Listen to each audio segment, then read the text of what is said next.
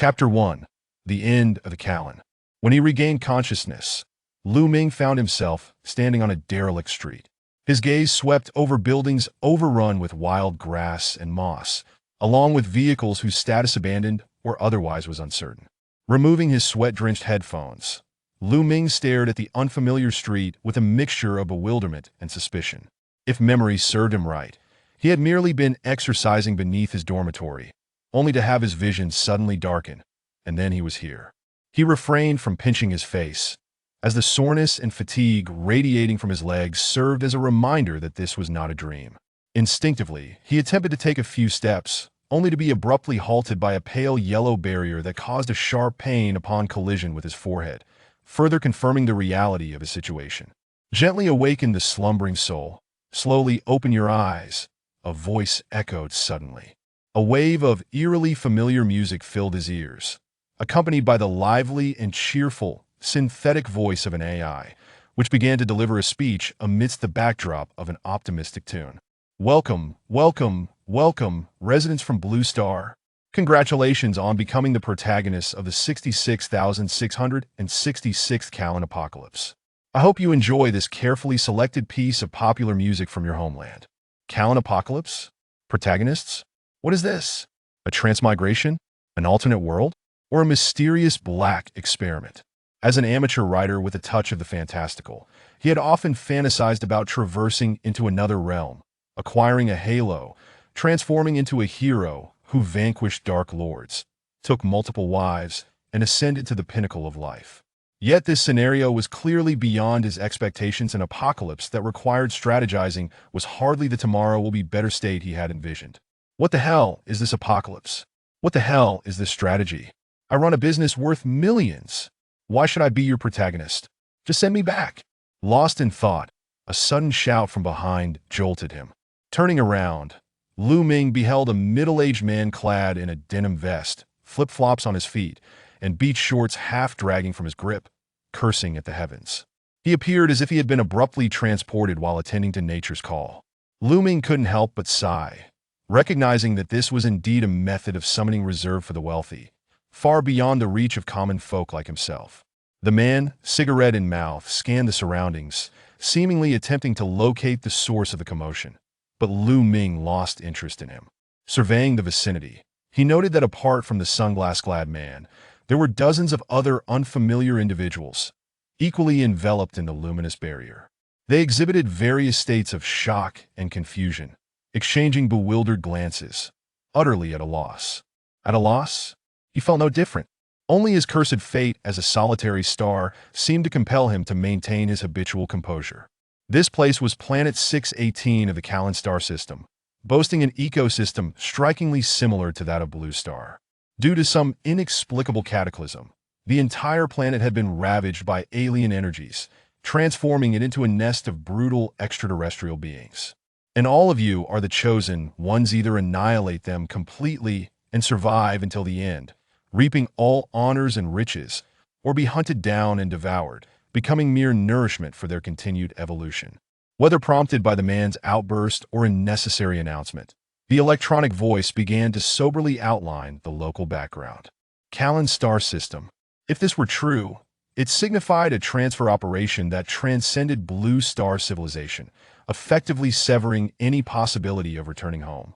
If false, it could well be a cover for some clandestine experiment, though proof was required before any conclusions could be drawn. The pressing matter at hand was to remain calm, gather information as diligently as possible, and memorize every word. Those who had suddenly arrived were undoubtedly feeling lost and panicked. However, to alleviate your concerns, we have thoughtfully prepared 7 survival guidelines for your remembrance. First, destruction begets rebirth. As the world is eroded, it simultaneously undergoes evolution, birthing an entirely new energy system. Understand it, master it, wield it, and you shall become immensely powerful. Second, ignorance leads to demise. Under the influence of the corrosive forces, water sources have become contaminated. Until you possess means of resistance, exercise caution with all external water sources, except for those who prioritize pleasure over life itself. Third, amidst the chaos, there is hope. You need not feel anxious, for to lessen your survival burdens, countless supply crates of varying specifications are scattered across the globe, and there will occasionally be aerial drops containing precious survival resources, life-saving food, practical tools, a potion to enhance your physique, and the most vital map of the apocalypse. Fear not missing them, for they are exceptionally conspicuous and will catch your eye at once. Whether you can claim them as your own depends solely on your strength and luck. Fourth, calamities do not come alone. In a time when humankind had yet to discover fire, night was a terror greater than any beast in the Callan star system. This terror is amplified infinitely, as night is when the alien life forms are most active, becoming more ferocious under the cover of darkness. Even higher-tier beings may stealthily emerge at night, seeking amusement. Therefore, exercise utmost caution if you lack the power to dominate the area. Do not venture out at night. Fifth, the struggle for survival begins. Each individual will receive 4 universal functions that can address numerous shortcomings in daily life, providing various conveniences. Familiarize yourself with them promptly and utilize them skillfully. Sixth, survival is like rowing upstream. Do not presume you can hide indefinitely. While caution is essential, strength is the foundation of survival. To allow you a period of adaptation, the current level of alienation in this world has been temporarily suppressed. This suppression is not permanent, diminishing every 30 days, with each decline increasing the level of alienation in your area by 1. Remain vigilant and brave, for it is the key to survival. Seventh, civilization has fallen, and order is in chaos. In a world devoid of rules, you are all embodiments of freedom. Your choices, your actions, and all your intentions arise from the will to survive, whether to preserve humanity or forsake it, whether to foster cooperation or pursue selfishness, whether to establish new rules or become the sovereign of chaos. All rests upon your desires. As long as you are powerful enough, as long as you are wealthy enough, no one dares to condemn you, judge you, or sanction you. You are the world. You are the gods of this realm. So, my dear compatriots, survive, explore, grow stronger. You shall possess everything. You shall. Bang! Before the sentence could be completed, the voice was abruptly cut off. The cheerful, yet slightly manic survival announcement ceased, plunging the world into sudden silence. However, this silence did not last long. The optimistic tune resumed, though now it was no longer accompanied by the lively electronic voice, but rather a cold, mechanical, and emotionless projection of subtitles. Survival announcement concluded, rebooting the Callan world. Integrating civilization progress. Civilization progress integrated. Unifying language system. Language system unified. Constructing world channel. World channel constructed. Building trading space. Trading space constructed. Restoring city functions. City functions restored. Callan world reboot complete. The biological force field will soon be lifted. Countdown to the apocalypse strategy begins. 3 o'clock. 2:59. With a dramatic shift to a prominent white countdown, the pale yellow barrier before him suddenly dissipated. Chapter 2. Physical Assessment, Junior Soldier. Lu Ming was momentarily stunned. Quickly regaining his senses not due to an overwhelming will, but rather the pungent odor assaulting his senses. It was a nauseating stench of decay and rot. Instinctively, he held his breath, only to be stunned by the sight before him. Why? Because everything he had previously seen through the biological force field had undergone a catastrophic transformation. The once desolate and tranquil street was now infested with massive, gray-white maggots. They were enormous, their size rivaling that of fully grown wild boars. Through their translucent skin, he could clearly see the viscous liquids and the vibrant, grotesque organs churning within. They writhed violently, releasing thick yellow-green slime from their abdomens, corroding and consuming the weeds and dead wood on the street. A gentle breeze swept by, bringing with it a visceral reminder of the source of the rancid odor. Ugh! What are those things? As onlookers gaped at the giant maggots, some retched, others screamed in terror, but Lu Ming did not linger. He took off running toward the front. Though the giant maggots were writhing, they seemed oblivious to his presence, indicating that they were either suppressed or restrained.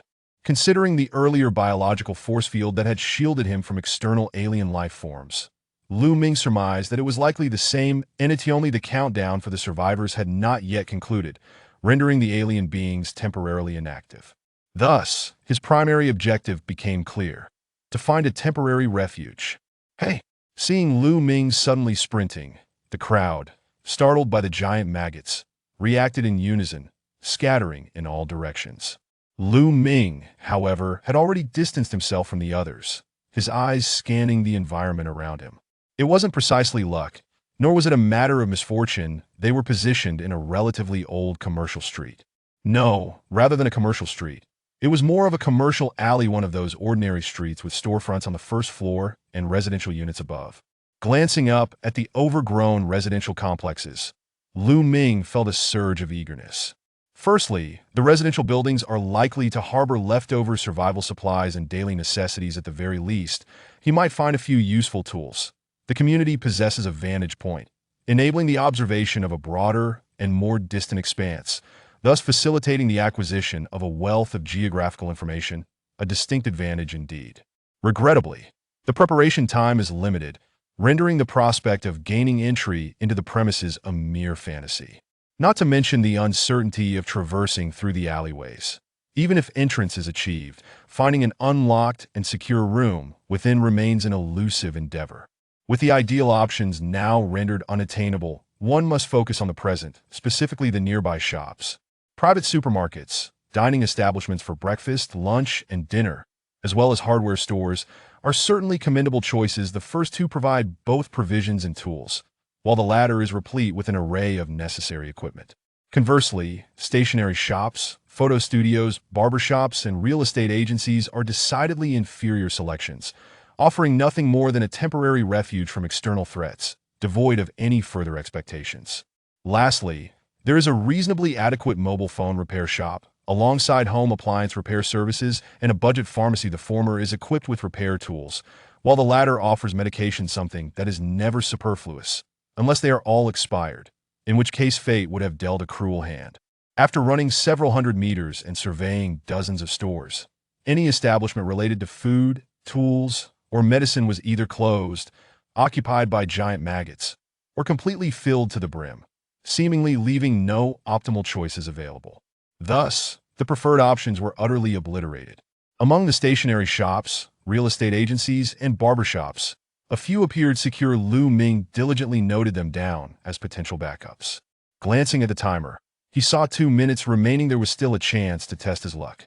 As seconds trickled by, fortune smiled upon him. With 1 minute and 20 seconds left on the clock, he spotted a half-open roll-up gate, a glass door firmly shut, yet the chain lock dangled loosely at a mobile phone repair shop. Aside from 3 giant maggots lurking at the entrance, there were no signs of otherworldly creatures within. This would do. Fixating on his objective, Lu Ming sprinted towards it, removed the chain lock, and slipped through the glass door, crouching to maneuver inside. Instead of rushing in, he cautiously surveyed his surroundings, ensuring not a single corner, including the ceiling, harbored any living entities, before finally pushing the glass door open, leaping inside, and pulling down the roll-up gate to isolate himself from the outside world. He then turned back to secure the door, wrapping the chain lock around the handle on the inside, fastening it tightly. Phew.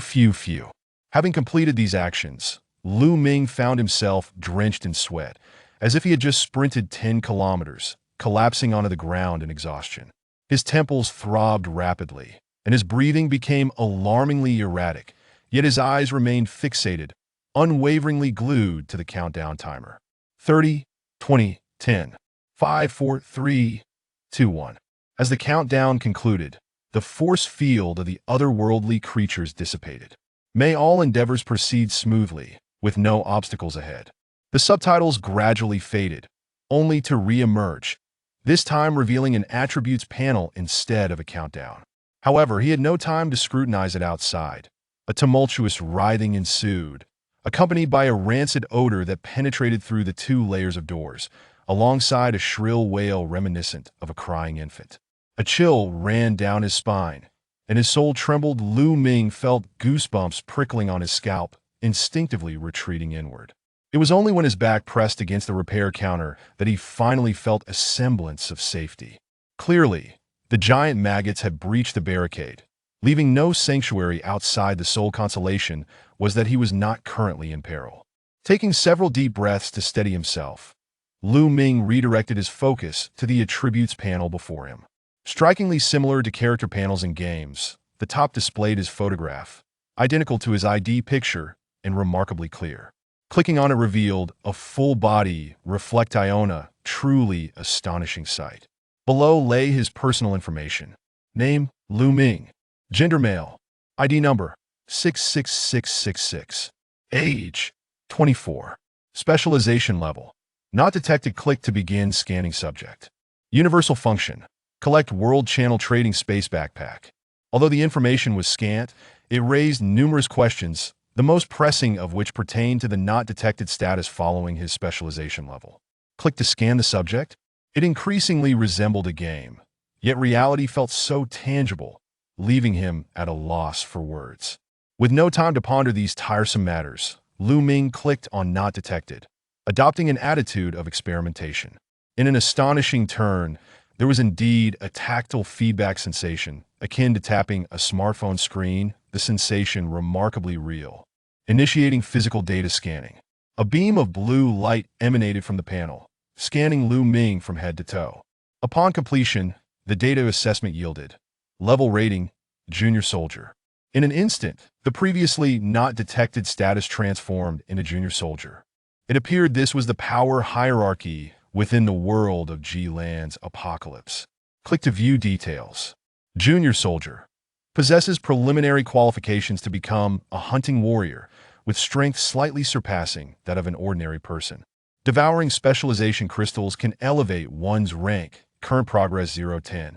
Specialization crystals. Precious energy entities that materialize after purifying otherworldly creatures, containing immense energy. In addition to enhancing specialization levels, they can serve as consumables, replacing the vast majority of energy needs. Upon learning about the rank and methods of advancement, Lu Ming's expression darkened. In this manner, the already precarious existence that disallowed idleness had become even more dire, for the only known pathway to strength lay in confronting the otherworldly creatures hidden. Chapter 3. The Mysterious Gift Box. Well, since evasion is futile, one must learn to accept fate. The key lies in the continuous acquisition of information. Abandoning delusions, Lu Ming activated the universal functions, commencing his meticulous exploration. Collection. The universal function enables the swift dissection of biological corpses to extract essential substances. Method of use. Select the target for collection and simply recite the incantation, with an effective range of 1 meter. This function is exclusively applicable to biological remains, and the limitations are distinctly outlined. Nevertheless, he, with a hint of recklessness, attempted to employ it on the repair counter and mobile phone accessories that AS anticipated. A notification indicated that it was not a collectible type. It appeared there were no exceptions to be found. Reluctantly, he moved on to the next feature. World Channel. The universal function permits the opening of communication channels for interaction with all survivors. Activation method. Simply recite the incantation. A large-scale communication platform emerged as Lu Ming chanted, with a blue chat box appearing alongside his attribute panel, displaying 4 sections: World, National, Regional, and Private chats. The World section was awash with a torrent of messages in countless languages, each engaging in fervent exchanges. Although he could not comprehend every word, he managed to grasp select phrases. Intriguingly, irrespective of the language, he could understand their meaning with remarkable contextual clarity, likely due to the unified language system at work. The interface kindly offered a prompt, indicating that clicking on the message box would pause the automatic scrolling from manual perusal. To familiarize himself with the operation, Lu Ming followed the instructions and halted the information flow. It was at this moment that he discerned a rather intriguing detail.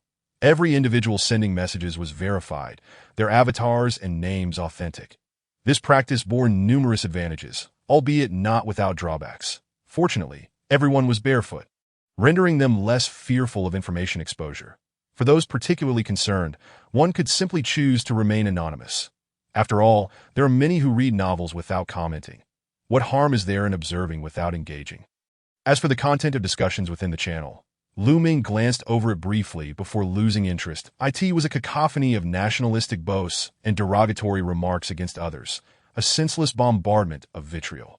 It seemed that someone had deliberately stoked discord, igniting a chaotic melee. Truth be told, it was somewhat tedious. Even in normal circumstances, maintaining the nature of trolls is a rarity. However, this did offer insight. It affirmed that a significant number of individuals had secured shelters at the onset of this calamity, further corroborating humanity's resilient survival instincts in the face of peril. Switching templates, he transitioned to the national module, where the interface was instantly more comfortable.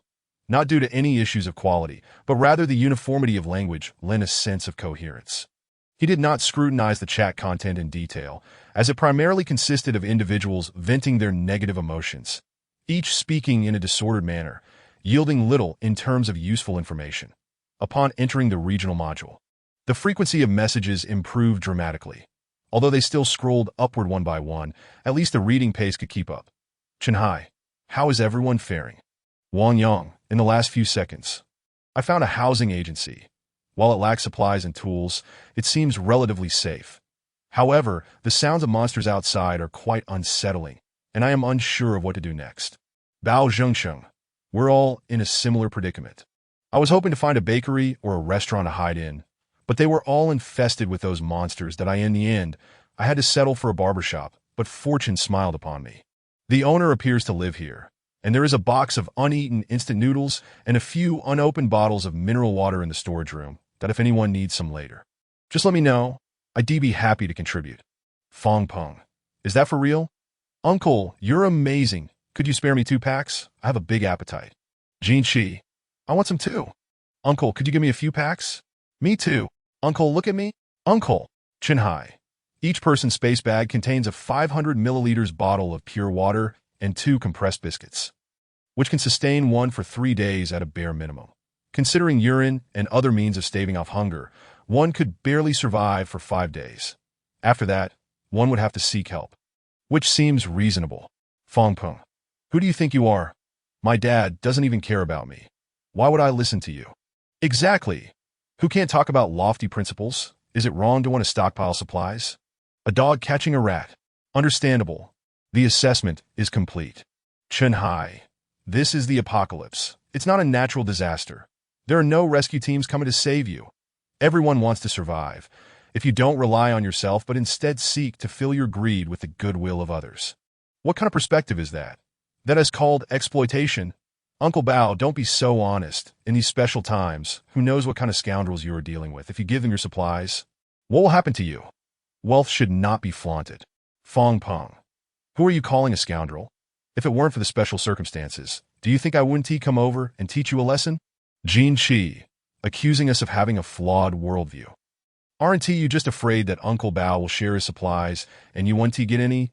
You're just trying to play the good guy to win favor, then ask for more alone. I've seen many like you. Each one is more scheming than the last. If that is the case, it's truly disgusting. What a grotesque charade. Chenhai, I am different from you. I have my own principles. Principles? What good are they? Those grandstanding ideals want to fill your stomach. It's just a matter of pride. You can't stand to see others do well. What a joke. Bao Zhengcheng. This is my fault. Everyone, please stop arguing. Brother Chen has a point, and besides, I can't provide for so many people. How about this? 5 days is indeed too long. If anyone can't hold out after 3 days, just let me know. I will help if I can. TCH, 3 days. Do you think you'll have anything left after 3 days? You'll definitely be stuffing yourself 3 times a day.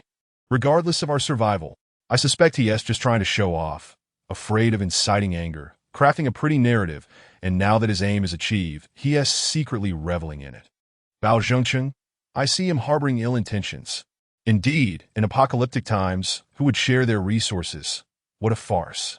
Bao Zhengcheng ceased to respond, seemingly incensed, and the ensuing discourse grew even more intense in his silence. Look, his intentions have been uncovered. He doesn't dare to speak. Such people are more disgusting than the others. Observing these biting remarks, Lu Ming felt a profound sense of introspection, that he understood that the environment would alter survival perspectives and distort human nature. Yet he was taken aback by the rapidity of human transformation, that he had clicked on the avatars of both Chenhai and Bao Zhengcheng. The former bore a resolute expression, with a crew cut and a square face. exuding a sense of masculinity and righteousness, suggesting a high probability of being a principled individual in this world. The latter was a middle-aged man in his 40s, dressed ordinarily, bespectacled, and appearing somewhat gaunt, with a congenial demeanor. While the veracity of his words was uncertain, ostentatious displays of luck were evidently untenable. One could understand a teenager boasting of his fortunes, but how many in their 40s had not been dulled by the grind of society? They were the type to avoid unnecessary gatherings that in previous times. Individuals would not have been so harsh that it appears that in the face of the apocalypse, one must restrain excess kindness. Loving oneself is the only truth. As for aiding others, that depends on one's capacity and the recipient. After gleaning no further useful information, Lu Ming closed the world channel and turned his attention to the third universal function. Trading post. The universal function allows the opening of a trading platform for buying and selling items, providing great convenience. Method of activation. Simply recite the incantation. It was straightforward and easy to understand. However, presently, there were few individuals selling goods. This was to be expected. For such a system to function, a certain amount of time for accumulation was necessary. Now, amidst the unknown fears, who had the leisure to engage in such activities? Thus, only the final universal function remained, the spatial pouch. This was a concept familiar to many in Huaxia, akin to storage rings, storage spaces, or Doraemon's fourth-dimensional pocket. There must be one that resonates with your memories. Spatial pouch, a universal function for storing items, excluding living beings. Time within the space is suspended, and identical items can be stacked infinitely. Upon death, the pouch falls into a state of abandonment, becoming ownerless. Method of activation. Simply recite the incantation. Upon death, it enters an ownerless state. It seems that in the future, not only must he contend with otherworldly beings, but even his own kind will vie against each other for personal gain. This further solidified his conviction to prioritize self-preservation. Reciting the activation, a backpack interface materialized before Lu Ming's eyes. 2 rows and 10 columns, totaling 20 slots. The first 2 slots were consistent with Chen Hai's description. 1 500 milliliters bottle of pure water and 2 compressed biscuits. The third slot, what? The third slot contained a golden gift box, an item not mentioned by Chen Hai. Holding his breath, Lu Ming clicked on the gift box, and 4 gilded characters accompanied by a string of explanations flashed before his eyes. Mysterious gift box. In light of your identification number and survival strategy badge being identical, a special lucky gift is bestowed upon you. Chapter 4. I choose sublimation, a lucky gift, by Heaven's grace. He was an undeniable non-lucky individual, a perennial participant in supermarket consolation prizes, a regular in game draws with guaranteed returns. Had he now improved his lineage in this apocalypse? Lu Ming froze for 3 seconds before a prompt suddenly appeared. Detected mysterious gift box. You have gained 3 chances to draw. Would you like to open it now? If you choose not to, the box will be randomly transferred to a fortunate recipient. Transfer? There's a choice. Open immediately. Congratulations. You have received 3 drawing opportunities. Prizes will be randomly selected from 4 categories: resources, skills, weapons, and special items. 3 draws guarantee at least 1 high-level reward. Please select your drawing method. Single draw, triple draw, triple draw. Congratulations. You have received an S-level skill, Advanced Appraisal. Congratulations. You have received an E-level skill, Basic Knife Techniques. Congratulations. You have received a unique skill, Sublimation. What kind of skills are these? The trio of skills. Aside from a singular E-grade gray skill, boasted 2 others, each rarer than the last. In a moment of surprise, as the gift box disassembled, it reconstituted in mid-air, transforming into 3 luminous orbs, 1 gray, 1 gold, and 1 red, hurtling towards him with remarkable speed. The visual spectacle was somewhat enchanting. He intended to demonstrate the limits of human reflexes by consciously evading. Yet his body failed to react in time and was struck directly by the 3 orbs. He successfully acquired an S-grade skill, Advanced Appraisal, an E-grade skill, Basic Blade Technique, and a unique skill, Sublimation. Instantly, his mind was inundated with a plethora of unfamiliar information. Hastily, he accessed his attribute panel. And indeed, the information had transformed. Name: Lu Ming. Gender: male. ID: 66666 age: 24. Specialization level: Junior Soldier. Universal functions: Collect, World Channel, Trading Post, Space Satchel Skills, Basic Blade Technique, E grade, Advanced Appraisal, S grade. Sublimation, Unique. He promptly opened the skill information, naturally beginning with the rarest. Sublimation, No grade category. Unique skill effect. Consumes a certain number of specialization crystals to permanently elevate any object's grade by 1 level. The same target cannot be used repeatedly. Affiliated individual. Lu Ming skill trait. Transfer upon death. Upon perusing the skill's effect description, Lu Ming felt his blood surge with excitement. The ability to elevate any object by 1 grade meant that anything within his grasp would undergo a transformation towards a higher echelon, such as that bottle of 500 milliliters of purified water. With this thought, Lu Ming produced a 500 milliliters bottle of purified water, gripping it tightly as he mentally intoned. Sublimation, a prompt appeared. Sublimating 500 milliliters of purified water requires the consumption of 1 specialization crystal. As this was the first use of the unique skill, he was granted 3 instances of no-cost privileges. Would you like to confirm the consumption of 1 no-cost privilege to elevate the 500 milliliters of purified water to a 500 milliliters multifunctional sports drink? Confirm, using 1 specialization crystal. Confirm, using 1 no-cost privilege. Cancel 3 instances of no-cost privileges. Staring at the options to confirm the privilege consumption, Lu Ming pondered thoughtfully. Now it makes sense. The concern was that utilizing specialization crystals at the outset might be too demanding, hence the opportunity for trial use, a rather humane approach.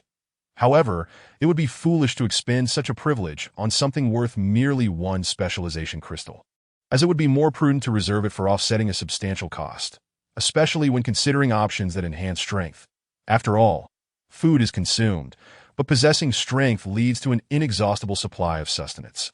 With this clarity, Lu Ming promptly dismissed the option to subliminate the purified water. Yet before canceling, he unexpectedly discovered that the option for sublimation included information on the functional drink, which he could access. Click to view. 500 milliliters multifunctional drink category. Tier 2 beverage effect. Contains a wealth of energy substances. Merely 100 milliliters can simultaneously alleviate dehydration, fatigue, weakness, and other mild negative symptoms. Shelf life. 3 years. Both the efficacy and shelf life were astonishingly potent. Entirely incomparable to the sports drinks on Blue Star, let alone ordinary purified water. This clearly indicated that the acquisition difficulty of Tier 2 beverages must be considerable, possibly only attainable through opening supply boxes.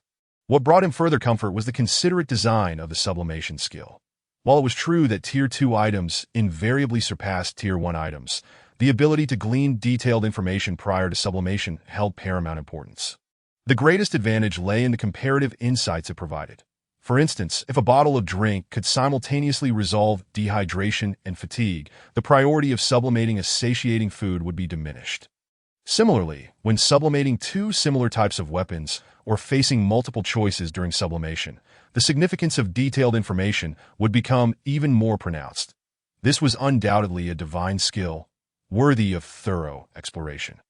However, he was not in a rush to validate his thoughts. He would first review the remaining 2 skills. Turning to the second skill, he chose to view it. Advanced Appraisal, S-grade category. Support skill description. When used, it can read the information of the target object. Range of effect. Individual information acquisition level. Relatively detailed. The method of use was not specified, yet a remarkably clear concept of application formed in his mind. Imagining the release of appraisal, everything in his line of sight would manifest a blue outline. Upon locking onto a target, he merely needed to silently utter the word appraisal to utilize the skill and read the object's detailed information. Appraisal. Focusing on the glass display case before him, he released Advanced Appraisal, and a stream of information flooded his mind. A worn Starshine brand glass display cabinet information. A somewhat aged display cabinet. Produced by the Starshine Display Cabinet Processing Factory, later purchased by the owner of an innovative phone repair shop, Perngo, and now nearing the end of its serviceable life. The details were indeed quite comprehensive, even revealing the name of the production factory and the buyer. The utility was exceedingly apparent. In his view, the appraisal skill, even if unable to compare in rarity to the unique skill, was by no means inferior in utility, particularly in this unknown apocalyptic world, earning its title as the Eye of Truth. Regrettably, caution prevented him from revealing himself. Otherwise, he would have appraised the maggot-like aberrations to discern any useful information regarding their habits, characteristics, or attack methods. Taking a deep breath, Lu Ming proceeded to examine the third skill, Basic Blade Technique. Basic Blade Technique, E-Grade Category, Combat Skill Effect, Preliminary Mastery of the Use of Bladed Implements. True to its E-Grade designation, it was rather perfunctory, encapsulated in a single phrase, yet he felt a surge of joy within. Not for any other reason, but because, in this apocalyptic world, anything that enhances strength is an invaluable treasure, deserving of his utmost attention. Having grasped a general understanding of the skills, all that remained was to contemplate the optimal application of the unique skill. Lost in thought, Lu Ming revisited the utility of sublimation, meticulously scrutinizing each word. Consuming a certain number of specialization crystals can permanently elevate any object by 1 grade. Any object? Does that imply? An epiphany struck and a spark ignited in Lu Ming's eyes, as a bold idea surged through his mind, which he promptly voiced. Choose to sublimate the unique skill. Chapter 5 Video File Prompt. Sublimating the unique skill requires the consumption of 1 million specialization crystals. You have 3 instances of no-cost privileges. Would you like to confirm the consumption of 1 privilege to elevate the unique skill to a higher level?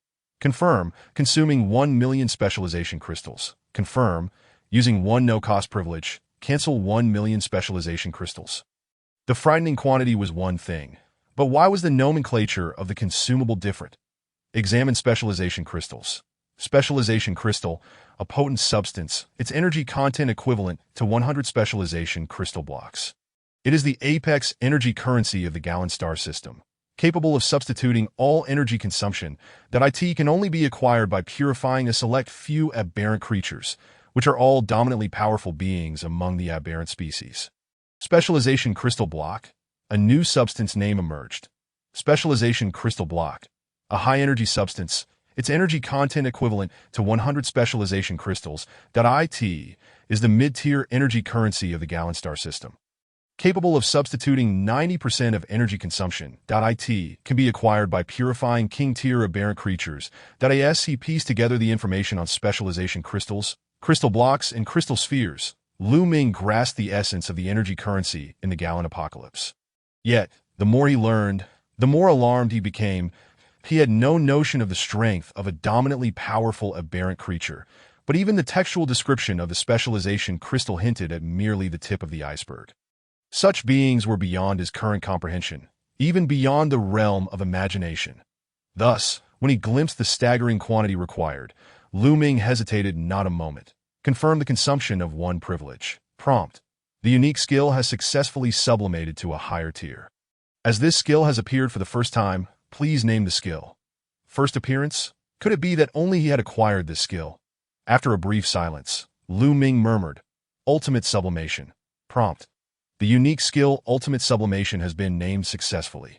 Instantly, the information regarding sublimation in his mind was replaced with new content, and simultaneously, the unique skill section of his attribute panel transformed from red to a vibrant array of colors. Ultimate Sublimation. Category. Unique Skill Effect. Consumes a certain number of specialization crystals to permanently elevate any object by 1 or 2 grades. The same target cannot be used repeatedly. Affiliated individual. Lu Ming skill trait. Grade surpasses limits. Undetectable. Disappears upon death. Upon witnessing the change in skill level and effect, Lu Ming could hardly contain his elation. Even the cries of the maggots outside became a melodious symphony. The level was indeterminate. Aligning with the prompt's mention of first appearance, 2 grades indicated a higher ceiling, while 1 or 2 grades suggested flexible and varied choices.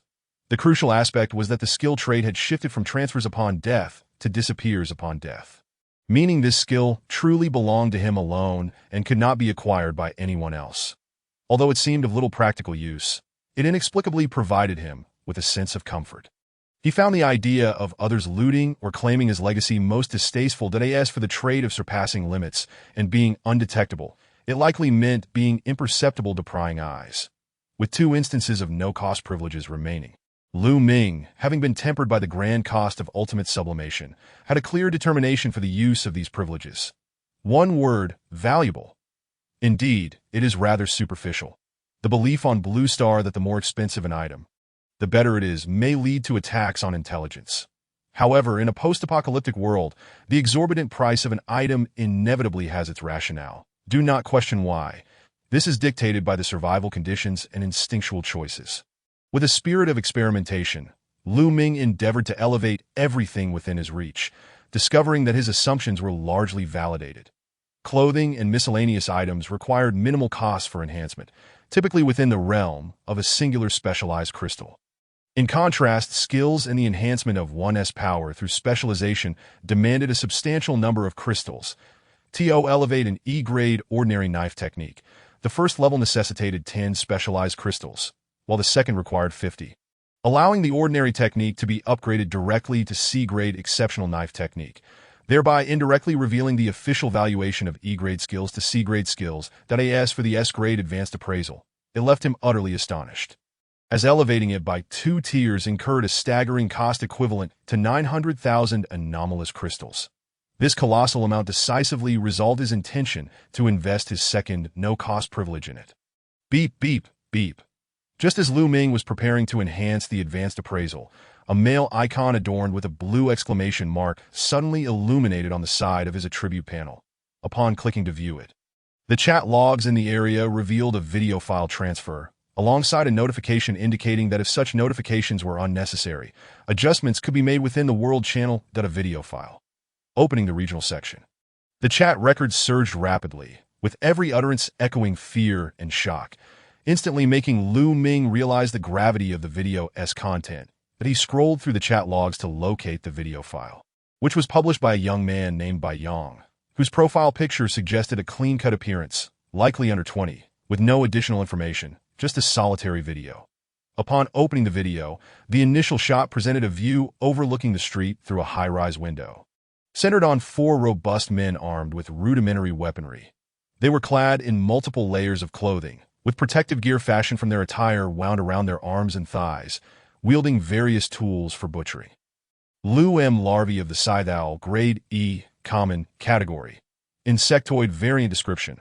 The larval form of the E-grade elite variant of the scythe owl exhibits a slow-moving demeanor in its non-aggressive state. However, once provoked, it enters an exalted state, exhibiting a fierce desire to attack. Its posture shifts from a crawling position to an upright stance, revealing a formidable maw that enhances its oppressive force and offensive capabilities. Upon consuming prey, if energy levels are sufficient, it will undergo pupation on the spot, entering an evolutionary phase. At this juncture, all larvae in the vicinity will instinctively enter an exalted state, fiercely guarding the pupa and attacking any external beings until the pupa successfully evolves. Conversely, if energy is insufficient after consuming prey, parts of the prey's limbs will grow externally from the larva, augmenting its combat strength. Attack methods. The larva employs a forceful bite by projecting its mouth parts to directly consume prey, as well as utilizing its gastric sac to expel a highly corrosive gastric acid in a concentrated spray. Characteristics. Possesses an intermediate regeneration ability, allowing it to swiftly recover even when severely mutilated. Weakness. Core entity. Shattering the core within the larva will lead to its immediate demise. Notably, scythe owl larvae possess an acute awareness of their vulnerabilities and recognize the fragility of their flesh. Consequently, each larva instinctively alters the position of its core upon birth, resulting in a non-fixed core location for each individual. However, the core serves as their energy nucleus. By observing the source of energy pulsation on the larva's surface, one can ascertain the true location of the core. Core exceedingly detailed and unerringly truthful. This grants it not only an advantage over the entire realm of Jalon, but also positions it within the foremost echelon of entities. Coupled with its immensely powerful sublimation abilities, the future is undoubtedly promising, and survival in the present is far from arduous. Returning his gaze from the identification information to the video file, Lu Ming was astonished to discover that within all scythe owl larvae in the footage, a red luminescence flickered. Each light point, akin to the size of an infant's fist, displayed marked positional discrepancies, unequivocally indicating the location of the core. Could it be that the Eye of Truth not only identifies weaknesses, but also accurately marks their precise locations? The thought ignited a wave of elation within Lu Ming. Previously, even when aware of weaknesses, one had to deduce them independently.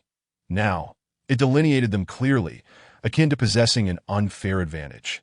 Unable to suppress his exhilaration, he soon regained composure, recognizing that assistance remains assistance. One's own strength is irreplaceable. Merely seeing does not guarantee a successful strike. One must not be blinded by fortune. Caution is eternally the progenitor of survival. Chapter 7.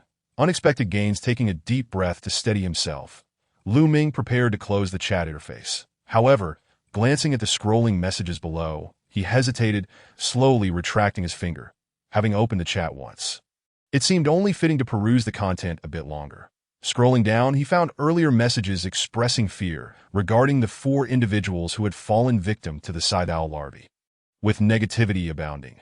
Fortunately, the previously notable Chun Hai intervened, alleviating the crowd's anxiety. Chun Hai, let us not be overly pessimistic. At the very least, we have discerned that they are not easily slain upon revival. They become increasingly ferocious, yet such aberrant creatures, as initial monsters under duress, must possess fatal weaknesses. Otherwise, it defies logic. Fong Peng, well said, yet it is all mere rhetoric. Where are the weaknesses?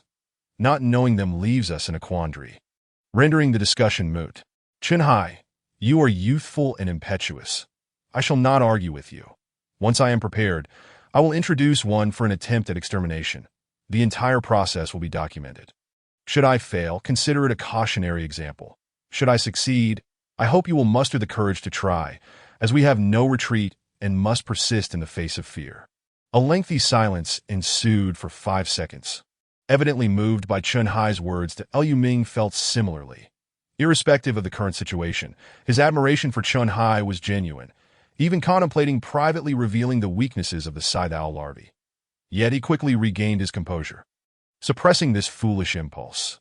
Indeed, he was selfish, but is it not human nature to feel jealousy, envy, or admiration for others precisely because one cannot achieve what they have? He could not match Chun Hai's valor and selflessness. So he silently uttered an apology that he needed to preserve his advantage. After all, in terms of physique, he would merely be considered a slightly sturdier ordinary individual among humanity, lacking systematic combat training or martial arts expertise. His only knowledge of swordsmanship stemmed from a lottery win, with the level being merely introductory, and he had never utilized it to relinquish the opportunity to rapidly accumulate resources and widen the gap between himself and the strong would be utterly inexcusable. Finally, someone broke the silence after 5 seconds, and surprisingly, it was Fong Peng, who had often clashed with Chun Hai. Fong Peng, if you follow through on your word, I sincerely apologize for all my previous remarks directed at you. Should you succeed in slaying it, I am willing to be the second to attempt. Chun Hai, at last some semblance of masculinity. Fong Peng, I've always been a man. Did I need to prove it? Bao Zheng Ching Ha. That's the spirit. We have all been inexplicably thrust into this situation. If we cannot unite, our chances of survival will dwindle further, though we must remain positive. Lu Yun, indeed, we cannot afford to give up so easily. Li Gang, we must also find our loved ones. Fong Bo, yes, our loved ones. In our anxiety, we almost forgot that if we are in the same realm as Blue Star, our families must also be somewhere in this wasteland. Survive! Survive one! The atmosphere shifted dramatically from despair to exhilaration, revealing to Lu Ming the power of a leader. However, he remained skeptical about the viability of their survival strategy, unless the leader possessed formidable strength and sufficient leadership skills. Otherwise, the sandcastle could collapse with a single surge. Regarding loved ones, Lu Ming could only manage a bitter smile that he had none. Thus, he had grown accustomed to maintaining his composure. For as long as he could remember, he had only been able to rely on himself. Matters he could resolve did not warrant anxiety, while those beyond his control rendered anxiety futile. Closing the chat window, Lu Ming turned his attention to the entire shop, with abilities acquired and weaknesses known. The only thing currently lacking was weaponry, identification. With a thought, he outlined his intention, not to select a specific item, but to assess the entirety of the shop's space. The sublimation effect of the Eye of Truth was activated, targeting the spatial realm of the shop. Upon activation, every item within the shop was tagged within his line of sight. Starshine display case, synthetic leather chair, unbranded ornament, Huawei 9000 imitation phone case, repair toolbox, excellent. This is it. A stainless steel machete.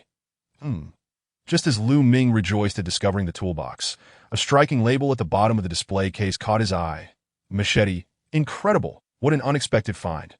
Quickly crossing the counter, Lu Ming approached the machete's marked location and cautiously felt around, soon encountering the cool texture just above the iron base of the display case. Upon extraction, he was greeted by a gleaming blade, a classic machete measuring 60 centimeters in length. Thanks to the effects of ordinary swordsmanship, wielding the handle felt akin to grasping a specialized weapon. With a casual swing, he executed proficient techniques, precise and graceful, marveling at the prowess of the skill. After a few more movements, feeling invigorated, he lifted the machete to initiate the traditional process of identification. 420A stainless steel machete. Tool grade category. Tool description. Acquired by Peng Ge, the owner of an innovative mobile repair shop. From Qingbao, intended to prevent personal threats arising from customer disputes. Status. Sharpened durability. 8100 note. Durability below 50 may result in dullness. Below 30 poses a risk of breakage. Once durability reaches 0, this item will be rendered completely useless. Goodness. It even has durability. Typically, isn't wear and tear the norm. It appears to be intertwined with gaming mechanics. What do they call this? Virtual reality? No, that is not quite right. It feels a bit off. Nevertheless, even with a durability of 80, it suffices for his current circumstances. After all, it aligns with the tools suited for ordinary swordsmanship. This item being classified as a tool rather than a weapon is quite surprising. One should note that in Blue Star's Huaxia, carrying such a thing down the street could easily lead to an invitation for Lu Ming's side, though it was not a significant issue.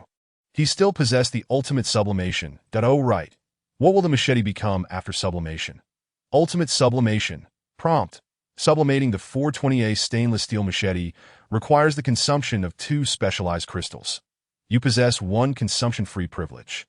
Do you wish to utilize the privilege to sublimate the 420A stainless steel machete into one of the following items? Confirmed, consuming 2 specialized crystals. Confirmed, consuming 1 non-consumption privilege. Cancelled, as the ultimate sublimation initiates.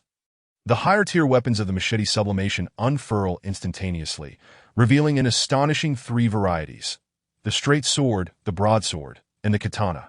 The former features a straight and narrow blade, elongated and elegant, boasting considerable aesthetic appeal. Ideal for thrusting. The latter, with its curved and lengthy blade, exudes a sense of steadiness and weight, embodying a bold and majestic demeanor, suited for slashing. The last, a familiar sight, is the Japanese sword, possessing a blend of advantages from both categories, yet lacking in any standout feature, rendering it somewhat ignorable. Upon comparison, it becomes evident that the straight sword is the most suitable for the current combat scenario, especially for thrusting. With precision, it can pierce the core of the larva, ensuring a kill with a single stroke. As for the second-tier sublimation, it requires a minimum of 20 specialized crystals for advancement, falling outside the realm of current considerations, prioritizing the first-tier evolution of weapons or the self-advancement of specialized levels is imperative. The decision of which to pursue should be weighed through practical combat experience. If the machete can dispatch the larval creatures with minimal durability loss, it indicates that the weapon is indeed sufficient. Thus, swiftly accumulating 10 specialized crystals to enhance one's strength becomes paramount. Conversely, if the machete's edge dulls after slaying 2 larval creatures, the immediate priority would be to utilize crystals to sublime the weapon. With a clear direction, the remaining task is implementation. With this thought, Lu Ming cancels the sublimation operation for the weapon and shifts his gaze towards the store entrance, preparing for the initial hunt of the aberrant species. Chapter 8. Triggering functionality outside. The cries of the larvae resonate intermittently. Upon entering the shop, there were only 3 larval creatures present. Now, after several minutes, the situation has become rather unclear. From the sounds alone, it seems the number of larvae has only increased. Fortunately, inspired by Chen Hai's words upon releasing one into the shop, Lu Ming has also formulated a clear plan for dispatching the larvae. The repair shop's entrance consists of 2 layers. The outer layer is a rolling shutter door that opens vertically, while the inner layer is a glass door that swings in and out. If he can open the gap in the glass door, just wide enough for a larva to enter, secure it with a chain lock, and then raise the shutter door to a height that permits the larva's entry, he can create a simple barrier that allows only 1 larva to pass through at a time. At that moment, he can position himself on a chair, lying in wait beside the glass door, ready to drive the machete into the larva's body as it enters, aiming to breach its core and secure the kill. That, of course, this is a scripted plan, and for it to unfold smoothly, one must account for potential variables. The most basic concern is the durability of the glass door. Should the larva charge recklessly and shatter or topple the door, he would find himself facing a perilous situation. However, time is of the essence. He cannot afford to hesitate and must act swiftly. Utilizing a screwdriver and wrench from the toolbox, he secures the glass door's gap with a chain lock, then twists several data cables into a rope to tether the rolling shutter's handle. After testing the rope's tensile strength and finding it satisfactory, he brings a chair to stand upon and forcefully pries open a crack in the rolling shutter door, with a resounding clatter. Despite his utmost caution, the friction of the shutter door is quite pronounced. The cries outside abruptly cease, followed by the sharp sound of the door being struck. A miscalculation, yet he does not wish to retreat. After all, no matter how he pulls, noise is inevitable, that he might as well embrace the chaos with determination. To minimize the intensity of the impact, Lu Ming exerts all his strength to raise the shutter door to a height that accommodates the larva's entry. In an instant, a foul stench accompanies the plump larva as it plunges into the shop. Truth be told, even with mental preparation, facing the aberrant species sends his heart racing and adrenaline surging. Holding his breath and casting aside his inner trepidation, Lu Ming silently activates his eye of truth. The first larva that charges and reveals its weak point, cunningly concealed beneath its abdomen, that a downward thrust is perilously close to the machete's maximum length. A miscalculation could result in a miss, necessitating a follow-up strike. But a follow-up is a follow-up. What else can be done? The door is open, and retreat is not an option. After a brief moment of hesitation, Lu Ming raises the blade, his weight pressing down on the hilt. With a soft thud, green bodily fluid bursts forth as the blade plunges entirely into the larva, striking true at the luminous core. Crack! A crisp shattering sound fills the air as the stout larva collapses, the once vibrant aberrant creature instantly transformed into a lifeless corpse that a single strike, no surprises. The ordinary swordplay proves remarkably effective. Indeed, the exterior is quite fragile. However, the thick layer of fat and the larva's instinctive evasion add a layer of challenge that as the blade penetrates, he distinctly feels an increase in resistance, likely due to the compression of muscle. Thankfully, he exerted full force. Otherwise, had he been impeded even slightly, the blade would have failed to reach the core, and he would have been subjected to a display of the larva's defiance, withdrawing the machete. He takes with it a stream of green fluid, and in his moment of relief, Lu Ming refrains from hastily collecting the corpse. 3 more larvae are pressing in, and had the first larva's body not blocked the way, the second would surely have followed closely. Taking a deep breath, Lu Ming ascends a chair once more, gripping the machete tightly while glancing at its status, only to draw in a sharp breath. Durability. 7100. That after merely slaying one larva, the machete's durability has dropped by a full 10 points. What on earth? Could it be that the core resides beneath the abdomen, and the direct thrust passes through the stomach first, resulting in corrosion from the potent gastric acid? If that is indeed the case, the machete's quality must be upgraded urgently. Otherwise, he risks becoming weaponless in the future. Collect, locking onto the corpse, he mutters softly, and the larva's remains disintegrate, leaving only a pool of viscous yellow residue as evidence of its existence. Successfully collecting the larval corpse yields 1 specialized crystal and 1 high-purity aberrant protein. Excellent. Fortune smiles upon him, as he has obtained a specialized crystal S for the high-purity aberrant protein. Lu Ming has no time to ponder its significance, for the second larva has already charged in. Identifying. The core is exposed, again located near the bottom of the abdomen. Did it not promise to be different? Is a slight deviation acceptable? Why not adhere to its own monster design? Could it not display some individuality? For instance, hiding atop its head would expedite its demise, which would be rather convenient. He muses inwardly. With his previous experience in instant kills, Lu Ming remains considerably calmer this time. Most importantly, the confidence and courage instilled by ordinary swordplay embolden him. With a swift downward stroke, the blade descends, body fluid sprays forth, and the core ruptures, all executed in a seamless manner, without a hint of obstruction. The only source of frustration lies in the machete, losing another 10 points of durability. Now standing at 6,100, there only 2 larvae remain before it becomes dull. Fortunately, dullness does not preclude thrusting capabilities, especially since he is merely 1 crystal away from sublimating the machete.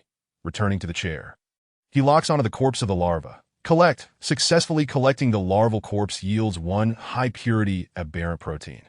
Somewhat disheartened, the second larva did not yield a crystal. Frustration lingers, but upon reflection of the initial advantages he received, he finds a measure of solace that as his emotions stabilize. The third larva follows closely behind, crawling in. Identifying, excellent, as if responding to his feedback, this larva's core is indeed concealed within its head. This avoids the stomach, favoring the machete, and the fat on its head is minimal, negating the need for a precision-dependent stabbing technique. With a swift descent, he swings his arm, cleaving through the larva's head along with the core.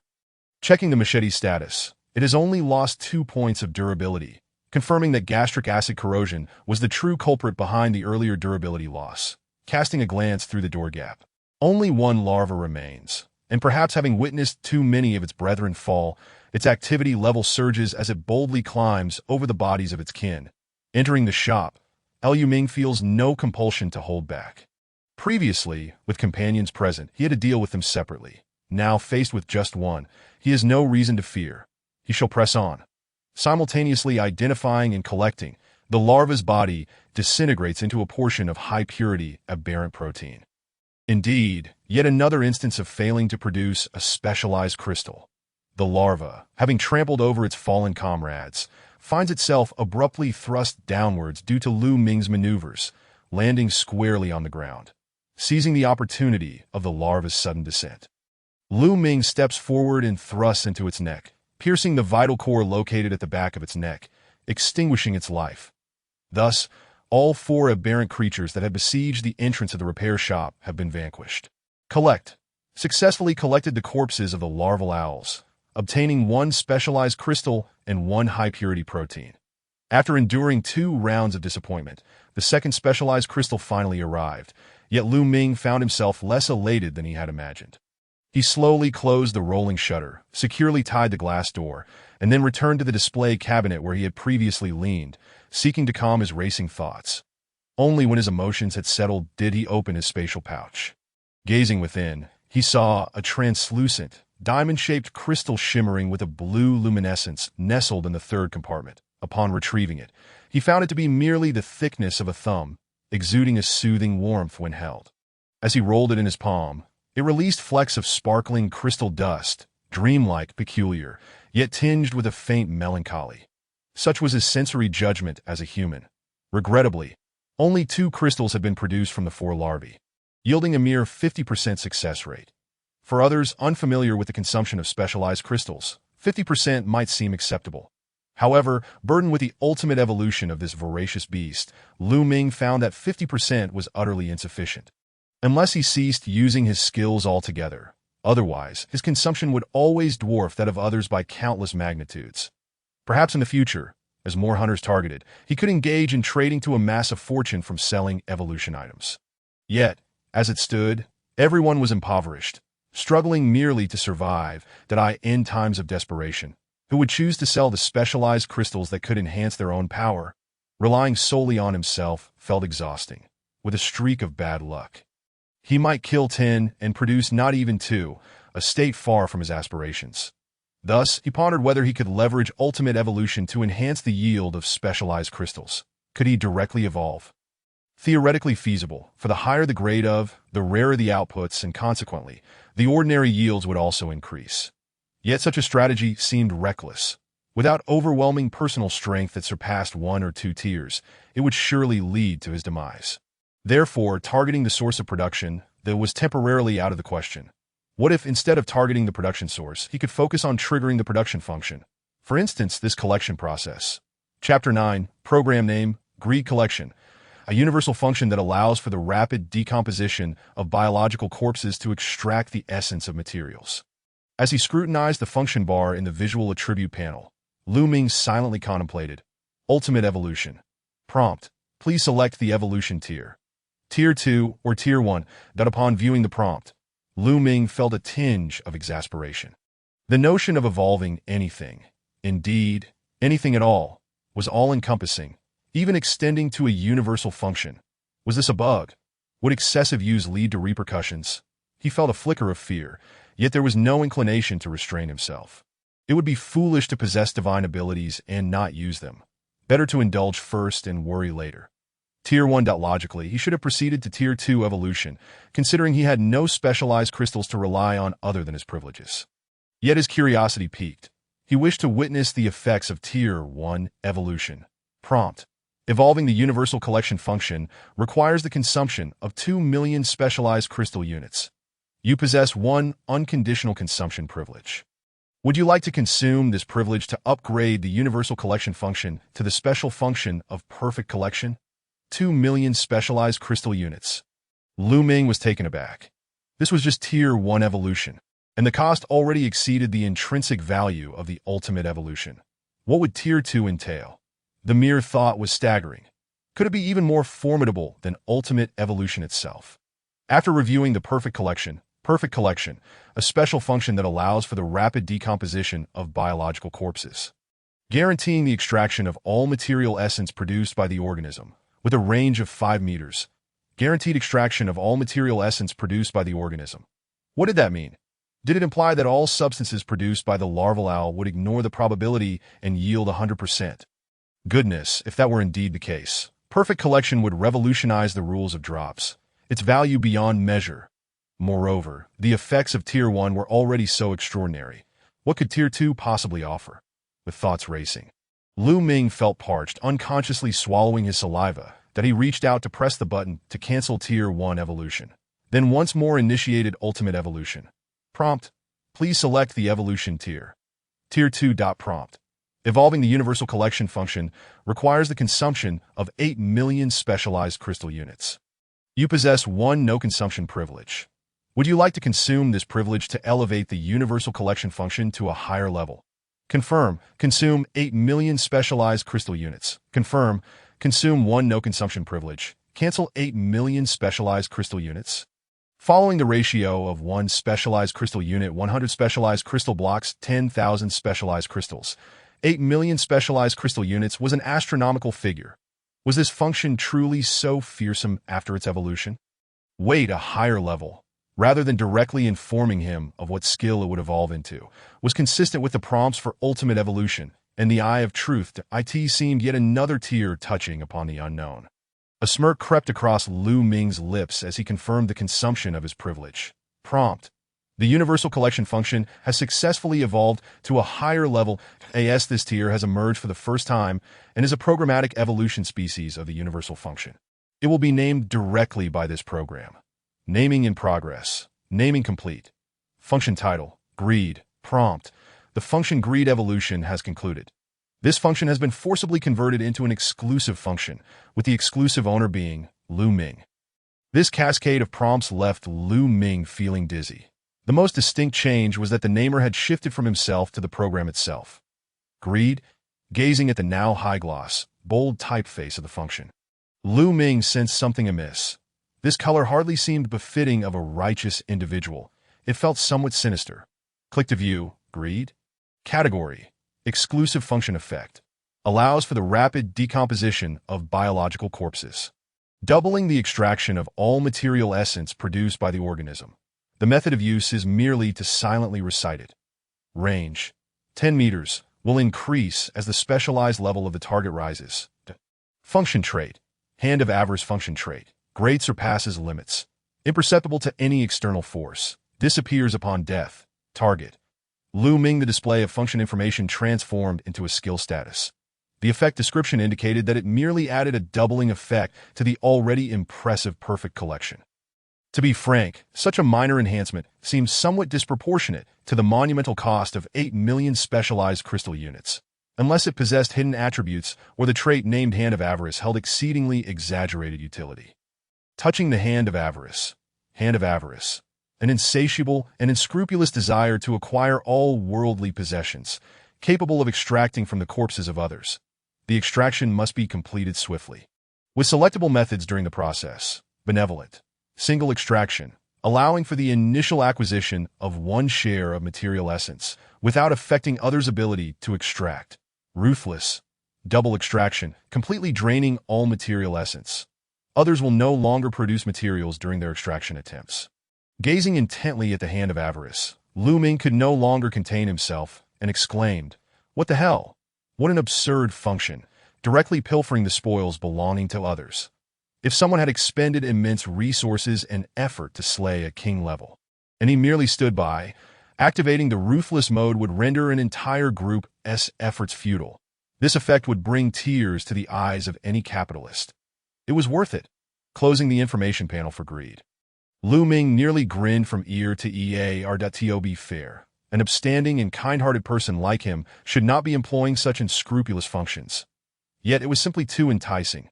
Ultimately, weighing the moral decline against the allure of fame and fortune, Lu Ming resolved to sacrifice a smidgen of his image, using it only when absolutely necessary, truly just a tiny bit. He, cough, unable to suppress a chuckle, he quickly recognized the lapse in decorum and covered it with a cough. Regaining his composure. Now, with the issue of crystal production thoroughly resolved and resources for upgrading his weaponry at hand, he was fully prepared, with no lingering concerns, only awaiting the chance to eliminate the larval owl without leaving a trace. Reclaiming his great machete, Lu Ming gazed at the dried residue on the blade and solemnly declared, "Ultimate evolution. Prompt. Please select the evolution tier. Tier 1. Prompt. Evolving the Tool 420A stainless steel machete requires the consumption of 2 specialized crystals. Confirm or cancel? Very astute. After consuming his 3 privileges, the prompts have become succinct. Confirm. Prompt. Please select the evolution direction. Straight blade machete, katana, straight blade, swish. The machete in his hand disassembled into particles, which then swirled and condensed back together. In the span of a second, the silver blade, keenly sharp, with a brownish-yellow handle, materialized in his grasp. Grasping the handle, he could feel the fresh texture of the blade, a flicker of excitement coursing through him. Prompt. Tool 420A stainless steel machete successfully evolved into a traditional straight blade. Chapter 10. Advancement. Intermediate soldier blade length. 80 centimeters, blade width. 3 centimeters, handle length. 15 centimeters, weighing approximately 2 kilograms. The entire blade was slender and aesthetically pleasing, its edge glinting with a cold light. Regrettably, it lacked a sheath. Otherwise, its appearance would be even more striking. Identification. Traditional straight blade, black iron grade category. Weapon description. A superior short weapon forged using traditional craftsmanship, with materials improved locally, boasting impressive sharpness and corrosion resistance. Capable of inflicting considerable damage on most E-grade, excluding those with exceptionally high defenses. Status. Sharpened durability. 500/500 with a perfect shape, astonishing sharpness, and significantly enhanced durability. This weapon was a divine instrument specifically designed to slay larval owls. What more could one desire? Grasping the straight blade firmly, Lu Ming executed a series of swift slashes. Enhanced by the fundamentals of ordinary swordsmanship, successfully acclimating within mere minutes as he sheathed the blade, his admiration for the weapon soared.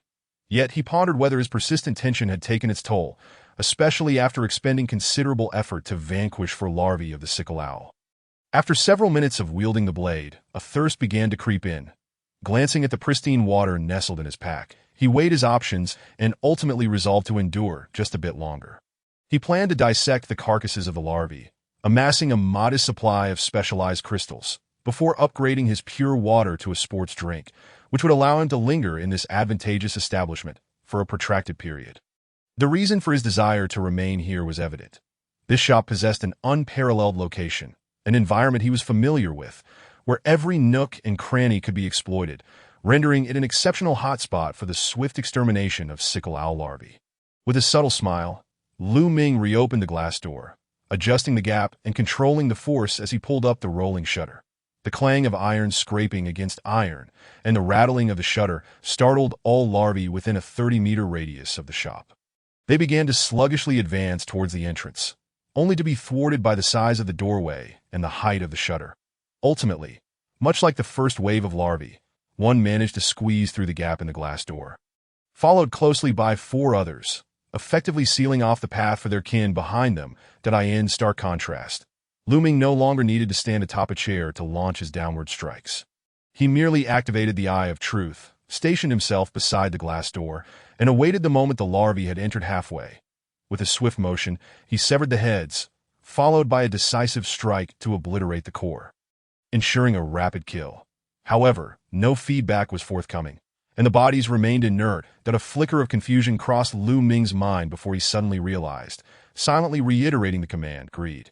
The successful disassembly of the sickle owl larvae yielded 2 specialized crystals and 2 high-purity exotic proteins.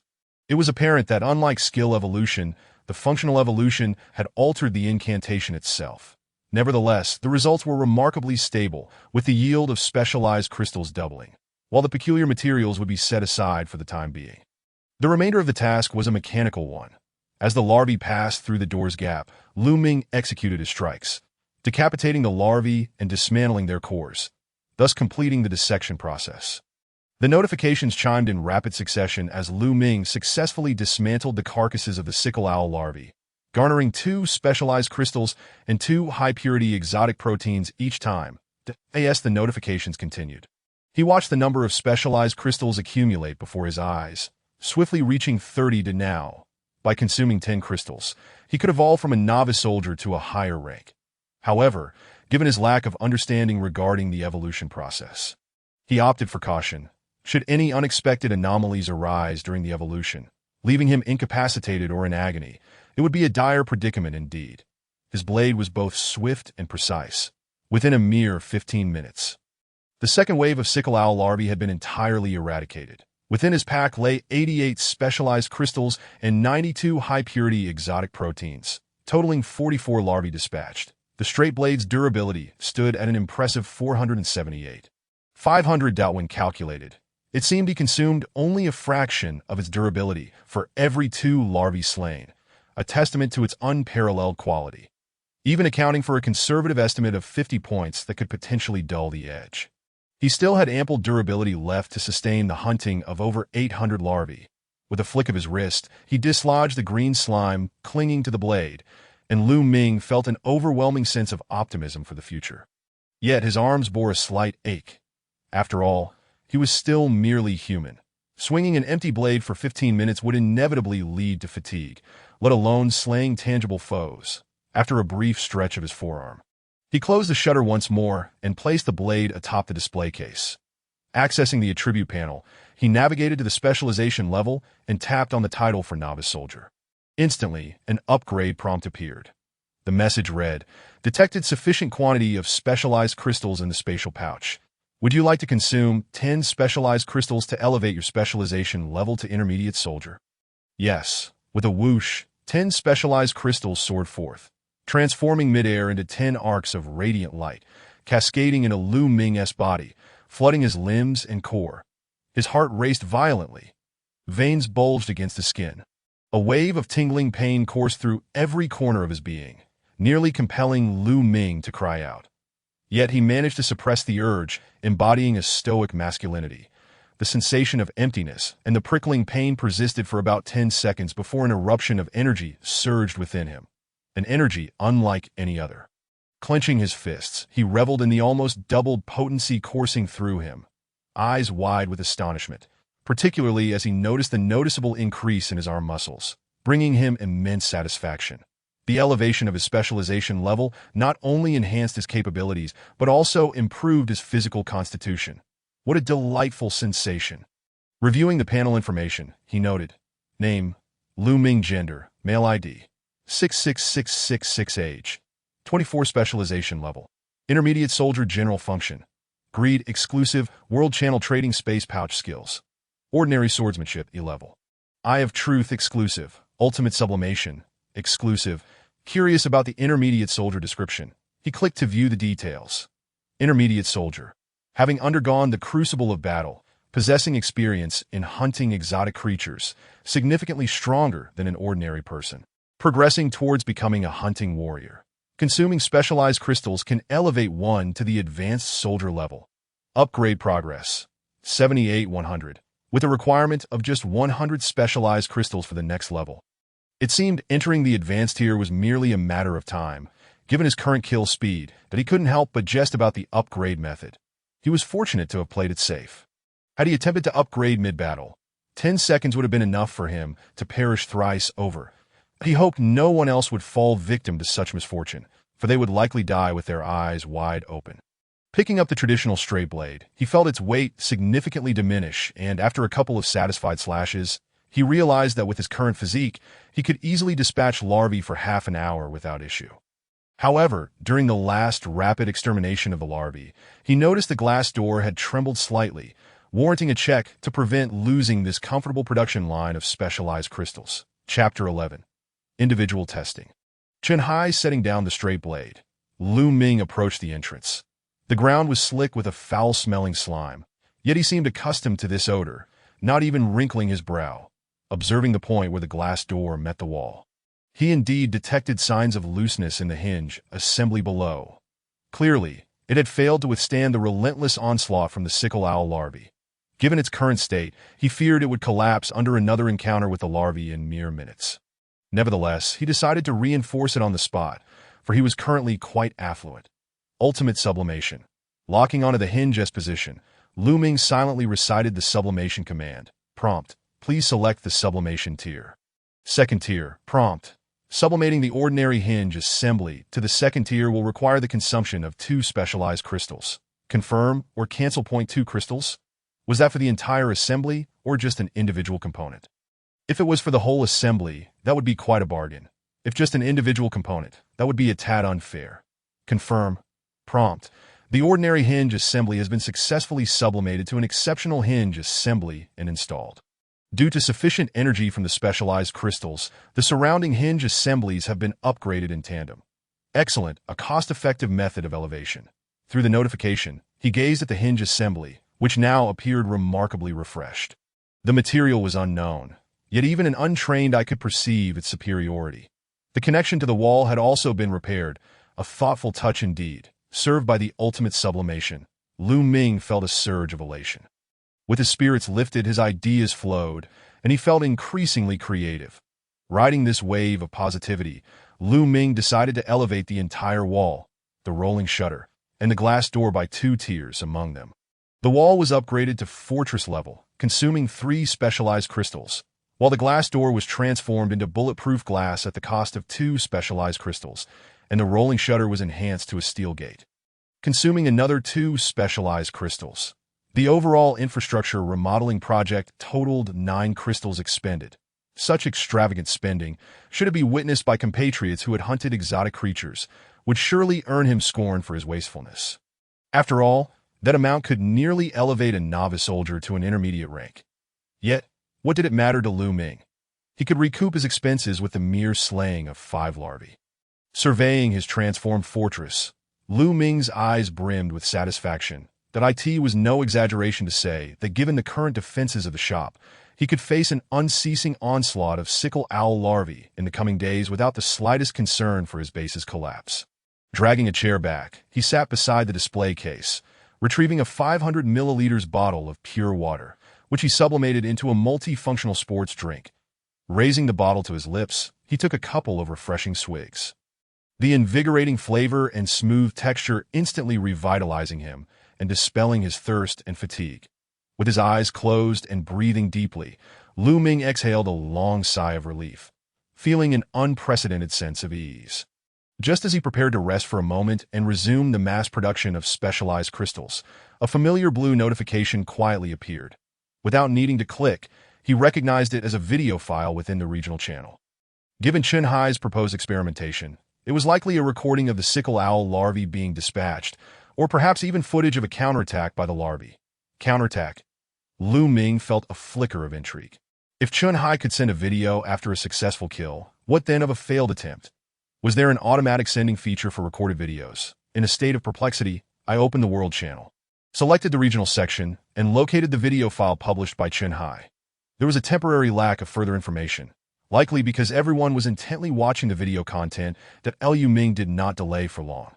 As he clicked on the video, he was immediately struck by Chen Hai's standard square face, his short, cropped hair, and sharply defined facial features resembling those of a chiseled sculpture. Despite being middle-aged, his face bore little trace of the passage of time, exuding an air of unyielding strength and authority. Fellow compatriots, I am Chen Hai, a resident of Chengjiangan City. The title of Huaxia is of little consequence now that I am here, why previous titles are no longer significant. Henceforth, I will act as a survivor, attempting to eliminate the maggot-like aberrations that be the way. My initial specialization level has been detected as that of a high-level soldier. What? Upon hearing this, Lu Ming was utterly astonished. The initial detection is at the level of a high-ranking soldier? How formidable must his physical prowess be? Huaxia. It seems he mentioned both the title and the term Huaxia.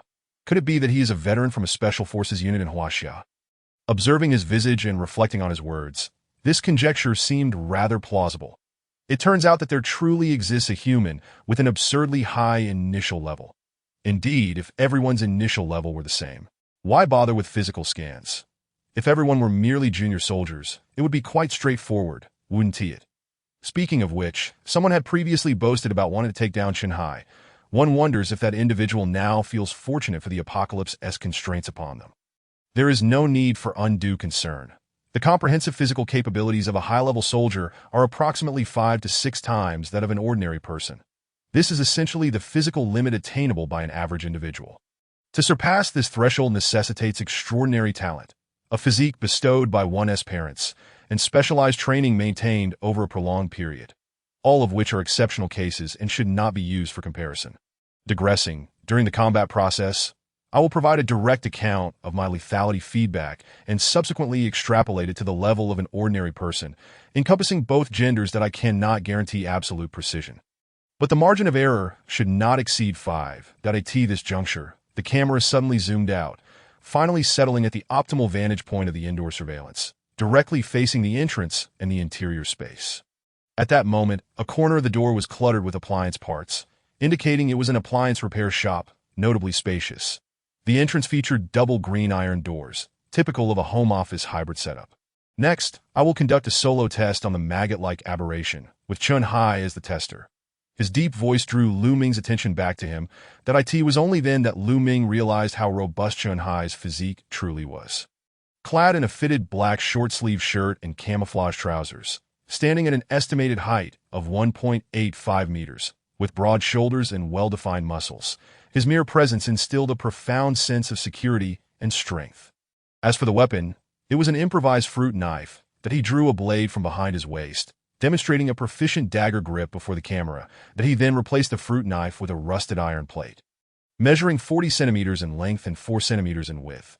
The top of the iron plate was sharpened to a fine point, evidently designed for piercing, along with a makeshift cross brace intended to counter the aberration's biting appendages. He then produced a cross brace constructed from 2 steel pipes.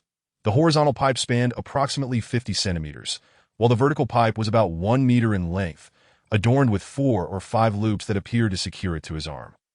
The cross brace, designed for the mouthparts, combined with its name and function, inexplicably reminded Lu Ming of the wooden stick used to trap a crocodile's jaws, and he could not help but admire Chen Hai's ingenuity. In the next moment, Chen Hai had affixed the cross brace to his left arm, grasped the sharp iron plate, and approached the entrance. As he opened the door, it emitted a faint sound, and shortly after, a plump larva cautiously peeked inside. Expecting Chen Hai to wait until the larva fully entered the shop, or at least halfway, before making a move, Lu Ming was taken aback when, the moment the larva revealed its head, Chen Hai thrust the sharp iron plate downward. With a squelching sound, the steel plate penetrated the creature's head, and bodily fluids erupted in a spray. The reputation of a high-level soldier was not unfounded.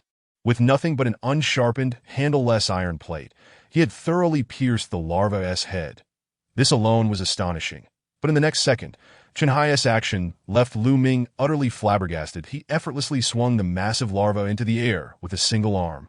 Thud! The inertia and the weight of the larva caused it to detach from the iron plate, crashing heavily 5 meters away. Seizing the opportunity, Chen Hai swiftly shut the iron door, murmuring, "The approximate weight is around 50 kilograms."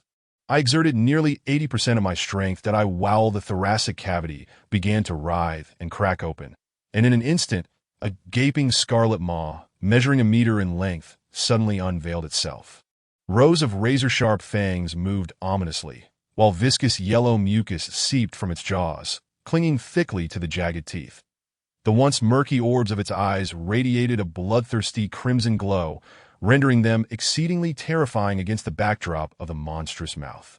Lu Ming instinctively swallowed hard, his nerves taut with anticipation. In contrast, Chen Hai exhibited not the slightest change in demeanor. He horizontally positioned his left arm, maintaining a firm grip on the sharp iron plate, and spoke in a measured tone. After going berserk, this aberration will rise up, simultaneously revealing its ferocious nature and entering an aggressive state. However, due to its cephalopod characteristics, it will lose mobility, becoming stationary and unable to move. Of course, we cannot entirely discount the possibility of it having jumping capabilities, though that likelihood is slim. Otherwise, it would have used its corrosive acid to attack directly, rather than resorting to a leap. Nevertheless, even if it cannot jump and remains immobile, we must not let our guard down. Its loss of mobility grants it various offensive capabilities. As deduced from the first video, it will adjust its attacks based on the proximity of its target. If the target is within arm's reach, it will lash out with sweeping motions, utilizing the inertia of its body combined with the sharpness of its fangs to instantly rend apart a robust human frame. If the target strays beyond its tearing range, it will switch to a mid-range assault, extending its maw half a meter outward while leaning forward, thus increasing its attack range to over a meter. This indicates that its oral muscles are exceptionally developed, and it is likely that the piercing resistance we encountered earlier originated from it. The final scenario pertains to my current position, which is over 5 meters away from it. At this juncture, Chen Hai slightly crouched, his solid muscles causing his trousers to nearly burst. His gaze sharpened, fixating intently on the larva's gaping maw, and he intoned gravely, "At this distance, its mandibles cannot reach me," thus triggering the known final attack mode, which involves expelling a highly corrosive acid. Based on the firing rate observed in the first video, the effective lethal range is at least 20 meters. Just as he concluded, the larval creature abruptly constricted its maw, only to subsequently expand it, unleashing a torrent of viscous yellow acid that shot forth with great velocity. Despite having anticipated this, Chen Hai was caught off guard by the rapid onslaught. Rolling urgently to evade, the acid narrowly grazed his back, or else it would have struck his head directly. Astonished, he glanced back at the splatter pattern upon the wall, inhaling sharply, revising the data assessment. The effective lethal range exceeds 80 meters. Chapter 13.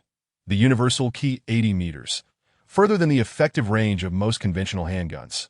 Lu Ming marveled inwardly, grateful that his own engagements were typically resolved with a single decisive strike or a quick follow-up. Otherwise, managing such threats would undoubtedly be troublesome. This level of lethality was ill-suited for long-range combat. It posed a challenge even greater than its mandibles. However, it was evident that before launching its acidic assault, it would seal its maw, indicating that the act of expulsion necessitated the confinement of internal space to facilitate gas compression. Therefore, as long as its mouth remained shut, all offensive capabilities would be rendered null. What lay ahead was a gamble, a wager on whether my hypothesis was accurate. With that thought, Chen Hai called out, his voice firm, as he lunged forward, positioning his left arm in a cross brace, quickly closing the distance to the larval creature. Seeing its adversary approach willingly, the larva had no reason to refuse. With a shriek, it expelled its maw towards Chen Hai. A resounding clang echoed as the cross brace lodged firmly within the creature's gaping mouth. Biting down, but unable to penetrate, it could neither release nor escape that moment. It resembled a human fool with a lollipop lodged in their throat, unable to extricate itself from the simple cross brace, no matter how wide it opened its maw. Observing this, Chen Hai's expression shifted as he channeled his strength forward, not only forcing the larva's expelled maw back into its body, but also colliding fiercely with it against the wall. His right hand thrust the sharp iron plate like a dagger into the larva's abdomen. Once, twice, 10 times, 20 times, until, with a piercing wail, the larva succumbed, its body going limp and silent.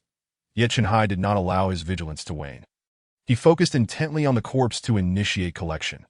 Only when he witnessed the larval body disintegrating into nothingness did he gradually ease off the pressure, exhaling deeply. Facing the recording lens, he discarded the iron plate smeared with yellow-green mucus and removed the makeshift cross brace from his arm.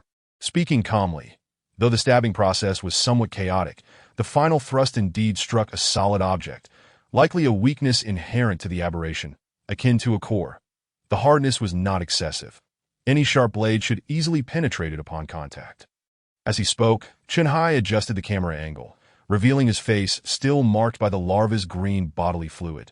Displaying no concern, he continued, "Next, I shall summarize the battle. But first, I must share a newly acquired piece of information." During the collection process, the prompt displayed the name of the target. Thus, I learned the full name of the larval aberration, the scythe owl larva. That the scythe refers to the sickle, while owl denotes its predatory nature. The nomenclature is linked to its lethal capabilities, suggesting formidable cutting prowess. However, I urge you all not to succumb to anxiety, for such feelings hold no significance for you at this moment. Should you fail to surpass this larval challenge, the nature of the adult form's aggressiveness becomes irrelevant. Therefore, to transform this anxiety into something useful, we must all strive to survive. His thoughts were lucid, his articulation clear, direct yet succinct, elevating the underlying theme that Liu Ming sensed that the Special Forces personnel had perhaps underestimated him. At the very least, he deserved recognition as a captain or instructor. Returning to the summary of the kills, he noted prior to their berserk state, the larvae were remarkably sluggish and cumbersome, despite their overwhelming numbers creating a potential encirclement. Individual larvae possessed negligible offensive capabilities. Even if injured, they would not retaliate immediately.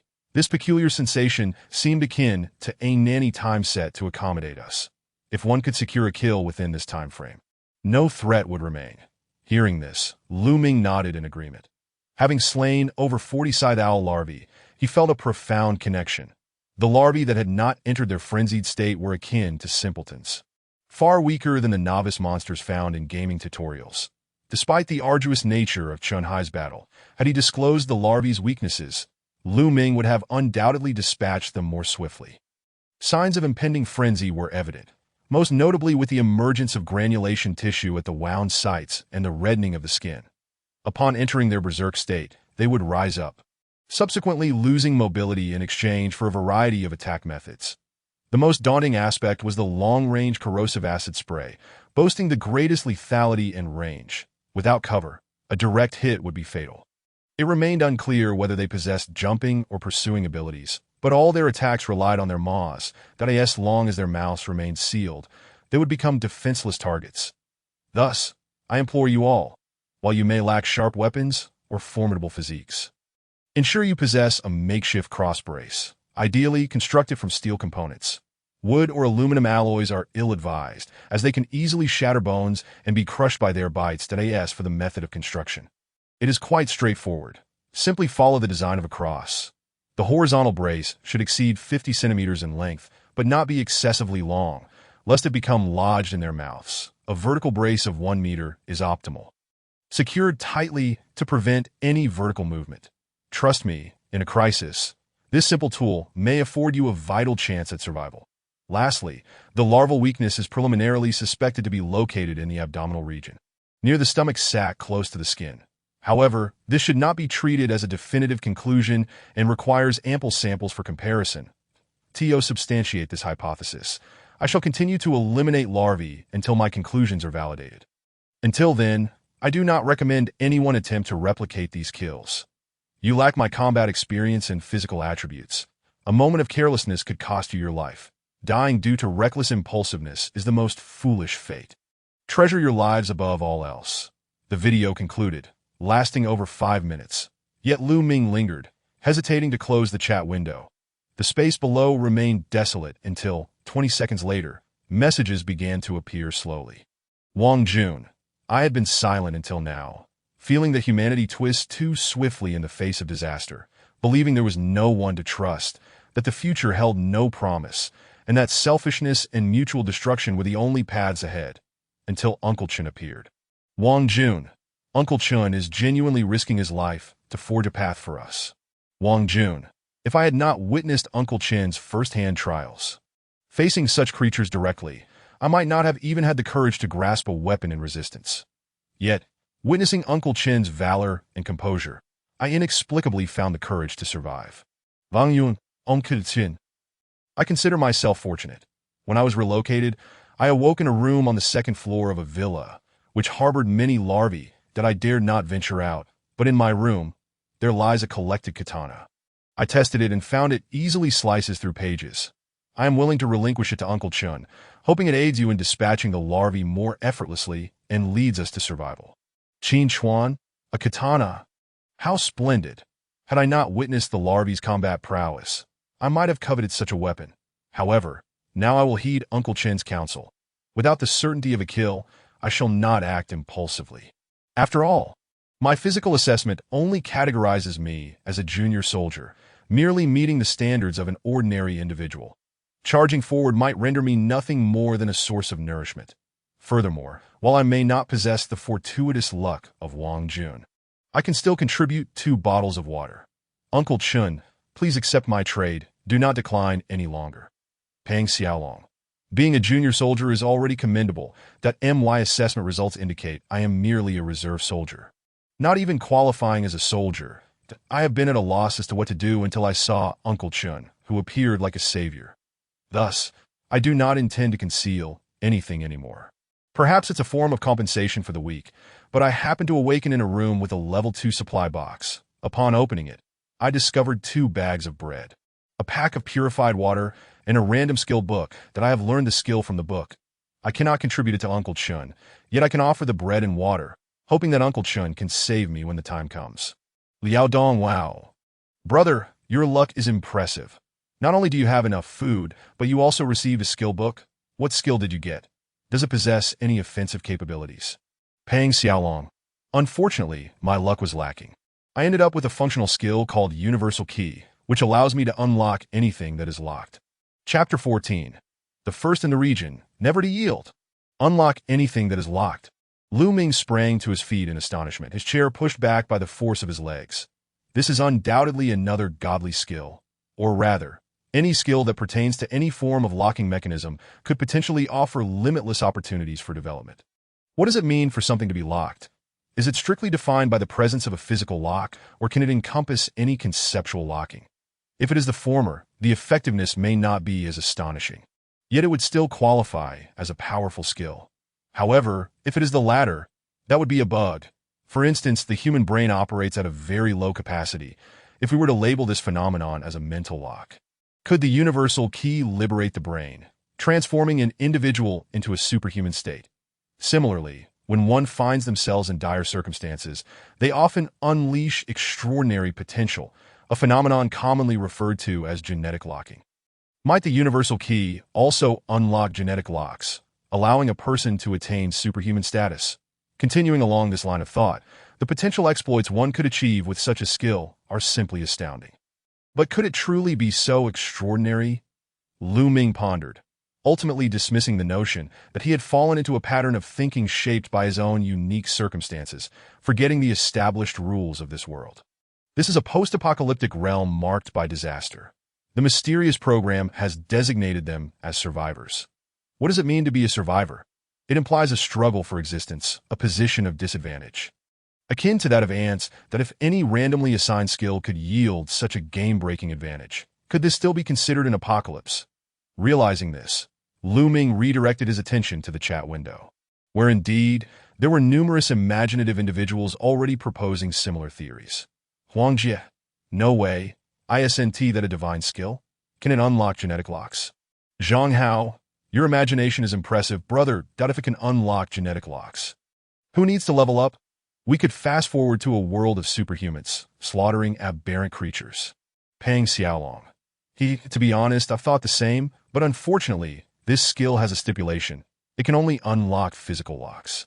Upon reading this, Lu Ming fell silent. He had indeed overthought the matter. Yet upon reflection on his ultimate enhancement, the possibility of such a concept was not entirely out of reach, provided someone could afford the exorbitant costs associated with enhancing a bug skill.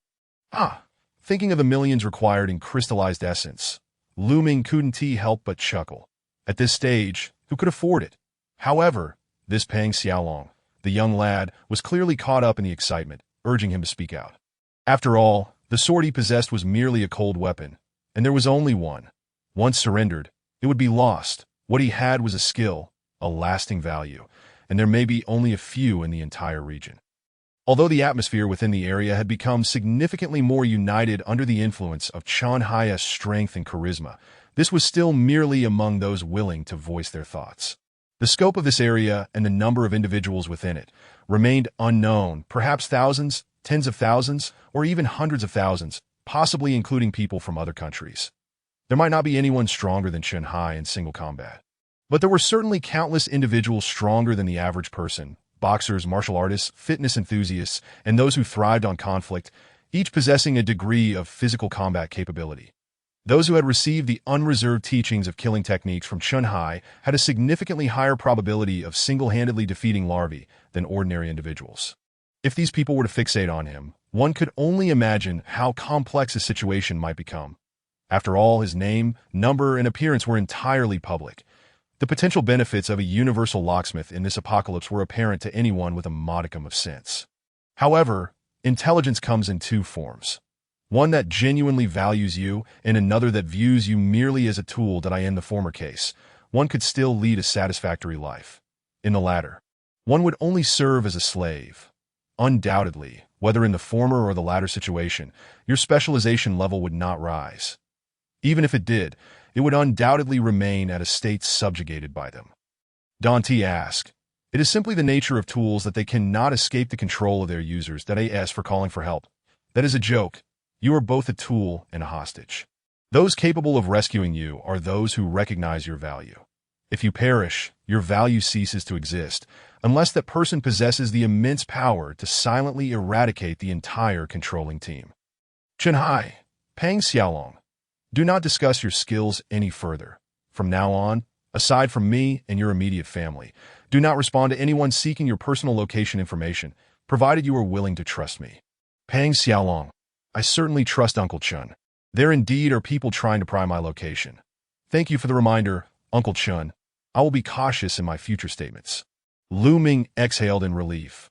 Although this matter did not directly concern him, he was, after all, a model young man with high expectations for Chunhai.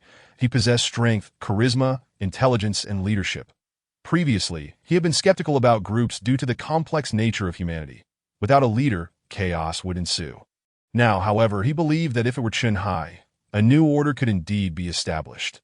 Talents like Pang Xiaolong could only truly flourish under his guidance, thereby creating greater value. In this manner, Chunhai's group could rapidly accumulate resources, enhance their strength, and hunt aberrant creatures, while Lu Ming's plan to earn specialized crystallized essence could come to fruition ahead of schedule.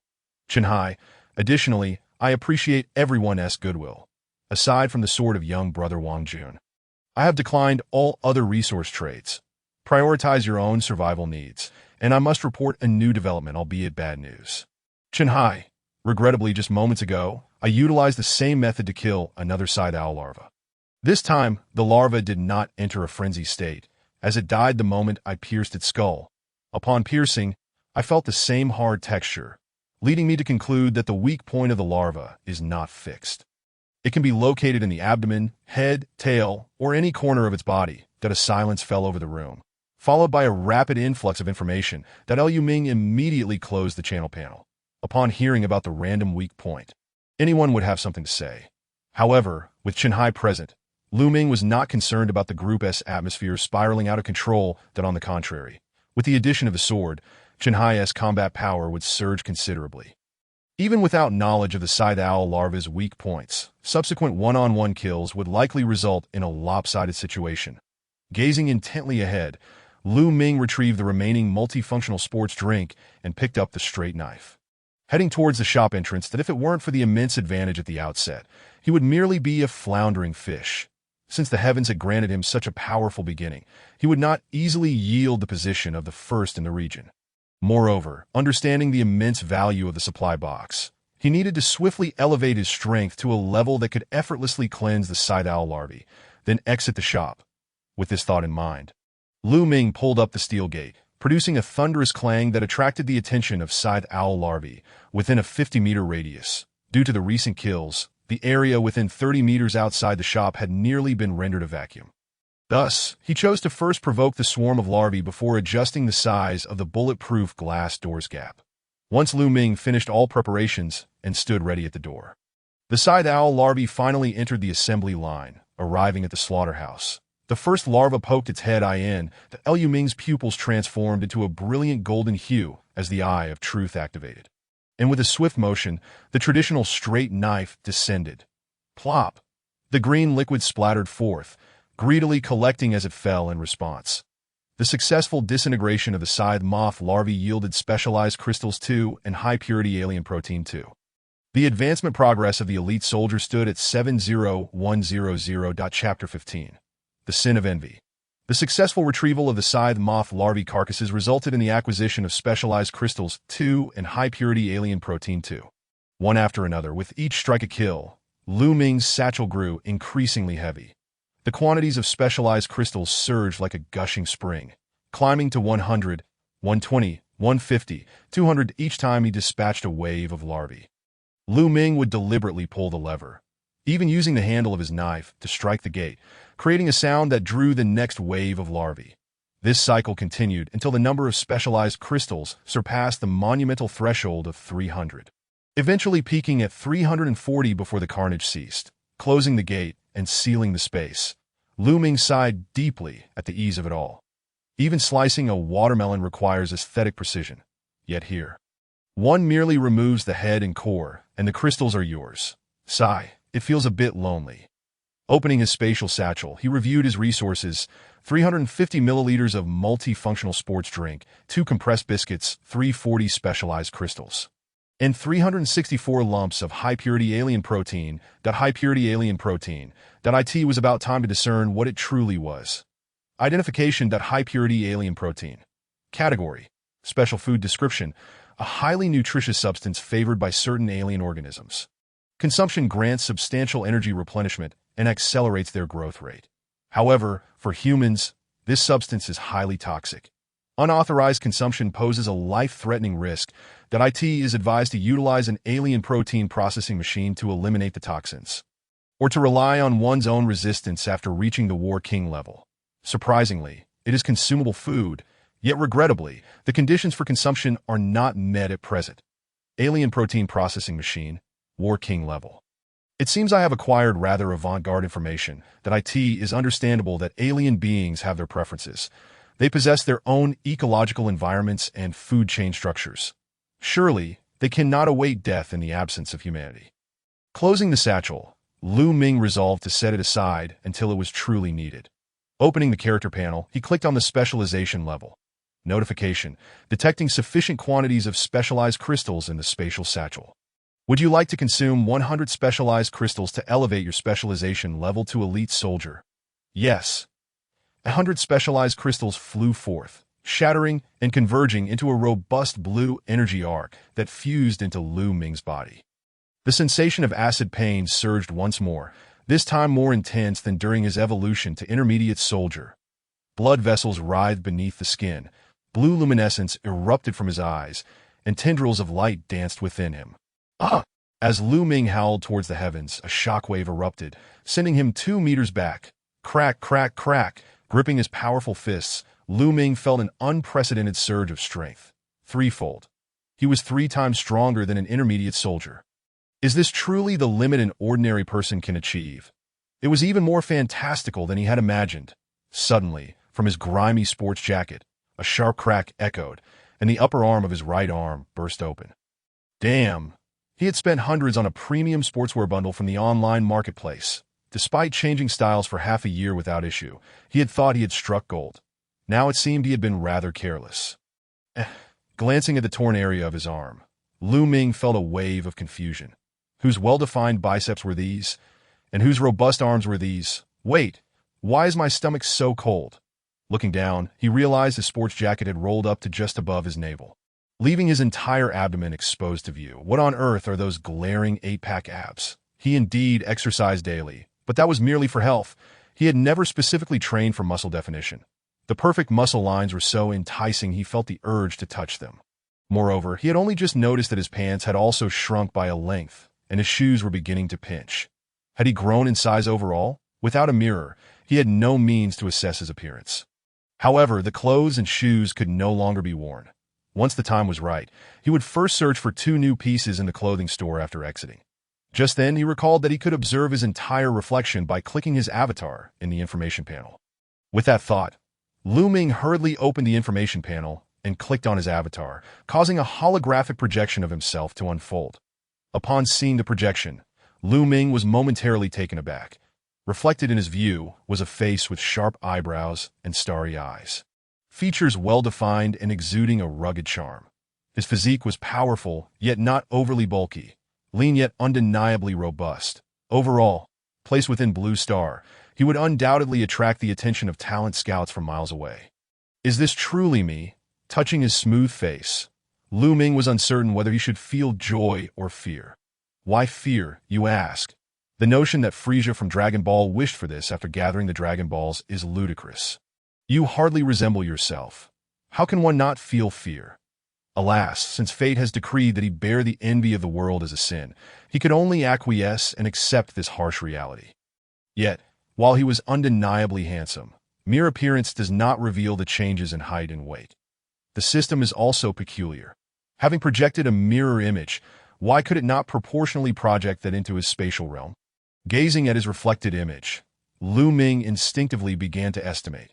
Little did he know, as he contemplated his height and weight, the outline of the Eye of Truth activated quietly. Could it be? Identification, name, Lu Ming. Gender, male ID, 66666 age, 24 specialization level, elite soldier height, originally 175 cm, after 2 evolutions to intermediate and elite, now 183 centimeters weight. Originally 62 kg, after 2 evolutions to intermediate and elite. Now 85 kilograms universal functions. World Channel Trading Space Satchel Skills. Ordinary swordsmanship, E-level. Personal information. Former resident of Blue Star, mediocre writer, orphan, socially average, cautious and steady personality, somewhat selfish, lawful citizen. Currently the 66,666 transmuter in the Blue Abyss Apocalypse. Survivor, strategist. Overall evaluation? Good heavens. It turns out the Eye of Truth can not only identify alien beings and items, but can also directly evaluate humans. He had never considered this direction. No, it wasn't that he hadn't thought of it, but rather that there were too many pressing matters to contemplate, leaving him no time to ponder. The key information was surprisingly complete. Reassessing his height and weight, Lu Ming was thoroughly satisfied. AT1. 83 m and 85 kg. His physique undoubtedly reached a formidable level. However, the mention of orphan in the information was a bit jarring. It felt as though this expression, lacking any connection to a past or future, was more of an insult than a factual narrative. Rather unexpectedly, and in line with the characteristics of his skills, the identification results for his exclusive skill were entirely a series of question marks, revealing not a single detail, and even the overall evaluation section appeared bizarre. But that was of little consequence. The important thing was that now, having understood the function of the Eye of Truth, he had a particular subject he wished to examine. Opening the World Channel, selecting the regional section, locating the video file, he clicked on Chun Hai's kill footage, focusing intently on Chun Hai's figure as he solemnly declared, Identification. With a swift motion, a finely detailed information panel popped up. Chapter 16. Does your conscience not hurt? Name, Chun Hai. Gender, male ID, 4399 age, 42 specialization level, Ultimate War King height, 187 centimeters weight, 90 kilograms universal functions, collection. World Channel Trading Space Satchel Skills. None personal information. Former resident of Blue Star, retired leader of the Dragon Group, current instructor of the Dragon Group, codenamed Eagle, possessing extensive combat experience, exceptionally skilled in hand-to-hand combat. Once single-handedly eliminated a team of A-level mercenaries, leaving his mark in the Middle East, dubbed the Immortal Bird of China, that he is known for his just and powerful demeanor, exceptional leadership skills, meticulous thinking, calm composure, and unparalleled patience, always capable of achieving the impossible. Currently the 66,666th batch of transmuters in the Blue Abyss Apocalypse, survivor strategist. Overall evaluation. Stunned. The entirety of the panel left Lu Ming's soul shaken. Every aspect, from personal history to physical data, was exemplary of a king among kings. The former leader of the Dragon Group, now an instructor, Although, as an ordinary citizen, his understanding of military limits was confined to special operations forces and elite soldier programs.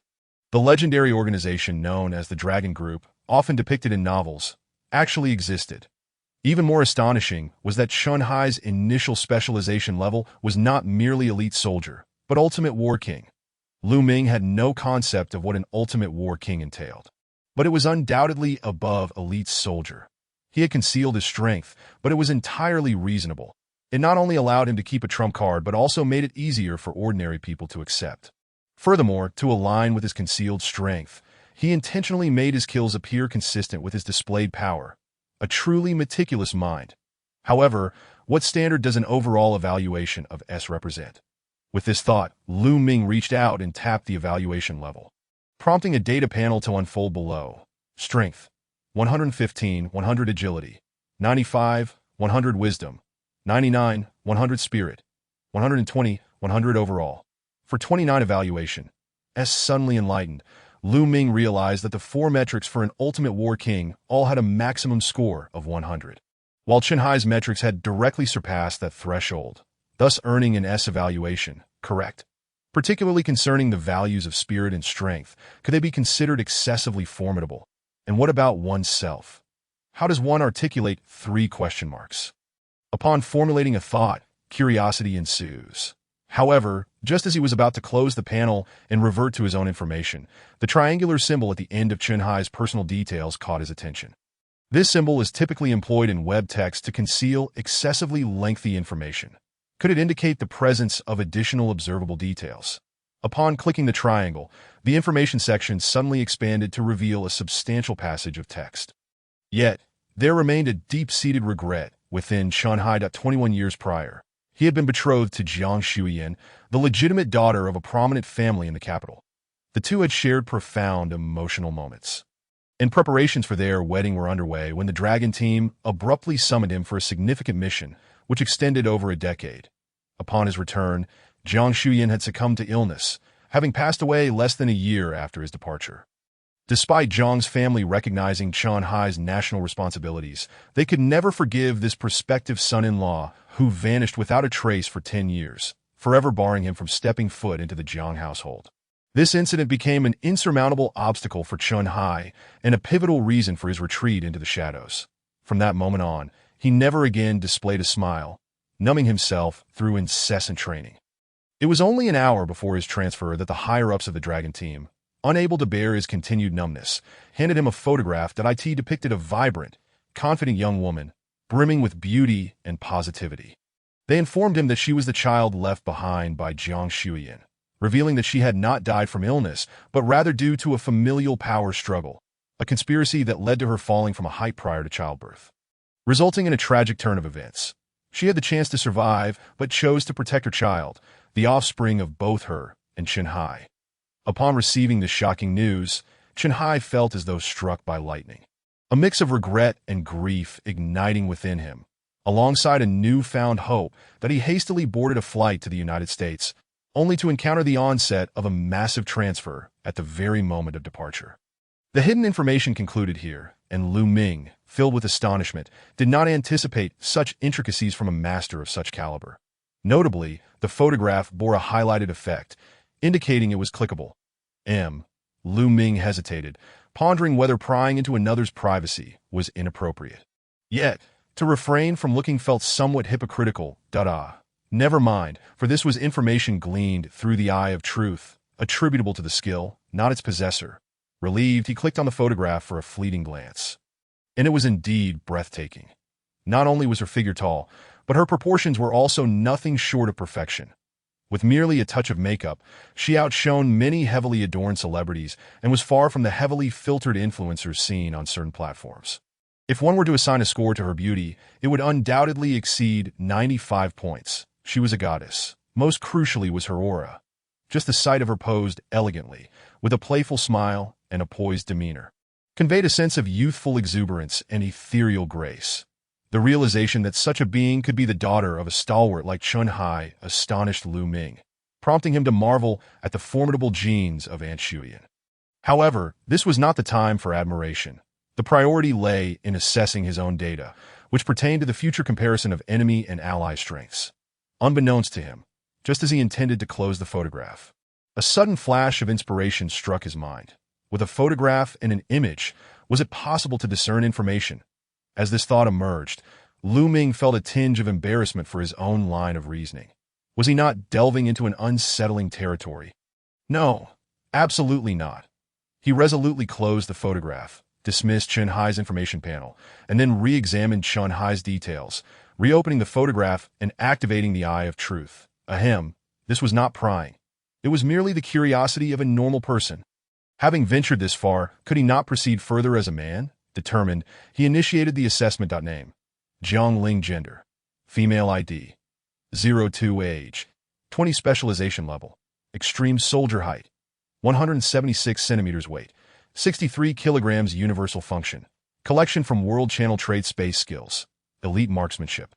Steel collection. Personal information: former resident of Blue Star, legitimate granddaughter of the prominent Jiang family in Huaxia's capital. Her mother tragically passed away at her birth, and under the family's intentional concealment. Her father's identity remains unclear.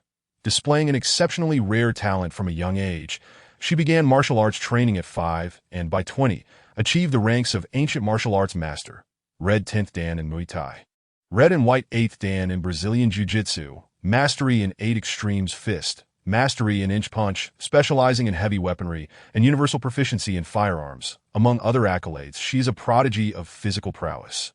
Currently, she is the 6,666th transferer in the Jiaolan End Times, a survivor and a conqueror. Strength: 107, 100 agility, 110, 100 wisdom, 95, 100 spirit, 90, 100 overall, 402 evaluation. Extreme soldier, Ancient Martial Arts Master, Red 10th Dan in Muay Thai, Red and White 8th Dan in Brazilian Jiu-Jitsu. Lu Ming's lips twitched violently at the realization. Was this title serious? A humanoid anomaly boasting such statistics, yet presenting herself in such a delicate manner. Is this a ruse to deceive naive men?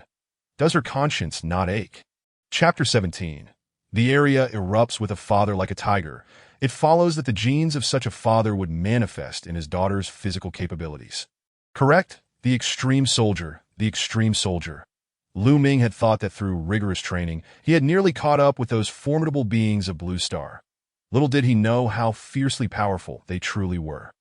To possess such extraordinary strength from the outset. What was there to analyze regarding score data? The imperative was to seize the blade and dive into action. Yet ultimately, he still clicked on Jiang Ling's avatar. Witnessing her current visage, did I in stark contrast to the ethereal grace and charming smile depicted in the photograph, Jiang Ling's expression conveyed an indescribable coldness. Her eyes sparkled with intensity, her face like ice. Her long hair cascading down her cheek, elegantly tied back with a black satin ribbon at the nape of her neck, forming a sleek braid. Upon clicking the mirror image, he beheld a figure exuding female confidence and an aura of aloofness. Clad in a form-fitting black suit, as though preparing to attend an important meeting. The dark braid flowed down her back, reaching her waist, and it must be said that the photographs and reality provided Lu Ming with a profound visual impact, confirming that the paradoxical Jiang Ling possessed an irresistible allure. Yet this could not obscure the fact that beneath such a stunning exterior lay a true monster. Closing Jiang Ling's personal information, Lu Ming navigated to his own information panel, heading straight for the Advanced Soldier section. Advanced Soldier possesses considerable experience in combat against various anomalies, with overall strength reaching the limits of an ordinary person. Only 2 steps remain to becoming a true hunting warrior. Consuming specialized crystals can promote one to the extreme soldier level. Promotion progress: 2,4,300. Excellent, just a fraction away. This fraction merely referred to physical capabilities. Genuine combat experience and skills could not be rapidly accrued in a short time. It required years of training. Even back on Blue Star, he could never hope to surpass 2 specific individuals. However, with the advent of skill books as a form of advanced technology, he was not without hope of surpassing them. Thus, he aimed to elevate his level to that of an extreme soldier as swiftly as possible before venturing out to explore those miraculous resource boxes. With a well-thought-out plan, Lu Ming shed the uncomfortable sportswear clinging to him, kicked off the ill-fitting sneakers, and grasped his straight knife, striding towards the door that he was set to commence the third round of larval extermination. Before beginning, he reviewed the durability of his straight knife. After the high-intensity usage during the second round, it currently retained 342 points of durability, excluding the wear from dullness, which accounted for 50 points. He could still eliminate 584 larvae. However, he could not expend all of it within the confines of the store. Clothing, food, and weaponry had to be sought outside, necessitating the retention of at least 200 durability points for emergencies. With the extermination strategy mapped out and the third batch of larvae gathered, Lu Ming commenced killing and counting, entirely unaware that a video had propelled him and his store into the regional spotlight. Zhao He video file.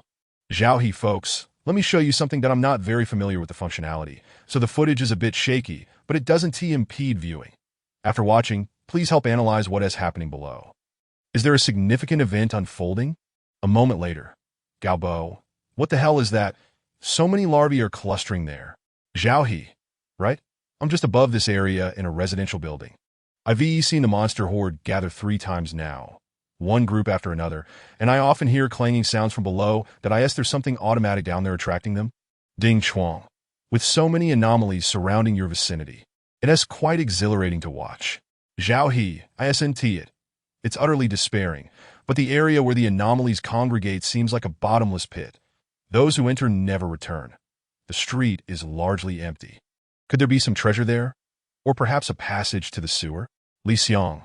What sewer? I'm right across from you. Though I can't see what is happening below, I can see half the storefront and the shop's name. Innovative Mobile Repair Agency, that it's just a place that repairs phones while selling you secondhand junk. Definitely not a sewer. Zhao He. But that doesn't make sense. How could so many anomalies fit into a sewer? They can't just vanish into thin air, right? The group of over a dozen individuals engaged in deep discussion regarding the disappearance of the larvae and the shop, until a woman named Lu Lanfang interjected. Lu Lanfang. Someone. What? Someone. With these words, the entire area erupted in chaos. Zhao He, sister, finish your sentence. What do you mean someone? Where is someone? Who is it? Lu Lanfang. I am positioned diagonally across from the store, about 20 meters away. Through the window of the storage room, I can see the legs of a person. Every time, I open the rolling shutter to let the larvae in. Each time the larvae enter, they vanish. Most of the surrounding larvae have been introduced by that person. Even in the absence of larvae, they deliberately bang on the shutter to create noise, attracting more and more larvae from a distance. Zhao He, is that for real? Sister, are you sure you're not hallucinating? It sounds a bit fantastical. How could humans gather like flocks of chickens and ducks? Even high-level soldiers like Uncle Chen have to take them out one by one. Lu Lanfang. I have doubted my own eyes. But I speak the truth that IT started with dozens, then over 100, and eventually I lost count of the masses. Zhao He. If it is indeed human action, there is only one possibility. That person knows the weaknesses of the larvae. And as Uncle Chen said, they can kill them without harm during the caretaker's time. Galbo. My goodness, even if they knew the weaknesses, that is quite ruthless, gathering over 100 to kill at once. How powerful must one be to dare to be so invincible? Zhao He, indeed it's brave. Unfortunately, we don't know who that person is. Otherwise, it would be wise to ask them to share their methods for identifying weaknesses. Galbo, forget it. That is a method for swiftly eliminating aberrations. Do you understand what I mean? Or do you think your posterior is more appealing than others? Do you think that big shot will want to trade with you? Zhao He, that is a fair point. Galbo, though it may be rough. It holds truth that as long as that big shot exists, it's good news for you. Having such a powerful ally nearby provides immense security. Lu Lanfang. It is indeed a blessing. After several rounds of larvae congregating, there are practically no signs of them outside. Yet we dare not go out, not knowing when that person will start banging on the door to attract them again, that if we step outside and are surrounded by swarms of larvae, there would be no chance of survival. Galbo. Then we wait. Wait until they can no longer gather larvae, and your area will be liberated. By the way, where are you located? Just tell me. I'll see if there is a chance to escape to your place. Lu Lanfang. I don't know. There are no signposts or address numbers. Zhao He. Neither do I. Li Xiong. Me neither. Galbo. Them. You really don't want to say, do you? The world is indeed cold. Zhao He. Those who understand do understand. Li Xiong. Those who understand do understand 1. Those who understand do understand 17, previously. Those who merely watched have now come out to join the commotion. Indeed, only a fool would let others in. Once the big shot eliminates the aberrations, they can temporarily venture outside and search for resources. The more people there are, the more mouths to feed. Although they all trust Uncle Chen, one must have supplies to support the hope of being rescued by him, right? As for the big shot, those who are sensible no longer harbor expectations. Some matters become clear upon observation. This big shot and Uncle Chen are not of the same ilk. He does not wish to carry any burdens. But what can be done? If it were oneself, one would choose to be a lone wolf as well. Lu Lanfeng. I truly do not know. Zhao He. All right, Aunt Lan, no need for explanations. Please keep a close eye on that store, that if there really is a big shot. Remember to record a video. We must pay homage to the big shot's visage. Lu Lanfeng. How do I record a video? I don't know how. Zhao He. Please don't rush. I'll teach you privately. The subsequent conversation is filled with playful banter and jesting remarks, as well as latecomers who continue discussing the big shot. Meanwhile, the true focus of the conversation is wholeheartedly harvesting the lives of the larvae that, of course, he has also received notifications about video files, yet the relentless slaughter continues, forcing him to choose to ignore it. Chapter 18. The Ultimate Soldier, Dead on the Other Side. Chen Hai closed the chat channel and opened all the recorded videos of the larvae kills, scrutinizing them intently, since there truly exists a method to discern the larvae's weaknesses. There must be clues to follow. However, during the viewing process, he could not help but think of his daughter's current predicament, silently pleading for mercy from the heavens, hoping the noxious stench still lingered at the tip of his nose. Occasionally surging into his mind like an unwelcome intruder, truly a source of great irritation, that it appeared that aside from addressing the need for clothing changes, weapon stockpiling, and resource gathering, bathing had ascended to the highest priority. With this thought in mind, Lu Ming picked up the traditional straight knife that lay beside him, his brow furrowing slightly. Previously, he had not noticed, but now that his strength had increased significantly, wielding the straight knife felt oddly insubstantial. Lacking in heft, silently toying with it for a moment, Lu Ming gradually found solace. After all, a new weapon would soon be at hand, that if not, he could always opt for a large knife, an imposing tool that, given sufficient strength, would possess greater lethality than the straight knife. With this notion, Lu Ming retrieved his discarded sportswear, tying the sleeves behind his head and wrapping the hem around his neck, resulting in a makeshift mask that effectively diminished the foul odor. He then pulled open the gate, bare-chested and barefoot, brandishing the straight knife with an air of bravado as he strode towards the street. Gazing at the sliver of sky visible between the residential buildings and basking in the warm and pleasant sunlight, he felt an overwhelming desire to take a deep, hearty breath. However, the overpowering odor clung to him, and even with the makeshift mask, he dared not act recklessly that a single misstep could lead to his own aroma being his undoing rather than an otherworldly creature. With a soft sigh, he turned and began to walk in the direction from which he had initially come. After covering some distance, he passed by a shop selling tobacco and snacks that he recalled that not long ago. This store had been overrun by a dozen or so larvae, but now it seemed they had all been lured to their demise. The creatures likely would not squander food, so there might still be some supplies within. Lost in thought, the entire shop was suddenly framed by a blue outline. Upon seeing this familiar effect, Lu Ming squinted, a sense of disbelief washing over him. Could it be? Was this truly possible? Chapter 19. Like cheating despite his meticulous calculations. He had never anticipated that the so-called spatial range assessment could be so unreasonable. He stood outside, having seen nothing yet, and already he could ascertain the entire store's contents. Eagerly, he decided to test it out. Assessment. With a swift incantation of the command, countless item names appeared before Lu Ming's eyes like product labels. They penetrated the walls, revealing their positions as if through a lens. Some were so closely packed that their labels overlapped in a chaotic tangle, causing him an instinctive sense of visual pollution. Was this perhaps a flaw in the so-called bug skill? Could it not display only the resource labels?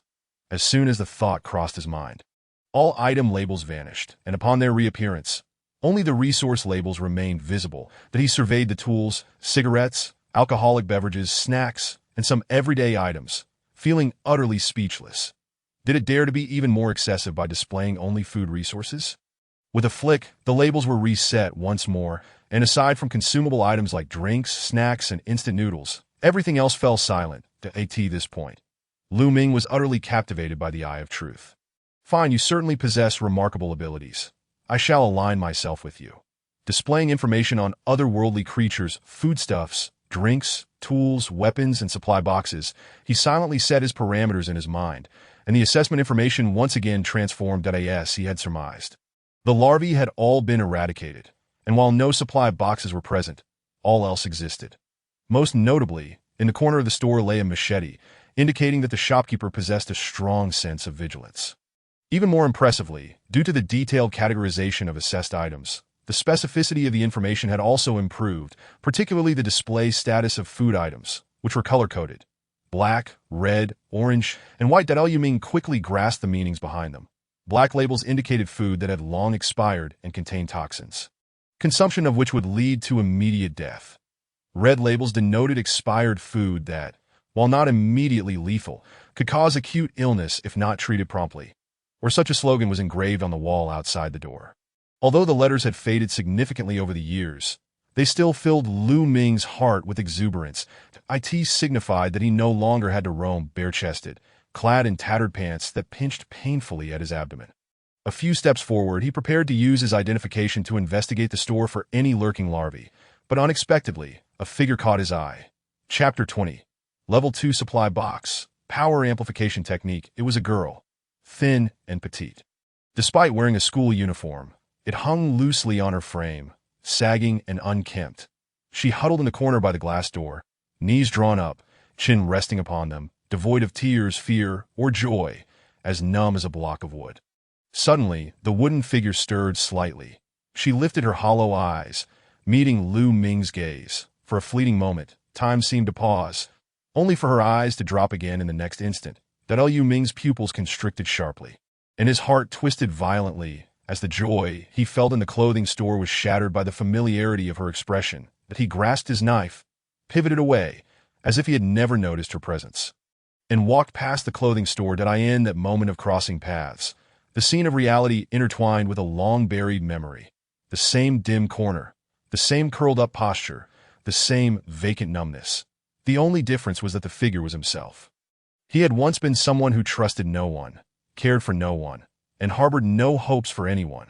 That was the version of himself who had not yet found redemption. Thus, he understood all too well the emotions contained within those eyes. A pang of compassion stirred within him. Yet what could he possibly do? This was the apocalypse, a realm where survival demanded every ounce of effort and ruthless means. He never considered himself a savior capable of rescuing others. Even with his numerous extraordinary abilities, all he could do was fulfill the dying wish of that person who had hoped for his survival. Nothing more. Therefore, what did it matter if they were of the same kind? It was merely a pity for the clothing store so close at hand. Never mind. Food was hard to come by, and clothing stores were plentiful. With a mindset of acceptance, Lu Ming decided to check the nearby intersection after the relocation. For the streets and intersections were the most prosperous areas of the city. Perhaps he might stumble upon a supply box. That he smiled to himself, only to wipe the smile away moments later. The shadow of his bangs obscured his eyes as his steps gradually came to a halt. Ultimately, he chuckled at his own folly and turned back. Returning to the shop entrance, he gazed at the reflection of his large and stylish self in the glass door. Feeling quite helpless in an effort to appear less like a villain, he squatted down, squinted with a smile, and gently asked, "Little sister, what is your name? What grade are you in high school? Could you please open the door? Uncle would like to come in for a moment." As soon as the words escaped his lips, although his expression remained unchanged, his inner thoughts screamed in anguish. What on earth am I saying with this ridiculous opening line? Wouldn't it be better to get straight to the point? This sounds like a solicitation for human trafficking. Who would let you in with such a line? And why do I care what her name is? What kind of creepy uncle am I coming off as? Sure enough, the girl inside raised her vacant eyes again. Staring at him for a moment, Liu Ming broke into a cold sweat, feeling somewhat guilty as he stammered. "Ah, no, I'm not a bad person. Please don't be afraid. I just want to change my clothes. That he even gestured to his large chest muscles. That do you understand? Understand what? He thought, gasping in disbelief as he mentally collapsed. What am I even doing? Forget it. Let it all end. I'm exhausted.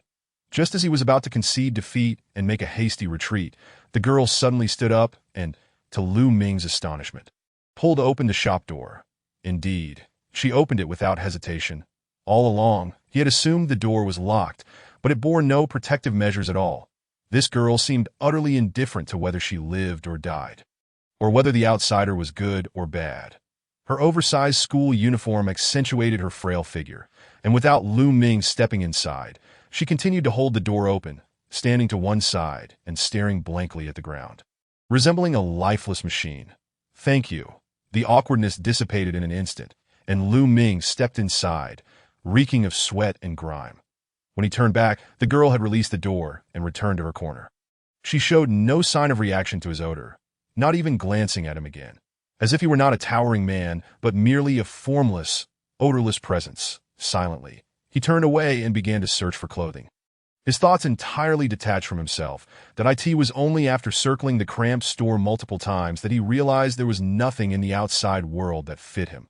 His gaze swept over the store's inner clothing warehouse, where dust piled thickly on the doorknob, indicating that the girl had not explored this area at all since entering the store. Identification. Locking onto the space behind the warehouse door, Lu Ming activated his Eye of Truth. Tags began to materialize one after another. The absence of any anomalous creatures indicated that the place was secured. He opened the warehouse door, and dust cascaded down through the crack, contrary to his expectations of darkness. The interior was surprisingly well lit. To his astonishment, what he thought was a warehouse turned out to be a living room of a private residence. Right across from him was the entrance to the living room. Presumably, the owner had a large house and had converted the back section, which conveniently opened onto a residential alley, into a clothing store to conduct business. The interior was even dustier, and through the Eye of Truth, most objects appeared dark, with very few usable items. However, when he shifted his gaze to the right side, he was immediately drawn to a blue item tag, Level 2 supply box, located in a larger room to the right. His mood shifted from heavy to elated, and Lu Ming swiftly entered the room, indeed spotting a blue box that contrasted sharply with the surrounding decor, nestled in the corner between the bed and the wall. It did not resemble the arched treasure chests from games filled with nostalgia. Rather, it was a modern, high-tech mechanical box. Identification. Level 2 supply box, special item, category, container description, a sturdy container holding advanced supplies. Containing 3 500 milliliters bottles of multifunctional sports drink and 1 random skill book. The contents of the box were revealed directly by the Eye of Truth, though it lacked the surprise of opening a box. It provided the comfort of knowing its contents in advance, especially the random skill book, which could yield a universal key, an exceptional skill that he picked up the supply box, where a blue button sat prominently in the center. Pressing it firmly, gas released, and the box opened with a satisfying click. Inside lay a neatly arranged, deep purple book embossed with a golden question mark and 3 bottles of multifunctional sports drink. Prompt: a random skill book has been detected. Would you like to use it immediately? Upon usage, you will randomly obtain 1 skill book from E to a grade. Only up to a grade. So the universal key, which he deemed a miraculous skill, was not classified as S grade. Prompt: would you like to use it immediately? Noticing his lack of response, the system began to urge him. Just as Lu Ming was about to confirm, he suddenly recalled that if the girl had not been completely disheartened, this non-threatening supply box would have rightfully been her prize. That, of course, this was merely a fleeting thought. If he were to give away this supply box, he would feel utterly deranged. At most, he could offer some compensation to the girl when he left. Yes, congratulations, you have acquired the B-grade skill, Power Amplification Technique. Chapter 21. The girl. The question mark on the random skill book gradually dissolved, revealing the 5 characters. Power Amplification Technique. That it was a skill whose effects were self-evident without needing an explanation. Amplifying strength. However, he did not currently lack physical enhancement. What he saw was refinement in technique, be it firearms, martial arts, agility, or mastery of various skills. Otherwise, even with the amplification of strength, he would still be toyed with and crushed by those more skilled at the same specialization level. Nevertheless, he was still pleased, especially since the skill level was close to being fully unlocked for extraction. Prompt: would you like to learn the power amplification technique immediately? Yes. The skill book disintegrated into light particles, swirling in mid-air before merging into Lu Ming's brow. Successfully acquired B-grade skill. Power amplification technique. Power amplification technique. B-grade. Category: active amplification skill effect. Double strength for 10 minutes upon use, followed by a 5-minute period of weakness, during which all attributes are halved. Cooldown time: 15 minutes. A 10-minute burst skill. Quite good. After its use, a 5-minute period of debilitation seemed a reasonable trade-off that he considered the enhancement effects and the associated costs for ultimate elevation. Ultimate elevation. Prompt: please select elevation tier. Second tier. Prompt: confirm consumption of 2,000 specialization crystals to elevate B-grade skill power amplification technique to S-grade skill power bestowal. Confirm. Cancel. 2,000 specialization crystals can upgrade it to S-grade. Is the skill subpar, or is there a significant cost difference between tiers? Power bestowal. Strength. Category: active amplification skill effect. Grant oneself threefold strength, lasting 30 minutes, with a cooldown of 1 hour. Characteristic: this amplification can simultaneously bestow multiple target units, with the number of targets depending on specialization level. Lu Ming exclaimed in awe, noting that after evolution, both the amplification multiplier and duration had tripled. The debilitating effects were entirely eliminated. Although the cooldown period appeared lengthy, it was more than sufficient, for if a battle extended beyond 30 minutes without resolution, one might as well contemplate an escape. This skill is undoubtedly worth the investment, and it necessitates prompt allocation, as it could prove invaluable in critical moments. With the Transcendence operation cancelled, he stowed away 3 bottles of sports drinks as the supply crate dissipated. Just as he was about to exit the room, Lu Ming suddenly discovered the presence of an indoor bathroom. Eagerly, he rushed to inspect the facilities for functionality. With anticipation brimming, he strode inside. After fiddling with the controls, he found the water heater utterly unresponsive. It was broken. Moreover, he recalled that even if the water heater were operational, the regular water supply was tainted with aberrant toxins. Consequently, not only was this household afflicted, but the situation in other residential buildings was likely similar. His spirits instantly dampened. Was he truly destined to concede? Would he have to endure this noxious scent until it naturally dissipated? Though the post-apocalyptic world resembled a den of savages, this level of stench was simply intolerable.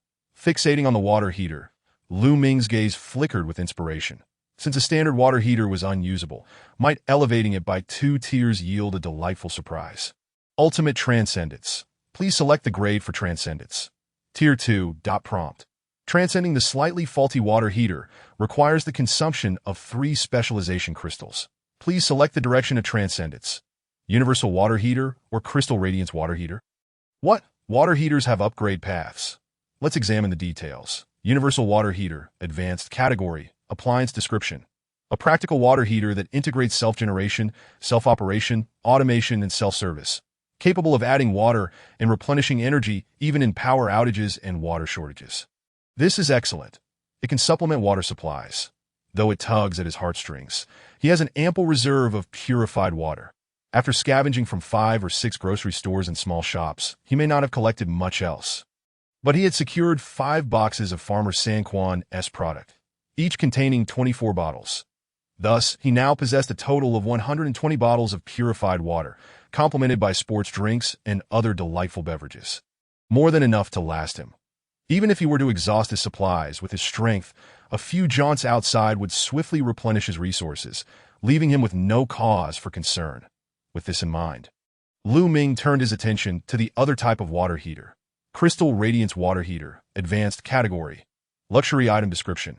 Adorned with hundreds of diamonds, gleaming in opulent golden hues, it is an essential ornament for successful individuals. With functionality comparable to a standard universal water heater, its only advantage is its extravagance, while its drawback is the lack of self-service capability.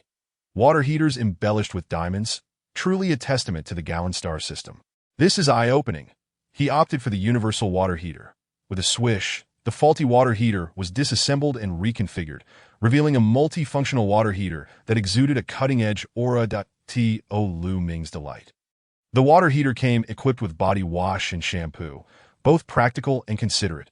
Upon activating the device, the screen illuminated, announcing, "Universal Genie at your service. Please select your mode of use via voice command." An electronic voice prompted him, displaying options for automation and self-service on the screen. Self-service. Activating self-service, please pour in 10 liters of water from the outlet, then set the temperature point 10 liters. That equates to 20 bottles. He was relieved. Not overly concerned, Lu Ming filled the water to the brim, set the desired temperature, and rummaged through the clothing storage for a few makeshift tank tops and pants to wash.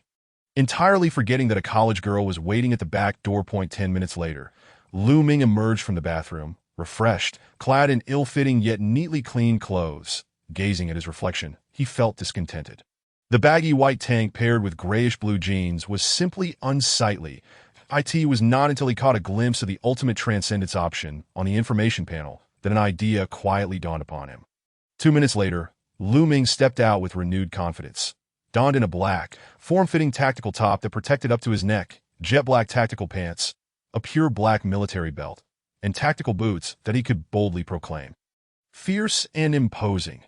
Who would have thought that transcending clothing to Tier 2 not only added resilience, stain resistance, and waterproof characteristics, but also allowed for custom outfit styles? In contemplating his physique, environment, and attire, he concluded that this was indeed the most comfortable choice. Satisfied, he clenched his fist and sauntered towards the exit. Upon opening the warehouse door, through the crack, the figure embracing her knees once more captured his attention. She remained utterly unperturbed. Even after he had been inside for over 20 minutes, he was determined to uncover the reason behind this young girl's despondency. Identification. The eye of truth activated, locking onto her silhouette. A dense information panel materialized before him. In a single glance, Lu Ming's expression shifted dramatically. Even without scrutinizing further, he had already captured several painful words within her personal information. Orphan, adoption, foster father assault. Chapter 22. To compensate for his own suffering, these weighty terms rendered Lu Ming unable to tear his gaze from the personal information panel, compelling him to read further. Personal info. Some individuals are fortunate enough to be born into a harmonious family, cherished by loving parents, and are spared the trials of a relentless struggle for existence. Conversely, there are those who enter this world unaware of their own parents' identities, and who may even be betrayed by those they hold dear. As these words echoed, Yang Shui slowly lifted her gaze, revealing in her eyes the reflection of a strikingly handsome, yet robust face, suffused with a gentle warmth. Within her gaze lingered a complex tapestry of emotions: pain, solitude, and a profound sense of familiarity. Before her, a man's hands meticulously produced crystal-like jade stones, placing them with deliberation and gravity on the table. Death is the simplest of matters. If one must die, why delay the decision? He pondered aloud. If one has not chosen earlier and has endured such tragedies, can one truly relinquish life without regret? The past is gone. If you believe yourself to be at fault, then live on and bear witness to your transgressions. If you are not in the wrong, then persevere and use your own hands to atone for the suffering you have endured. With the placement of the 20th specialized crystal, Lu Ming concluded his discourse. After a moment's reflection, he retrieved a straight knife from his spatial satchel and placed it beside Yang Shui, adding, "Do not mind this. It is your reward for allowing me to select clothing for you. You will soon discover the purpose of these crystals. Additionally, I offer you another suggestion. Should you come to a decision to continue living, observe closely the energy veins within those giant maggots. Pay attention to their flow and characteristics. If you are insightful, you shall uncover something of significance." Having said this, Lu Ming stood and opened the glass door, glancing at the towering rolling shutter, and pulled it down halfway. At this height, Yang Shui could easily reach it, and if she wished to live, she could pull down this barrier at any moment. Completing this task with a smile, Lu Ming gradually distanced himself. Meanwhile, Yang Shui remained transfixed on Lu Ming's receding figure until he vanished from her sight, leaving the street enveloped in tranquility. The echoes of Lu Ming's words reverberated in her mind, and her vacant eyes began to glimmer with a hint of clarity. A hunger previously unfelt for 3 months surged within her abdomen as she violently tore apart a package of instant noodles, chewing furiously and swallowing with difficulty. Her gums were grazed, drawing blood, and her throat ached from the jagged bits of noodles. Yet she paid no heed. Only after consuming a packet of noodles and downing a bottle of water did she lower her gaze again, feeling the pain in her lips and teeth. As tears streamed down her cheeks, that I must live on. I must endure, to make amends for the suffering I have faced, she affirmed, her voice hoarse yet resolute, her eyes drifting towards the specialized crystals and the gleaming straight knife beside her. In silence, she etched Lu Ming's features into her memory. Chapter 23. The cocoon of the scythe owl, Lu Ming maintained his nonchalant demeanor for only a few moments before his expression contorted with pain. After all, he had just relinquished a straight knife and 20 specialized crystals, along with the hot water heater discarded into his spatial satchel, and an outfit comprising 6 components, totaling 29. His current inventory stood at 685. Moving him further from the threshold of upgrading to a junior warrior. Did he regret it? Not at all. He had once been pulled back from the brink of despair by the old man. And without that intervention, he would not be the person he was today. Now, he had performed a similar act. Surely, the old man would be pleased from beyond, that is for Yang Shui's future. That would depend on her choices and perhaps fate itself. With this thought in mind, Lu Ming withdrew a rusted curved blade from his spatial satchel. The dining utensil had been sent away, and he needed to quickly procure a replacement. Ultimate sublimation. Prompt. Please select the sublimation grade. Second grade. Prompt. Sublimating the curved blade requires the consumption of 20 specialized crystals. Confirm, cancel, confirm. Please select the sublimation direction. Fine steel straight knife, wide blade heavy sword, fine steel MO knife. The options remained 3. But this time the designs had undergone significant changes. The fine steel straight knife appeared more elongated, aesthetically pleasing, and sharper than traditional versions. However, he had previously established that the straight knife no longer suited him. The fine steel MO knife resembled a long-handled blade, but was not akin to the formidable weapon wielded by Guangdong. Rather, it was a unique weapon with equal blade and handle length. It looked rather intriguing, but Lu Ming was not particularly interested. The wide blade heavy sword, on the other hand, was also long-handled, but featured a broader and longer blade. At first glance, it bore a striking resemblance to Cloud's heavy sword from Final Fantasy. The sole distinction lay in the fact that Cloud's weapon possessed numerous functionalities, whereas the wide blade heavy sword did not. Such trivialities matter little. Suitability is all that matters, he mused. Moreover, weapons of the second-grade sublimation came equipped with sheaths, an added bonus. He chose the wide blade heavy sword. The sawtooth cutting mechanism disassembled and reassembled the curved blade in an instant. A heavy blade measuring 30 centimeters in length and 150 centimeters in blade length fell into Lu Ming's grasp with a resounding thud. Feeling its substantial weight, Lu Ming estimated it to weigh at least 80 kilograms. Such heft was precisely what he sought in a weapon. Identification. Wide blade heavy sword, fine steel grade, category. Weapon description. Handle length 32 centimeters. Blade length 155 cm, blade width 15 cm, weight 85 kg. Fully forged from fine steel, combining traditional craftsmanship with advanced Gallon technology for tempering. Its sheer weight can deliver tremendous striking power, making it exceptionally suitable for strength-based warriors. Durability, 1,500-1,500. This data was invincible. With super high durability and immense power, the old must give way to the new. Truly a principle of the world. The sheath was not fashioned in the traditional closed style, but was instead a semi-embedded ergonomic design. When not in use, it could be carried on the back, and when needed, a trigger located at the sheath's entry would release the heavy sword, thus avoiding the awkwardness of being unable to draw it during combat. Yet, upon further contemplation, given the convenience of the spatial satchel, the absence of a sheath held little significance. There was no need to carry it on his person.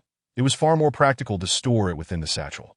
Retrieving it at will, without hindering his movements, glancing at the time displayed in the world channel, it was now 12:35, nearly 5 hours since the grand migration, with the nightfall set for 6 o'clock. He had 5.5 hours left to roam freely that he decided to continue his search. Food and water were no concern. What he sought were weapons and supply boxes containing skill books. With this in mind, Lu Ming changed his route, activating the Eye of Truth, running while scanning his surroundings that he would enter any shops that sold weapons and also check for water and specific food items. Yet he had not encountered a single supply box since that hour passed as Lu Ming navigated through the depths of an alley, where he finally stumbled upon a small to medium-sized factory. The eye of truth once again illuminated familiar labels, though this time they were not blue, but rather a deep purple, indicating a third-grade supply box. Indeed, it was one level higher, located on the third floor of the factory, directly beneath the central ceiling. However, as Lu Ming approached, the factory suddenly teemed with countless stacked labels, revealing thousands of scythe owl larvae labels. Moreover, near the third-grade supply box, 5 previously unseen labels radiated a fierce red glow. Scythe owl cocoon locking the label for individual identification. Scythe owl cocoon. E-grade weakness. Category. Larva cocoon description. The cocoon form of an E-grade elite variant of the scythe owl. Formed after the larvae devour a substantial amount of live prey, progressing to the pupation stage. Once fully pupated, it will evolve into an E-grade elite scythe owl. Currently, it possesses no skills or offensive capabilities and is exceedingly fragile. However, the aura of a swarm leader will attract nearby larvae in large numbers. It can gather around 500 larvae, with a minimum of around 200 that the gathered scythe owl larvae will unconditionally enter an aggressive state, encircling the cocoon while their internal production of concentrated acid sharply increases, enabling them to mount a comprehensive defense. Characteristics. Emits an aura of insect leader. Weakness. Instant death upon severe injury. Pupation progress. 15-100 with numbers ranging from 200 to as many as 500. The entire factory, spanning from the first to the third floor, had amassed nearly 2,000 of these creatures. Was it truly necessary to use thousands of larvae to guard a mere third-grade supply box? Lu Ming found himself at a loss for words that he had confidence in his abilities and possessed commendable weaponry. Yet, lacking agility and combat experience, how could he dare to breach the gathering of 2,000 aggressive larvae? But to simply turn back felt unthinkable. Setting aside his hesitation, he gritted his teeth, withdrew the wide-blade heavy sword, and cautiously approached the factory entrance, moving stealthily along the perimeter. Peering through the gap by the door, Lu Ming discovered that directly opposite him lay a congregation of aggressive scythe owl larvae. Its grotesque maw was merely a mere door's width away, and had it not been for my quick retraction, I would likely have been detected. Alas, there is no feasible way to breach the entrance head-on. Just the courtyard alone is guarded by hundreds. Once the gate swings open, I fear I would not have time to wield my blade before facing a barrage of corrosive acid sprayed from a distance of 80 meters. Given Chun Hai's grave demeanor during previous tests, even an ultimate warrior would struggle against such corrosive force. Silently retracting my broad-bladed sword, I stealthily withdrew from the vicinity of the factory, letting out a sigh as I gazed skyward. It seems I must devise another strategy, that moment. As I looked upward, my eyes fell upon the dormitory towering across from the factory. Instinctively, I thought how beneficial it would be to possess a ranged weapon, like a sniper rifle, combined with the perceptive insights of the Eye of Truth. Stationed atop the dormitory, I could unleash a volley upon the courtyard, assuredly taking down foes with pinpoint accuracy. Regrettably, I remain entrenched in the realm of cold weaponry, several tiers away from the domain of firearms. Wait a moment. Cold weaponry, long range, a bow. If I could craft a bow, that would suffice. Chapter 24, Weapon Sales. Even if the creation is rudimentary, as long as it possesses form and function, it can be deemed a bow and upgraded through ultimate sublimation. With a 2-tiered enhancement, it might prove somewhat effective. Just as I was caught up in excitement, it abruptly halted as I recalled a fundamental issue: archery skills. Indeed, without proficient shooting technique, what use is it to attempt hitting a larval core from 80 meters away? Moreover, the crafting of arrows presents another challenge that appears to be an impractical notion. Casting a glance back at the factory, I felt a pang of frustration. A vast treasure lay before me, yet I lacked a viable means of infiltration. Who wouldn't be vexed? Must I truly return to level up to a novice warrior before attempting a physical breach? Time is of the essence, and there are drawbacks. It is not merely the fear of being outpaced by others, but primarily the simultaneous hatching of the 5 pupae, which would make it exceedingly difficult to enter. With thoughts swirling, I decisively opened the information panel, hoping to uncover a solution through skill combinations. However, as soon as I opened it, my gaze naturally fell upon the trading hall. Initially, my unfamiliarity with the structure of the aftermath of the world had hindered me. Yet after half a day had passed, it was certain that many had taken action. Even if the trading market had not fully opened, it would undoubtedly not be devoid of goods. Let us take a chance. Upon entering the trading hall, I was indeed greeted by a bustling list of items. The total pages of goods reached over 100,000. Over 100,000? Has it developed this rapidly? I was astonished, but after glancing at the hundreds of items on the first page, I soon felt a sense of relief. Truly, everything was being tossed into the market. Stones, benches, moldy sheets, expired drinks, and even beds. Flipping through a few more pages, the assortment was far too chaotic, with most items merely thrown together for the sake of it. Fortunately, there was a precise categorization of items on the side, and I quickly spotted the term skill book. Indeed, these could be sold. Clicking on the skill book, a page unfurled, revealing a solitary, unremarkable tome. Basic military fist. You level upon learning, one can master the rudimentary techniques of the military fist. Exchange target. 100 bottles of 500 milliliters pure water. Good heavens, 11 skills for 100 bottles of pure water. Does this skill book come adorned with diamonds? Why not just steal it? For such a paltry book, 3 bottles of pure water are the maximum value, and only if in the hands of the seller that IT could serve as a foundation, relying on sublimation to ascend to a higher level. If it were anyone else, they wouldn't even bother trading half a bottle. After all, it's merely military fist techniques, useful for self-defense against humans, but akin to courting death against otherworldly creatures. Gazing intently at the empty skill book page, I fell into silence. That it seems I had overestimated the situation. At this juncture, only 2 types of individuals could acquire skill books. Either they were extraordinarily fortunate like the owner of the universal key, Pang Xiaolong, or they were formidable beings capable of freely executing strategies. Those fortunate individuals who obtained skills would not sell them now, as they wouldn't risk their valuable assets for a meager return. Firstly, without a substantial foundation, they wouldn't be able to price them appropriately. Secondly, the upheaval had only just begun, and it was far from a time of scarcity. There was no incentive to sell high-value items to preserve their lives. Thus, if I wished to procure the items I needed, I must comprehend the market and discern what people currently lacked the most. Undoubtedly, what they lacked was confidence and courage. What embodies confidence and courage in this apocalyptic world? Weapons. Weapons signify both confidence and courage. As long as one possesses an abundance of weapons, even if the trader does not intend to use them, they can still be acquired for resale, securing the resources one desires. Consequently, I swiftly navigated to the weapons section and, upon inspection, found an impressive array of samples. Swords, spears, and halberds of every kind were present. Though most were dull or merely props, that it seems various regions had discovered locations for such items. Casually reviewing several prices, I gleaned a rough understanding of the value range. The lowest were 5 bottles of drinking water or 10 rations of food, while the highest, such as some sharpened weapons, were priced at around double the exchange value. Notably, successful transactions had indeed occurred.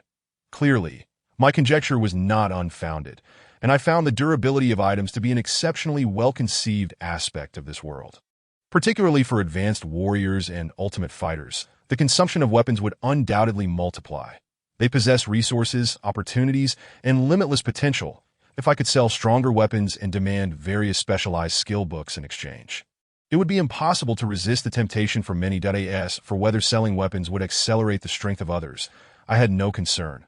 After all, no one could surpass my pace, and selling weapons would also enhance the efficiency of resource acquisition for others. Only with a robust collective foundation would purchasing power strengthen, allowing me to acquire higher-grade blueprints, craft superior weapons, and trade for advanced skills to arm myself. Wouldn't that be a path to effortless success? With this thought, I nimbly leaped up to the second floor of the employee dormitory. Here, I had previously explored with the eye of truth and found no dangers beyond some expired food. Now, leaning against the wall and closing the window, I resolved to utilize the trading hall to accumulate strength for breaching the factory. Searching for tools, hundreds of pages of kitchen knives, fruit knives, axes, and other items unfolded before me. The prices were generally steep, but this was not a significant issue. Tools occupy an awkward space between weapons and supplies. From a practical standpoint, tools possess limited lethality and cannot create a definitive killing blow. In terms of logistics, tools are inettable and cannot guarantee survival. Thus, many merely listed items in hopes of a stroke of luck, but when genuine buyers appeared, the situation would shift dramatically. I clicked on the consignment items. tossing in a bottle of 500 milliliters pure water, designating the item for trade as a knife, and completed the listing. Notification. Your consignment of Farmer's 3-Fist Pure Water has successfully traded for a slaughter knife. Instantly, it was that real. What pleased me even more was that the trading hall implemented privacy protections for both buyers and sellers, maintaining anonymity. This meant that regardless of how outrageous my listings were, I would not attract unwanted attention. Although I was not afraid of being coveted, I found harassment tiresome. Continuous disturbances would be as bothersome as flies and mosquitoes. Continuing to list, I put up 9 more bottles. And once again, they vanished in the blink of an eye. Along with the previously exchanged slaughter knife, 10 knives quietly lay in the trading hall's inventory. For kitchen knives, 3 fruit knives, and 2 slaughter knives. I retrieved them one by one and began to upgrade each to ensure they became coveted items, and to stay ahead of the market. I spared no expense, elevating all 10 knives to the second tier of sublimation. Without exception, the kitchen knives transformed into refined steel straight knives, while the slaughter knives were upgraded to refined steel cleavers. That IT was not out of disdain for others, but rather because the audience for broad-bladed heavy knives was too limited. It would entirely alienate the female market, significantly narrowing the consumer base. A poor strategy. To my surprise, the upgrade direction for the fruit knives was not toward knives but rather toward swords, with options for refined steel long swords, broad-bladed heavy swords, and refined steel daggers. The broad-bladed heavy sword was exceptionally striking. Had I not already possessed a broad-bladed heavy knife and mastered the knife techniques, I would undoubtedly have crafted one. With both fruit knives upgraded to refined steel long swords, I proceeded to list the items in the trading hall. All refined steel weapons were exchanged for various specialized skill books, including archery, which could customize weapon types. Once the listings were completed, I stared intently at the trading hall interface, my eyes ablaze with anticipation. 10 second tier, sublimated refined steel weapons consumed a total of 200 specialized crystals. If I did not quickly see results, it would be a loss. Fortunately, as long as I completed the transaction and acquired a means for long-range kills to breach the factory's entrance, I would be rewarded with at least 4,000 specialized crystals and a Tier 3 resource box, yielding a return of at least 20 times that. Chapter 25. The Frenzy Triggered by Refined Steel Weapons. Little did I know, as soon as my items were listed, the national channel erupted in madness. Quick, look at the trading hall. Someone has listed 10 refined steel weapons. The type seemed to be from our compatriots in Huaxia. I see it too, refined steel, durability 1500. Alas, our team's finest can only boast of being at the black iron level, a mere reward from a level 1 supply box. This individual is truly extraordinary, managing to acquire such an abundance of steel-grade weaponry. Could it be that he has plundered an arsenal? Impossible. I have been chatting incessantly on the World Channel, and thus far, no one in any region or country has discovered a weapons cache. Some speculate that the area we have relocated to is merely the outskirts of Gallon 618, far from any such armaments. I understand, but these are cold weapons. One thing is certain. Even a weapons cache of cold weaponry is not something that individuals of our current standing could breach. Not even the ultimate soldiers can do so. What if it were a team of ultimate soldiers? A team might stand a chance, but if they're all ultimate soldiers, it would be a special forces unit. Yet if they're all special forces, why would they need to master archery skills? Is archery not the most fundamental of skills for them? Your words have indeed left me pondering. There seems to be a contradiction here. Are they perhaps training newcomers? This is a post-apocalyptic world, my friend. Besides, who would look favorably upon those who cannot even master archery? You make a valid point. Alas, I deeply regret utilizing my proficiency in basic drawing for myself. Otherwise, I would undoubtedly have acquired a steel-grade straight sword, dispatching those black-armored rat women without a trace. Who among us does not share in this sentiment? I possess proficiency in basic culinary skills. But in this apocalyptic world, what use is that? We cannot even find food, let alone experiment with recipes. However, your area seems to be quite dire with those black-armored rat women, known for their exceptionally high defensive capabilities. Even a machete cannot breach their defenses. Although the lethality rate is low, the chances of incapacitation are alarmingly high that a collision with them could result in severe injury, and hiding in a shop provides no safety. One must seek refuge in higher ground. Indeed, only weapons of at least black iron level can penetrate their defenses. Now, everyone is following the lead of the regional overlords, all merely walking storage units. Why can I not be the chosen one? Serving as a mere laborer in the Blue Star, and now a shoe shiner in this apocalypse. Why does my life feel so utterly fruitless? I have finally managed to obtain a skill book, and it just had to be one for drawing proficiency. Fate truly seems to conspire against me. Sigh, we share the same plight, but having an overlord guiding us is certainly better than having none. I have heard that in other regions, the situation is rather chaotic, with compatriots turning against one another for resources, descending into a state of turmoil. One could argue that the majority of regions are in such disarray.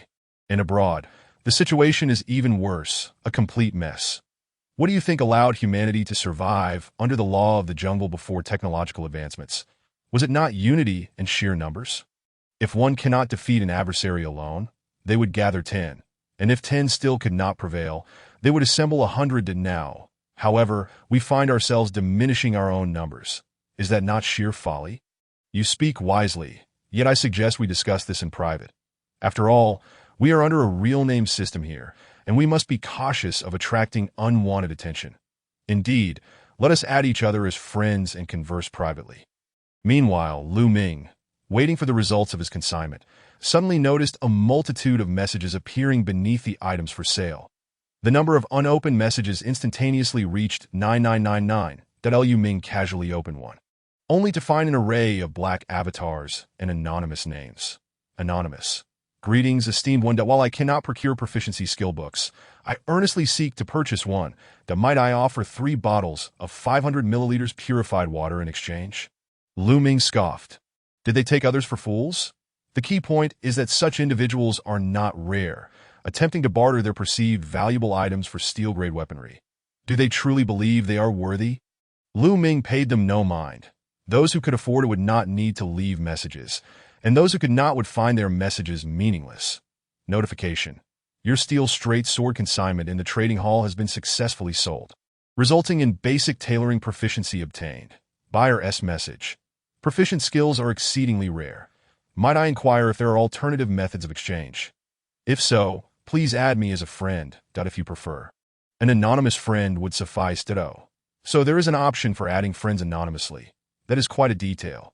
Very well, but I shall refrain from adding anyone for now. I will respond uniformly once everything is sold. Allowing for price comparisons. Notification. Your steel saber consignment in the trading hall has been successfully sold, resulting in basic culinary proficiency obtained.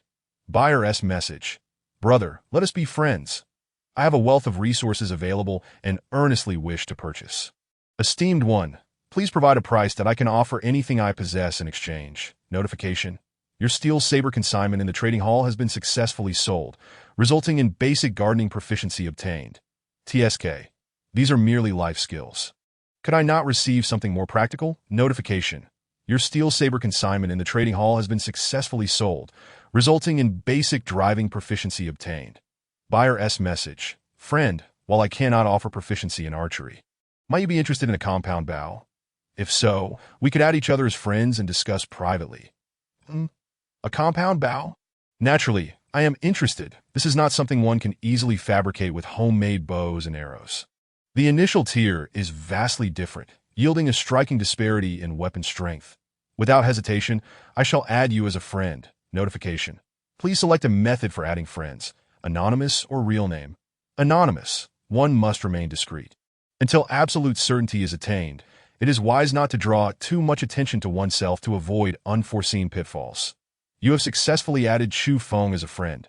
You may now engage in private conversation. This individual exudes confidence. While I remain anonymous, he chooses to reveal his identity, perhaps attempting to provoke me. Private message to Chu Feng. I knew you would be intrigued. However, an anonymous friend can be quite disheartening. Lu Ming was disinclined to engage in small talk. Elaborate on the compound bow. Private message to Chu Feng. Friend, you seem rather eager. Very well. I shall be succinct that we recently raided a gymnasium and discovered numerous sports equipment in the warehouse, including a batch of competitive compound bows. Excluding those that were damaged, we have a total of 12 usable bows and 200 arrows that if you are interested, I can arrange a deal. 2 compound bows plus 25 arrows in exchange for 1 steel-grade weapon. Lu Ming. 3 compound bows and 50 arrows for 1 weapon. Private message to Chu Feng. That seems rather unreasonable, does it not? It is a ranged weapon after all, even if placed in the trading hall. It would surely be of significant value to Liu Ming. I will not accept anything less. I want every arrow. And how many damaged bows are there? Private message to Chu Feng. All the damaged ones are unusable. And the arrows are all broken to Liu Ming. How many are there? Chu Feng. There are 18 damaged compound bows. As for the arrows, I estimate there are no less than 2,000 at Liu Ming. Excellent. For one steel-grade weapon, I want all the scrap. Combined with our previous agreement, that totals 5 steel-grade weapons. Shall we make the exchange? Chu Feng. Deal. Chapter 26. A nap with a pillow provided goodness. That was a swift response. I must be perceived as the foolish son of a wealthy family, in no matter. Chu Feng is unaware of the power of ultimate ascension and thus cannot comprehend my motives for collecting scrap. Private message to Chu Feng. Friend, please take down the weapons. There are only 5 left, and if you sell any more, you won't meet the quota. Ah, it is evident that this person is in a hurry. I must play along. Private message to Liu Ming. Anonymous, no need to fret. A trading hall is for trading, and private matters are separate. The implication is clear. I have plenty to spare. Private message to Chu Feng. By the heavens. You are indeed formidable, friend, Liu Ming. That is a sentiment I share. Let us prepare for the trade. Quickly exchanging 5 kitchen knives for purified water, expending 100 crystals to upgrade to a steel straight sword. Liu Ming clicked on Chu Feng for an anonymous transaction. Chu Feng was exceptionally swift in his response, promptly placing 30 compound bows and 2,480 arrows on the table. Seemingly fearful of missing this opportunity to trade up, Liu Ming appreciated this promptness and reciprocated with the speed of a bachelor of 25 years to show his respect, effortlessly placing 5 steel straight swords into the trading slot. He clicked to lock in the transaction. Chu Feng's offerings remained unchanged, and they almost simultaneously pressed the lock button, completing the exchange. The items remain prioritized in the trading hall's inventory, with a 3-day storage period before they are cleared. This function is useful in emergencies. While it suffices for storage, a single misstep could lead to ruin. After arranging the compound bows in his dormitory and transferring the arrows to his spatial pouch, Liu Ming noticed that the arrows occupied 2 slots. One for the intact arrows, totaling 200, and another for the broken ones, stacking up to 2,280, seeing that his spatial pouch was nearing capacity. Liu Ming refrained from testing whether the weapons could stack. Instead, he found one of the damaged compound bows and intently declared, Ultimate Ascension, Upgrade. Please select the Ascension tier. Tier 2 notification. Ascending a damaged compound bow requires the expenditure of 50 specialized crystals. Confirm cancel indeed. This is the purpose of scrap that IT specifically applies to weapons. Ultimate Ascension does not concern itself with the quality of the original item, transforming all into pristine new products. However, applying the same method to expired food yields entirely different results. For instance, a drink that has expired and contains toxins upon ascension by 2 tiers would become a lethal poison. The direction of ascension is entirely skewed by the toxins. In other words, within the judgment of ultimate ascension. An expired drink ceases to be a food item and instead becomes the precursor to a poison. Confirm. Prompt. Please select the sublimation direction. Precision crossbow, steel forge heavy crossbow, eagle eye compound bow, skull piercer hunter. The sudden change in weapon names and the game style has become more pronounced, with a hint of youthful exuberance. Item information. Precision crossbow. Mithril level. Category. Weapon description. A one-handed crossbow. Weighing 1 kg, compact and foldable, with decent penetration power at close range, suitable for mid to short range combat. Its advantages lie in its flexibility and rapid-fire capability. However, its range is limited to 30 to 50 meters. Durability. 3,000. This is indeed a formidable tool for finishing off prey. Especially useful for conserving stamina while pursuing fleeing quarry. AT, just 1 kg. Its ability to fire in succession makes it a must-have, akin to a handgun in the realm of cold weapons. Steel forged heavy crossbow, mithril level, category, weapon description. A heavy weapon, weighing 30 kg, immense and cumbersome, with terrifying draw weight, suitable for long-range sniping. Its advantages include exceedingly high lethality and an effective kill range of up to 1,200 meters. However, it is excessively heavy, with a very low rate of fire, incapable of continuous loading, and arrows of high value that are difficult to recover for reuse, with precision being a significant issue. Durability. 3000 is this a turret? With an effective kill range of 1,200 meters and a net weight of 30 kg, its power is undoubtedly lethal upon impact. Yet precision poses a considerable challenge that if one were to establish a survivor base. This weapon could serve as a formidable defensive turret, undoubtedly fetching a high price that IT could prove to be an excellent commodity with promising potential. Eagle Eye Compound Bow, Mithril Level Category. Weapon description, a modern, aesthetically pleasing bow that combines beauty and power. Weighing 4 kg, suitable for sustained combat at mid to long range. Its advantages include precision and lightness, with notable lethality and an effective kill range of 120 to 160 meters, making it easy for even novices to hit targets within the lethal range. Its drawbacks are the extreme precision of the bow's components, leading to rapid durability depletion and a propensity for part failures, resulting in sudden breakdowns. Durability. 3000 Is it truly easy for novices to hit targets within the lethal range?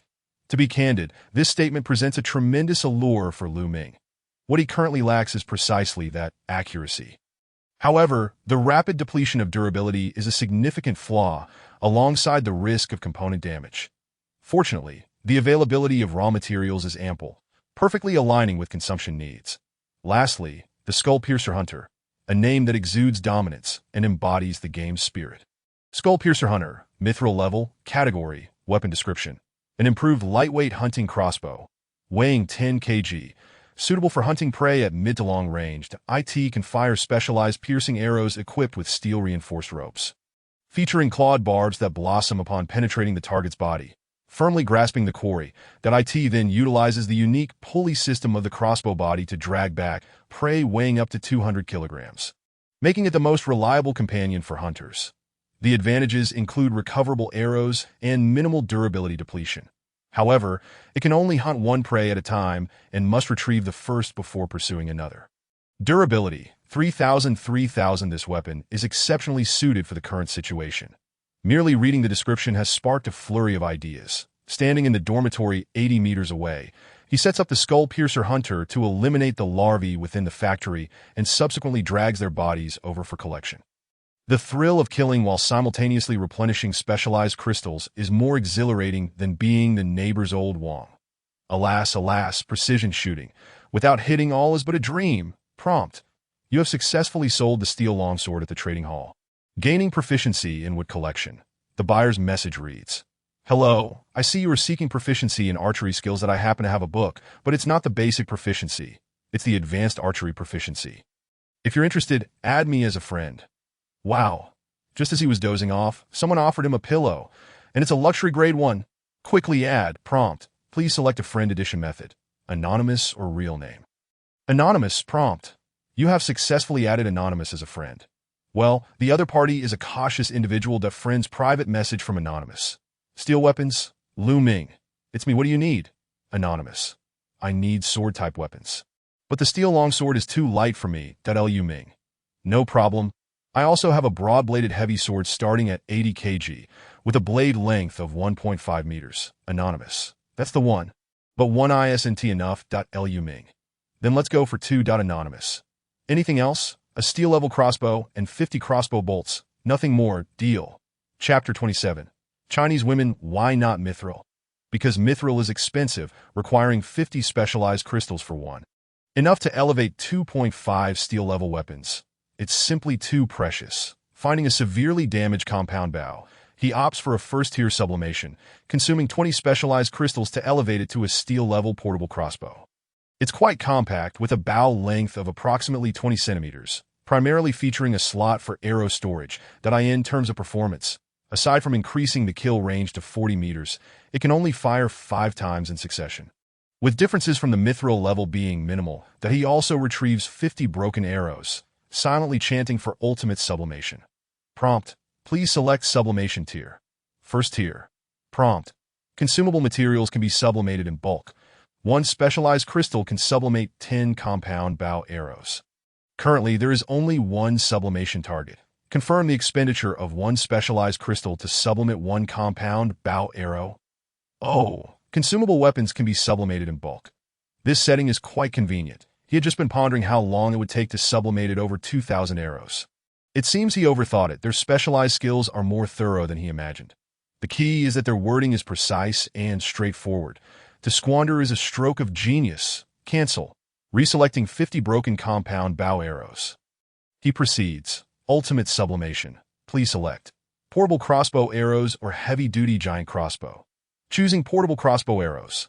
Whoosh, 50 crossbow arrows are disassembled and reformed, instantly creating 50 small, exquisite hand crossbow bolts to friend's private message from Anonymous. Are you done? Lu Ming smirks, selecting Anonymous for trade, placing the hand crossbow, bolts, and broad-bladed heavy sword into the trade item slot. The other party paused for a few seconds, putting up a blue skill book, which was precisely the advanced archery proficiency Lu Ming had been longing for. Locking in the trade, he completes the operation seamlessly. Once the trading interface disappears, the blue skill book is now in Lu Ming's hands. Gasp. Taking a deep breath, he savors the aroma of the book. Unmistakably the scent of wealth. Advanced archery proficiency, C-level, category, proficiency skill effect. Upon learning, master all advanced techniques for ranged weapons. Trait. Additional 20 meters to the kill range of ranged weapons. Advanced techniques. It also further enhances the kill range of ranged weapons. Must learn prompt. Confirm learning C-level skill advanced archery proficiency. Confirm. The skill book dissipates into a swirl of blue light, merging into Lu Ming's brow. Meanwhile, atop an unknown high-rise building, a woman in a suit retrieves a sword longer than herself from a goods storage warehouse. With a swift motion, she executes a series of moves with just one hand. Her skill evident. Hey, did you find her? That Chinese woman who stole 2 supply boxes from the leader. Just then, a sharp voice echoed from below the building. The woman in the suit crouched low, pulling up her mask to conceal her identity, swiftly moving to the edge of the rooftop, intently observing below. 6 white men in black suits with crew cuts huddled together, speaking in a rough dialect of their native tongue. No, though they are all elite warriors, her agility is exceptional. She adeptly uses the environment to evade our pursuit. We have now lost sight of her. Damn it. If this continues, the leader will surely vent his anger on us. The leader among the crew cut men, with a face resembling a frying pan, displayed a hint of trepidation in his eyes. The others recalled the abilities held by their leader, fear evident on their faces. Boom! Just as the group fell silent, the woman remained motionless. Her great sword plunged into the ground, and with a swift motion, she drew forth a portable crossbow, unleashing a rapid succession of bolts. 4 arrows soared through the air, striking the heads of 4 individuals with unerring accuracy. The quartet, still sprinting forward, collapsed 10 meters later, their bodies convulsing and throats gasping, despite the arrows piercing through their skulls. The indomitable will of these elite warriors clung to their last breaths. The woman appeared unfazed. She withdrew her heavy sword and strolled over, methodically severing each head, shaking off the blood from her blade, and collecting the spatial satchels of the fallen. Only then did she retract her sword, casting her gaze towards the distance. She needed to return to her homeland swiftly. The transfer was planned according to the location of Blue Star. At that time, she was in the United States, hence the area post-transfer was filled with Americans. Now, she was deeply concerned for her family, as the Global Channel's national board offered no means of communication. She wished to conceal her appearance and name, hence her desire to return and, through the hands of the local populace, attempt to ascertain her family's whereabouts. Meanwhile, at Lu Ming's side, a wave of comfort coursed through his body, as if a wealth of shooting techniques had been imprinted within him, thoroughly absorbed by every cell. Upon opening his eyes, Lu Ming grasped a composite bow, knocking an arrow with an effortless grace. His posture and demeanor exuding perfection. His spirit soared, and simultaneously, a notification indicated that all items listed in the trading post had sold out, that Lu Ming opened the item warehouse, revealing 10 tomes of mastery. Neatly arranged. 3 were duplicates, totaling 7 distinct types. Beginner tailoring mastery, beginner gardening mastery, beginner culinary mastery, beginner driving proficiency, beginner wood harvesting mastery, beginner fabric gathering mastery, and upon reaching the last book, Lu Ming's eye twitched. After confirming it several times, he was taken aback. Beginner childcare mastery. What nonsense is this? Do I look like a nanny? A wave of exasperation washed over him. Yet Lu Ming decided to learn all the skills. The wisdom of mastering various skills transcended time. In a post-apocalyptic world, possessing more knowledge could only be beneficial, even in childcare. Who knows? Someone might want to have children with him. Nonetheless, for future exchanges, he must set more precise targets to avoid receiving duplicates. The other 3 tomes, of no use to him, would be relegated to a corner of his satchel, to be sold at a later opportunity. For now, his immediate priority was to secure the factory. After a brief period of indulgence, he realized that his supply of specialized crystals was dwindling. Glancing at his inventory, he noted a drop from 754 to 340. He had lost over 400, but the pressing concern was that he had yet to upgrade his weapons or skills, leaving him under immense pressure. Without further ado, he seized a damaged composite bow and, without hesitation, transcended it into an eagle-eye composite bow. Chapter 28.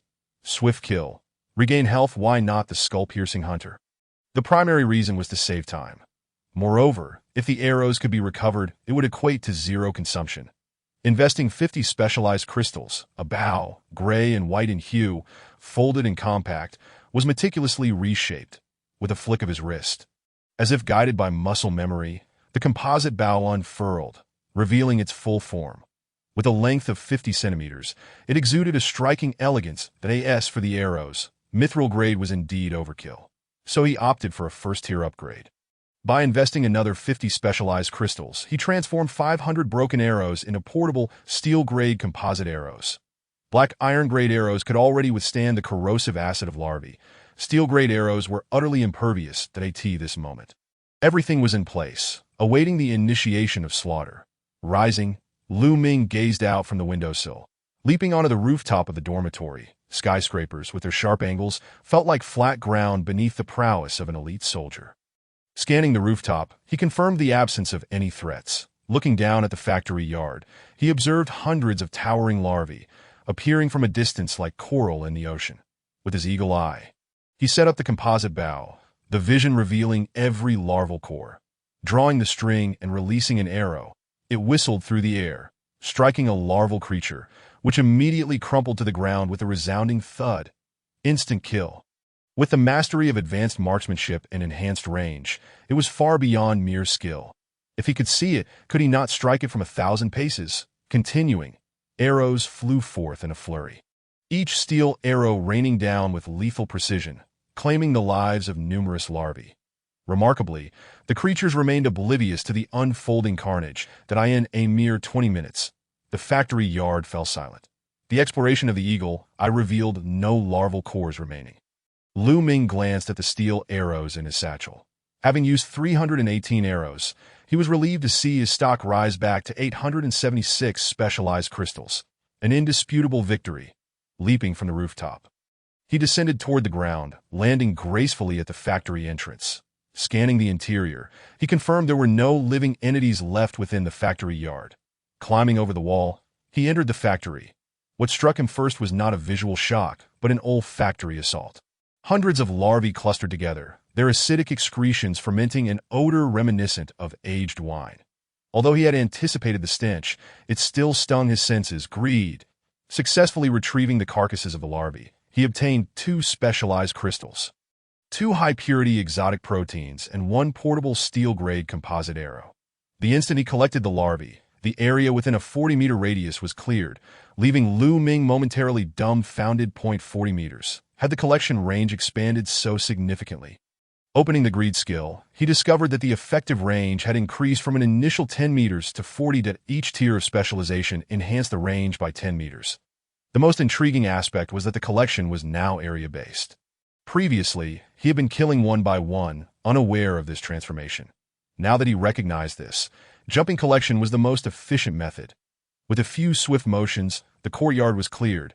Observing his specialized crystal count returned to 876. He felt a wave of relief wash over him, even recovering all expended arrows, a most profitable endeavor. Remaining calm, he reminded himself that this was merely the beginning.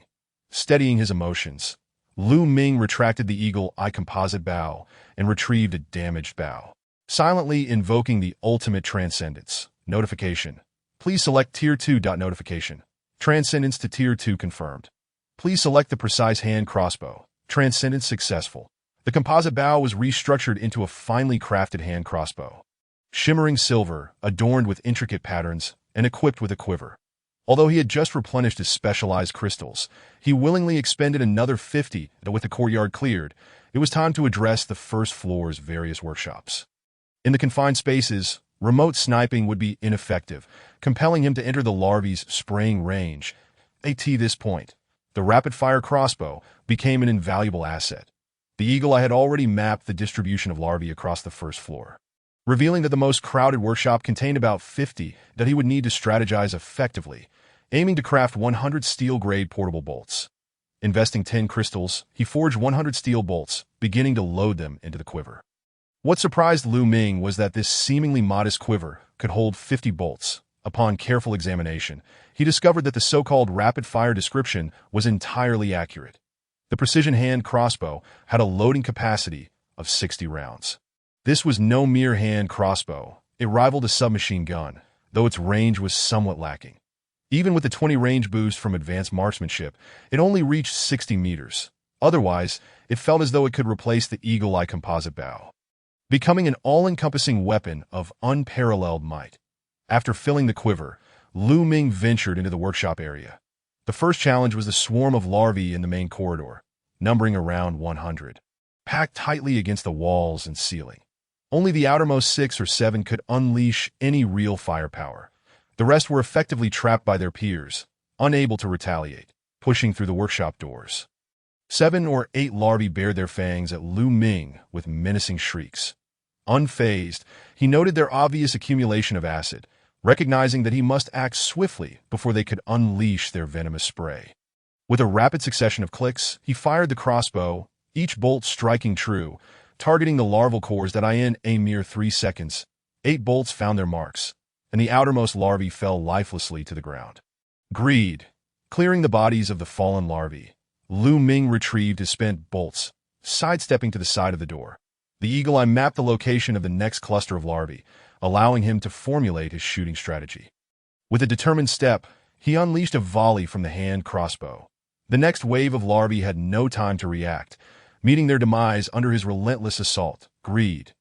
Thus, while ruthlessly eliminating the rear larvae exposed by the continuous deaths at the front, and simultaneously engaging in a historical review, Lu Ming executed a rogue-style multi-wave strategy that in merely 5 minutes. He eradicated the entire corridor of sickle moth larvae. Loading his crossbow bolts, he counted the crystallized substances and adjusted his breathing before stepping into the corridor. Lu Ming maintained a mindset akin to that of a determined hunter, reaching out to twist open the door to Workshop 1. Chapter 29. Genetic Evolution. The door creaked ominously as he turned the handle. A sound that was particularly jarring after years of neglect. The door barely cracked open. A barrage of concentrated acid spewed forth. The tremendous force of the impact transformed the gradual accumulation of energy into a cataclysmic change, smashing the entire workshop door into splinters.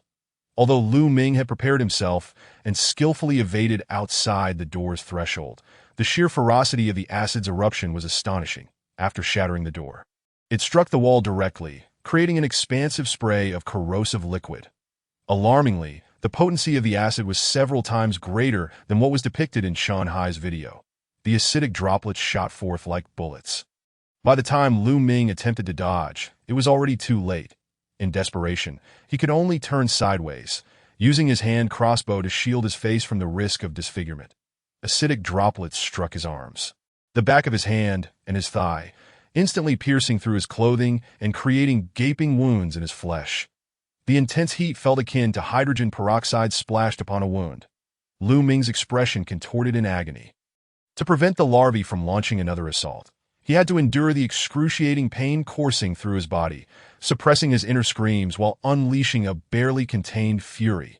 This fury was partly directed at the larvae, but even more so at himself. He had been overconfident. He thought that wielding a powerful artifact and possessing extraordinary skills would make him invincible, yet he nearly met his demise due to carelessness. He finally comprehended the immense destructive potential of the sickle moth larvae from the perspective of an ordinary person. Once gathered in swarms, these creatures were not a threat that could be easily dealt with in close quarters.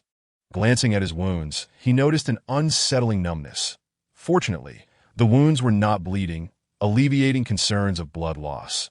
This was perhaps one of the two fortunate points, and the second was that the sickle moth larvae did not contain toxins. Otherwise, a single misstep could have spelled his end. He desperately needed a barrier to shield him from the concentrated acid. After a moment of contemplation, a spark of inspiration struck Lu Ming as he retrieved a broad-bladed heavy knife. While this weapon was not as wide as a door, its 15 centimeters blade could still serve as a makeshift shield. The eye of truth locked onto the core locations of all the larvae in the workshop. Lu Ming swiftly stepped out, pulling the trigger as 6 bolts accurately struck 6 larvae. With a muffled thud, the larvae retaliated, spewing forth more acid as Lu Ming dodged. He pivoted and raised the knife beside him. The acid struck the wall again, splattering everywhere. Thanks to the blade's protection, he emerged unscathed. With the acid no longer posing a threat, the remainder was a one-sided massacre. The complete annihilation of the entire first floor area was merely a matter of time. Half an hour later, Lu Ming exited the final department office. Glancing back at the entire first floor, now devoid of any larvae, he counted the specialized crystals, arriving at a total of 1580. In other words, there were 382 sickle moth larvae in total, accounting for both the corridor and the workshop office. Casting a glance at the time displayed upon activating the system, it was now 3:15 p.m. The sun began its descent towards the west, the sky transitioning towards a golden hue. With 2.5 hours remaining until what he considered the onset of night, he believed resolving the remaining 2 floors and finding a safe haven to comfortably endure the first night should pose no significant challenge. Closing the spatial bag, Lu Ming gazed at the rooftop. The number of larvae on the second floor was nearly equivalent to that of the first, yet their density was even more alarming. Tightly packed together without a single gap. This raised the question: how did the sickle moth pupae intend for the sickle moth larvae to protect themselves? By creating a wall of flesh. Otherwise, such a situation would limit the larvae's effectiveness, rendering them as ineffective as the first floor corridor, stripping away their offensive capabilities. Despite the confusion, there was a sense of relief. Currently, the specific architectural layout of the second floor remained unknown. From the observations of the Eye of Truth, it appeared similar to the first floor, consisting of departmental workshop areas that if there were corridors, the situation would mirror that of the first floor, necessitating caution against the larvae's acidic sprays that could cause splatter damage. In such a case, employing the same tactics might prove effective, but he also feared the emergence of unforeseen accidents. After a few moments of silence, Lu Ming opened the information panel, directing his gaze toward the specialization level. Initially, he intended to clear this factory using his current level and uniformly plan the utilization of specialization crystals.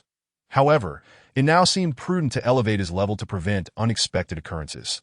Should he gain formidable resistance to the acid or enhance his physical resilience, it would provide an additional layer of security. Resolutely, he refrained from leveling up on the spot and instead retreated to the innermost office of the first floor workshop. The door lock was intact, allowing for secure locking to eliminate the possibility of unforeseen events. He stacked several desks against the door and covered the windows with additional desks. Then he retreated into the document sample storage room. Do not blame him for being overly cautious. After enduring the agonizing pain of previous level-ups and sustaining injuries due to negligence, he had no choice but to exercise utmost caution to avoid death. With layers of protection established, Lu Ming clicked on the specialization level.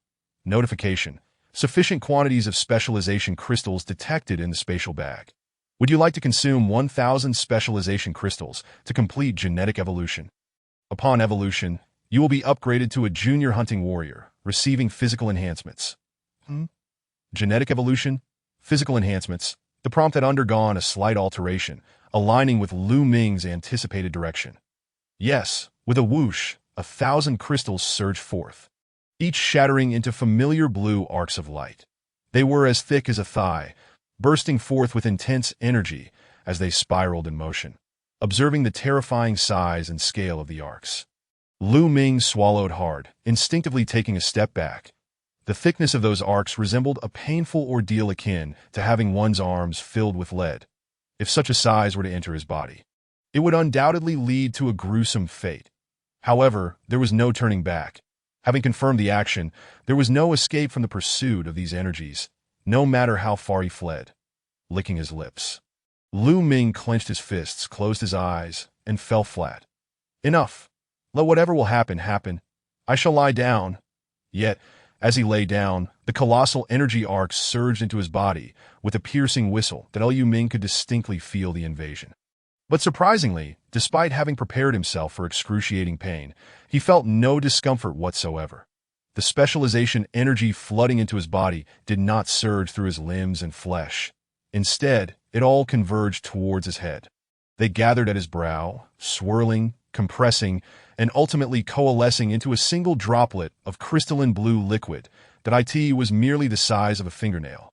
Yet after its formation, it quietly dripped down, with his eyes closed. Lu Ming felt a cool sensation at his brow, ripples resonating in his mind. Instantly, his pores opened wide, followed by an exhilarating sensation that cleansed his very soul. The entire process lasted a full 20 seconds before gradually concluding. When Lu Ming opened his eyes and gazed at his surroundings, he was utterly astounded by the sight before him. Chapter 30. The first in the world, smoke and dust swayed slowly in the air, their trajectories becoming increasingly discernible in his vision. The air no longer bore the monotony of before. There were clear distinctions between layers that a gentle breeze seeped through various gaps in the material's warehouse, softly and clearly brushing against every inch of Lu Ming's skin. Every minute detail of reality, previously overlooked, magnified infinitely within Lu Ming's perception. His senses had sharpened. He raised his hands, feeling the flow of air as it brushed through his fingers, only to be astonished to find that the scars on his hand had completely vanished. In disbelief, he glanced at his thigh. While the corrosive marks remained on his pants, the wounds beneath were entirely healed. Could it be that the process of leveling up could also mend injuries? Or perhaps such healing only occurred during the genetic evolution that modified his body? Notification. Congratulations. You have successfully completed genetic evolution and awakened as a junior hunting warrior. As you are the first awakened being to complete genetic evolution, your awakening power has been enhanced by 3 tiers, and you have received 3 lottery chances. Would you like to proceed with the draw now? Lottery. Upon hearing these 2 words, Lu Ming cast aside his earlier speculation regarding the disappearance of his scars. Even neglecting to ponder what awakening power entailed, he knew that his rise depended on the delightful gifts provided by the 3 lottery chances. To have another opportunity like this, how could he remain calm? Confirmed. Notification.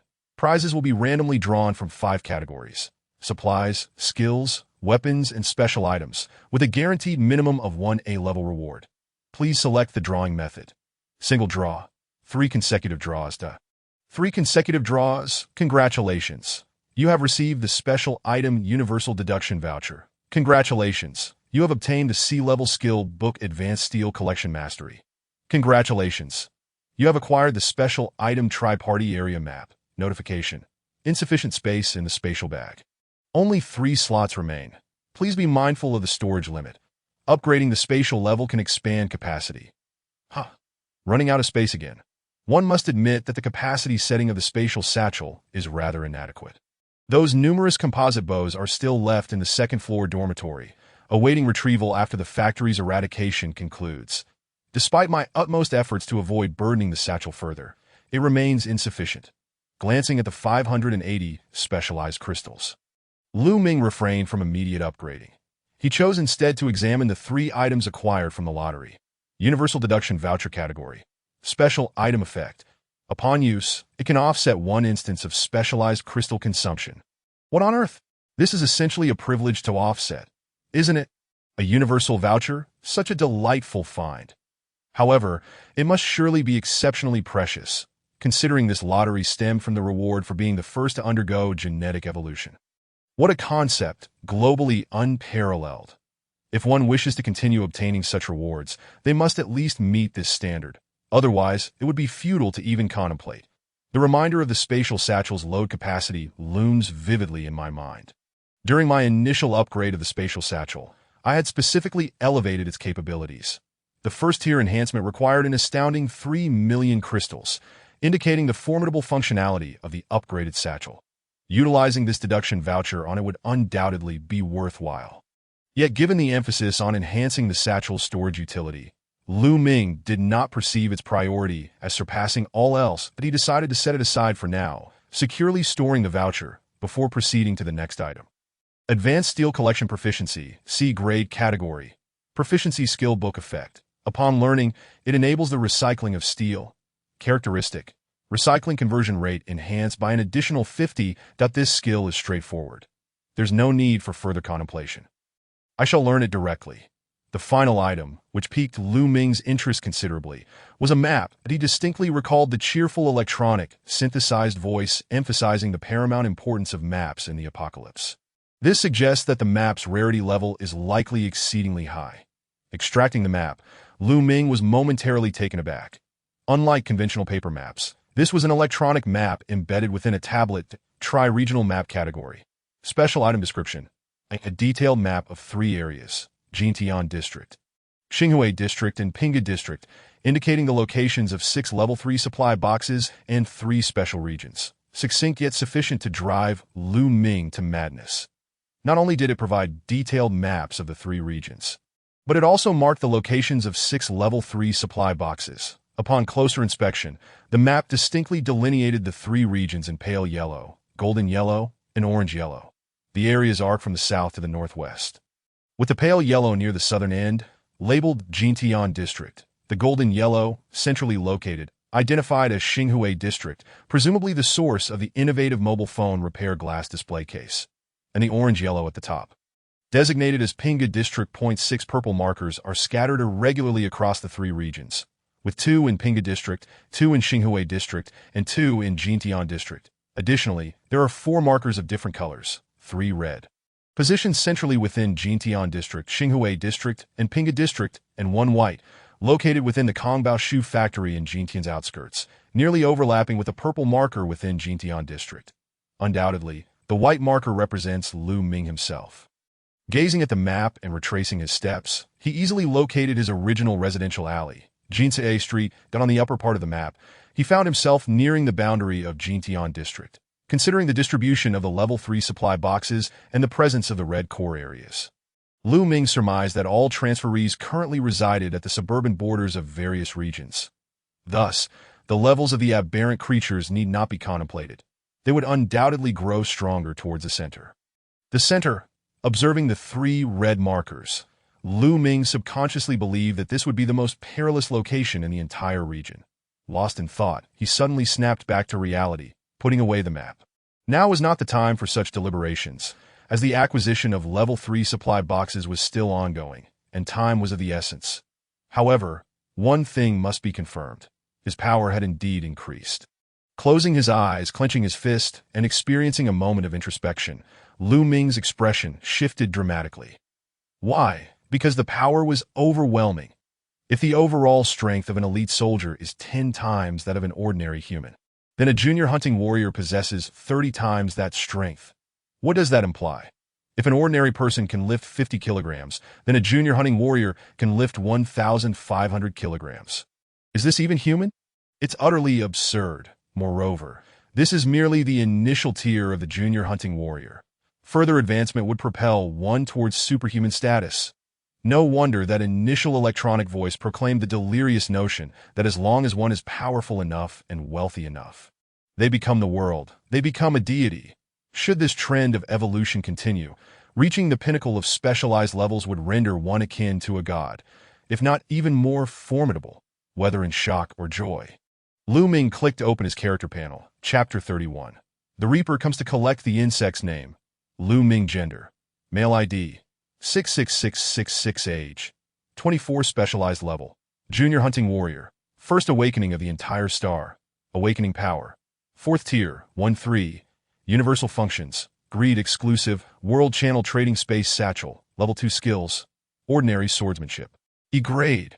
Eye of truth exclusive. Ultimate sublimation exclusive. Power amplification technique. B grade proficiencies. Junior clothing proficiency. E grade. Junior culinary proficiency. E grade. Junior gardening proficiency. E grade. Junior driving proficiency. E grade. Junior wood collection proficiency. E grade. Junior childcare proficiency. E grade. Advanced archery proficiency. C grade. Advanced steel collection proficiency. C grade. Magnificent. This panel information can only be described as magnificent. Even Lu Ming himself felt invincible, especially that colorful indication of being the first awakening of the entire star next to the junior hunting warrior. Words cannot encapsulate its grandeur. Regrettably, such honor cannot be displayed for the eyes of others. It must be relished in solitude, lest he experience even greater fulfillment. Awakening power. This attribute is newly introduced. Earlier, when prompted, he had paid close attention but was distracted by the 3 lottery draws. Otherwise, he would have prioritized checking it first. Awakening power category. Awakening technique effect. Upon use, it enables a brief entry into the genetic awakening state, quadrupling overall physical attributes for a duration of 4 minutes. With a cooldown reset at dawn each day. Characteristic. Consumes specialized crystals and can enhance the tier of awakening power. The effects and duration of genetic awakening improve with the awakening power tier. With a maximum of 10 tiers. Current tier. 4th tier, 1 initial 3 additional. Upgrade progress. 580-1000. Damn it. Lu Ming cursed under his breath. Specialized crystals. Again with the specialized crystals. Can't you use a different material to ensnare me? With a grim countenance and silence, Lu Ming could only repeatedly scrutinize the effects of the awakening technique, attempting to soothe his troubled heart. 4 minutes of quadrupled physical attributes. Indeed, this is extraordinary. It elevates the ordinary person's strength to an astounding 120 times. The key lies in the effects and duration, which will increase with the awakening level. Analyzing the skill data patterns, it's highly likely that with each tier increase, physical attributes double, and the duration extends by 1 minute. This results in a maximum of 10 times for 10 minutes. A brief comparison makes it comprehensible why the cooldown is set to a full day. It's undoubtedly a life-altering technique. Furthermore, due to the bonus from being the first awakening of the entire star, his awakening level is additionally elevated by 3 tiers. In other words, while others can only reach a maximum of 10 tiers of awakening power, he can elevate it to 13 tiers. Regardless of effects or longevity, he will always surpass others. This clearly demonstrates that in any endeavor, being the first to seize opportunities reaps rewards. If one wishes to maintain this advantage, they must not slacken in their efforts, for diligence will lead to steadier and farther progress. With pursed lips, Lu Ming glanced at the specialized level of the junior hunting warrior, casually tapping to observe the information. Junior hunting warrior. A qualified aberrant hunting warrior, having thoroughly completed the transformation of the mundane body, stepping into a higher echelon of life. Physical strength rivals that of E-grade elite aberrants, capable of self-preservation in suburban areas. Consuming specialized crystals can promote advancement to intermediate hunting warrior, with advancement progress 580-5000. The strength is impeccable. The description is flawless. Everything is in order. Specialized crystals? What specialized crystals? Where are these specialized crystals? Are you lost in a nightmare? Quickly closing the information panel, Lu Ming indulged in self-deceiving despair, feeling overwhelmed, as though the path ahead was fraught with insurmountable debts, skills, weapons, specialized levels, awakening power. Who knows what else lies ahead? It's enough to bring one to tears. After a few seconds of despondency, Lu Ming brushed his hand across his face, easing the tension while dispelling the gloom. That he felt a sense of relief because he had come to understand an essential truth: the factor of time. Why does this world impose a 30-day anomaly suppression? It is to grant survivors a period for development. According to the description of the junior hunting warrior, only by completing genetic evolution can one possess the means for self-preservation in suburban regions. Thus, the transition from a junior soldier to a junior warrior is not a task to be completed in half a day, but rather one that spans an entire month. That he had been ensnared in his own cognitive rhythm, spiraling into a hell of crystals. Reflecting on it, he realized that there were countless individuals who had yet to take their first step outside the shelter. What was there to rush about? With renewed determination, Lu Ming brandished his precise crossbow and ascended to the second floor.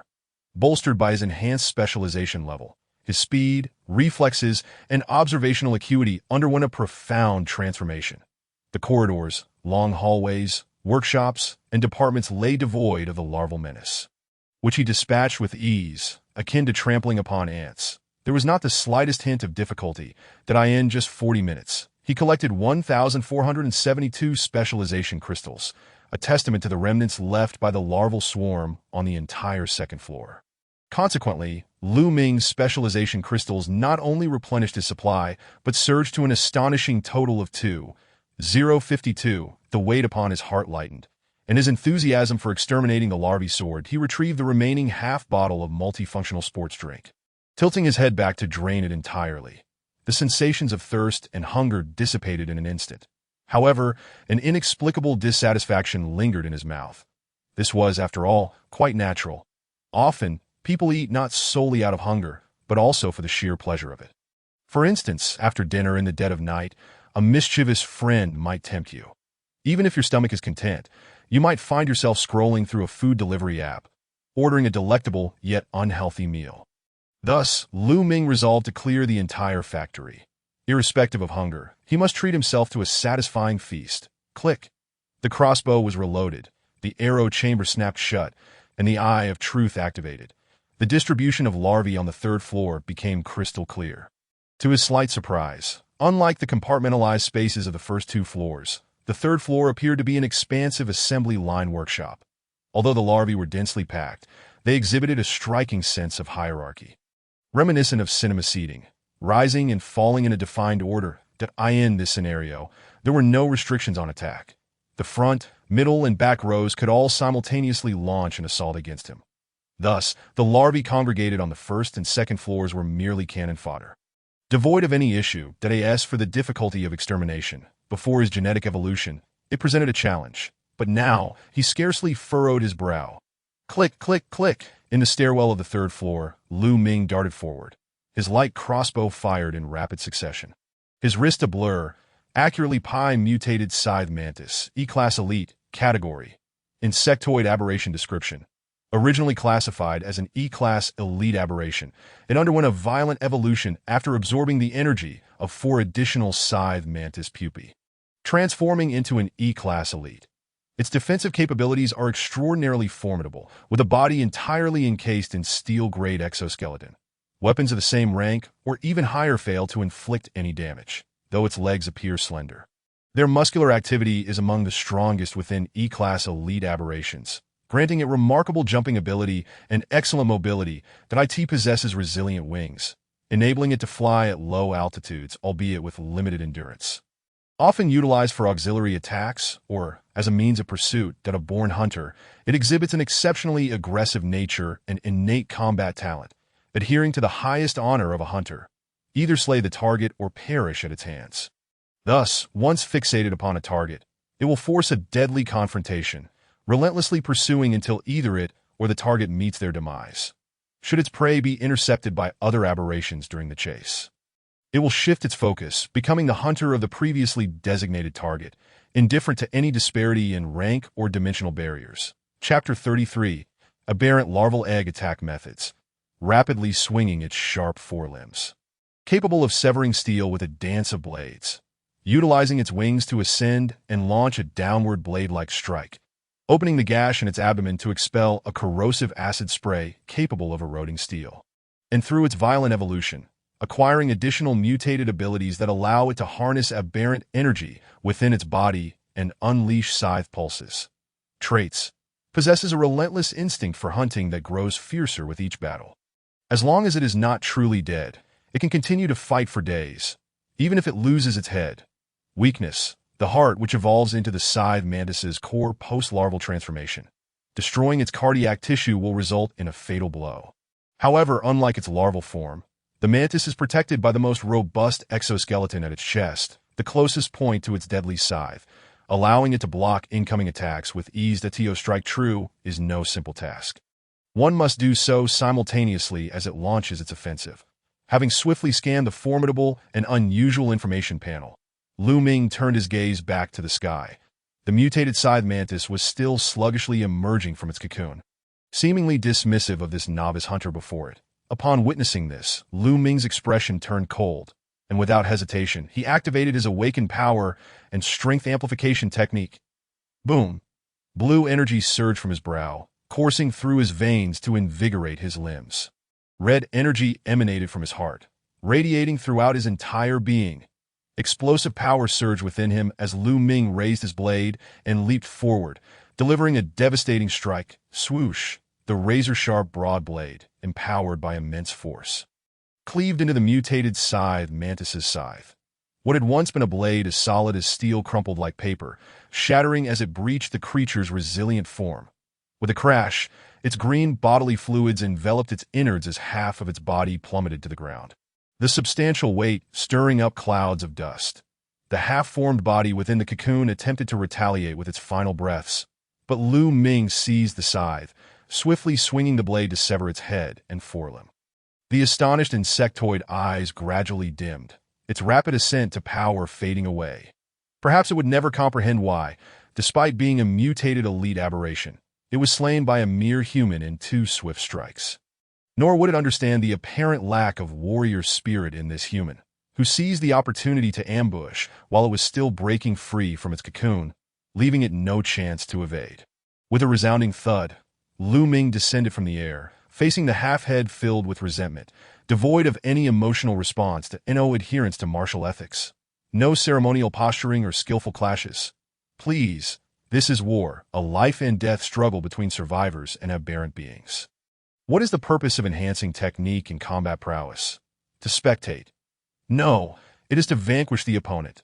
The faster, the more efficient, and the less costly the method, the better. Upon recognizing the mutated scythe mantis's relentless pursuit trait, Lu Ming understood he had no avenue for retreat. In a desperate bid for survival, he mustered all his strength to seize the best opportunity for a fatal blow. Who would willingly remain still, waiting for you to emerge from your cocoon and assume a fighting stance? Was this a tournament?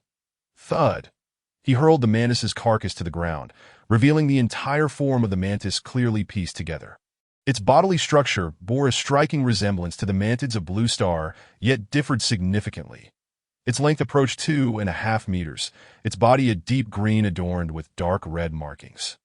Sharp barbs distributed across its joints, and scythe-like forelimbs that glimmered menacingly even in death, appearing as though born solely for slaughter. However, one must acknowledge the sheer terror of combining awakened power with strength amplification.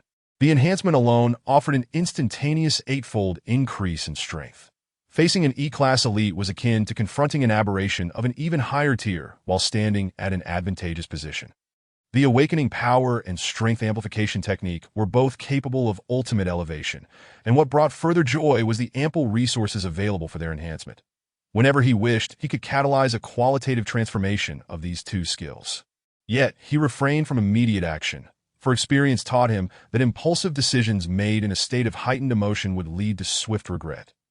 Thus, he resolved to allow a moment of calm, awaiting the consideration of all details before making a choice. After all, nightfall was approaching, and he had ample free time that a glimmer of determination ignited in his eyes as Lu Ming raised his hand toward the mutated scythe mantis's corpse.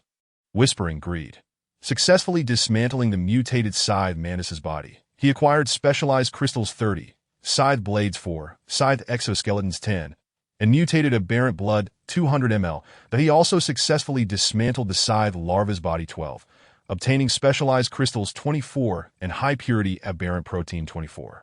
Notification. The capacity of the spatial pouch is full. Further item recovery is not possible. Upgrading the spatial pouch's level will expand its capacity, that oh dear, he had previously overlooked the warning about insufficient pouch space. But now he found himself in a situation where expansion was unavoidable. Fortunately, he now possessed substantial resources, thanks to the contributions from the larvae on the 2nd and 3rd floors of the factory. His specialized crystals had reached an astonishing total of 3,750. With 4 more pupae on the ceiling, yet to be dismantled, he opened the spatial pouch and activated the level up option. Notification. Upgrading the spatial pouch requires the consumption of 80 specialized crystals. Upon upgrading, the pouch's capacity will double. Would you like to upgrade now? Yes. The spatial pouch suddenly expanded, successfully doubling its size. Notification. Spatial pouch upgrade successful. Current size is 4080, that the next upgrade will require 160 specialized crystals. The cost of upgrading is proportional to the benefits received, and the consumption of specialized crystals has consequently increased. However, just as one readily purchases a $100 skin, one must be frugal when deciding whether to add a chicken leg to a lunch order. For the sake of specialized levels, weapons, and skills, he could easily spend 1,000 crystals, but for a storage item like the spatial pouch, parting with 160 crystals felt too steep. Sufficient is all that matters. Having resolved the issue of storage limits, the next order of business was, of course, the coveted Tier 3 supply box. Additionally, he could not overlook the 4 pupae on the ceiling. Greed.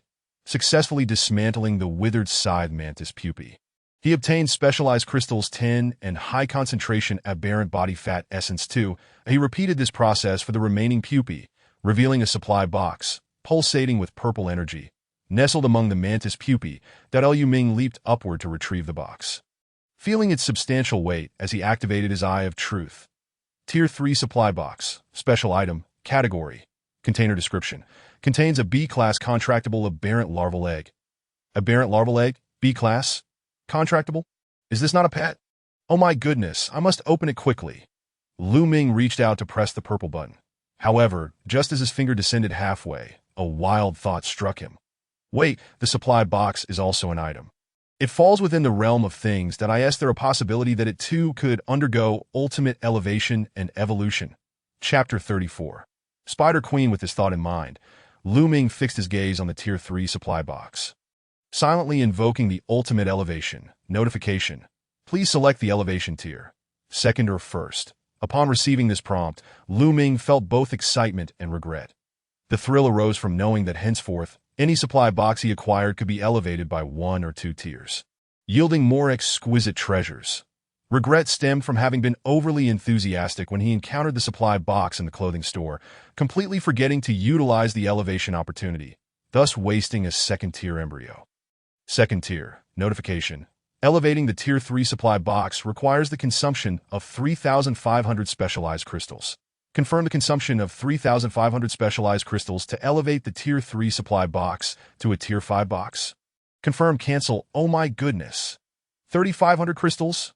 Is there some kind of backpack detection? Surely this program isn't spying on me from some damn corner. Considering that, with the 4 mantis pupae he just collected, he only had 3,710 specialized crystals. Now to elevate would mean he would return to square one. Staring at the confirm and cancel options, Liu Ming found himself in a dilemma that if he simply lacked the crystals, there would be no need for such internal conflict. Yet he was caught at that precise juncture, leaving him utterly perplexed. As one ascends, one may find oneself destitute, with no certainty regarding the changes that may occur within the supply box. Should there be any alterations, it is conceivable that one might receive an item of exceptional quality, albeit rather unconventional, such as an ultra-luxurious version of a childcare nanny. Conversely, if one refrains from ascending, the heart may brim with regret. What if the 5th-level supply box yields something exceedingly luxurious and powerful? Would that not lead one to despair? Caught in a dilemma, Liu Ming paced back and forth, chin in hand, gazing into the distance as the sun dipped below the horizon. Suddenly enlightened, he realized that night was approaching. In his turmoil, he nearly mismanaged his time. A fleeting glance at the clock revealed it was already 5:34, and in just 26 minutes, day would surrender to night. Should he take it home? Unable to decipher the mysteries here, it would be wiser to return home and plan meticulously. Acting on impulse, Liu Ming attempted to retrieve the supply box. Notification: this item cannot be stored. What do you mean it cannot be stored? Surely, I can carry it back. He hoisted the supply box and sprinted down the corridor. Yet an absurdity ensued as he exited the 3rd-floor workshop area. The supply box in his hands disintegrated and vanished. Startled, he instinctively looked back to discover the supply box had returned to the ceiling. What a predicament! It seems I can only process it on the spot. Removing the box again, Liu Ming found himself in a quandary. Finally, with a decisive close of his eyes and a clenched jaw, he thought, to hell with it. I shall gamble and transform this bicycle into a motorcycle. He refused to believe that his luck, having altered his lineage, could be so abysmal. He took the plunge. Ultimate Ascension notification. Please select the Ascension tier. Second tier, notification. Ascension confirmed.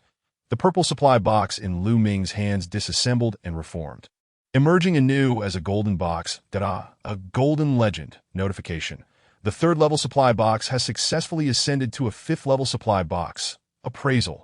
The Eye of Truth activated, revealing the information window for the 5th-level supply box. 5th-level supply box, special item, category. Container description. Contains 1S grade mutated EGG. It is accomplished. It turns out that the contents of the box do not change upon ascension.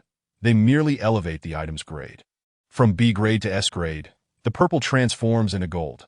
Truly a profitable venture. Pressing the golden button of the supply box with vigor, the surrounding air pressure burst forth. The lid retracted and folded as the core rose gently, revealing a fist-sized, plush, snow-pink biological egg amidst a celestial display.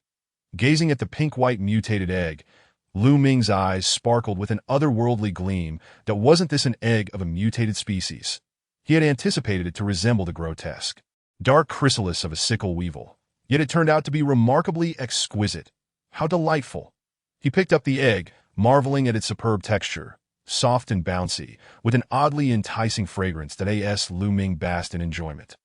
He suddenly halted, instinctively glancing around, only to remember that this was an apocalyptic world where no one cared about his actions, that he then pressed the egg against his face, considering the treasure of 3,500 specialized crystals. Surely, it deserved some playful handling. However, he mused, one mustn't be excessive. If something went awry, who would compensate him? Suddenly, the sunlight outside dimmed, snapping Lu Ming back to reality, but he glanced at the time display, realizing only 10 minutes remained until nightfall. Returning home seemed implausible, nor was it necessary. The opposite dormitory building would suffice, simply requiring him to move in. The mutated egg was a living entity.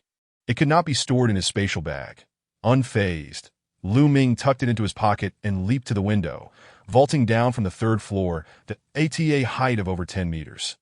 His feet barely felt a tingle as he soared over the factory courtyard, landing on the second floor of the employee dormitory.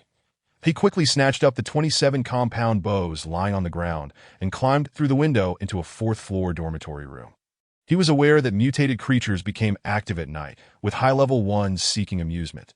Yet it remained uncertain whether they would merely stroll past or linger atop the building, so he deliberately chose a mid-level dormitory room.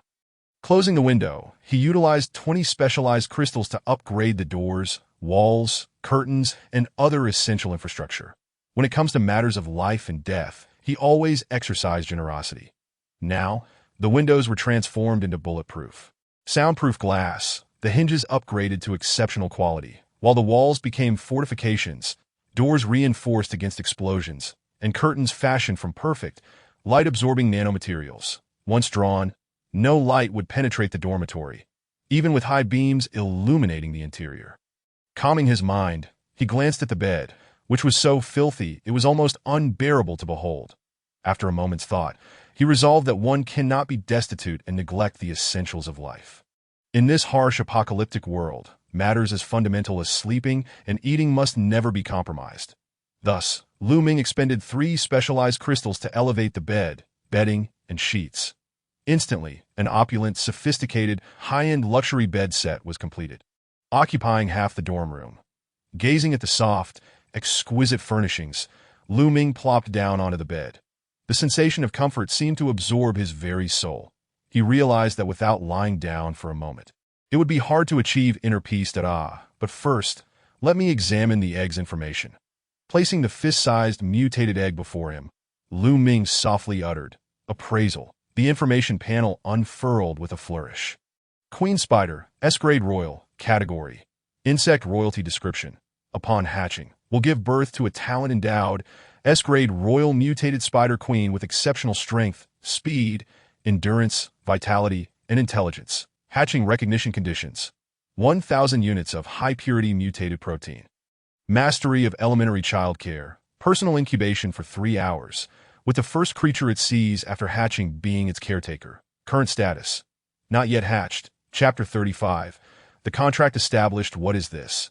The hatching requirement of 3 hours of personal proximity is reasonable, and the need for the first creature it sees to be its caretaker is entirely logical. Far more normal than blood recognition. Yet, does the requirement for elementary childcare mastery not seem excessive? He has read that book. After all, are the childcare experiences of human infants truly interchangeable with those of mutated creatures? Why not demand breastfeeding as well? Lu Ming felt an overwhelming urge to vent his frustrations. Thankfully, the Spider Queen's egg was undeniably adorable. Cuteness is justice, and all else can be overlooked. The key point is that it is semi-human. Do you understand the significance of semi-human? Ahem. One must remain composed. Dignified and gentlemanly, no lewdness. Moreover, he meets all the hatching requirements, particularly the elementary childcare mastery, which he had once scorned but now appreciated. Come, let's commence the hatching. With a mere thought, the system prompt instantly appeared. Notification. Detection of hatching intention from the egg's maternal body. And hatching conditions are met. Shall we release the egg surface temperature protection layer?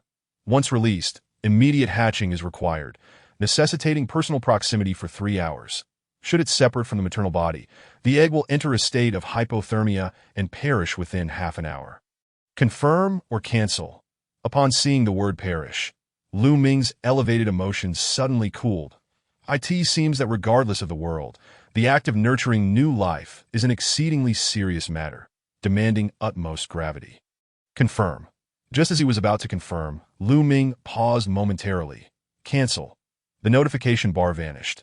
Staring at the queen spider egg, Lu Ming tentatively uttered, Ultimate Ascension. Notification. Please select the Ascension tier. To his surprise, he discovered that after the ascension of the supply box, the items within were not deemed ascended as well.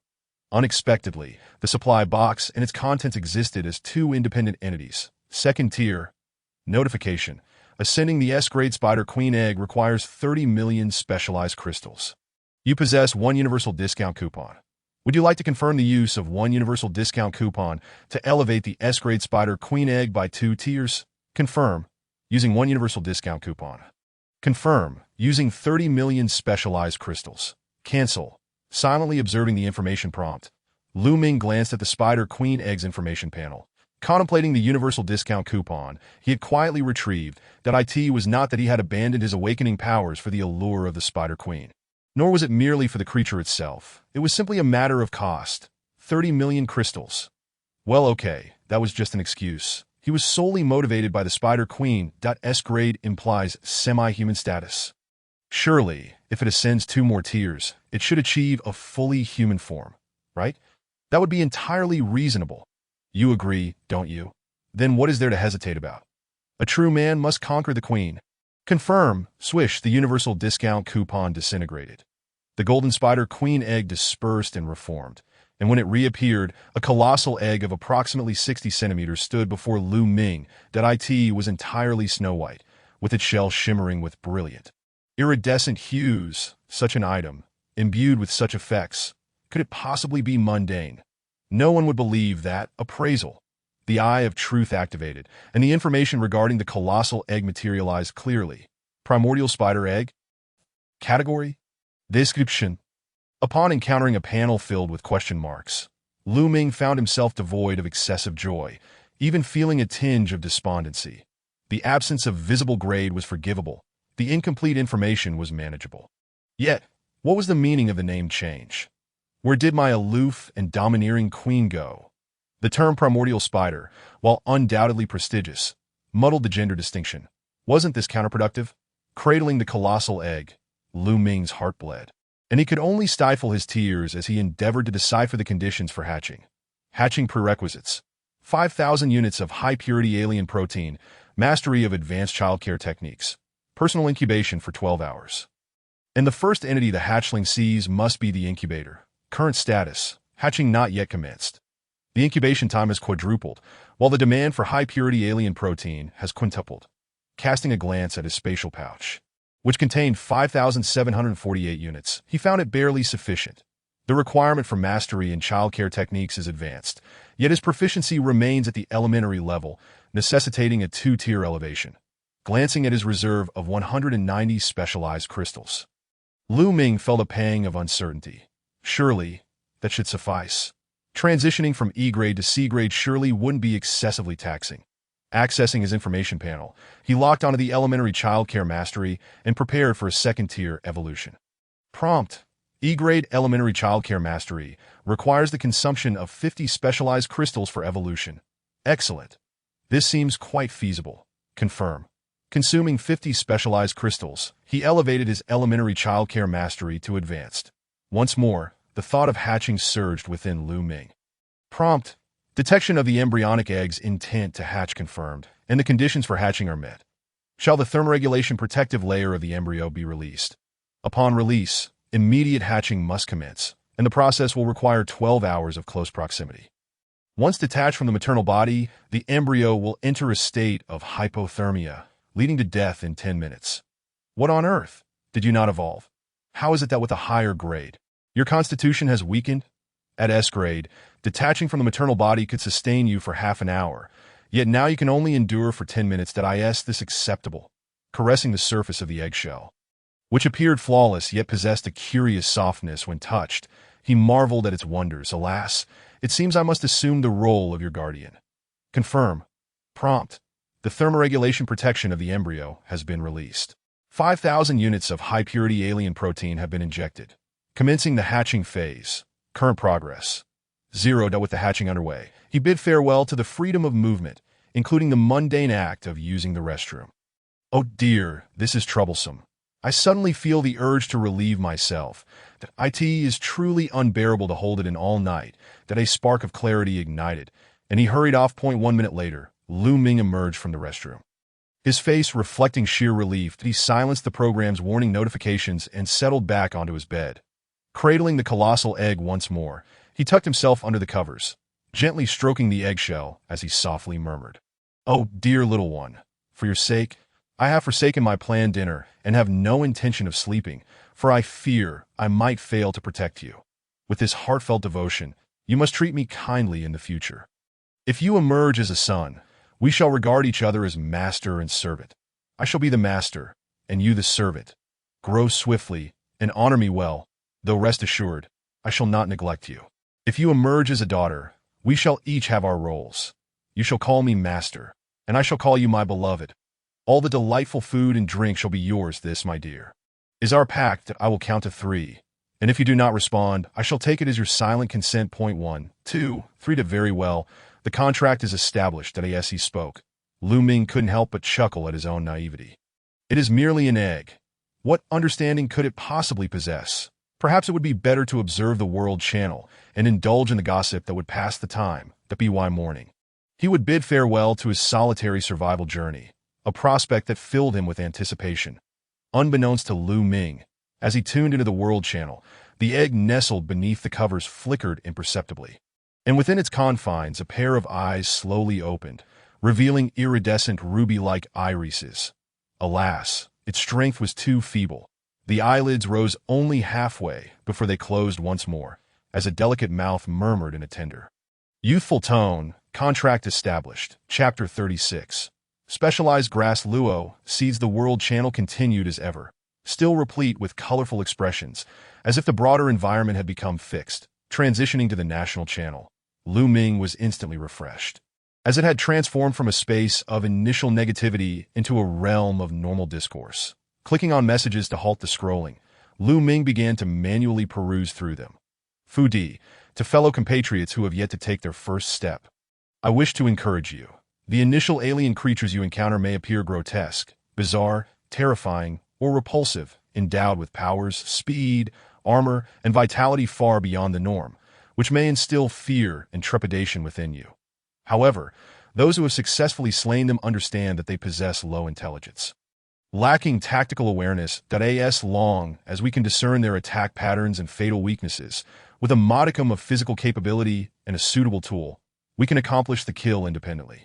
For those without physical prowess or specific tools, forming teams to leverage numerical superiority is also an option. If that fails, we can employ our wits, ascend to higher ground, and use heavy objects to strike. In any case, it is imperative to accumulate 10 specialized crystals for yourself or a trustworthy captain within your team, elevating the specialized level to that of a mid-level soldier.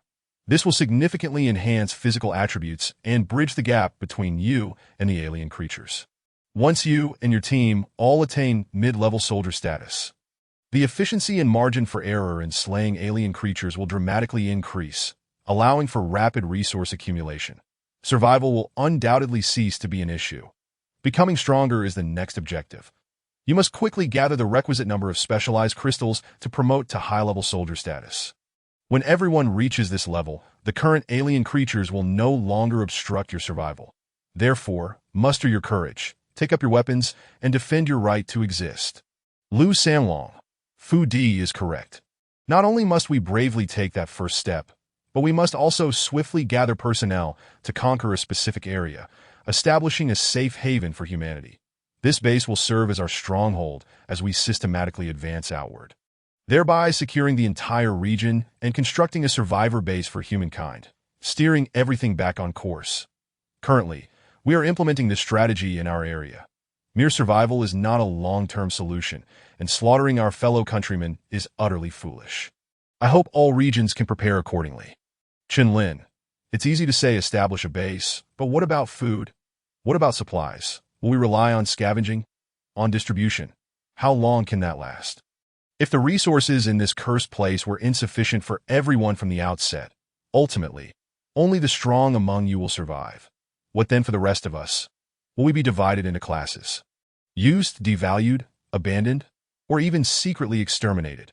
Who can guarantee our safety? Without laws or order, what value does a verbal promise hold? Lu Yu, what are you saying? Who are you to claim that only the strong among us matter?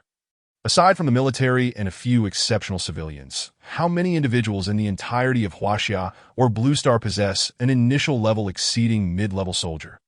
Do not harbor contempt for those brave souls risking their lives due to your own cowardice. The gathering of people is voluntary. If you wish to join, do so. If not, remain where you are. Why spread fear? Lu Sanlong.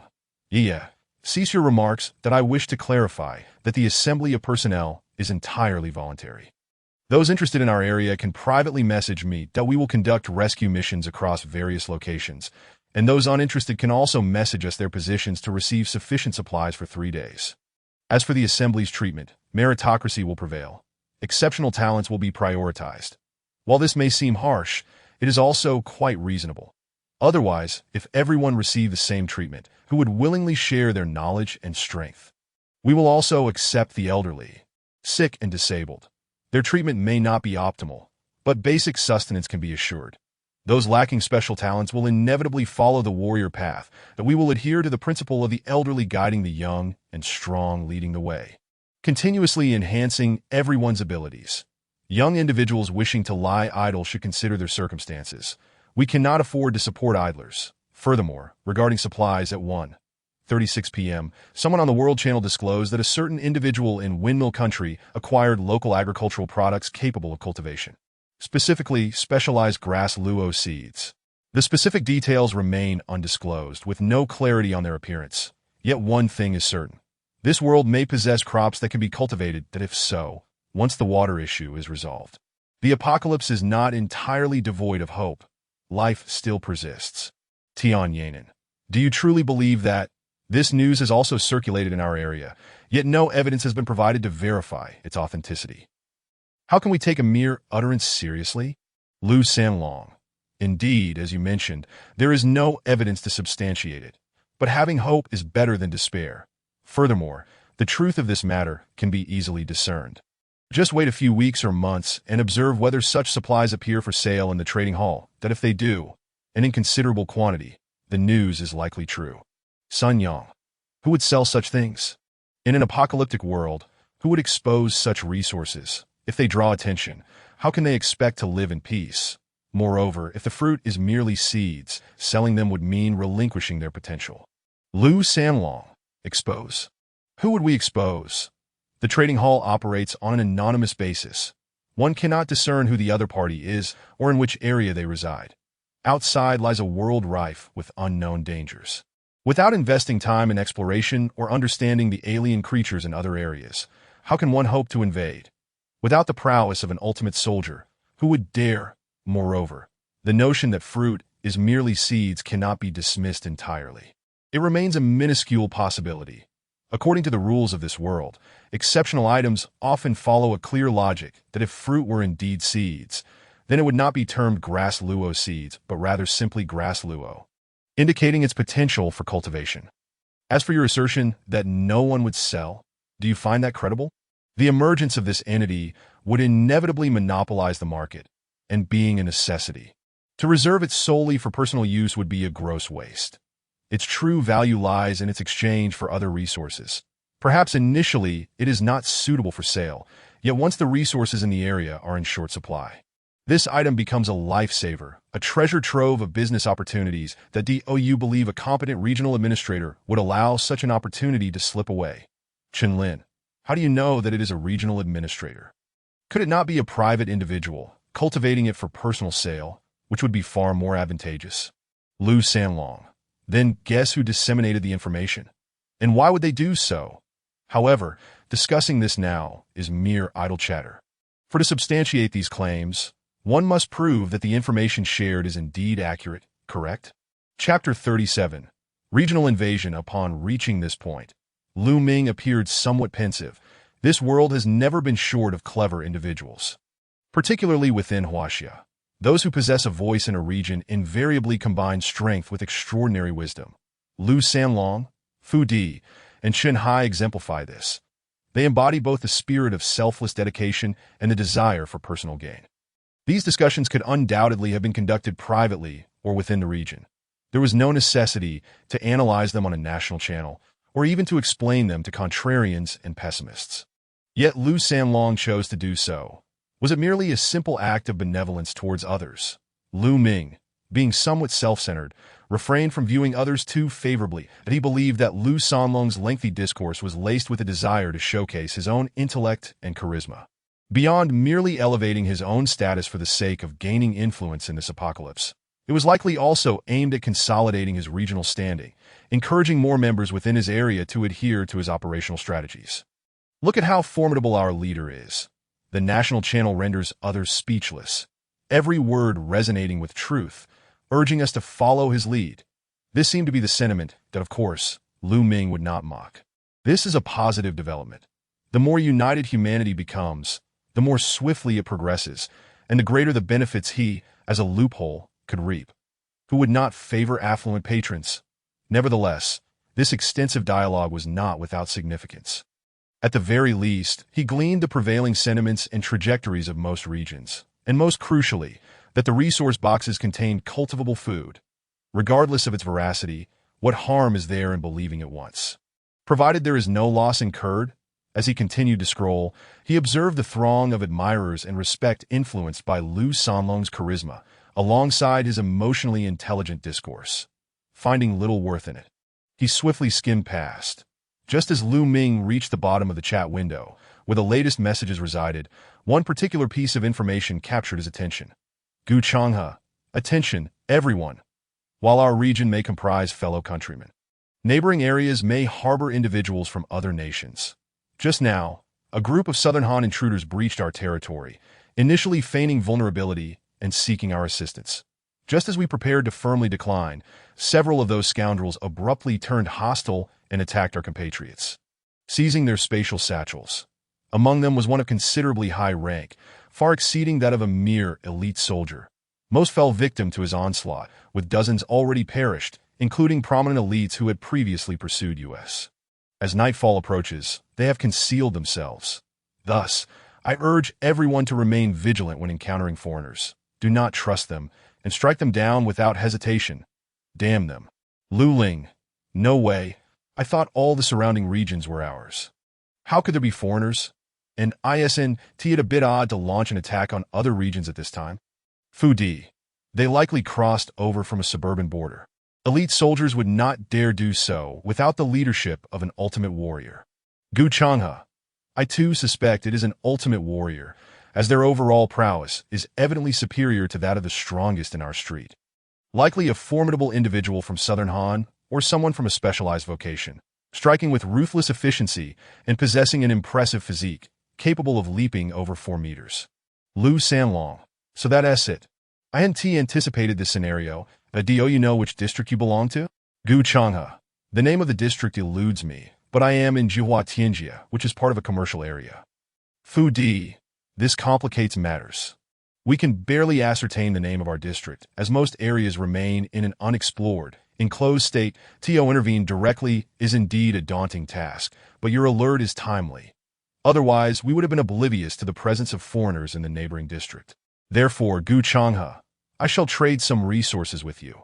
Find a discreet place to conceal them, and once we ascertain our precise location in a few days, we will see if a rescue is feasible. Lu Sanlong. I shall also contribute some resources. Your warning is indeed timely. Please take extra care of those who share your street. If there is no opportunity to retaliate, do your utmost to avoid confrontation.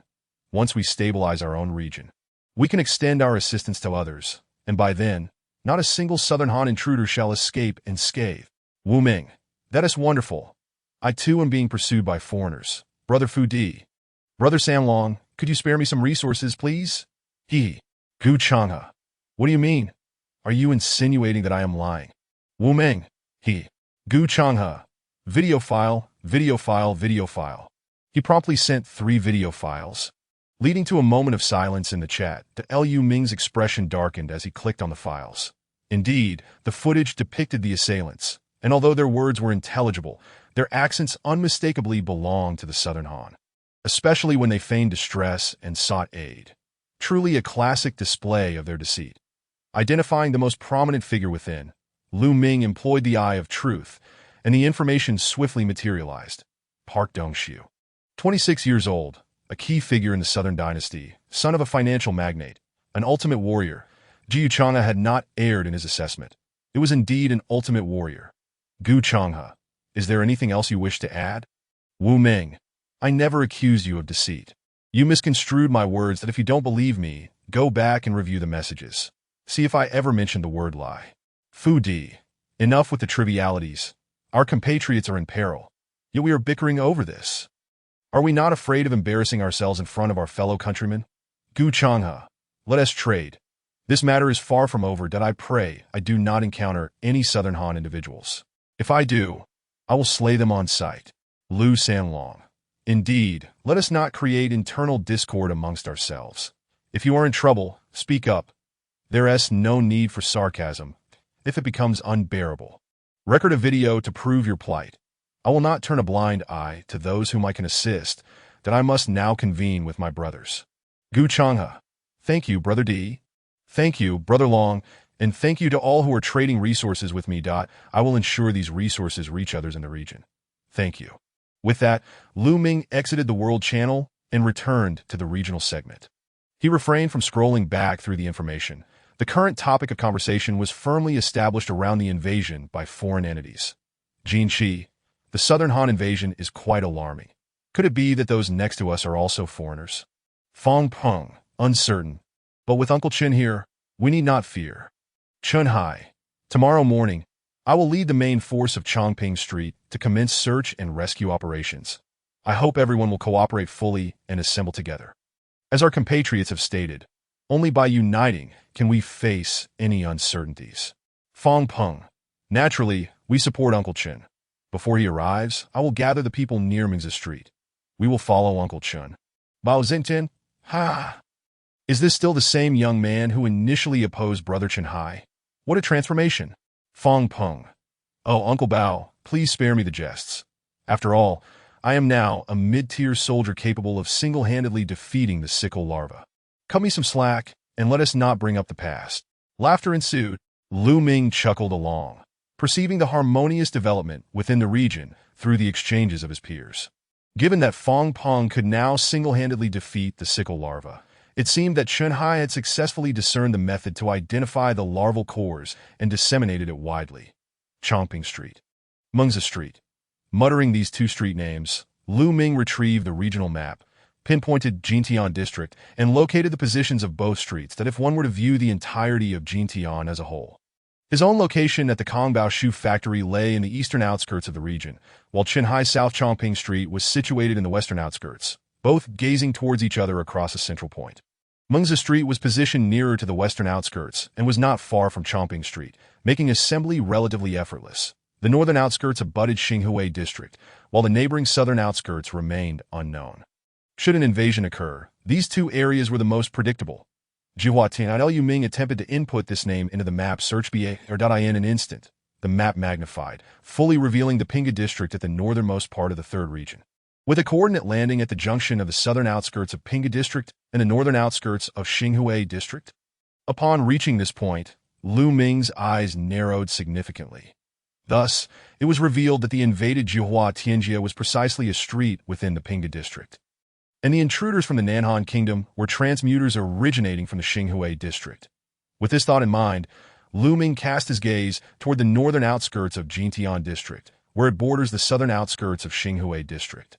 His expression sharpening with intent, that if this invasion were not merely an act of individual malice, but rather a coordinated maneuver orchestrated by the Xinhui District, then Jintian District, being adjacent, would likely face similar treatment.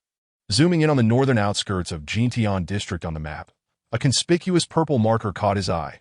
It indicated another Level 3 resource box within Jintian District. Excellent, he resolved to venture into the northern outskirts of Jintian tomorrow.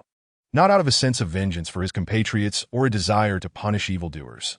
Rather, he was simply intent on reclaiming what was rightfully his.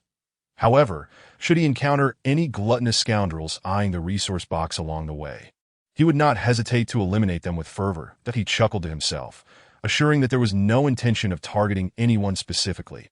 He was simply fair-minded, particularly when it came to so-called foreign friends. With a grin, Lu Ming retracted the map and immersed himself once again in the regional chat, brimming with anticipation for the morrow's undertaking. Chapter 38. Have you ever overcome addiction? After perusing the regional messages for a few more rounds without uncovering any valuable information, Lu Ming promptly closed the chat channel. Bored and unable to sleep, he opened his spatial pouch and began to inventory the items within. Among his consumables, he found 140 specialized crystals, 748 lumps of high-purity exotic protein, 2 blocks of compressed biscuits, 3 bottles of 500 milliliters multifunctional sports drinks, various other drinking water, around 10 boxes of instant noodles, and a selection of alcoholic beverages. That in terms of weaponry, he possessed a broad-bladed heavy sword, a precision crossbow, an eagle-eye composite bow, 27 raw composite bow stocks, and arrows, with only 50 having been traded away. Overall, he faced no difficulties in basic survival. The true challenge lay in enhancing his own strength. In a fully powered state, a junior hunting warrior could at most suppress an E-class elite-level exotic creature.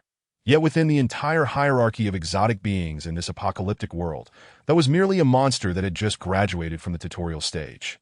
Further along lay the formidable D, C, B, A, and S-class exotic entities that if each tier were to be categorized as larval reapers, mutated reapers, and royals, that would encompass a total of 24 distinct tiers, or even upwards of 30 if one were to include finer classifications. It was evident what kind of predicaments awaited him in the future. Thus, he had to grow stronger, to become superior to all things, in order to seize the initiative in this unknown world. Taking a deep breath, Lu Ming clicked on the relic of the mutated reaper in his pouch, a task he had previously neglected, but now had the opportunity to examine. Reaper Blade, E-level category. Mutated exotic material description. The forearm of an E-level elite mutated reaper. Possessing a hardness and sharpness equivalent to that of tempered steel, suitable for crafting specialized bioweapons. Usage requirement.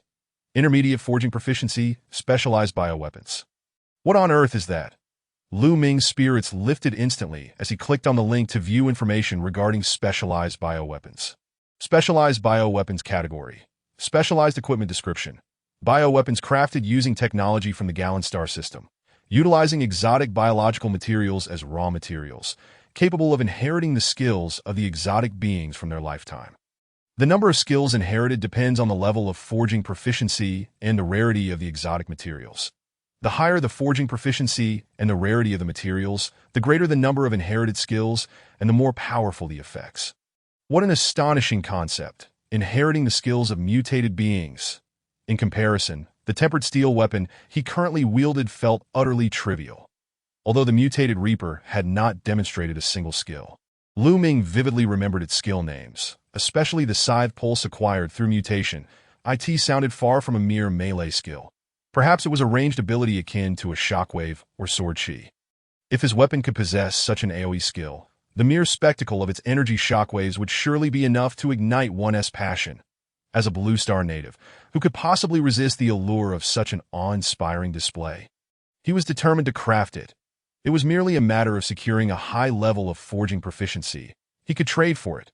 The future belonged to bioweapons. In his excitement, Lu Ming did not forget to affectionately rub the egg he held. If not for the knowledge that an exotic being lay within, he would almost be tempted to take a deep breath of it. Suppressing his smile, Lu Ming opened the details of his 3 weapons, deciding to sacrifice one to obtain forging proficiency, the broad-bladed heavy sword, tempered steel level, durability, 1460 1500 precision crossbow, mithril level, durability. 1848 3000 eagle-eye composite bow, mithril level, durability. 2364 3000 after deliberating for a couple of minutes. He ultimately decided to sacrifice the broad-bladed heavy sword. This decision was not based on its value, but rather his belief that the mithril weapon had yet to earn its time to shine. At the very least, the tempered steel weapon needed to show signs of prominence before he could justify introducing the mithril level into the fray. Opening the trading platform, he listed the broad-bladed heavy sword, specifically seeking a trade for forging proficiency, with no restrictions on level that he noted that if anyone had a mid-level or higher proficiency, they could leave a message below. He would check back every half hour for any potential trades. And they could even include specialized crystals, food supplies, or other weapons in exchange. To his surprise, scarcely had the item been listed when the message board erupted with activity that it seemed everyone was currently avoiding the nightfall, hiding in the safe harbor, and had their eyes glued to the trading platform and chat channels. Anonymous, don't bother thinking. It's that same big shot who previously listed the tempered steel weapon 10 times. This time it seems to be a used one. That appears either the big shot found it unsatisfactory, or simply had no space left. But why is he so fixated on forging proficiency? That thing has no killing power whatsoever. Anonymous. The reason the big shot is a big shot is that he possesses insights beyond our grasp. Mortals like us should refrain from speculation. Anonymous, big shot. Have some compassion for your little brother. I've just managed to acquire a book on basic tailoring proficiency and have been eagerly waiting for you to list weapons. Why the sudden focus on forging proficiency this time? Anonymous, big shot. You read truly magnificent. Could you list a few more, perhaps like you did at noon, and set up alternative exchange methods? The kids are just dying for tempered steel weapons. Anonymous, big shot. The comments were filled with flattery, sycophancy, and requests for exchanges that Liu Ming considered the possibility, but unfortunately, his pouch did not allow for such a transaction, and he was unwilling to part with the heavy sword that had accompanied him thus far. With a sigh, Liu Ming closed the trading platform. It seemed that the likelihood of securing a specific item on demand was rather slim. Suddenly, a series of notifications pinged from his friend list. Liu Ming opened the message bar to find a note from Chu Feng extending his condolences. Private chat from Chu Feng. Are you collecting proficiency books again, my friend? Liu Ming. Anonymous, what? Do you have one? Private chat from Chu Feng. Not exactly, just curious why you're gathering so many proficiency skills. Planning to open a vocational school? Liu Ming. Anonymous, open a school? What are you talking about? I am just learning to have fun. Private chat from Chu Feng. Seriously? That is a bit excessive, don't you think? Liu Ming. Anonymous, no worries, I'm signing off. Private chat from Chu Feng. Don't go. I am not reaching out just for idle chatter. Liu Ming. Anonymous, let us get to the point. Private chat from Chu Feng. I don't have any proficiency books, but would you be interested in this? A random skill book. Upon seeing the item label, Liu Ming paused for 2 seconds. Liu Ming. Anonymous, you're willing to part with that? It's a random skill book. Private chat from Chu Feng.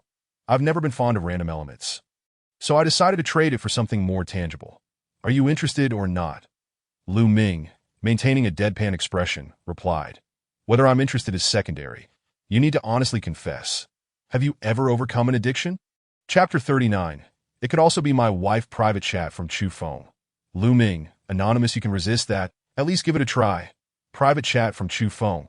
After being subjected to the caprices of Penguin Games for so many years, I've had my fill of randomness. So, let us cut to the chase. Are you buying or not? Ah, Penguin Games. Liu Ming realized, instantly comprehending that Liu Ming. Anonymous, what is your asking price? Private chat from Chu Feng. I 1T overreach. Let us say from E to a level, taking the middle ground and selling it as a C-level skill book, 8 tempered steel weapons. The price was relatively reasonable and seemed well calculated. Yet the power was firmly in his hands. Liu Ming. Anonymous, 4 weapons. Chu Feng. My friend, let us not play games. Do you expect me to accept half? It is not a matter of selling clothes. This item is exceedingly rare. I am in the process of opening this box. Our team suffered a severe injury to one member, and 7 blades are the absolute minimum we can accept. Liu Ming. Anonymous, I express my deepest sympathies for the loss your team has incurred. Yet it bears no relevance to the transaction at hand. This item relies heavily on luck and appearance. You cannot transfer the risk of opening the guaranteed reward to me, and it cannot be sold at the value you deem appropriate. If what emerges is an E-level mastery skill that I have already acquired, would that not result in a significant loss for me? Let us compromise. I can agree to 5 blades. Chu Feng, brother. Lu Ming, anonymous, that is the utmost I can offer, and at most you may specify the type of weapon. Beyond this, the transaction cannot proceed. For Lu Ming, 8 or 10 blades of steel-grade weapons are of little consequence. Merely 200 specialized crystals. What he seeks to convey is a strong stance. Steel-grade weapons are monopolized by his faction.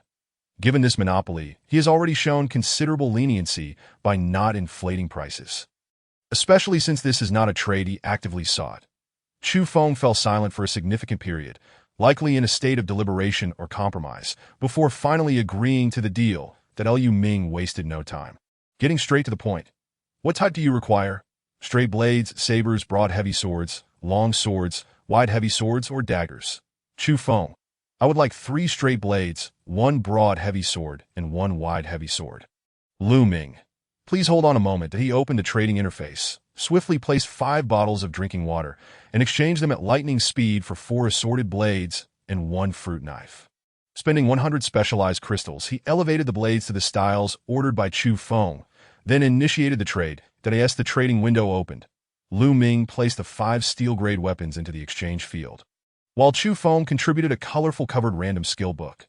The transaction was completed in an instant, and the skill book was now in Lu Ming's possession. Rather than hastily utilizing it, he chose to engage Chu Feng in conversation. Lu Ming, anonymous, should you come across good items in the future, feel free to reach out to me. However, there was no immediate response from Chu Feng, and Lu Ming did not feel irritated. Understanding that Chu Feng was likely experiencing a pang of regret over the transaction. Yet in business, one cannot expect to operate without seeking profit. The steel-grade weapons appeared to be easily acquired, yet if it were not for his extraordinary elevating skill, who else could procure them? Moreover, having engaged in merely 2 transactions, it was far too early to establish any emotional ties. Nonetheless, it was evident that Chu Feng's team possessed considerable strength. They could assault large-scale venues like the sports arena, which had a high probability of encountering numerous creatures, and they could also search for supply boxes. Such clientele are worth cultivating. A balanced approach of rewarding them for their cooperation is prudent. Lu Ming, anonymous at the very least, I can offer you priority notification for steel-grade range weapons. Chu Feng. Range weapons? Steel-grade? Priority notification? What does that mean? Lu Ming chuckled lightly. Indeed, the young man likely was not very old and was quite easy to handle. Lu Ming, anonymous, it means that once I acquire that batch of steel-grade range weapons, I will notify you first, that I will then list the items I need, and if you possess them, we can prioritize trading with you. Chu Feng? Acquire? Wait a moment. Are you suggesting that you already have a means to obtain this batch of steel-grade ranged weapons? No way. Is this for real? Lu Ming grinned mischievously. Not only did he have a means, but it was also provided by Chu Feng himself to Lu Ming. What benefit would I gain from deceiving you? I shall leave the conversation here. I need to check on the child. Upon saying this, Lu Ming lifted the blanket, having felt a slight movement from the egg he was cradling. Was it an illusion? Chu Feng, a child? Brother, do you have a child? Did you bring them along? Lu Ming. Oh, it could also be my wife. Chu Feng. Lu Ming. No more chatter. I must concentrate on mastering forging, that we will continue this conversation later.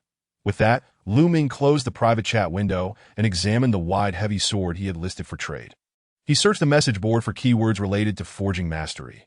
Initially expecting a delightful surprise, he was disappointed to find only a plethora of useless discussions about forging mastery, spanning thousands of comments and wasting his time. Never mind. He would first open the random skill book. Perhaps fortune would smile upon him, and he might just acquire forging mastery, which would resolve his dilemma. Meanwhile, Chu Feng, having concluded the transaction, remained stationary, his mind swirling with questions. His expression was a complex tapestry of confusion. What on earth was this? A child could also be a wife. Wang Defa. The apocalypse surely erodes moral boundaries, but it was only the first day. What kind of person was this? Returning to Lu Ming, he picked up the random skill book. Prompt: a random skill book has been detected. Would you like to use it immediately? Upon use, you will randomly obtain 1 skill from the EA grade skill books. Just as Lu Ming was about to make his selection, a sudden realization struck him. The first random skill book he had obtained had resulted from an initial acquisition of a supply box, during which he had become overly complacent and forgotten about the existence of the elevating skill, leading to a significant loss. Now, due to excessive contemplation, he nearly fell into the same trap again. From this point forward, he must remember to elevate everything, regardless of the cost. He must at least attempt to see the outcome, or else risk wasting the original item. He declined the prompt to use the skill book and silently recited the ultimate elevation. Prompt: please select the elevation tier. Second tier. Prompt: elevating a random skill book requires the consumption of 200 specialized crystals. Would you like to consume 200 specialized crystals to elevate the random skill book? Elevating a random skill book to a random skill book? Furthermore, the elevation cost is only 200 specialized crystals. Such a low price. Could there be a catch? Lu Ming scrutinized the information 3 times to confirm he had not misread before he tapped the skill book label for elevation. The information panel immediately appeared. Random skill book, special item, description. Upon use, you will randomly obtain 1 skill from the CA grade skills. Now it makes sense. His confusion dissipated in an instant. The elevation of the random skill book did not raise its upper limit, but rather its lower limit. With 200 crystals removing the E and D grades, it was a clear profit. However, this also reinforced Lu Ming's understanding of the rarity of S-grade skills and items. As he flipped through the book, he glanced at the meager 40 specialized crystals in his possession. Well, it seemed he could not even elevate the random skill book. He tossed the skill book into his spatial pouch and began to focus on hatching the egg. Occasionally stroking its shell, inhaling its fragrance, and relishing the experience, akin to petting a cat, as if it could provide entertainment for an entire year. Chapter 40. The Brutal Hawk King. Meanwhile, he kept the chat window open to check the time, which currently displayed 18:58. Outside, there were no abnormal sounds to be heard. However, this was to be expected, for his windows and curtains were soundproofed as the clock struck 19:00. An echoing chime that disregarded soundproofing reverberated from the heavens. Instantly, the surroundings grew dim. Lu Ming's room was already lacking in light, relying solely on the glow from the chat window for illumination. Without that flicker of light, it would be as if one were in total darkness. He had yet to explore the electrical system, and he could not test whether specialized crystals could replace electricity. Otherwise, he would have considered lighting a candle to endure the long, dark night. Little did he know. Just as this thought crossed his mind, a kaleidoscope of colors suddenly illuminated the blanket, which soon transformed into a soft white glow. Lu Ming lifted the blanket in surprise, instantly enveloped in warmth. This little one, even before birth, was already so considerate. How could he bear to make them toil in the future? Rearranging the blanket, Lu Ming tightened his embrace, as if only this could convey his feelings. At the same time, the chat window was flooded with messages, and Lu Ming glanced over to see it had descended into chaos. Ron. Oh my God, did you all hear that? Ever since the chime rang out, it's as if a tide of beasts has surged outside, filled with strange howls and cries, as well as the sounds of blades slicing and gnashing. Kai Hao, it's not just that. I can hear the buzzing of wings and the swift sound of wind cutting through the air. Just moments ago, something landed on my rooftop. The sound was akin to metal grinding together. Unbearably piercing. Li Tong, the shop door is being slammed. I'm so frightened, it feels like they're about to break in. Chenhai. Everyone, please remain calm. It is likely the creatures are agitated by the onset of night. Those noises are not directed at you. They are probably caused by collisions as they pass by. The initial program warned us not to show ourselves at night. This means that as long as we remain hidden and silent, we will not encounter any fatal danger. So please, control your voices, suppress your fears, and refrain from making any sounds that if we endure this night, tomorrow everything will be all right. Fong Peng, listen to Uncle Chen. I am scared too. Just a moment ago, a terrifying creature left a massive scratch on our refuge's door, but it merely left a mark and showed no intent to enter. Therefore, it is crucial to maintain our composure. Bao Zhengcheng, trust in yourself. If you are truly terrified, find a corner, hide under your bed or in a cabinet, open the regional chat channel. With so many people accompanying you, nothing will happen. Indeed, let us open the regional chat channel. If we're scared, let us talk. Hearing you all say this, it does seem less frightening. However, speaking of which, it has been ages since we've had such a gathering for conversation. Exactly. Previously, there was no time for such things. With mortgages, car loans, and living expenses, there was barely a moment to breathe, let alone socialize to be wide away. What were you all doing before this? I'm a primary school teacher, currently supervising the children's morning reading. What about the children? Rest assured, just now, Brother Chinhai has already compiled the statistics. Although many individuals did not participate, the youngest in our district is 18 years old and the oldest is 60. This serves as a microcosm. The children and the elderly should not have been displaced, which is a stroke of fortune amidst misfortune. That is indeed a relief. Otherwise, in the face of this cruel world, the children would stand little chance of survival. Alas, the pressing concern now is our own well-being. May we all emerge unscathed. I have been struck a few times by this door. I am uncertain if I can endure through tonight. The conversation meandered through various topics, yet overall it was imbued with positivity, which is indeed a good sign. However, is the outside world truly as terrifying as they say? Lu Ming turned his gaze towards the window, activating the eye of truth. Instantly, countless labels identifying exotic creatures darted about. Reaper owls, reaper owls, reaper owls. Everywhere he looked, mature reaper owls thronged, that in no wonder the initial electronic warning stressed that without the strength to crush the area, one should never act recklessly at night. Who in their right mind would dare to act recklessly? He could handle one reaper owl, but hundreds? That would be sheer folly. Brutal Reaper King. Just as Lu Ming withdrew his gaze, an unfamiliar creature's label streaked across the sky with astonishing speed, causing numerous reaper owl labels to plummet, which rapidly turned to ash. Identification. Seizing the opportunity, Lu Ming decisively intercepted the information. Brutal Reaper King, E-Class Monarch, Category. Insect Monarch Description. The absolute sovereign of the Reaper Owl clan. Measuring 4 meters in length, possessing the power to sweep away 100 elite-tier exotic creatures, that IT is extremely fond of hunting and combat, making it one of the most aggressive beings among the insect race. By day, it lurks in its lair to protect the queen's offspring, and by night, it patrols its territory, casually hunting other creatures to provide energy for the queen. With a volatile temperament, it will destroy anything obstructing its path, whether it be a towering skyscraper or otherwise. Currently, under the influence of some specialized energy, it has temporarily refrained from unleashing its destructive power on structures. Skills.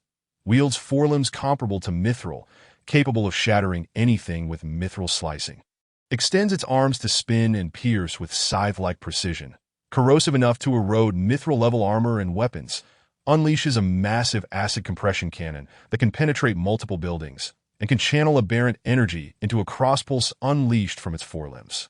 Traits. Possesses a hunter's instinct that grows stronger with each battle. Advanced regeneration that allows it to recover quickly even when severely injured. And upon true death, it can still unleash a devastating retaliatory strike.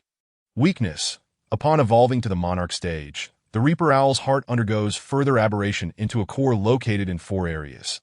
The head, chest, waist, and tail tip, with hardness equivalent to mithril. Shattering all 4 is necessary to achieve a kill. Upon reading this, Lu Ming gasped in shock that he previously thought that the E-Class elite variant of the Reaper Owl was already indomitable, but was unprepared for the existence of something even more terrifying. Is this what a high-grade exotic creature looks like when it emerges for amusement under the cover of night? An E-Class Monarch. Even a novice hunting warrior would likely last mere seconds if they activated their awakened powers. Having retracted his gaze, Lu Ming felt his previously buoyant spirits plummet. That if an E-Class Monarch is already so outrageous, what monstrous entity could an S-Class Monarch be? Cataclysmic. Annihilating. Such descriptions hardly seem exaggerated, that he had thought himself exceptional among humanity. Yet in the face of these creatures, he feels utterly insignificant, that he must grow stronger, unyieldingly stronger. He cannot afford to be complacent like others, who revel in minor achievements. If he wishes to progress further, he must advance steadily, ensuring not a single misstep.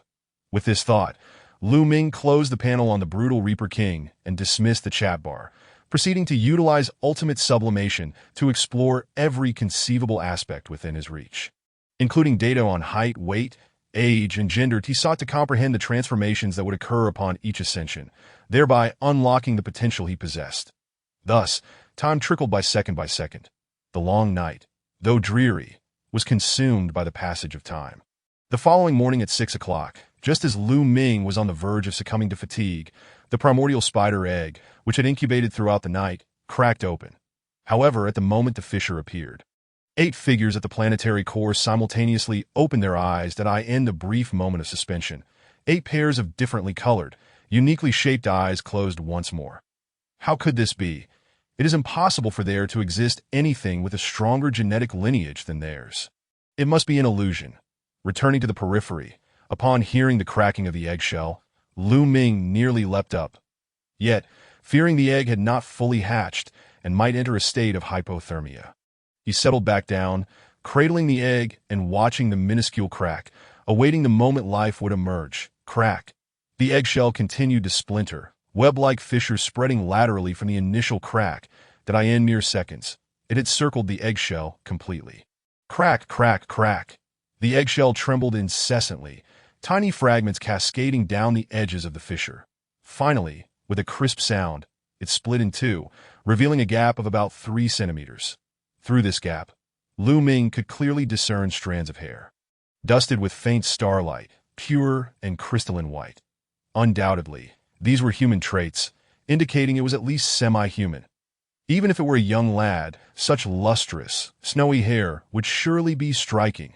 At that moment, the eggshell began to rotate, and the exposed portion exhibited distinct turning motions, first tilting to the left, then to the right, leaving Lu Ming utterly perplexed. Was it attempting to see something?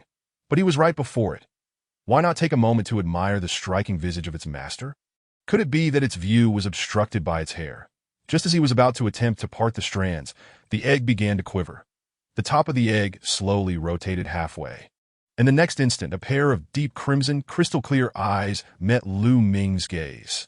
Good heavens, it turned out it had been facing away from him. Gazing into those eyes, Lu Ming was ensnared.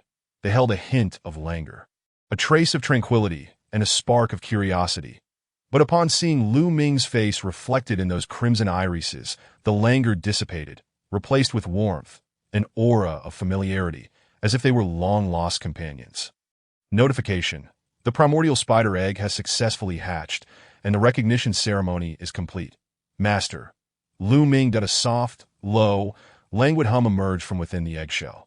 Then, it leaned forward slightly, tumbling over, the eggshell that had served as its hat rolling away and revealing a head of fluffy, soft hair that nearly enveloped its entire back, that a gentle sound escaped its lips again as it patiently rose from its fall. Sitting cross-legged in front of Lu Ming, it was at this moment that Lu Ming discerned the definitive traits of its gender. His expression transformed from stunned to astonished, and finally to elated. Indeed, the heavens had heeded his prayers. It was an unadulterated humanoid spider girl. Though he was overjoyed, a tinge of embarrassment washed over him. He swiftly grabbed a blanket, wrapping the little one snugly. In his excitement, he had completely overlooked preparing fitting attire for her. Fortunately, he had a dozen spare outfits in his spatial pouch. While they may not fit perfectly, he still had 40 specialized crystals left. Clothes could be altered after sublimation, allowing for custom designs and even replication. While he may lack experience in other areas, he was well-versed in women's fashion. For a primordial spider, it must incorporate elements of fluff. For a girl, it must be a dress. But she couldn't be left bare-legged, as combat was a necessity. He certainly did not wish for any wardrobe malfunctions. Thus, he decided on undergarments and tights, with boots to instill a sense of regality from a young age. The characteristics would include adaptive stretch, self-regulating temperature, maximum breathability, waterproofing, and utmost comfort. The design took no more than a minute, though it consumed a full 30 specialized crystals. There was no way around it. While replicating clothing cost little, setting its characteristics required extra resources that he was unwilling to let the little one feel discomfort. So he endeavored to make it as detailed as possible. Once completed, Lu Ming prepared to unveil the blanket and dress the little one. However, just as he grasped the blanket, he heard a series of crisp cracking sounds from within. Thinking something might be amiss, he lifted the blanket to find the little one calmly gnawing on the eggshell. The sound reminiscent of a satisfying crunch. Lu Ming was left somewhat speechless. This creature seemed particularly unperturbed. Displaying no signs of distress despite his sudden covering, that it lacked the typical restlessness of a newborn, this due to its high intellect. Identification that to gain further insight into her information, Lu Ming activated the Eye of Truth. To his astonishment, instead of the usual clear panel that appeared instantly, this time it flickered rapidly, displaying a jumble of incoherent symbols. Notification: unable to probe information without the target's consent. Lu Ming was taken aback. There are situations requiring the target's consent. What an absurd level of confidentiality. The primordial spider girl paused her chewing, glancing at the astonished Lu Ming, seemingly comprehending something. With a slight tilt of her chin, she resumed munching. Notification: target's consent obtained, identification successful. Primordial spider? Rank of deity, race, divine description. The most ancient divine beast born in the world of truth. Height, body length humanoid 121 centimeters. True form, 2M, capable of growth. Weight, mass humanoid 25 kg. True form, 300 kilograms, capable of growth. Universal functions: ultimate storage space, supreme appraisal skills, silk manipulation E rank, spider spear E rank, web weaving E rank, devouring E rank, weakness detection E rank, annihilation death ray E rank. Traits: shapeshifting, mastery of insight max, combat instinct max, learning instinct max. Status: recognize master, master. Lu Ming, currently in the juvenile stage. All attribute capability indicators at historical lows. Numerous skill attributes sealed can gradually unlock with the elevation of aberration level. Current aberration level: E rank juvenile, capable of devouring energy from alien life forms for advancement. Advancement progress: 3,000, 10,000. Is it appropriate to say stunning? No, it should be described as astonishing. It is utterly unexpected that the biological rank of the primordial spider is indeed divine. Primordial beings, the most ancient divine beasts. How remarkable! As for the subsequent juvenile stage, the rank and such are all mere facades. As long as the potential is established, this entity will inevitably become a true deity in the future. Moreover, she has only just been born, possessing not only 2 universal functions but also 6 skills and 4 traits. Though the names of the skills are rather succinct, it is evident they will evolve with the ascent in level. Particularly the Annihilation Death Ray, which sounds immensely powerful. However, it is the 3 question marks on the panel that pique his curiosity. With the information displayed, why not reveal the name? Intrigued, Lu Ming clicked on the question mark. And in an instant, a prompt appeared. Prompt: the primordial spider has yet to receive a name from its master. Shall it be named immediately? Ah, so it requires him to name her. It is reasonable. A newly born child would naturally lack a name. However, for some reason, a particular anime he had once watched flashed through Lu Ming's mind, wherein the protagonist was named Shizuko, later changed to Shiro Ori. Upon this thought, Lu Ming scrutinized the primordial spider and found some resemblance to her. Yet, naming her Shiro Ori felt somewhat off-putting, as it was not a name he had personally chosen for her. Setting aside the issue of borrowing, Lu Ming contemplated for a moment and solemnly declared, "Initial Snow, proceed with the naming. Prompt: please name. Initial Snow. Prompt: please confirm again. Confirm. Prompt: primordial spider Initial Snow has been successfully named." Upon reviewing the panel again, the question mark had transformed into Initial Snow, quite perfect. With a crunch, she devoured half of the eggshell and turned to search for the other half.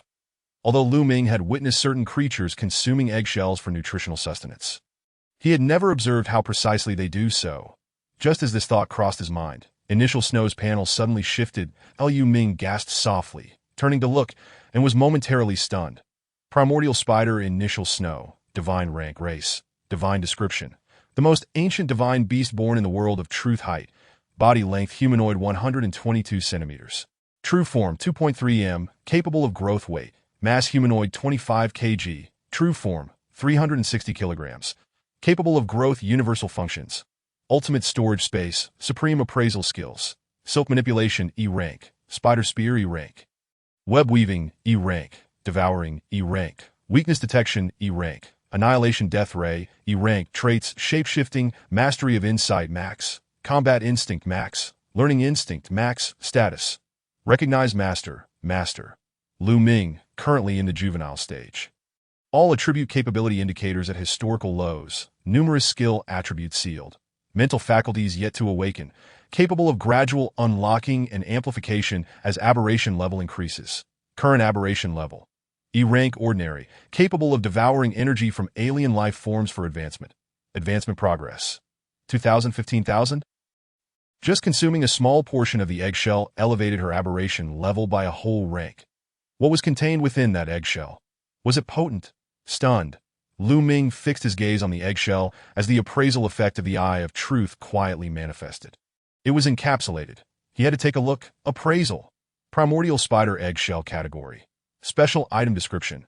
A sturdy shell that protects the primordial spider embryo, possessing not only commendable defensive capabilities, but also containing astonishing energy essence. Serving as the primordial spider's first batch of sustenance post-birth. Contains alien life form energy. 18,000. Does that not imply she could ascend another level? Just as that thought settled, the energy reserve of 18,000 swiftly diminished by 1,000. Looking towards initial snow, he noticed she had just bitten off a piece. Well, the data is indeed updated in real time. However, Lu Ming suddenly encountered a dilemma. It seemed that one must consume items containing alien life form energy to enhance the advancement progress. The alien protein and body fat purification within his bag did not appear to have such energy values, but they were marked as preferred food for alien species. Given that initial snow's birth conditions were also related to this, it should not be impossible to enhance the progress. With this in mind, Lu Ming retrieved the protein from his package for a closer inspection.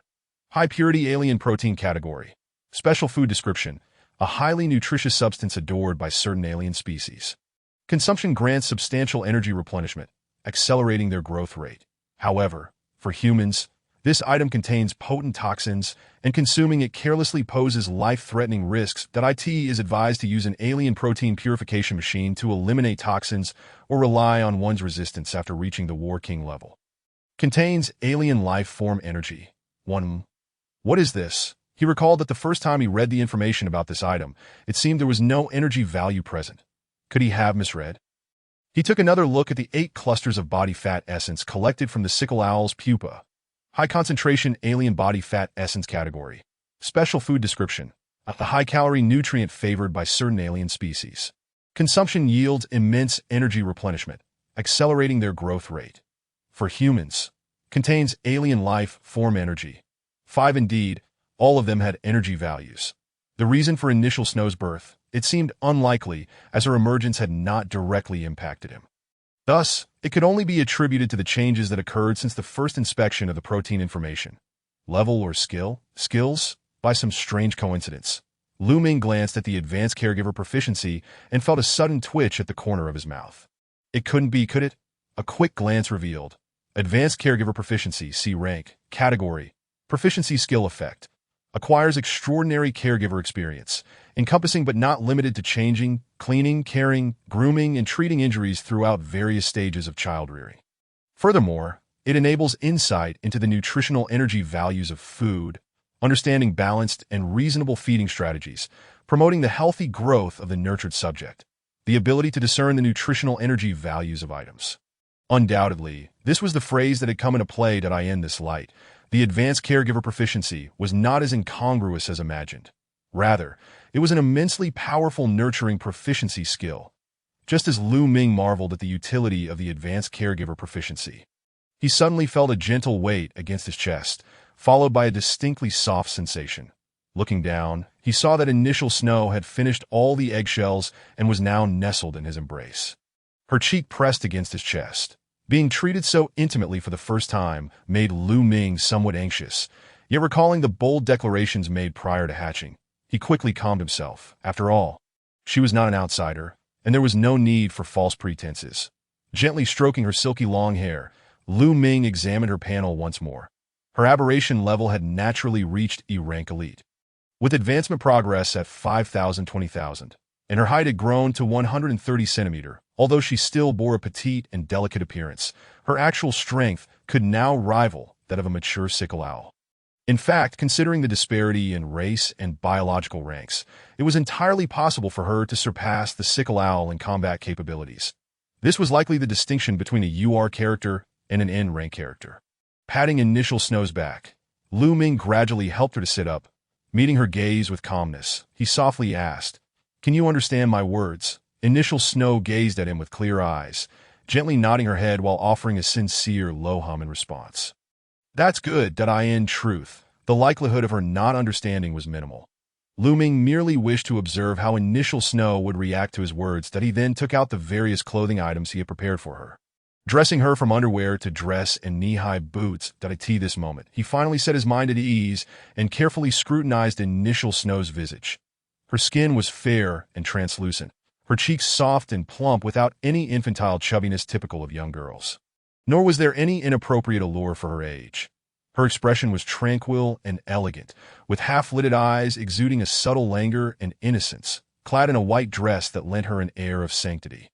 Multiple factors accentuated her excu. Lu Ming was unaware, yet his heart was already stirred at this moment. Chu Shui was examining her attire, occasionally tugging at the hem of her skirt and gently touching the fluffy cuffs. Displaying a sense of novelty, Lu Ming had initially thought this was sufficient, but he felt something was still amiss. After contemplating, he finally recognized the root of the issue when his gaze fell upon Chu Shui's casually draped long hair. It was too unkempt. He rummaged through his spatial pouch and retrieved a short-sleeved garment, immediately transforming it into a delicate light blue hairband. Using the superb skills of a nurturing caretaker, he selected a strand of Chu Shui's long hair and intricately braided it into a slender plait the width of a pinky finger. Chapter 43. Murdering the Husband, the Overt Kind. Much better, Lu Ming exclaimed, surveying his handiwork with delight. He could only imagine how outsiders would react upon witnessing a robust man nearing 190 centimeters in height meticulously styling a little girl's hair. Would they utter something like, "A fierce tiger at heart, yet delicately savoring roses"? Chu Shui seemed particularly fascinated by the braid, fiddling with it in her hands. Observing her obedient demeanor, Lu Ming felt a sense of relief. He no longer had to carry her constantly in his arms or on his back, which was a great blessing that a glance at the time revealed it was already 6:40 a.m., the dawn barely breaking. However, when he cast his truth eye outside, he could still see the mature-bodied scythe owls fluttering about. As expected, the night's veil would not lift until around 7:00. That a 12-hour cycle for a species seemed quite fair. With 20 minutes remaining, idling was not an option. He might as well remedy the regret of missing last night's dinner. Upon inspecting his supplies, he found only compressed biscuits and instant noodles. After all, the provisions gathered from the corner shop paled in comparison to those from a large supermarket or a butcher's cold storage. Besides, without basic ingredients like rice or oil, preparing a proper meal would require more accumulation. Instant noodles it was, then, while compressed biscuits served as a decent backup for quick sustenance during battles in times like this. Instant noodles were the more suitable choice. Hot water could be easily produced by a multifunctional heater, truly convenient and swift. With the noodles prepared and the water heated, Lu Ming glanced at Chu Shui, who was sitting at the edge of the bed, intently watching him prepare breakfast. Considering that this child was eating merely an eggshell, he felt a pang of sympathy and decided to offer her a lump of high-purity exotic protein. Chu Shui seemed to possess an instinctual understanding of such substances, as she took it and began to nibble on it delicately. What appeared to be an unappetizing product was transformed into a delightful treat by her graceful manner of eating, almost as if it had been filtered through a cotton candy lens. Could this truly be delicious? Driven by curiosity, Lu Ming took another lump, finding it soft and fluffy to the touch, free from grease or dirt. Bringing it to his nose, he was surprised to detect a fruity aroma, melon, specifically. Were it not for the label warning of potential toxicity to humans, he might have been tempted to try a bite himself. Turning back, he noticed that Chu Shui had finished her portion and was now eyeing the lump in his hand. Scratching his head, Lu Ming offered it to her and crouched down to ask, "Little Shui, can you use your storage space?" She nodded, then pointed, revealing a deep, shadowy portal to a storage space approximately half a meter in diameter. Lu Ming was momentarily stunned by this extraordinary sight. Taking a while to process it, as countless thoughts and questions flooded his mind, he continued, "Is there a limit to what can be stored inside?" Chu Shui tilted her head, seemingly not quite grasping the question, prompting Lu Ming to rephrase, "I mean, how much can you put in?" She gently shook her head, likely indicating her uncertainty. That Lu Ming felt a bit helpless. Her inability to communicate posed a significant challenge. as many exchanges required conjecture and were not always accurate. However, as he reminded himself, she had only been born mere minutes ago. Surely even a divine being would need a grace period, right? With a resolve to inquire patiently. He also felt that prolonging breakfast would only waste time and place undue pressure on Chu Xue. It would be better to finish up and commence the day's exotic hunting, thus enhancing his own abilities while also elevating Chu Shue's transformation level. Perhaps as they progressed, they would eventually resolve their communication barriers. With this thought in mind, Lu Ming took another lump of high-purity exotic protein and asked, "Can this go inside?" Chu Shue nodded slightly. Receiving her confirmation, he proceeded to store over 700 units of exotic protein and 8 lumps of body fat essence within the portal that in the operational space. He recalled the vial of mutated blood produced by the scythe owl, which he had not given much thought to at the time. Now, considering it, it likely contained the energy substance generated by the owl. Identification: mutated exotic blood category. Special material description: a rare substance with a low probability of being produced by mutated exotic creatures, possessing immense transformation energy. Its applications are vast. It can be consumed by exotic beings to accelerate their growth or utilized in the crafting of biological weaponry, significantly enhancing its power and the probability of acquiring mutated skills. Contained transformation energy value: 100. The energy content was indeed impressive, but as food, its cost-effectiveness was rather low. Since he had decided to forge specialized biological weaponry, it would be wiser to keep it for crafting purposes. Not to mention, the potential to enhance the probability of acquiring mutated skills was quite enticing. As for Chu Shui, he would simply have to make it up to her later by hunting more side owl larvae. Having made his decision, Lu Ming turned back to grab the instant noodles. After peeling back the lid and inhaling the aroma, he found it indistinguishable from that of Blue Star's noodles that he slurped a mouthful eagerly. The familiar texture evoking no surprise. As for the nostalgic sentiment, he felt none. Having just transitioned here a day prior, instant noodles were the kind of food that lingered in memory for weeks or even a month. Understood by those who had experienced it.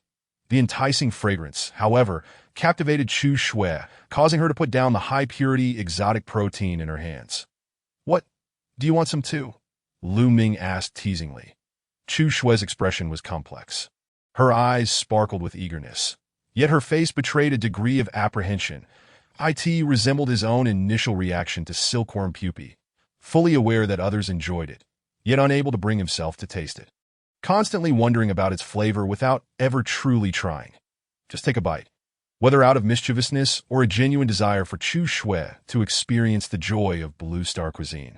Lu Ming held a piece up to her lips. Cautiously, she sniffed it, seeming to find the aroma acceptable, then opened her mouth to bite, even mimicking Lu Ming's slurp. However, as soon as she did, her brows furrowed tightly. She promptly opened her mouth, causing the noodles to slide back into the bowl. Lu Ming. And it didn't stop there. After a couple of tui sounds, she looked at Lu Ming with concern and stuffed half of the exotic protein she had been eating into his bowl. Lu Ming. Well, he understood the sentiment. It was akin to a cat watching its owner eat snail noodles. But he couldn't eat the exotic protein, were it not for ignorance being bliss. This would be a direct act of murder against her husband, the overt kind. Little Shui, thank you, but I can't eat this. You should have it instead. He retrieved the lump of exotic protein she had placed in his bowl, noticing it was free from broth. Under the scrutiny of his truth eye, the noodles remained untainted. Returning the protein to Chu Shui, he continued to enjoy his bowl of noodles. What? Why not make another batch? Nonsense. This was the apocalypse. Wastefulness was a disgrace. Do you know how many lives a bowl of noodles could save? What? Little Shui just spat it out. Fool. So what? That is no excuse for wasting food.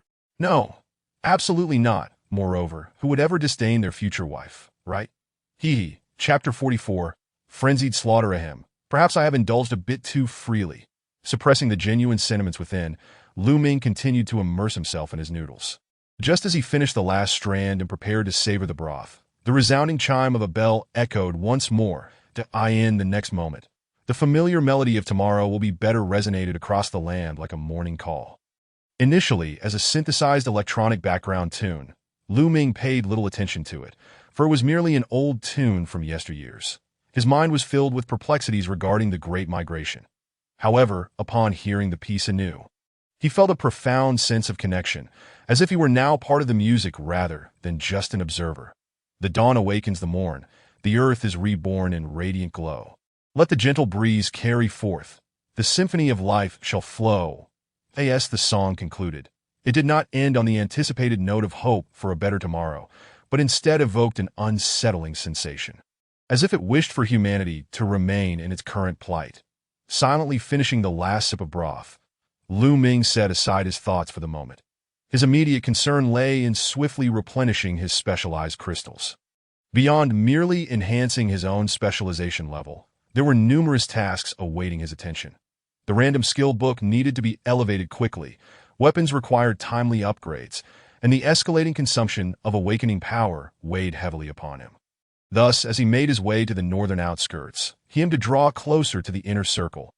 According to the distribution of the transmuters, the density of aberrant creatures would surely increase as one approached the inner ring.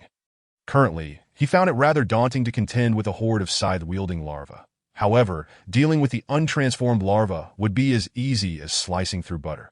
Yet speaking of the northern outskirts, one could not overlook the Tier 3 supply crate. The mere thought of elevating it to level 5 sent a shiver down his spine, for it required a staggering 3,500 specialized crystals. Such a feat was a conundrum even for an ordinary individual. With a faint sigh, Lu Ming pulled back the light-diffusing curtains that he had intended to gaze upon the morning's wasteland scenery, but to his astonishment, his eyes fell upon a multitude of plump larvae. The corners of Lu Ming's mouth curled into a visible smile. The initial disgust he felt upon encountering these larvae had transformed into an unexpected fondness, even alleviating his fear of densely populated spaces. A night had passed, and the once desolate alley was now filled to the brim with larvae. The factory across the way was entirely covered, 3 layers deep. Although the typical larva remained in a prone state, their overall numbers, while perhaps less visually striking than the previously upright horde, were certainly not fewer than before. As he opened the window, the putrid stench wafted in. Yet, rather than recoiling in disgust, Lu Ming inhaled deeply. After all, these were walking specialized crystals, a veritable treasure trove delivered right to his doorstep. How could he possibly refuse? With a mere thought, his hawk-eyed composite bow materialized in his grasp, drawing the bowstring and knocking an arrow. He activated the Eye of Truth, locking onto the alley for a rapid-fire onslaught. Thwack, thwack, thwack, thwack, thwack. The arrows fell like rain. Accuratel though he had his reservations, he nonetheless transferred over 10,000 units of exotic protein into Xiaoshua's storage space for her convenience. Little did he know that the subsequent events would once again leave Lu Ming feeling exasperated. Just as the high-purity exotic protein settled into the storage space, he witnessed countless energy conduits manifest throughout Xiaoshua's body.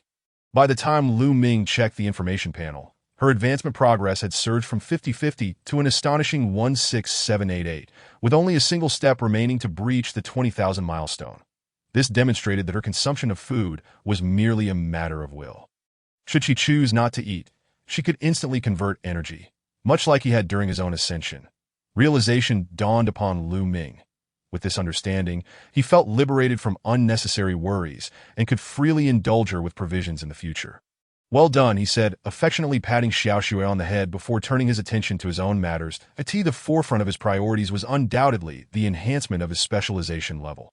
The advantages of leveling had been vividly illustrated during his initial breakthrough as a novice hunting warrior, particularly with the existence of 3 lottery draws and universal discount vouchers, which elevated the priority of specialization to its zenith.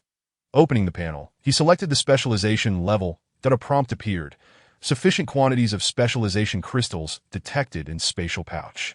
Would you like to consume 5,000 crystals to elevate your specialization level to intermediate hunting warrior? Yes, the crystals were consumed in an instant, and though it was impossible not to feel a pang of regret, the anticipation of enhancing his core strength quickly overshadowed any discomfort that in a flash. The 5,000 specialization crystals were amalgamated and refined into 5 drops of crystalline blue liquid that merged into his forehead. There was no pain, no discomfort, only a refreshing sensation that coursed through his entire being. As his consciousness delved into his mind, he unexpectedly perceived his own transparent body from a third-person perspective. The crystalline blue liquid danced within him, ultimately seeping into his spine. Instantly, his spine crackled and transformed, becoming exquisitely refined. Upon closer inspection, one could even discern a faint blue hue emanating from it. Just as Lu Ming sought to scrutinize the changes in his spine further, the wondrous third-person perspective abruptly retracted. Once his awareness was fully restored, he found himself back in the present, locked in eye contact with Chu Shui. The entire process had scarcely taken 5 seconds. Yet his power had tripled, 3 times that of a novice hunting warrior, and 90 times that of an ordinary human. Was there a more exhilarating sensation? With enthusiasm surging, Lu Ming clenched his fists and swung them carelessly. The air split with a sharp whoosh as his punch cut through it, revealing a conical force enveloping his fist. The sensation of power coursing through him was intoxicating, prompting him to excitedly exclaim, "Did you see that, Xiaoshu, at the sound of breaking air? Isn't it impressive?" After his outburst, he playfully swung his fists a couple more times, eager to showcase his newfound prowess to Chu Shui. However, Chu Shui, a mere hours-old spiderling, could hardly comprehend notions of impressiveness. Within half a second, Lu Ming's face flushed crimson as he realized his own folly. To his surprise, Chu Shui appeared completely unfazed, nodding earnestly and affirming his display with her characteristic hum. Her innocent gaze nearly brought him to tears, filling his heart with warmth. He couldn't help but ponder the fortune of having a companion who understood, supported, and accepted all his quirks. "Thank you, Xiaoshu. You may not fully grasp my words yet, but I will always be here for you, now and in the future." Chu Shui nodded once more, and then took a small bite of the protein lump, seemingly indifferent to its taste. That Lu Ming chuckled softly, sensing that Xiaoshu was indeed too young to comprehend his promise. Yet he understood the weight of his own words.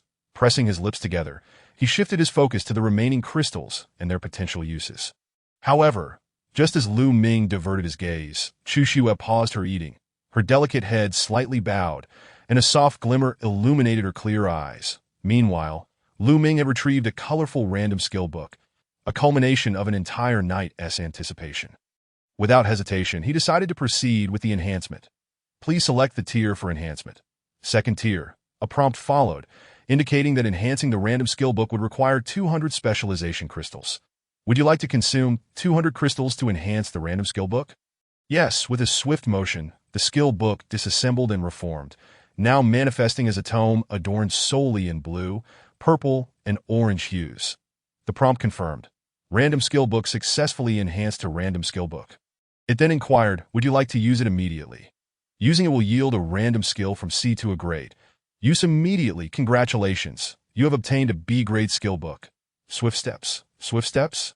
He mused. It seems to be a movement skill. Let's examine its effects. Swift steps, B-grade type. Movement skill effect. Upon use, instantly increases foot strength by 50%, achieving a brief burst of speed with no cooldown. Though it significantly drains stamina. Indeed, it was a movement skill, and his instincts had proven accurate. The effect was straightforward, a 50% instantaneous speed boost. The absence of a cooldown meant that its application was unrestricted, allowing for sudden bursts during combat that would likely leave enemies reeling. Even if they managed to react, the chaotic timing of its use could disorient opponents, thereby pressuring their mental state, if employed wisely. It was undoubtedly a remarkable technique. The only aspect he found concerning was the substantial drain on stamina. In this world, superfluous descriptors were absent, and significant drain was certainly no trivial matter, but he resolved to give it a try. Swift steps. With the thought firmly in his mind and his weight shifting forward, Lu Ming felt an explosive surge of power in his legs, propelling him towards the wall in an instant. Boom! The dormitory shook violently, dust cascading from the ceiling, landing atop Chu Shui's head before sliding down, as if brushing against an invisible barrier, and onto the bed.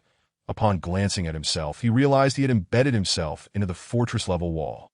Struggling to free his arms, Lu Ming pushed against the wall and extricated himself, appearing somewhat disheveled, but he had miscalculated, forgetting that he had only just ascended to an intermediate hunting warrior. His body had yet to adapt to the enhancements, and the explosive acceleration had left him unable to halt his momentum, but he had not fully grasped the stamina drain of swift steps, only feeling an intensified hunger as a result. Nonetheless, he had gleaned valuable insights. It was evident that his current physical strength was quite formidable. The fortress-level wall had yielded without hesitation, suggesting he could face mutated elite creatures in close combat without needing to stack any buffs, wield any enhancements, or employ any weapons. Merely engaging in brawls with E-grade elites was laughable. Turning to Chu Xue, he offered a sheepish smile to reassure her, ensuring he did not startle the little spider. He then brushed the dust from his face and opened his personal information panel to review the description of his intermediate hunting warrior status. Intermediate hunting warrior, capable of slaying E-grade elites single-handedly. While teamwork allows for the subjugation of E-grade monarchs, that a powerful elite among hunting warriors, consuming specialization crystals can elevate one to advanced hunting warrior status. Advancement progress. 666815000. This was largely in line with his expectations, albeit primarily applicable to average intermediate warriors. Generally, due to the drop rates of specialization crystals, ordinary individuals expended their utmost efforts to level up, leaving little surplus for enhancing their awakening power, resulting in most having only a single level of awakening. Furthermore, their skills were seldom extensive, in his case. However, with a fourth-tier awakening power combined with the power amplification technique and swift steps, he could easily reign supreme during the day if he were to elevate the amplification further. Enhancing his awakening power by one tier, single-handedly subjugating a monarch-level mutated creature would not be out of reach. Resolved, he activated the power amplification technique and selected the second tier for enhancement. Are you certain you wish to consume 2,000 specialization crystals to elevate the B-grade power amplification technique to S-grade power bestowal? Confirm. Confirm. In an instant, the purple title of the power amplification technique dissolved, reappearing as the golden title of power bestowal. Power bestowal, S-grade. Type: active amplification skill effect. Bestows thrice the strength upon oneself for 30 minutes, with a cooldown of 1 hour. Characteristic: this amplification can simultaneously be granted to multiple target units, with the number of targets depending on the user's specialization level. Current user specialization level: intermediate hunting warrior. Number of target units that can be bestowed: 2. With a threefold strength enhancement for 2 targets. His confidence in dominating the day had soared to not merely dominating the day. He felt entirely assured even during brief nocturnal excursions, especially with a spider daughter on the verge of evolving into an E-grade monarch. At this moment, the outer suburbs posed no danger to him whatsoever. Checking his remaining specialization crystals, he found 4668 left. More pressing was the enhancement of his awakening power and swift steps. Enhancing awakening power by one tier required 1,000 crystals. As for swift steps, he had yet to experiment with it. He would first assess its potential for enhancement. Ultimate enhancement. Please select second tier. A prompt indicates enhancing B-grade swift steps requires 2,000 specialization crystals. Are you certain you wish to consume 2,000 specialization crystals to elevate swift steps to S-grade Godspeed? Certainly, the number of crystallized essences required for the elevation of all B-level skills remains consistent. This, perhaps, is the greatest fairness inherent in ultimate sublimation. Click to view the information on Swift Strike. Swift Strike, S-level, category, evasion technique effect. Upon activation, it provides a threefold increase in speed, achieving a remarkable leap in velocity without any cooldown, albeit at a significant expenditure of stamina. The description of threefold speed has transitioned from a precise reference to footwork to a more generalized notion of speed, indicating a shift from a localized enhancement to a holistic transformation. The stamina consumption has escalated from substantial to severe, implying that the frequency of use will diminish considerably. However, the absence of a time limit, coupled with some side effects, is entirely understandable. Furthermore, it appears that these side effects can potentially be mitigated through the use of multifunctional sports drink supplements, akin to stamina potions found in games. Should I elevate it? Lu Ming pondered to himself. Or should I continue utilizing swift steps for now? Perhaps I should invest more crystallized resources into awakening power? After a brief moment of hesitation, Lu Ming cast aside his distractions and decisively chose to elevate. Elevate it. Indeed, skills of this nature should invariably be as powerful as possible, even if their frequency of use diminishes. The qualitative transformation of their effects cannot be overlooked. Faced with the same adversary, should he require 10 uses of swift steps to achieve a kill, resulting in exhaustion, whereas a single strike from Swift Strike would accomplish the same feat. The outcome remains unchanged, yet the process has been streamlined tenfold. how many unnecessary variables on the battlefield has this averted? Sometimes, it is merely a matter of seconds that can lead to a significant change in outcome. How often have advantages in slaying a great dragon been snatched away, resulting in a devastating push against 1S base? Confirmed. Notification. B-level skill Swift Steps has successfully sublimated to S-level Swift Strike.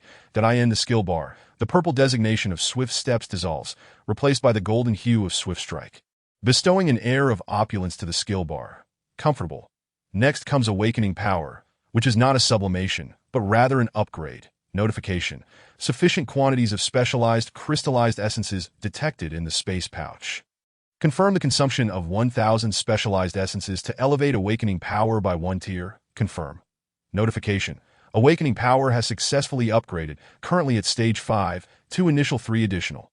Panel information updated. Awakening Power reaches Stage 5. Awakening Power category. Awakening Technique effect. Upon activation, it temporarily induces a genetic awakening state, amplifying comprehensive physical attributes 5-fold, with the effect lasting 5 minutes and resetting daily at dawn. Characteristics. Consumes specialized crystallized essences, allowing for the elevation of the tier of Awakening Power. The effects of genetic awakening and duration increase with the level of Awakening Power, with a maximum of 10 tiers. Current tier.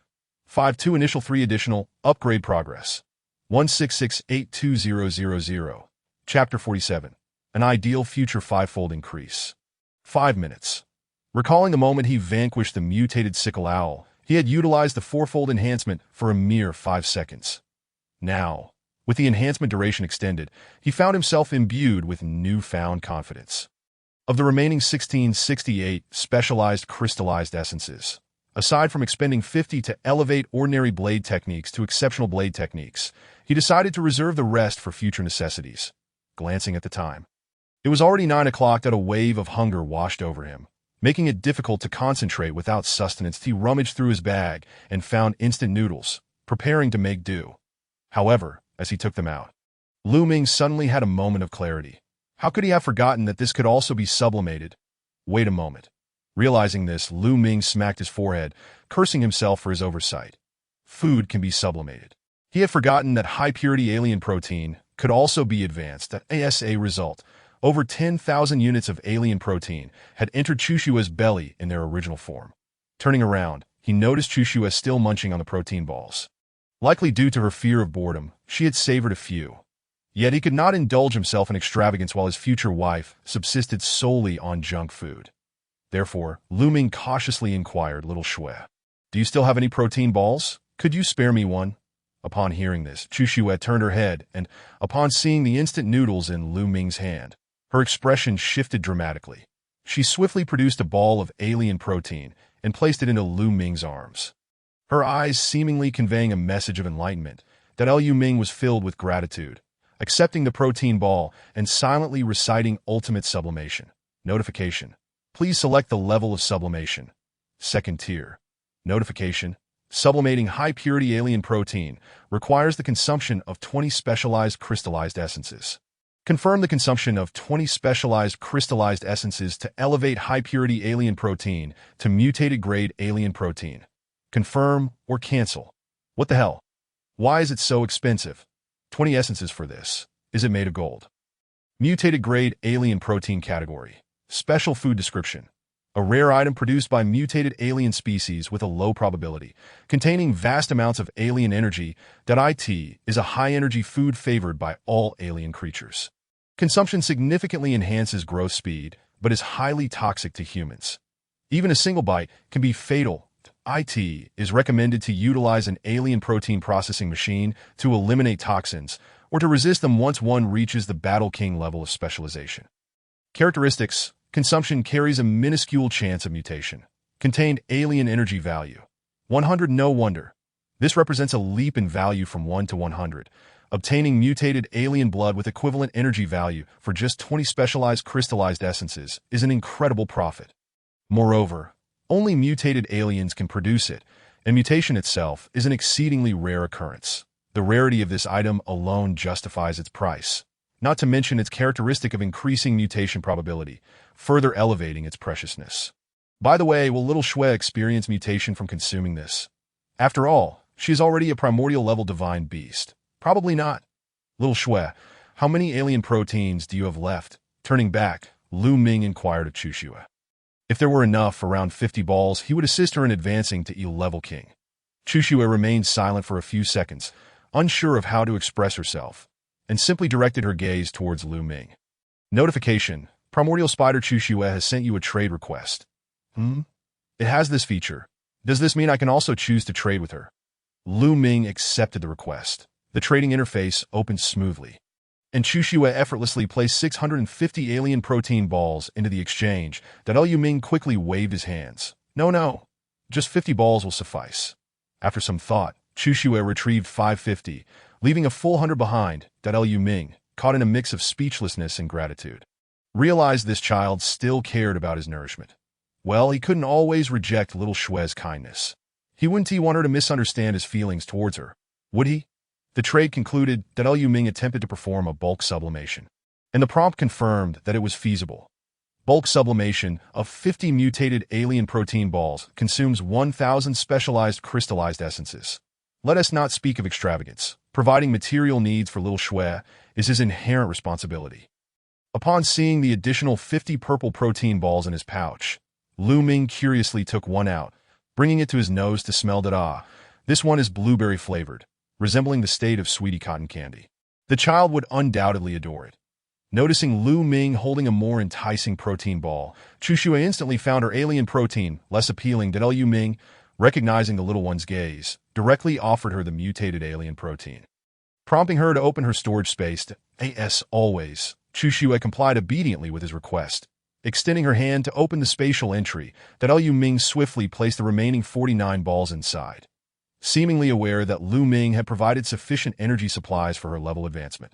And understanding his intention, Chu Shui absorbed the energy of the mutated alien protein through consumption. Her entire body's energy meridians glowed intensely, and an overwhelming aura emanated from her being. This time, Lu Ming was genuinely focused on observing her. Within mere seconds, her height noticeably surged, and her physique exhibited visible changes. Eye of Truth. Chu Shui, divine level, race, divine description. A primordial spider born in the world of truth, the most ancient divine beast. Height, body length, human form 140 cm, original body 4 m, can grow weight, original body, human form 30 kg, original body 600 kilograms, can grow, universal function. Storage space, ultimate appraisal skills. Thread manipulation, E-level. Spider spear, E-level. Web weaving, E-level. Devour, E-level. Weakness perception, E-level. Annihilation ray, E-level. Crimson gaze, E-level. Characteristics: shape-shifting, mastery of comprehension max, combat instinct max, learning instinct max. Status: acknowledge master. Master Lu Ming currently has departed from the juvenile initial stage, with various attribute capabilities slightly enhanced. Most skill attributes are sealed and can be unlocked as her mutation level rises. Current mutation level: E-level king, can devour alien creature energy for advancement. Advancement progress: 05000. Height increased by 10 centimeters. Weight gained 5 kg. She acquired an additional skill, Crimson Gaze, and her status underwent a slight change. The energy required for advancement exploded in magnitude, but that was of little concern. What mattered were the preceding values. This little girl is quite the prudent planner. If memory serves him correctly, the previous advancement progress was 167882000. That having consumed a bit of high-purity protein along the way, the current figures indicate a precise combination of mutated protein and high-purity protein. Carefully concealed, as she likely understood she could not level up after consuming it all, saving some as reserves. How remarkably thrifty! There is not a hint of wastefulness. In this materialistic world, it would be difficult to find such an ideal future. At that moment, the loud protests of his stomach echoed in the AI. Lu Ming, filled with satisfaction and delight, silently recited the ultimate sublimation spell over the beef instant noodles. He felt compelled to celebrate. Chapter 48, The Giant Ring Blade Reminder. Sublimating the beef instant noodles requires the consumption of 5 specialized crystals. Shall we confirm the consumption of 5 specialized crystals for the second level sublimation of the beef instant noodles? 5. It seems that dietary sublimation does not come cheap.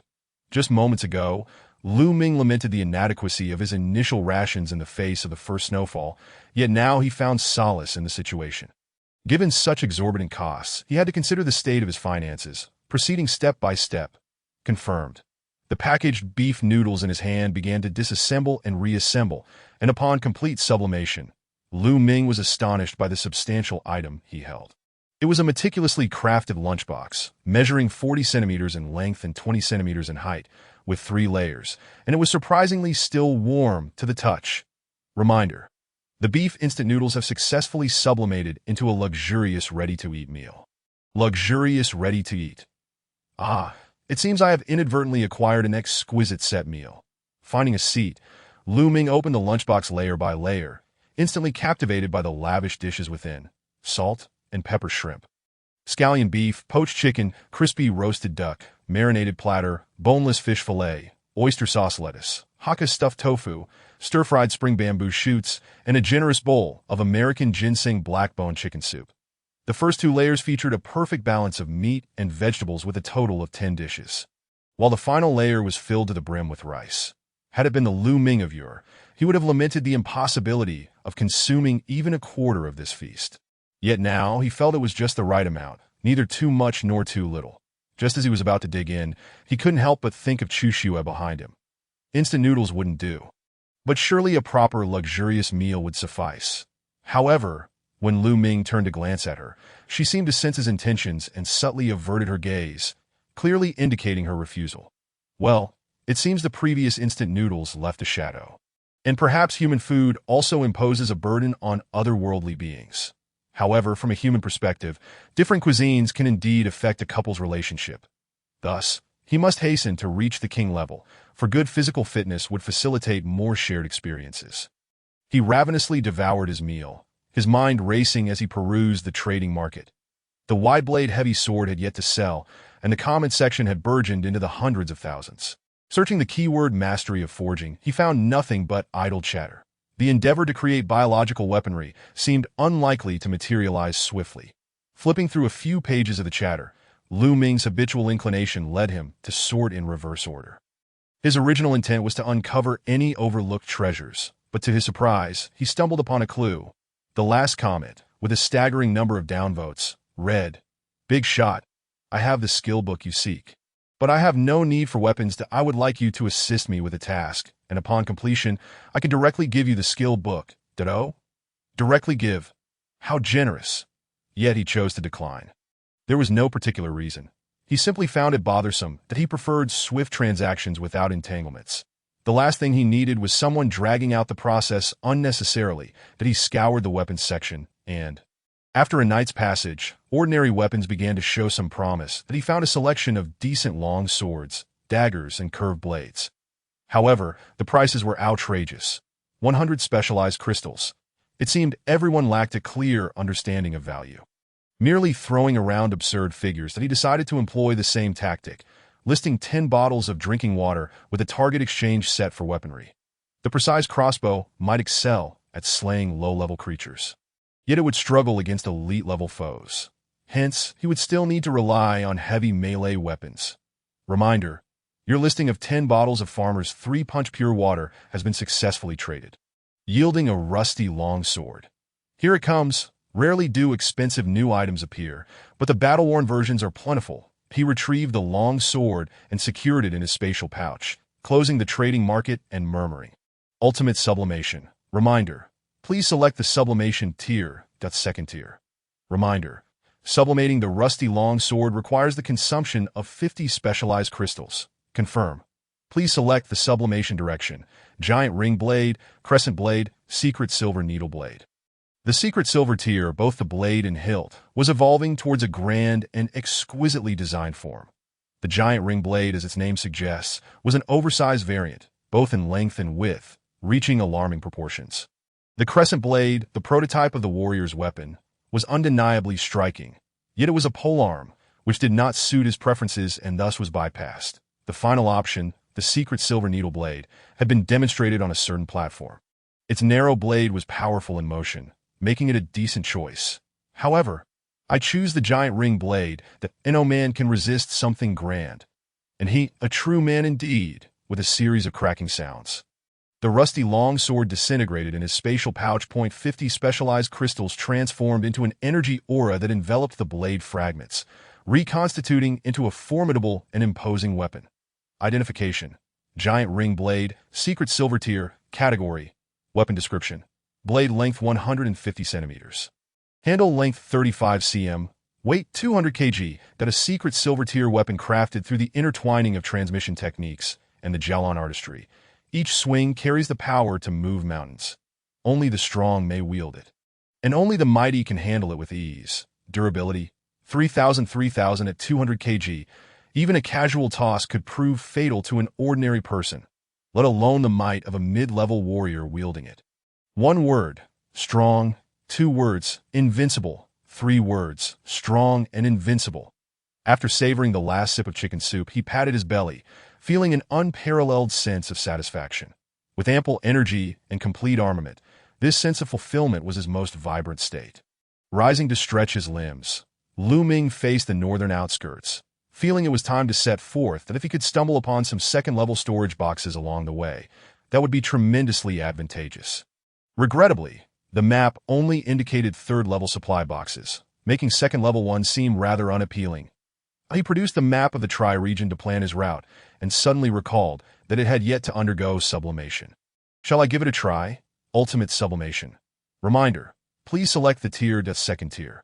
Reminder: sublimating the Tri-region map requires the consumption of 100,000 crystal blocks. Confirm? Cancel? Cancel. As expected, prohibitively expensive. It was no coincidence that this item was singled out at the beginning of the transfer.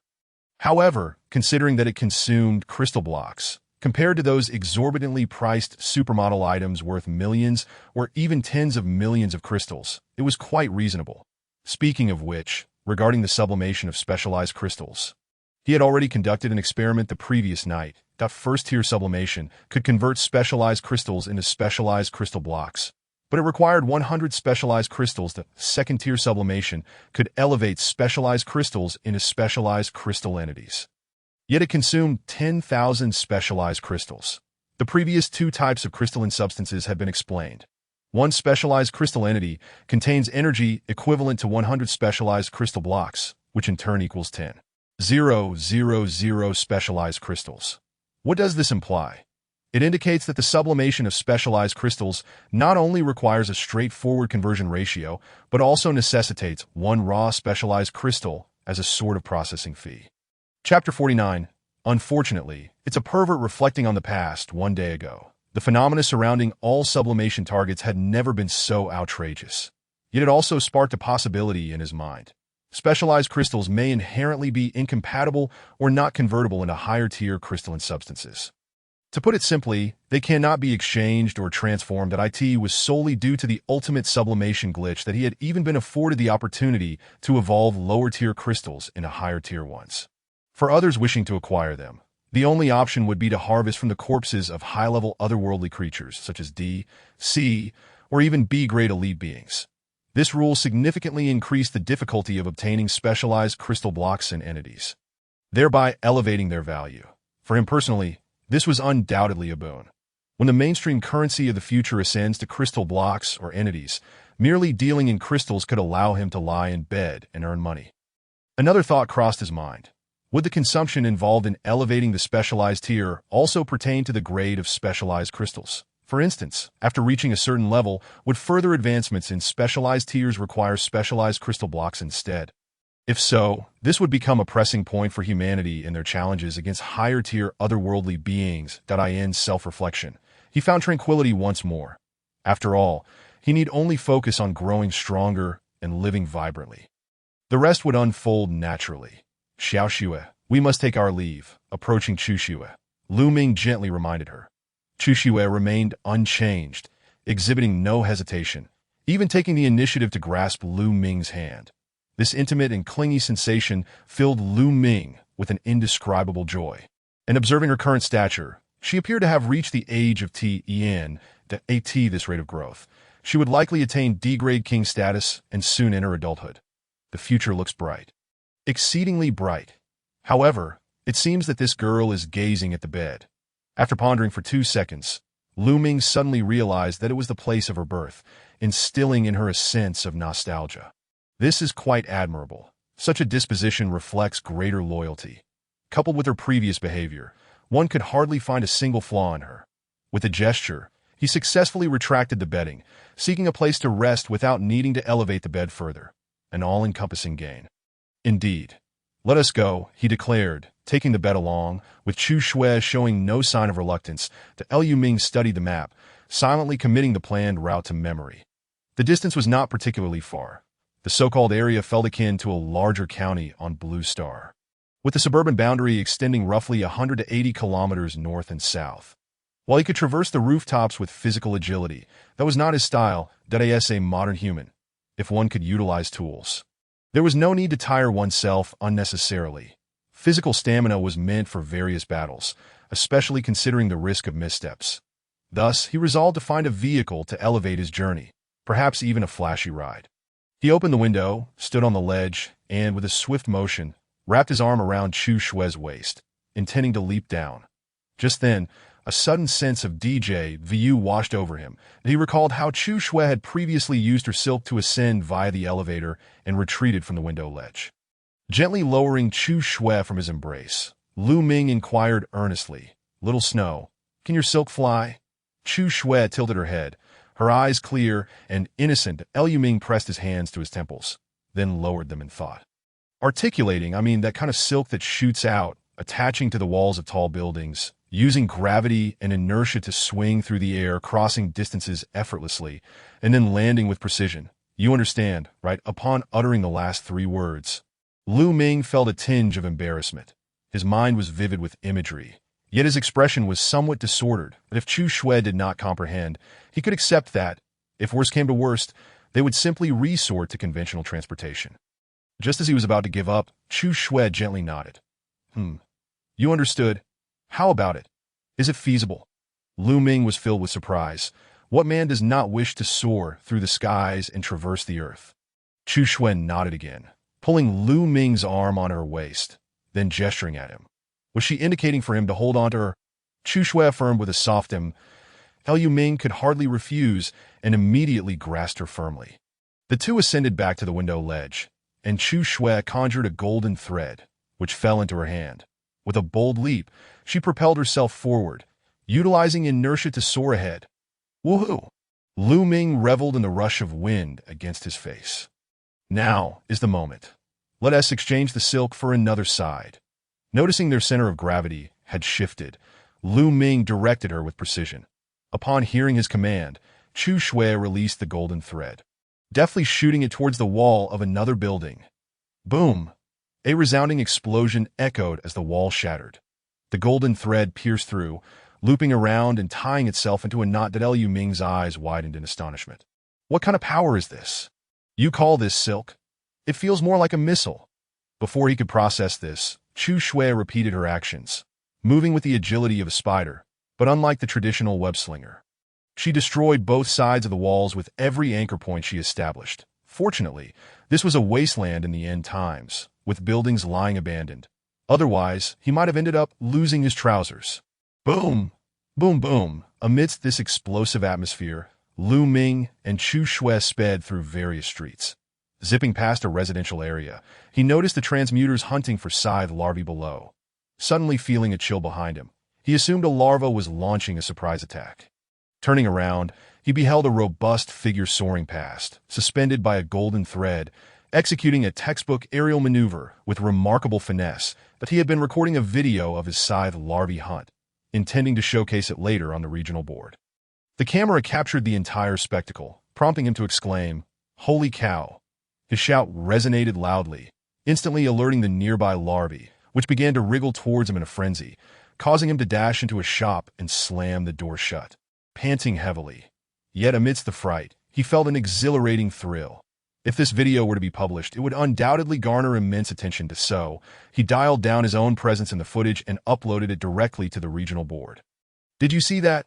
Spider-Man real-life version of flying threads. Absolutely no counterfeit. My goodness, incredible. I want to learn what specialization level allows for such a feat, or what skills must one acquire. Who knows? I should have stopped to ask. Could I even stop him? I didn't even catch a whiff of his exhaust. What does your fleeting glimpse count for? All you captured were silhouettes. Let me tell you, that was not Spider-Man. This is the true video evidence. Half a minute later. Oh my, is she an angel? How can someone be so beautiful? How old is she? Didn't Uncle Chun conduct an age survey? No transmuters under adulthood. Does that even matter? It's irrelevant. Look closely. That girl with white hair and crimson eyes. Her features rival CGI. Can humans truly possess such looks? Wow, now that you mention it, you're right, by the way. Who is this handsome guy? He appears quite well built. Indeed, he could rival Uncle Chin. Too bad he is a weirdo. Absolutely. Indeed 1, Indeed 2, Indeed 3, Indeed 10086 Chapter 50. Huadai Life Shopping Plaza amidst the soaring threads. Lu Ming glanced at the video file, aware that his joy was being shared by countless others, earning him the title of weirdo. But what of it? Such matters were of little significance that what is wrong with a man being a little eccentric? As for attracting attention, so be it. Previously, he had been cautious, fearing jealousy and betrayal. Now, at his current level of strength, he no longer feared such exposure. After all, both he and the Chu Shui in his arms had transcended the capabilities of contemporary humanity. If further assurance was needed, he could always level up once more. When the disparity between individuals reaches astronomical heights, the notion of scheming and betrayal would vanish without a trace. They would no longer view you as one of their own. The formidable beings among them would simply honor you, allowing you to come and go as you please. Contemplating this, the exhilarating sensation of wind rushing against him as he descended stimulated his senses once more, prompting Lu Ming to express his signature exclamation of a top chef. Woohoo! After a few instances, normalcy returned. Once the fervor subsided, his thoughts became clearer, entering the legendary sage mode. This moment, Lu Ming devoted his time to guiding Chu Shui while simultaneously employing his eye of truth to scan the buildings. He was not in urgent need of food supplies. Frankly, the basic necessities of life were no longer a pressing concern for him, that a single packet of instant noodles and 5 specialized crystals constituted a lavish feast. What more could he desire? Thus, he shifted his search focus to singular supply crates and weaponry. Perhaps due to the initial area's inherent scarcity, or perhaps because they remained within the outer ring. The streets traversed yielded no supply crates, nor any weaponry in sight, leaving him to wonder if they had all been claimed by others. After all, following a day of experience accumulation and a night of ample rest, those with strong adaptability had begun forming teams to hunt scythe larvae. Though their actions were unrefined, their kill rate remained commendably high. Since transmuters were now becoming active, it was only a matter of time before the surrounding resources were divided. However, that was merely the vicinity. Where he aimed to go was the vast expanse of the starry sea. Understanding this, he ceased his entanglement with the residential area and redirected his efforts towards the local police stations. Regrettably, after scouring the surroundings, not even a stun gun or a baton could be found. Perplexed, he could only speculate that during the onset of the disaster, the original military had consolidated and gathered them. Or perhaps they had been destroyed by the abnormal species. The former was evidently more plausible than the latter, as human nature during calamity is far too complex. If individuals were to acquire weapons amid extreme fear, it would undoubtedly incite a riot. Thus, each area's command center became the core repository of firearms. Checking the map, he searched for the regional headquarters, only to be taken aback by the results. The regional headquarters of the Kintian district was precisely located at the red marker on the map. With the other 2 districts mirroring this, was this not a blatant invitation? Do you desire powerful weapons? Everything you seek is right here. Go find it. I have placed all the weapons within the region in that location. Is this a Pirate King scenario? This is truly absurd. While I may be at a loss for words, I still desire those modern weapons. However, before heading to the headquarters, it is imperative to ascertain the situation. After all, this is the very core of the entire region, where the variety and levels of the aberrant species will undoubtedly differ from those in the outskirts. Given his cautious nature, he must prepare even more thoroughly. After all, there is no fear of theft. The more adequately one prepares, the simpler it becomes to conquer this place. In contrast, that level 3 supply crate in the northern outskirts, located in a peripheral area, is certainly at risk of being looted. Moreover, in the hands of others, it is merely a dilapidated box yielding B-grade products, but in his possession, it transforms into a treasure chest capable of producing S-grade gems. The disparity between the two is vast. How could one allow such a treasure to be squandered by others? As time passed, it was suddenly noon that a delicate thread drifted through the streets as Lu Ming and Chu Shui landed on the rooftop. Across the street stood a massive building, crowned by a dark and imposing sign. Huatai Life Shopping Plaza. It is difficult to fathom that such a grand shopping center exists in an outskirt area. Yet it marks the location of the Level 3 supply crate, but Liu Ming gently kneaded Chu Shui's shoulders, alleviating her non-existent fatigue, while his gaze fixated on the desolate plaza below. Not a single young aberrant was in sight. Yet countless viscous, acidic liquids were present. His eyes narrowed, and a solemn expression crossed his face. Someone had been here. Humans, weapons, aberrant creatures, supply crates, identification, that he murmured softly as the entire shopping mall's labels materialized before him. Human. Human, human, human, human. Long blade, katana, dagger, dagger, katana, katana. Sickle moth larva, sickle moth larva, sickle moth larva. Sickle moth, sickle moth, sickle moth, sickle moth. Mutated sickle moth, mutated sickle moth, mutated sickle moth, mutated sickle moth. Level 3 supply crate, Level 2 supply crate, Level 1 supply crate. Upon witnessing the astonishing number of labels, Lu Ming instinctively opened his mouth. There were actually 3 supply crates, all neatly arranged in a corner on the 5th floor, and overlapping with them was a massive red label that flickered with a faint glow. Inscribed with 3 bold characters, Queen Sickle, detailed identification. Queen Sickle, E-rank monarch. Race, insectoid royalty description. A nearly mature queen individual, measuring 10 meters in length, with an immense physique and formidable reproductive capabilities. Extremely gluttonous and lethargic, it stands as the pivotal core of the entire sickle moth lineage. Abandoning powerful offensive capabilities, it inherits and furthers the glorious mission of its species, accompanied by guardian warriors appointed by the Sickle King. They can selflessly sacrifice their lives to protect the queen. Skills. Unleashes 3 mandibles that can corrode steel-grade armor, delivering a triple impact that can penetrate buildings. Accumulates aberrant energy in its forelimbs, executing a blade pulse with a sudden swing, and performs a desperate self-detonation upon death. Traits. Possesses absolute control over the species through the queen's commands that as long as it has not truly perished. It can rapidly regenerate even when torn asunder. When its life is threatened, it unleashes aberrant powers to envelop its territory, activating the latent potential of all its kin, enabling them to sacrifice themselves to evolve into mature forms for 1 hour at the behest of the queen. Weakness. Lacks mobility and cannot move independently. Destroying the 3 core bodies located in the head, chest, and abdomen will result in a kill, with a hardness equivalent to steel. Such a creature exists. It would be one thing if it were alone. But surrounding it were 4 E-rank elite mutated sickle moths and 15 elite sickle moths. The latter is negligible, but the former is powerful enough to rival a novice hunting warrior. Who on earth are those individuals daring to assault a place of this caliber? Wait. What does their formation signify? 11 armed individuals stand at the rear of the group, while the 45 unarmed have formed a semi-encircled wall at the front. Chapter 51. Instant kill, something feels off. Moreover, the human wall continuously suffers losses. In less than 20 seconds, they have already lost a layer.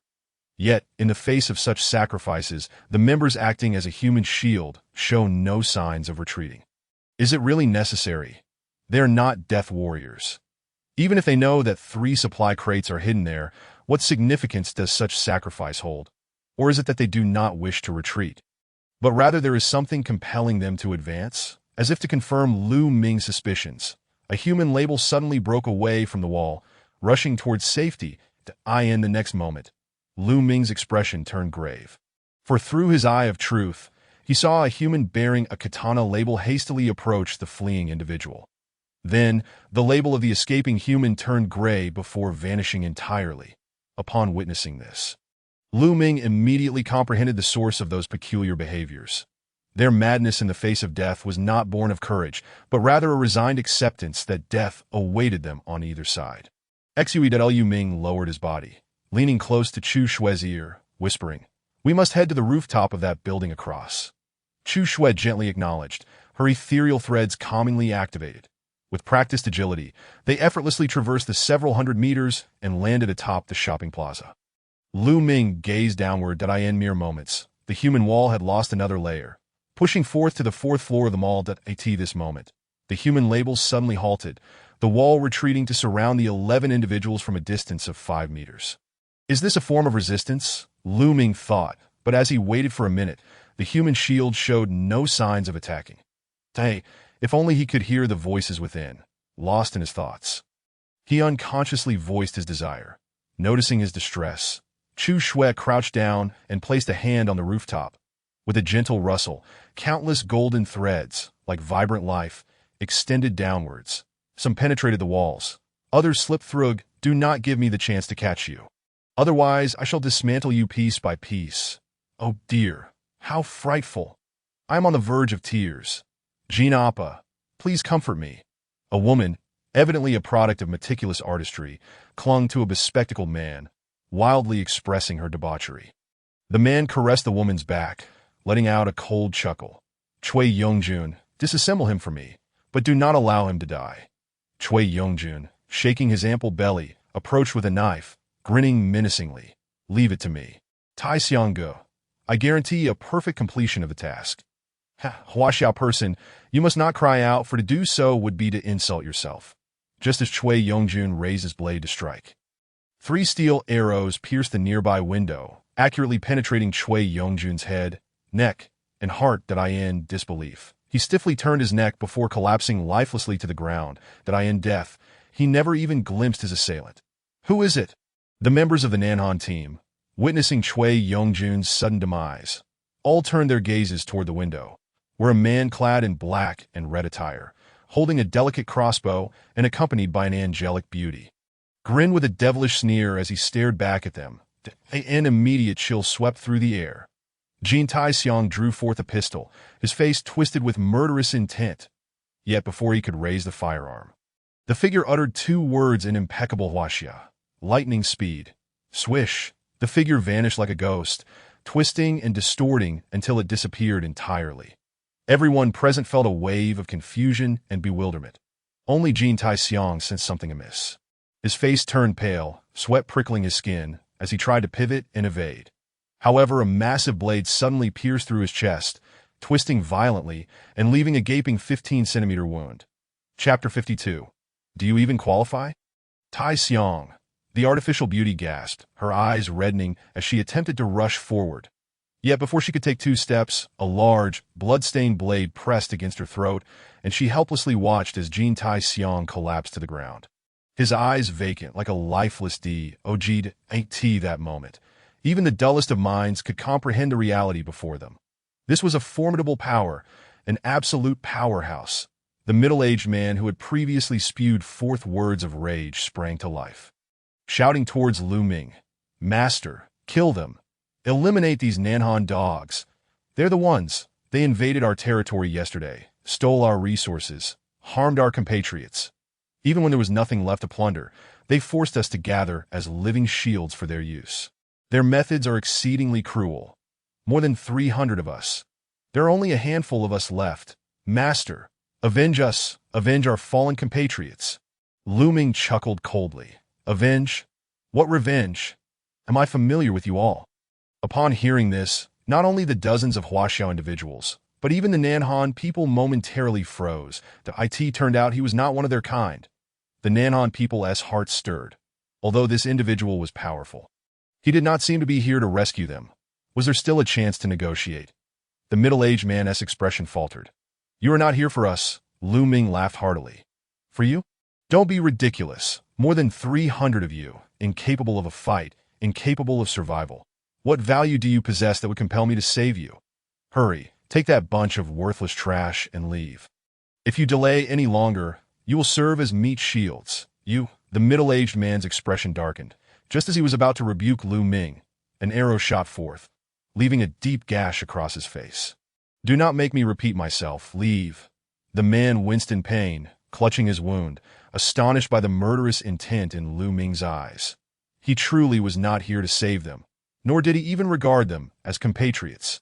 The remaining few dozen individuals, now filled with fear, exchanged glances before hastily fleeing down the stairs. The man cast Lu Ming a deep, complex look before hastily following the crowd out of the mall. Once everyone had escaped, Lu Ming turned to the remaining 9 Nanhan individuals, a smile gracing his features. The artificial beauty, witnessing Lu Ming's complete lack of patriotic sentiment, immediately shifted to a fawning demeanor. Cautiously, she pressed down on Lu Ming's colossal ring knife, simultaneously revealing her intentions. She pulled her clothing tighter, her voice sultry. "Appa, you are truly courageous. Jin Taixiang is less than a dog before you. You must be someone who appreciates obedient, clingy companions, skilled in many special techniques to ensure your comfort. What do you think of me?" As she spoke, the woman tantalizingly licked her lips, fully displaying her seductive allure. However, just as she believed her beauty and charm had earned her a modicum of favor in Lu Ming's eyes, the seductive expression on her face was abruptly replaced by agony. She furrowed her brow, her expression contorting as her gaze gradually fell. There, embedded in her chest, was the very blade she had pressed down. When she lifted her gaze once more, she was met with Lu Ming's cold, disdainful stare, as if he were regarding refuse. Then a powerful foot obscured her vision, coming down upon her proud visage. The foot pressed down with force, withdrawing the blade, blood gushing forth as she collapsed into a pool of her own blood, convulsing mindlessly, swiftly becoming a corpse. Truly disgusting. The entirety of her being does not even measure up to a single strand of my family's Chushue's hair, and yet she dares covet my looks? Do you even qualify? With a wave of his hand, the blade was shaken, blood and blade energy shooting forth, rendering the blade glimmering coldly. Having faced death directly, having slaughtered countless foes, Lu Ming no longer bore any psychological scars. All were mere bodies, mere shells. Chushue, bind them. Chushue extended her small hand, weaving threads into a net with fluidity, directly ensnaring the remaining 8 Nanhan individuals into cocoons. Having accomplished this, Lu Ming raised his hand and silently invoked greed. The 3 corpses began to decompose and be reclaimed, successfully decomposing the corpse of the junior hunting warrior Jin Taixiang. He obtained specialized crystals 1410 and junior warrior energy liquid 200 ml, successfully decomposing the extreme warrior Park Hina's corpse. He obtained specialized crystals 410, successfully decomposing the extreme warrior Chui Yongjun's corpse. He obtained specialized crystals 410. What does this mean? Human corpses can also yield specialized crystals. The quantities precisely match the total demand for advancement in specialization. Oh wait, greed doubles the collection yield. So, it follows that normally, collecting from human corpses would only yield half of the total advancement requirements. Finally, I understand how these mere Nanhan people could ascend to junior hunting warriors in such a short span. It must all be resources accumulated from hunting their own kind.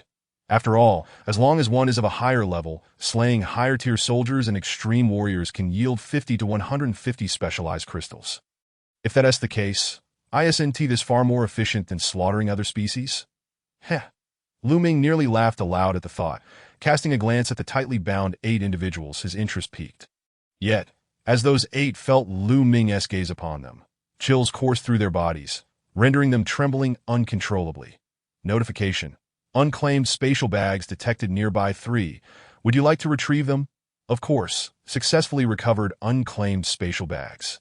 Obtaining spatial bags 160 slots 1. Specialized crystals 2560. Silk 400. Farmer 3 fists purified water 100 boxes. Beef instant noodles 47 boxes. Compressed biscuits 35. Various beverages 74 bottles. Long knives 3. Steel grade straight knives 1. Type 54 handguns 1. 7.62 mm bullets 24. Park Hina's clothing 2. Unidentified toys 10. That the initial supplies brought him immense joy, yet the subsequent peculiar items left him utterly speechless. No, rather, he simply could not comprehend them at all. Notification. Spatial bag slots are full. Unable to continue item recovery. Upgrading the spatial bag level will expand capacity. Notification. Detected 160 slots within the bag. Would you like to inherit the slot count?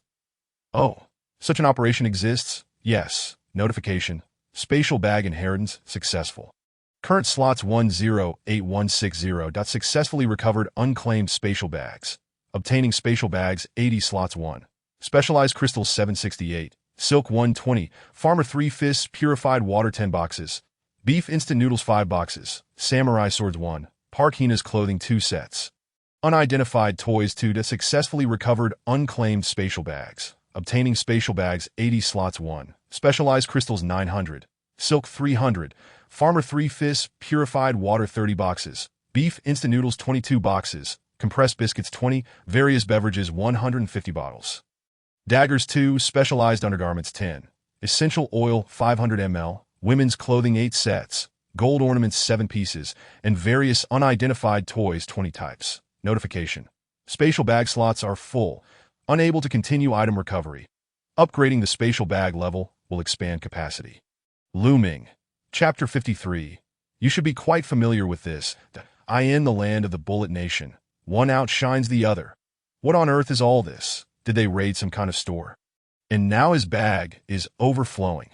The key question is, how can these things have such a long shelf life? Will they not spoil?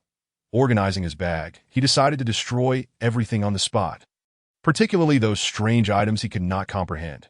He wouldn't even want to touch them. Notification. Spatial bag slots are sufficient. Resume recovery of remaining items. Successfully recovered remaining items. Obtaining spatial crystals 660. Spatial crystals? What are those? Shifting his gaze to the final compartment of the spatial pouch, a purple triangular crystal in a state of superposition caught his eye. Click to view spatial crystal, special item category. Consumable description. A unique crystal obtained by decomposing an unclaimed spatial pouch. Imbued with wondrous spatial power. Gather 1,000 crystals to unlock a special feature of the spatial pouch. Decomposing an unclaimed spatial pouch unlocks a special feature of the spatial pouch. Repeating this to himself. Lu Ming felt a surge of intrigue. Prompt. Spatial crystals detected within the pouch. The special features section of the spatial pouch is now accessible. With a whoosh, the sound of turning pages resonated. A page akin to a League of Legends talent list suddenly unfurled on the right side of the spatial pouch, revealing 2 columns of options: auxiliary traits and functional traits. Each trait comprised 5 in total, arranged from top to bottom across 5 tiers. Currently, only the 2 traits in the first tier were highlighted, while the remaining 4 tiers remained sealed. The 2 traits in the first tier were Spatial Mark and Vehicle Storage. Spatial Mark enables the user to unfold a blank map, allowing them to leave markers at previously visited locations. Vehicle Storage provides an additional slot in the spatial pouch for storing one mode of transportation. Goodness, how impressive! Upon seeing this, Lu Ming felt an overwhelming sense of novelty. Auxiliary and functional traits. Simply put, one assists the user while the other enhances the pouch. Both are extraordinarily useful traits, yet such advantageous features seemingly require a toll of human lives, which seems rather grim. However, observing the accumulation of spatial crystals by this band of Nanhans, it was evident that the penchant for slaughter was not in short supply. Whether he chose to engage, he could justifiably act as the hand of justice while conveniently collecting spoils. Alternatively, by retreating, he could exploit the greed of others to seize their quarry, creating discord and reaping the benefits, regardless of the approach. He could effortlessly harvest spatial crystals without any burden. Regrettably, the current number of spatial crystals was insufficient to unlock a trait, preventing the ultimate evolution from taking effect. Otherwise, it would be fascinating to witness the degree of transformation these traits would undergo after 2 tiers of evolution. Glancing at the 2 80-slot spatial pouches positioned within the space, Lu Ming took a moment to inspect them. Unclaimed spatial pouch category. Spatial container description. A spatial backpack that has lost its owner. Cannot be used for direct storage operations. Can inherit its slots to a smaller pouch or be directly decomposed into spatial crystals. The description aligned perfectly with that of the spatial crystals. However, the note regarding the inability to perform direct storage operations piqued his interest that it was likely a precaution against convoluted nesting of pouches, a very reasonable measure to AS for decomposition that could wait. There were more pressing matters at hand. Xiao Xue, release them. Adjusting his hold on Chu Shui, Lu Ming said softly. Chu Shui's small hand unfurled, and the spider silk binding the 8 Nanhans dissipated entirely that Lu Ming scrutinized them anew. Among the 8, 2 were women and 6 were men. The men bearing ashen faces, some even having soiled their trousers, while the women trembled uncontrollably, appearing somewhat disoriented. Lu Ming's voice was cold and commanding, startling the 8 into dropping their weapons. What are you so anxious about? With a warm smile, Lu Ming fixated on the one he found most disagreeable and inquired, "Tell me, was your incursion into this area a personal choice, or were you directed by someone?" No one responded, prompting Lu Ming to scoff and swing his arm, releasing the massive ring blade. With a whoosh, the individual he had been focusing on vanished on the spot, but by the time the others realized what had occurred. A resounding crash echoed from behind. Turning to look, they saw the man who had stood there a moment ago, now pinned to a beam, blood oozing from his mouth and nose, writhing in agony. Do not misunderstand. My inquiry does not allow for the option of silence, but Liu Ming's voice echoed like that of a vengeful spirit in their ears, drawing their gazes back to him. The two already terrified Nanhans, immediately the woman from Nanhan, exhibited a myriad of expressions. Ultimately seizing the samurai's sword and aiming it at her former comrades. Upon witnessing this, her companions displayed a complex array of emotions, realizing that she, too, had no alternative, with reluctance etched upon their faces. They grasped their weapons and ventured deeper into the fourth level that Liu Ming, cradling Chushua, trailed last, passing the pillars embedded with massive circular blades, locking onto the lifeless body of the fallen Nanhan individual. Silently whispering of greed, successfully dismantling Zaixian's corpse, he acquired 410 specialized crystals. Another extreme warrior had fallen. It seemed that hunting humans was indeed a remarkably straightforward endeavor, as long as one maintained good health. They could be classified as a novice soldier. Those with prior training, fitness, or even innate physical aptitude would ascend to the ranks of intermediate soldiers, by eliminating intermediate soldiers to accumulate specialized crystals. One could collect 100 crystals from just 20 individuals, elevating themselves to the status of advanced soldiers. Furthermore, utilizing the advantage of numbers and weaponry, slaying an advanced soldier would yield 50 specialized crystals.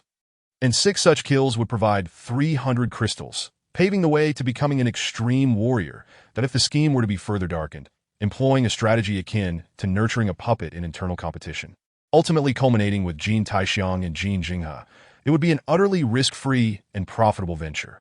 Thus, it is said that once an individual discards their moral compass and humanity, they can readily discover shortcuts in any endeavor. Successfully reclaiming the unclaimed spatial satchel, he obtained an 80-slot spatial pouch, 256 specialized crystals, 75 silks, 5 boxes of pristine water from Farmer Sanquan, 5 boxes of beef instant noodles for bottles of various beverages, a dagger, and a complete set of personal clothing for Park Hina, along with 6 varieties of biscuit snacks. Again, it was Park Hina that, in silent exasperation, he destroyed the unsightly items, leaped into the air, and drew the massive circular blade from the pillar.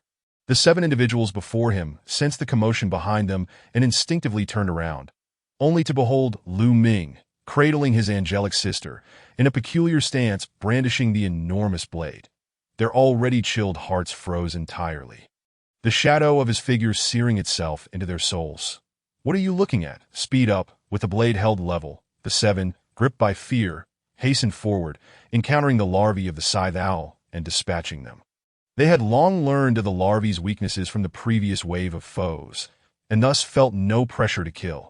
However, the gaze from behind them perpetually instilled a sense of urgency, as if they could not hold their composure at any moment. "Wait."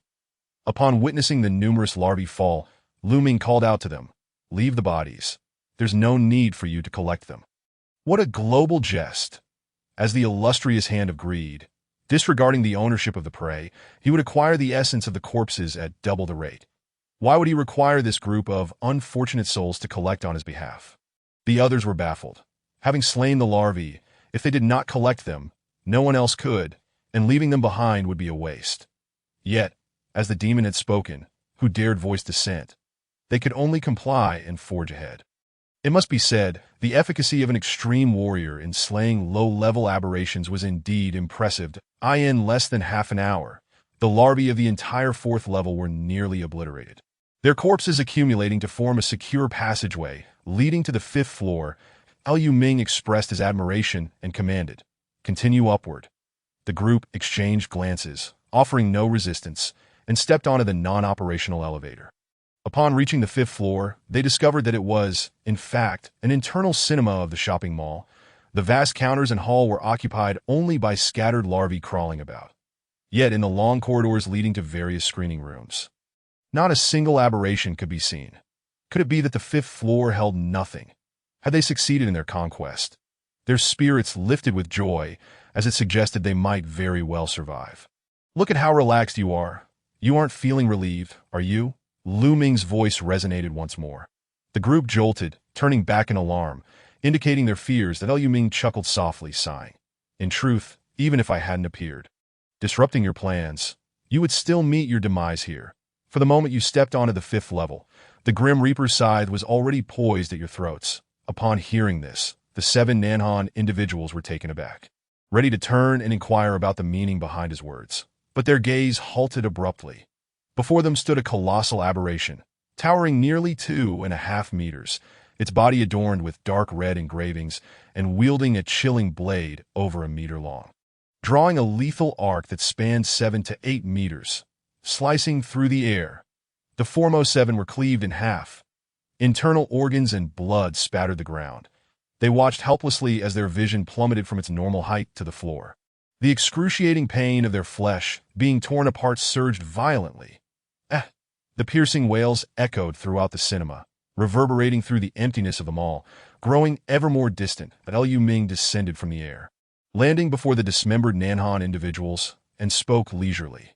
The mutated Scythe Owl, an E-class elite. Once you trespass into its territory, it will relentlessly pursue you until none remain. Its strength surpasses that of ordinary novice hunters.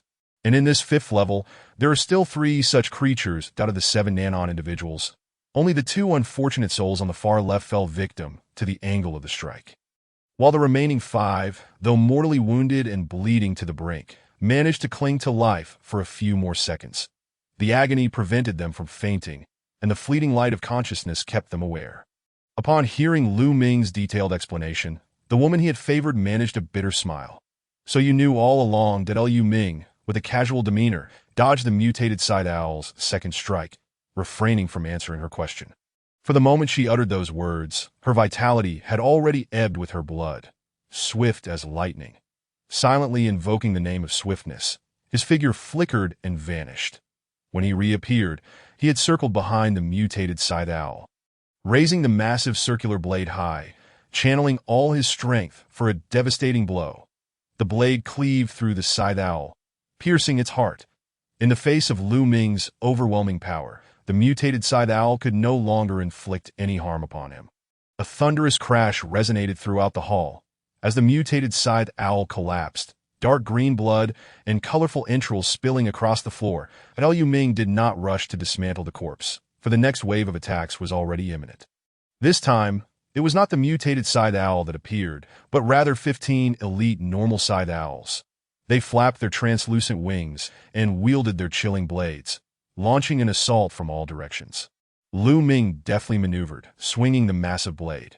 With each clash of cold light and every swift advance, an elite Scythe Owl fell, struck through the heart, that in a mere 20 seconds, all 15 elite Scythe Owls were vanquished, leaving behind 3 mutated Scythe Owls and 1 quasi-Scythe Owl, Xiaoxue. Looking down at Xiaoxue in his arms, Lu Ming spoke gently. I must trouble you a bit. Please go behind me, it will be over soon.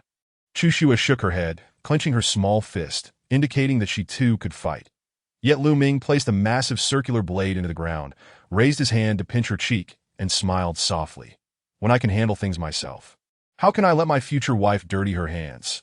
Be good. He lifted her above his head and gently placed her on his back. Xiaoxue's face flushed crimson, yet she instinctively wrapped her arms around his neck. Holding on tightly, fearing that her movements might be too vigorous, Lu Ming hastily reminded her. Little did he know, Xiaoxue's tiny hands tightened their grip, using her threads to bind herself securely to him. Chapter 55, Scythe Owl Larvae Eggs. Sensing the little one's actions, Lu Ming's smile softened further. His thoughts did not cease. He needed to prepare for battle, ultimate elevation, that he selected 2 samurai swords from the spatial pouch.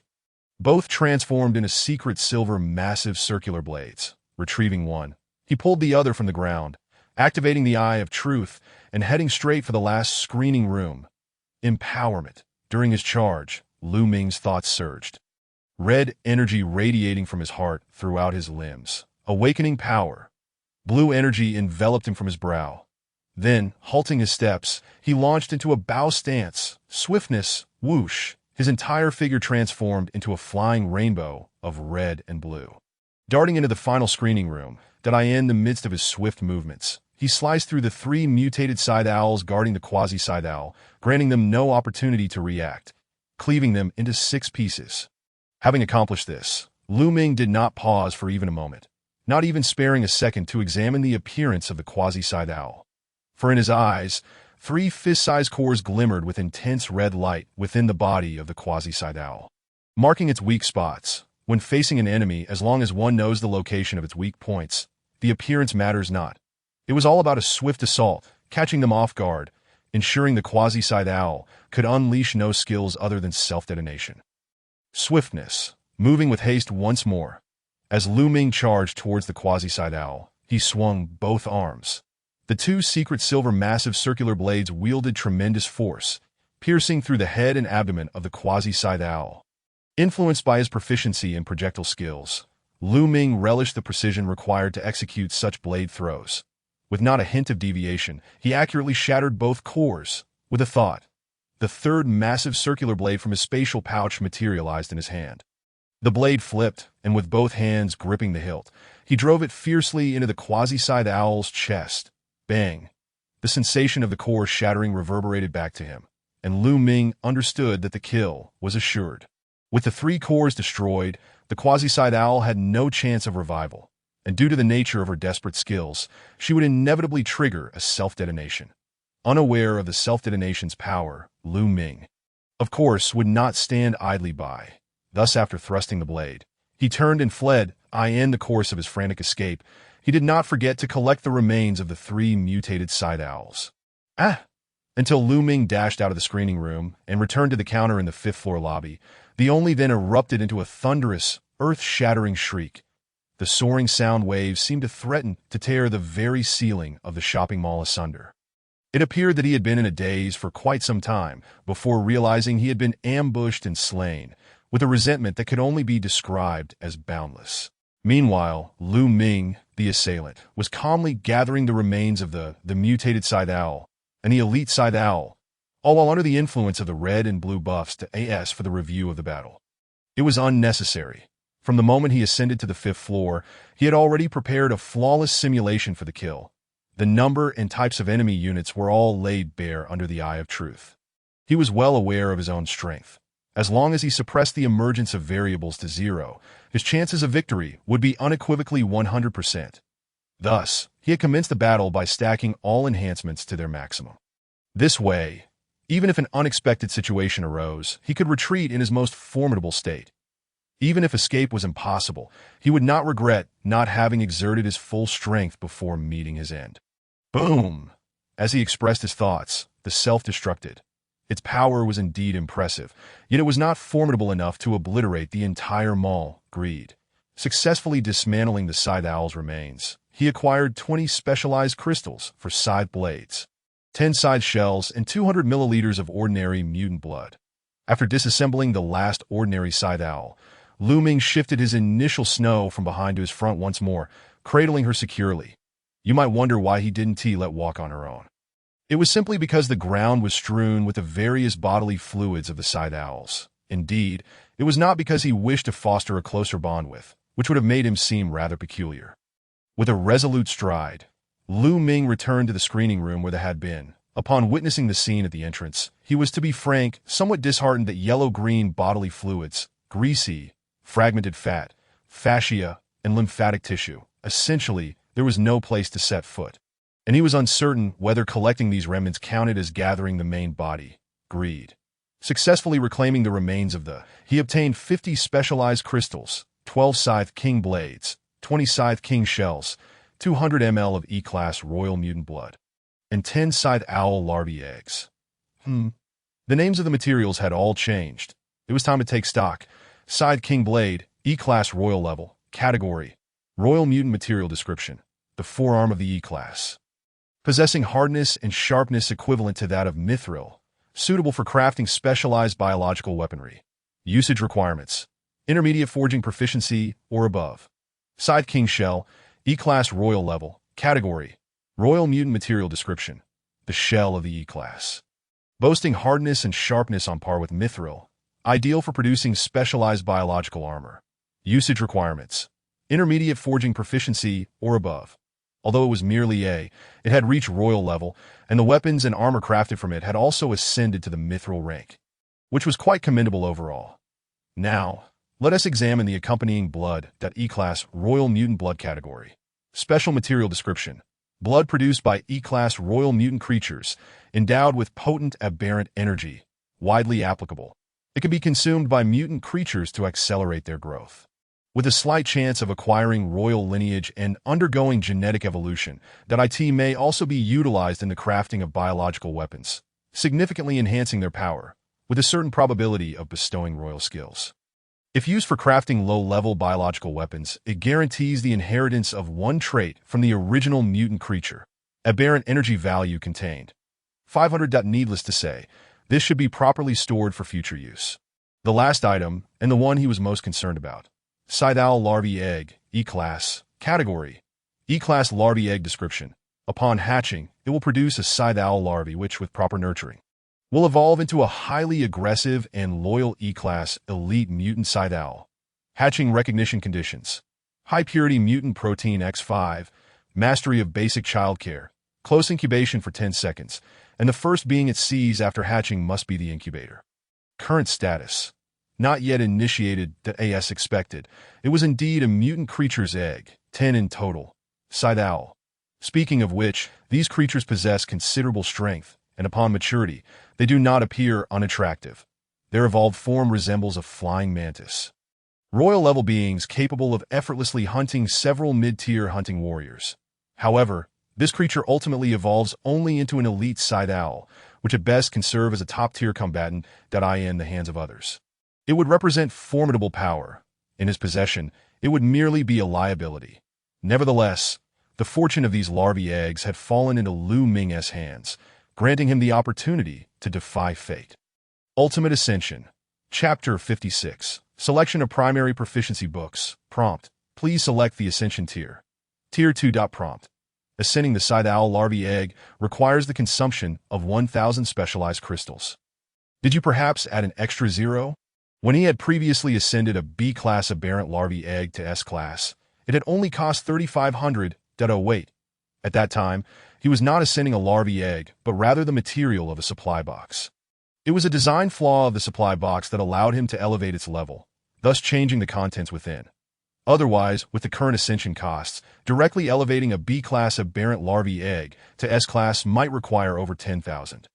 Instantly feeling that he had struck it rich, Lu Ming glanced at the count of specialized crystals in his spatial pouch. 12320.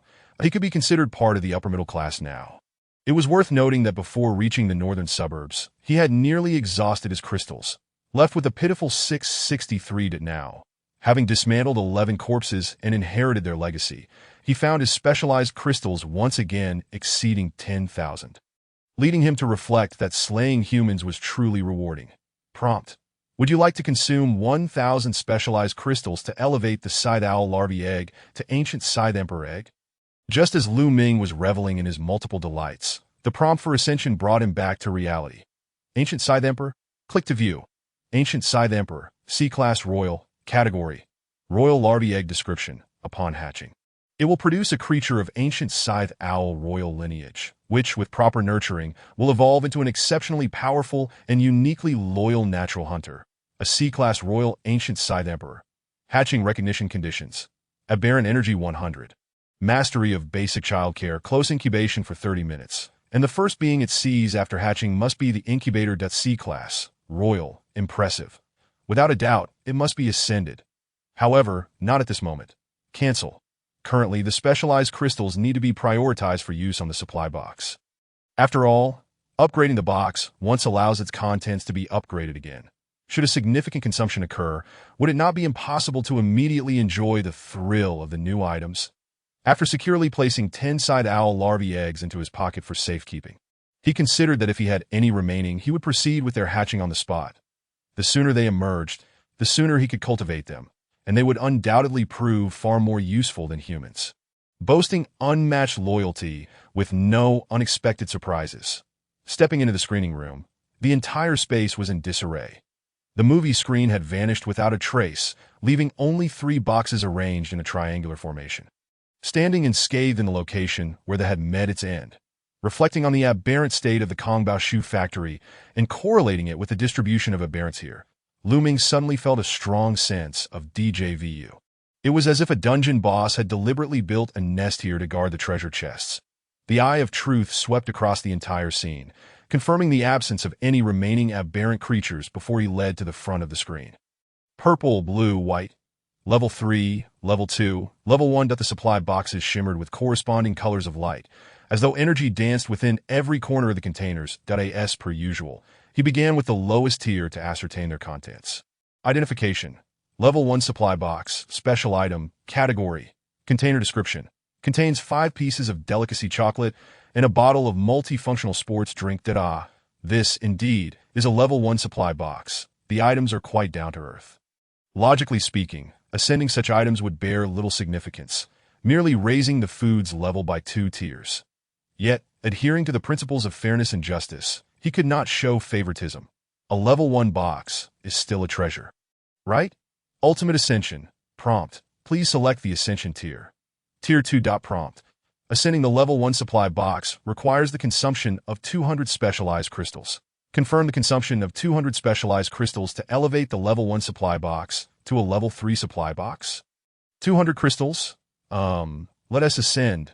It's a bit pricey, especially since the box cannot be taken away. On the other hand, not ascending feels somewhat regretful, as though leaving something behind. Hesitating for 2 seconds, Lu Ming sighed. Deciding that he was not short of those 200 specialized crystals. Confirmed, swish. The Level 1 supply box disintegrated and restructured itself as if printed anew. The white container transformed into purple, and the items within evolved accordingly. Level 3 supply box, special item, category, container description. Contains 5 packs of delectable chocolate and a 100 milliliters intermediate warrior energy liquid. The chocolate had transformed from 5 pieces to 5 packs. Both the quantity and quality having evolved at AS for the intermediate warrior energy liquid. Upon dissecting the corpse of Jin Taixiang, it seemed that a similar item was acquired. However, it was merely a primary resource chest. For the time being, I chose to disregard the chocolate and instead retrieved a vial of energy liquid. The test tube was sealed impeccably, and the pale blue liquid emitted a refreshing visual allure. Possessing an inexplicable magnetism, identification, intermediate warrior energy liquid, 100 milliliters, category, consumable description. Upon consumption, it instantaneously restores all physical energy expended, returning 1 to peak condition. The effects significantly diminish for those above the intermediate hunting warrior level. A stamina potion, not just any, but one that fully replenishes stamina in an instant. This is a splendid find, has it not already paid for itself? Especially advantageous for someone as swift as I. It is truly an essential remedy for both survival and escape. Let us attempt a second-tier sublimation for ultimate enhancement. Prompt. Sublimating intermediate warrior energy liquid requires the consumption of 100 specialization crystals. Confirm the consumption of 100 specialization crystals to elevate intermediate warrior energy liquid to ultimate warrior energy liquid. Indeed, this aligns perfectly with the performance of the specialization level's ascension. It solely involves the sublimation evolution influenced by one's own realm, rather than a significant tier upgrade. Hence, I have refrained from attempting to elevate the specialization level until now. Nevertheless, it is worth noting that even if it were a major leap, the later stages would undoubtedly yield greater benefits. Ideally, it should occur once the level reaches its limit, breaking through the unbreakable, before undertaking another sublimation operation to ascend to the highest echelon. Ahem. That does sound a bit juvenile. Cancel. The same category of product requires no further scrutiny. Aside from the restrictions tied to recovery levels, the rest is essentially a direct copy that a fleeting glance at the chocolate revealed its rather whimsical packaging, adorned with vibrant colors and golden ribbons, containing monochromatic chocolate blocks that had presumably undergone secondary packaging, likely corresponding to the label of diverse delectable flavors. Alas, I have never been particularly fond of food, perhaps due to childhood deprivation, and now burdened with adult responsibilities. I simply stowed it away in my spatial satchel, No longer glancing back that onto the next, and my gaze shifted towards the secondary resource chest, my eyelid twitching slightly. This item had left me with a significant regret. No matter what, today I must achieve a satisfactory recompense. Even if it contains nothing but a feather. Identification. Secondary resource chest. Special item. Category. Container description. Contains a book on primary mastery selection. What's this? Upon seeing the contents of the chest, Lu Ming was momentarily stunned. Then his heart bloomed with joy. What do we call this? Relying on oneself is better than seeking help, and seeking help is no match for destiny. The forging mastery that I have longed for has finally arrived. Moreover, it is in a unique situation where it can undergo dual sublimation. What are we waiting for? Let us cut to the chase. Ultimate Sublimation. Chapter 57. Master Level Forging Mastery. Prompt. Sublimating the secondary resource chest requires the consumption of 1,500 specialization crystals. Confirm the elevation of the secondary resource chest to a 4th level resource chest. Isn't this leap a bit abrupt? Oh well, it doesn't matter. I had anticipated this, and the crystals were prepared for this purpose. Confirm. The secondary resource chest was dismantled, and a 4th level resource chest was reassembled. Unlike the dazzling brilliance of the 5th level resource chest, the 4th level emitted a warm orange-yellow glow. Thus, all levels from 1 to 5 were inscribed into Lu Ming's experiences. They were categorized by color, ranging from low to high as follows: white, blue, purple, orange, and gold. Identification. The necessary procedures must not be bypassed. Oftentimes, fatal errors stem from habitual thinking. 4th level resource chest. Special item. Category. Container description. Contains a book on advanced mastery selection. Excellent. It is still the original item, merely upgraded from primary to advanced. Pressing the orange-red button, the chest cover retracted and folded, revealing a blue skill book that ascended slowly. Advanced Mastery Selection Book. Special item. Category. Skill book description. Upon use, one may select from advanced skills such as advanced childcare, advanced driving techniques, advanced tailoring, advanced culinary arts, advanced gardening, and advanced forging. Choosing one skill, rather than directly acquiring it, sparked a bold idea in Lu Ming's mind. If the resource chest undergoes sublimation once, and the selection book undergoes sublimation once, could the singular skill acquired also be sublimated again? With this thought, he acted resolutely. Practice reveals truth. Ultimate Sublimation. Please select Tier 2. Prompt. Sublimating the Advanced Mastery Selection Book requires the consumption of 2,000 specialization crystals. Confirm the consumption of 2,000 specialization crystals to elevate the Advanced Mastery Selection Book to Master Level Mastery Selection Book. Master Level? Goodness, that sounds rather impressive. However, the consumption of specialization crystals is somewhat outrageous. Advanced Mastery belongs to C-level skills. Tier 2 Sublimation, Master Level should belong to A-level skills. The leap from C to A, if focusing solely on one skill for sublimation, would cost a maximum of 1,000 crystals, with 500 being a reasonable possibility. Given such steep costs, one can surmise that the mastery selection serves as the foundational body for all mastery skills. Thus, its rarity is heightened, that IT is a bit pricey. If after sublimation the chosen forging mastery cannot be further sublimated, I would incur a loss of 1,000 or even 1,500 specialization crystals. Wouldn't that be unwise? After a moment of contemplation, Lu Ming internally shook his head. Such a narrow mindset. Upon further reflection, even in the event of failure, the loss would only amount to 1,000 crystals. Killing 500 scythe larvae or a single intermediate hunting warrior would easily recoup that. However, should I succeed, I would acquire a foundational mastery that has the potential to surpass S level in the future. In terms of long-term benefits, this is not merely a blood gain. It is of infinite value. Confirm. With a swish, the blue Advanced Mastery Selection Book dissolved, and the purple Master Level Mastery Selection Book was reconstituted. Prompt. Master Level Mastery Selection Book detected. Would you like to use it immediately? Yes. Prompt. Please select the mastery skill to acquire. As the book disintegrated, it transformed into a panel displaying myriad skills: swords, guns, polearms, axes, and various forms of medicine. Mechanics, education technology, and more were listed, amounting to hundreds of mastery categories. This vast array could easily be dubbed a compendium of mastery. Regrettably, this compendium only consists of a table of contents. Each mastery skill open to reveal a singular succinct description upon acquisition. Master this technique. Thus, the prospect of reading and analyzing was abruptly curtailed, that I shall select forging mastery. To be honest, upon glimpsing the medical and pharmaceutical skills, my heart stirred slightly. After all, medical skills can save lives.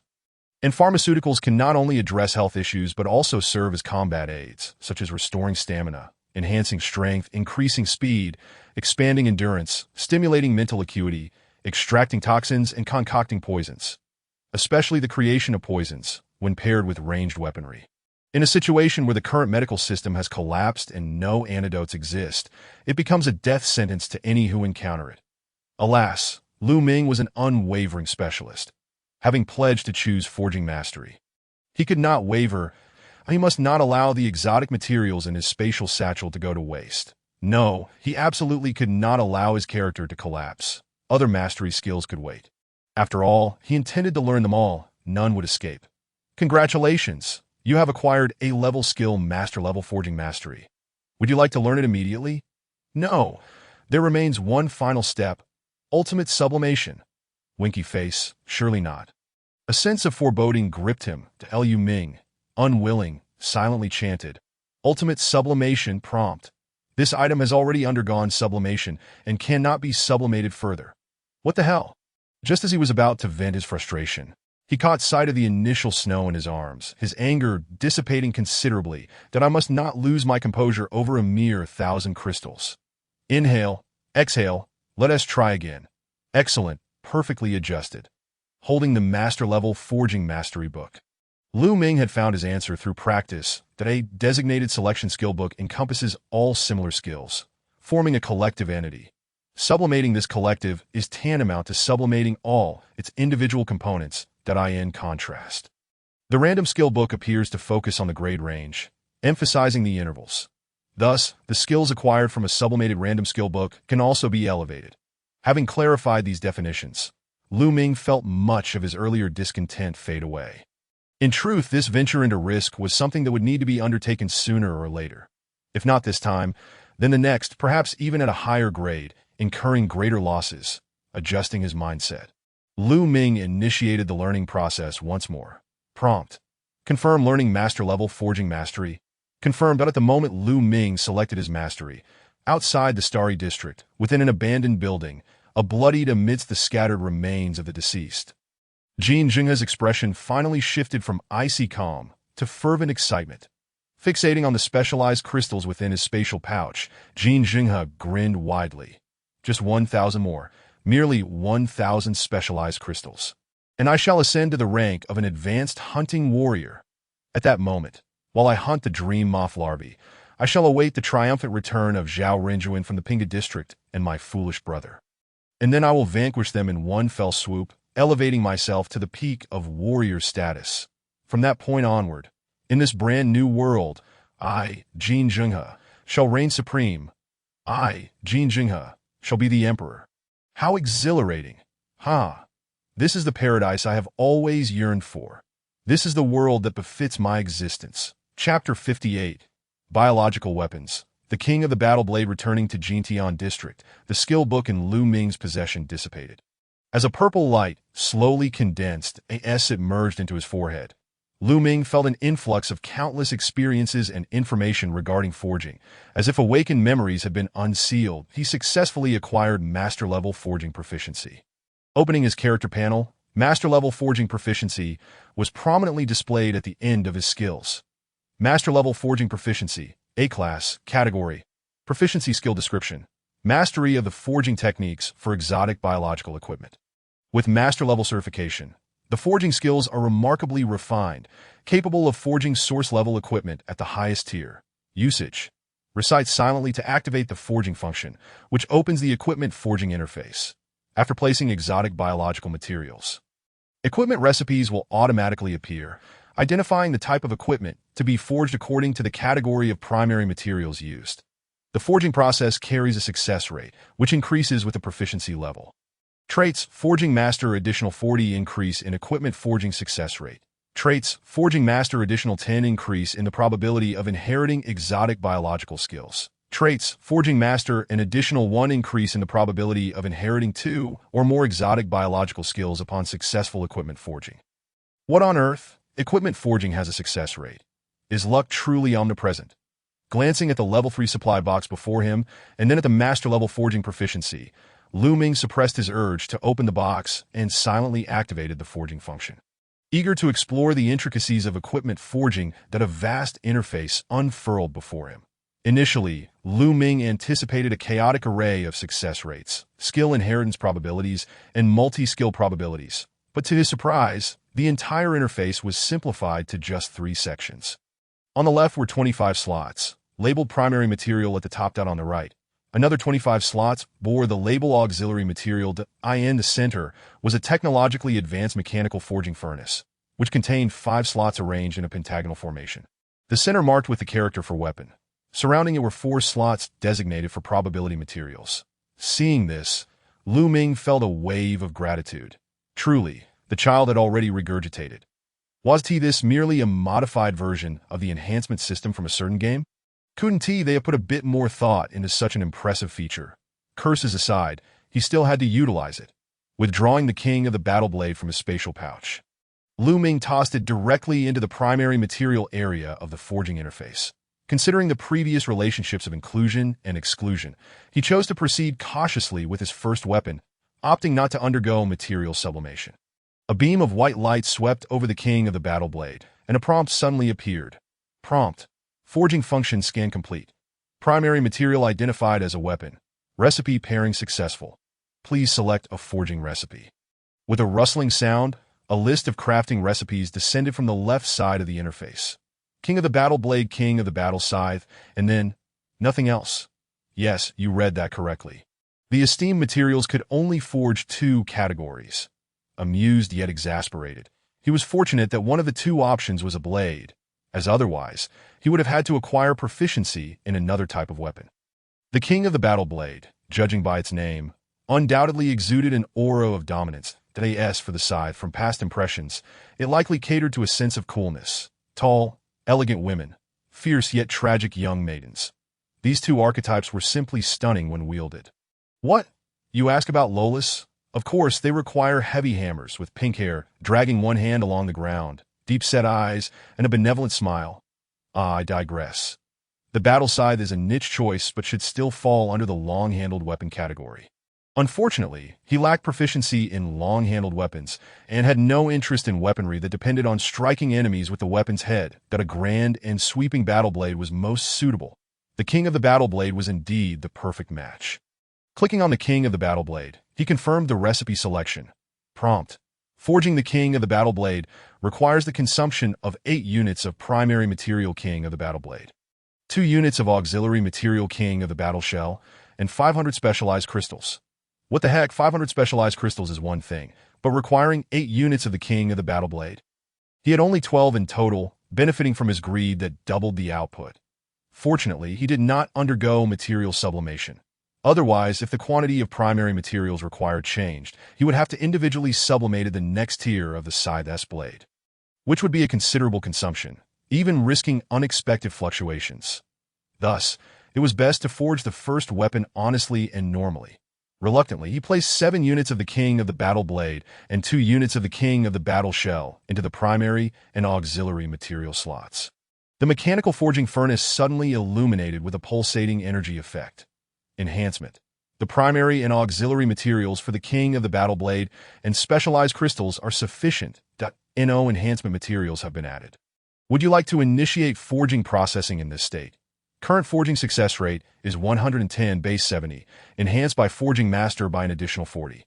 The probability of skill inheritance from the King of the Battle is 15 base 5. Enhanced by Forging Master by an additional 10, can be further increased by adding exotic blood. The probability of inheriting 2 or more skills is 1.5 base 0.5, enhanced by Forging Master by an additional 1. Can be further increased by adding exotic blood. Wow! This is a bit unexpected. That a base success rate of 70 for a mithril-level biological weapon is quite impressive, coupled with the Forging Master's proficiency traits. It skyrocketed to 110. However, the inheritance rate for exotic skills a tad low at just 15. The probability of inheriting 2 skills or more is downright absurd, 1.5%. Is this some kind of joke? While he did have some exotic blood, he was reluctant to use it on his first weapon. This weapon was intended as a backup to avoid any unforeseen issues during subsequent sublimation processes when crafting the formal weapon. It was wise to keep a safety net. After all, confirm, buzz. The forging furnace whirred to life, the intense light gradually shifting, and with a dazzling flash of golden brilliance, the system prompt left Lu Ming momentarily dumbfounded. Perfect forging. Congratulations. You have crafted a fully inherited king of the battle blade. WTF? Perfect forging. Full inheritance. What on earth? As he withdrew the weapon, the bewilderment on Lu Ming's face was swiftly replaced by astonishment. Good heavens, is this weapon not a bit too stunning? As a Blue Star individual, particularly one from the Huaxia realm, his perception of blades ran deep. The newly forged weapon in his hand, aside from the hilt and guard imbued with the essence of the king of the battle shell, resembled a broad-bladed straight sword. The tip was not curved but had a flat, angled edge, and the blade was adorned with intricate, vein-like fissures that Lu Ming eagerly grasped the hilt, an extraordinary sensation coursing through his consciousness, making him feel that this blade was not merely an inanimate object, but a living entity.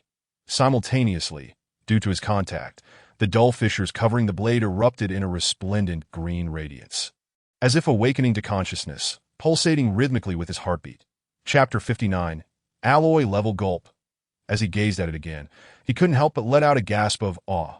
Identification. King of the Battle Blade. Mithril level. Category. E-Class King level biological weapon description. Blade length 150 centimeters. Hilt length 33 cm. Blade width 22 cm. Net weight 500 kg. Crafted with master level forging techniques. E-Class King level exotic materials. Integrated with the pinnacle of biological engineering from the Jialan star system, designed for specialized warriors to wield exotic energy. Traits. Triggers a rare perfect forging, fully inheriting all skills of the Savage King. Inherent skills. Mithril cutting, piercing acid compression cannon, cross pulse, specialized biological energy. 1,000 exotic biological activity. 6,000 gulp. With his atoms apple bobbing, Lu Ming's elation was undeniable. This weapon is incredibly powerful. The perfection of the forged biological blade is simply astounding. Firstly, its sheer size is impressive, measuring a total length of 183 centimeters, which is quite significant. Secondly, it is heavy. The weight of 500 kilograms poses a considerable challenge. Without intermediate-level hunting skills, one might struggle to wield it with the grace of flowing clouds, striking with a resounding force. The sensation of the wind slicing through the air, akin to celestial music, enraptured Lu Ming. Just as he succumbed to this enchantment, he felt a soft, furry touch at his neck, jolting his mind back to reality. Lowering his gaze, he noticed that Chuxua nestled in his arms had become drowsy, her eyes clouded with a dreamy haze, perhaps weary or captivated by his formidable presence. Regardless, he resolved to find a place to gently set her down. Although he found comfort in holding her close, it was a disservice to his obedient and uncomplaining future partner. After all, as he exerted force with his blade, his muscles would instinctively tense, and such a sensation might not be pleasant. Casting his eyes around, he selected a relatively clean spot and retrieved a luxurious bedding set from his spatial pouch. The items did not simply materialize. Rather, a phantom image marked their placement, reminiscent of furniture in a gaming habitat. An inspired thought crossed Lu Ming's mind. Could he suspend the bedding in midair for a gravity-defying effect? Regrettably, the terrain's unevenness thwarted this idea. Slightly disappointed, he mused that if such a maneuver were achievable, it would add a new layer of strategy to his combat techniques, such as high-altitude projectiles. Alas, the spatial pouch offered no loopholes, compelling him to settle for a stable landing. Once the bedding was arranged, Lu Ming gently placed Chuxua down, initially intending to continue his studies on the King of Birds' battle blade. Unexpectedly, just as she settled in, Chuxua grasped his hand and placed it atop her head. Lu Ming was momentarily taken aback before breaking into a smile. "Do you wish for me to lull you to sleep?"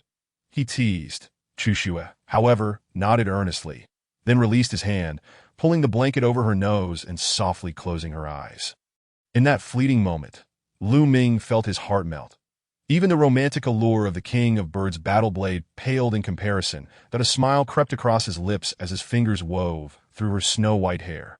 Captivated by the tranquility exuding from her, he felt he could gaze at her forever, and only when her breathing steadied did he gradually cease his movements. Not out of reluctance, but out of concern that his rugged touch might startle her awake. Just as he withdrew his hand, a golden thread appeared from his ring finger, connecting to Chushua's hand at the same spot. Faced with this astonishing sight, Lu Ming was initially surprised that Chushua would exhibit such an advanced gesture. However, he quickly dismissed the thought that it was implausible. How could Chushua, an original anomaly of this world, be aware of the symbols of matrimony exclusive to Blue Star?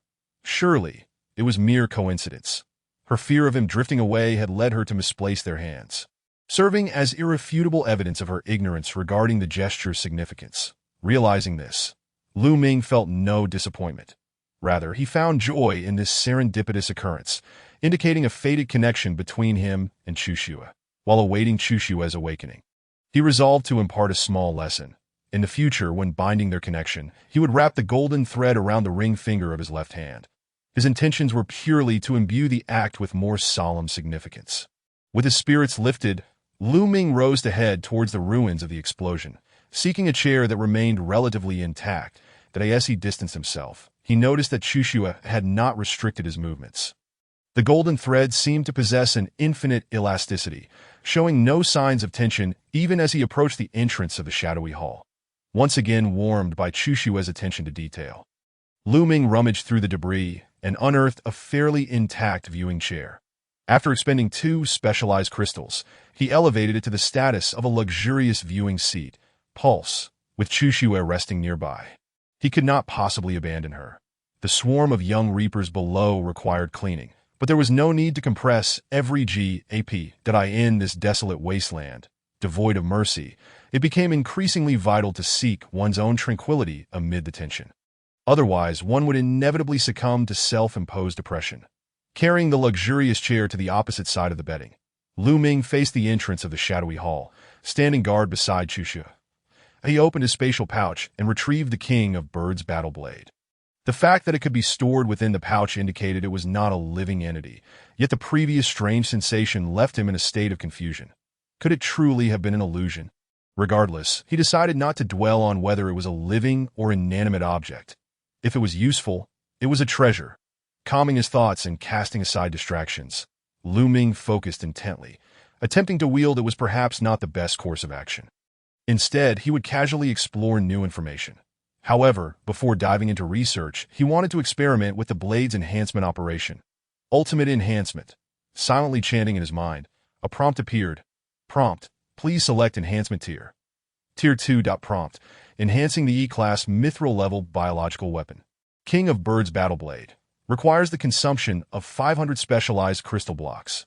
Confirm consumption of 500 specialized crystal blocks to enhance the King of Birds Battle Blade to C-Class Alloy Level Ancient Emperor Blade. Lu Ming squinted, leaning closer to scrutinize the required resources in the prompt, enunciating each word deliberately. Specialized crystal blocks. Hiss. This is troublesome. The required consumables for enhancement have escalated. 500 specialized crystal blocks equate to 50,000 specialized crystals. Is the enhancement cost for biological weapons truly this exorbitant? Taking a glance at the C-Class Alloy Level. Identification. Ancient Emperor Blade. Alloy Level. Category. C-Class Ancient Emperor Level. Biological Weapon Description. Blade length 145 centimeters. Handle length 36 cm. Blade width 22 cm. Net weight 5,000 kg. C-Class Ancient Emperor Level. Anomalous material. Master level forging craftsmanship, infused with the pinnacle technology of the Gallon Star system, possessing a subtle intelligence that manifests pre-mortal instincts. The user must gain the biological weapon's recognition to wield it. Forceful usage will result in backlash from the blade. Recommended mastery level. Doomsday War King traits. Triggers an exceedingly rare perfect forging. Fully inheriting all skills of the Ancient King of Birds. Inherited skills. Alloy cutting, absolute blade storm. Miniature compression cannon. Death cross / specialized biological energy. 10,000 blade biological activity. 30,000 chapter 60. Only then is it perfect. Incredible. What on earth is this? Subtle intelligence manifesting premortal instincts. Using it requires obtaining recognition.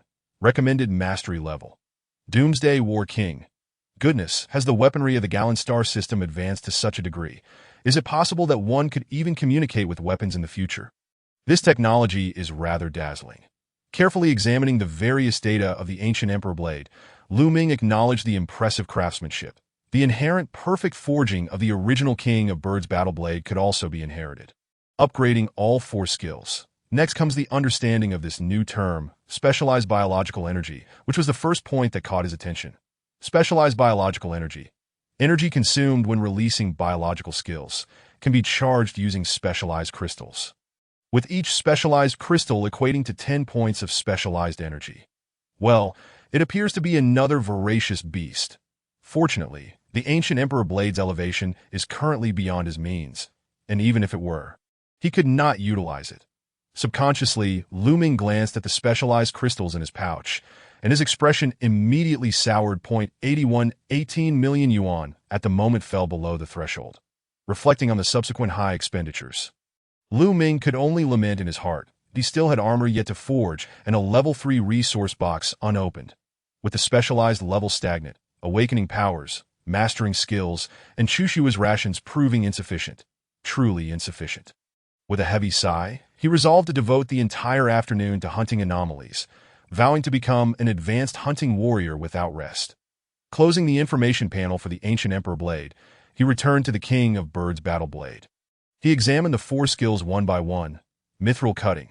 Released by Silent Incantation, consuming 10 points of specialized biological energy. Scythe Penetration. Released by Silent Incantation, consuming 10 points of specialized biological energy. Giant Acid Compression Cannon. Released by Silent Incantation, consuming 10 points of specialized biological energy. Cross Pulse. Released by Silent Incantation, consuming 20 points of specialized biological energy. It concluded without skill effects or casting descriptions. Only skill consumption. It appears that, compared to visual observation, biological weapons favor the user's first-hand experience. Thus, he decided to set it aside and examine the next item. Anomalous biological activity. Frequent use of biological weapons will deplete the weapon's biological activity. When biological activity reaches 0, the anomalous biological powers will fall into slumber, and the weapon will lose its anomalous characteristics, regressing into an ordinary blade, while revealing its true durability protected by biological activity. When durability hits 0, the biological weapon becomes obsolete. Feeding it anomalous blood can restore biological activity, with the recovery value equating to the energy contained in the blood. Alas, this arrangement is quite commendable. In other words, as long as there is an abundance of alien blood at hand, a single biological weapon can be utilized indefinitely. Indeed, regarding biological weapons, Lu Ming expressed his thorough understanding. They outperform ordinary weaponry in every conceivable aspect, truly deserving of their reputation as the pinnacle of technology within the Jialan Star system.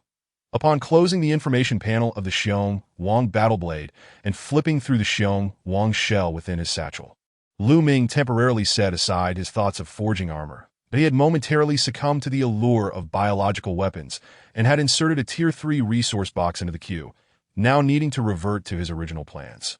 Rising, he returned to the burial site of the Quasi-Xiong, confronting the purple Tier 3 resource box and silently intoning. Identification. Tier 3 resource box. Special item. Category. Container description.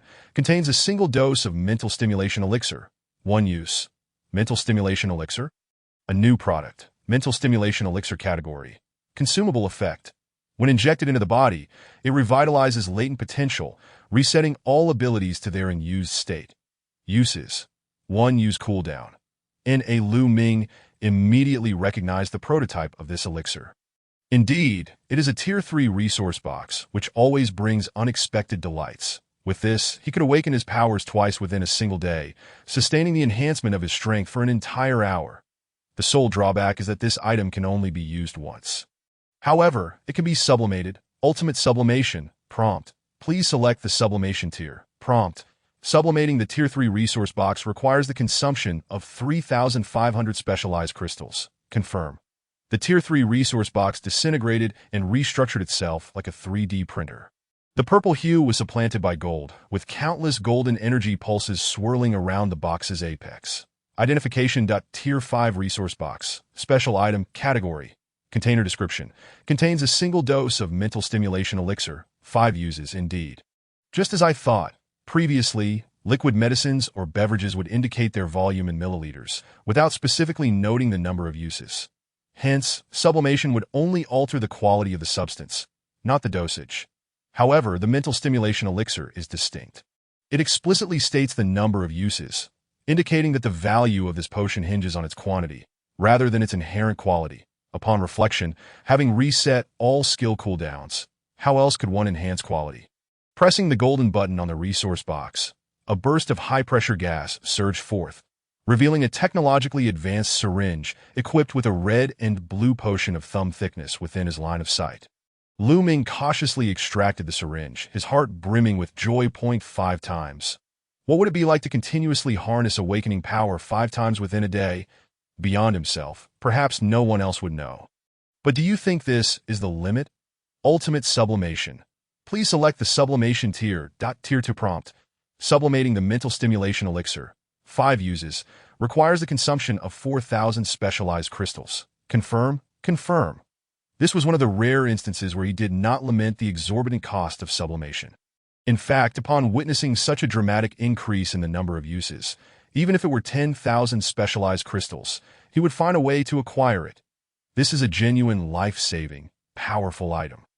With a mental stimulation elixir of 20 uses, under maximum awakening power, it could be utilized for a full 200 minutes. Moreover, his awakening power had yet to undergo sublimation.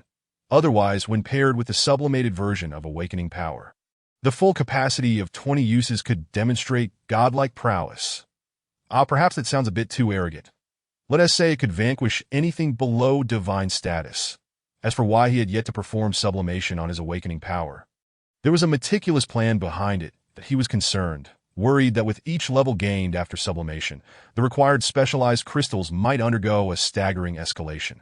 For instance, if the transition from level 1 to level 2 originally required 1,000 specialized crystals after sublimation, it could potentially soar to 10,000 or even several tens of thousands at that point. If it took half a day to raise a single level, its power might not even surpass that of a maxed-out awakening power, resulting in a significant loss. It would be far better to fully level up the awakening power first, then utilize ultimate sublimation to elevate its tier, thus directly attaining the peak state of high-tier strength. Now that would be perfection. Chapter 61. When the world does not provide, one must create. The mental stimulation elixir underwent ultimate sublimation. The potion's thickness transformed from thumb-sized to wrist-sized. The quality of the syringe also elevated during this process, ultimately enveloped by an extraordinary surge of energy. Prompt. The mental stimulation elixir, 5 uses, has successfully sublimated to the mental stimulation elixir, 20 uses. Lu Ming raised his hand to retrieve the newly reshaped mental stimulation elixir, ensuring its safe storage. The expenditure of 7,500 specialized crystals. How could he not cherish that? P.S. The author issues a note of regret. There was an error in yesterday's chapter data. The sublimation cost for the stimulation elixir was corrected from 5,000 to 4,000. That I sincerely apologize to all readers and will ensure greater rigor moving forward. Glancing at the remaining specialized crystals, Lu Ming leaned back, eyes closed, lips pressed tightly together. 618 crystals, a sight too difficult to bear. The cost was indeed steep. It is true that immense power comes at a price. The forging of armor would have to be postponed slightly. Yes, there is also the ancient Xiong Emperor's egg, currently nestled within his pocket, waiting to be hatched but lacking crystals. With a sigh, Lu Ming resumed his previous position, closing his eyes to contemplate methods of acquiring crystals. After a moment of silence, he ultimately opened the trading hall. The list of goods was growing increasingly diverse. The tools category was extensive, while the weapons category was also beginning to flourish. 99% of these were black iron-grade weapons, with the exchanged items primarily consisting of necessities for daily life. Those that could be sold were predominantly of this nature. Requests for exchanges involving specialized crystals and skill books languished at the tail end of the list, remaining untouched for over 10 hours. What is this called again? A price war. Who would exchange specialized crystals for weapons that could be obtained through the barter of everyday resources for the average person? That is a treasure earned through countless life and death struggles. How could it be easily relinquished to another? Leaning back against the chair, Lu Ming sighed deeply, realizing that his plan to earn a few crystals through black iron weapons had temporarily fallen through, forcing him to redirect his focus back to hunting alien creatures. At present, his combat strength allowed him to effortlessly eliminate larvae, yielding 2 crystals per creature. The elite version of the mature side Xiong could likewise be dispatched with ease, but yielded 10 times the crystals compared to the larvae. That if only there were a place where elite side Xiong gathered, slaying 1,000 or more at once would undoubtedly lead to a rapid surge in resources. Unfortunately, such locations are exceedingly rare. At most, they might be found in the core area of the police headquarters, but that place would require at least a doomsday warlord level of strength, if not the utmost caliber of a hunting warrior. To have any hope of survival, as he engaged in a brainstorming session, Lu Ming suddenly froze. Sitting upright, his left hand instinctively moved to his forehead, but quickly covered his mouth and nose instead, glancing around before bursting into laughter. Too slow. His reaction was far too slow.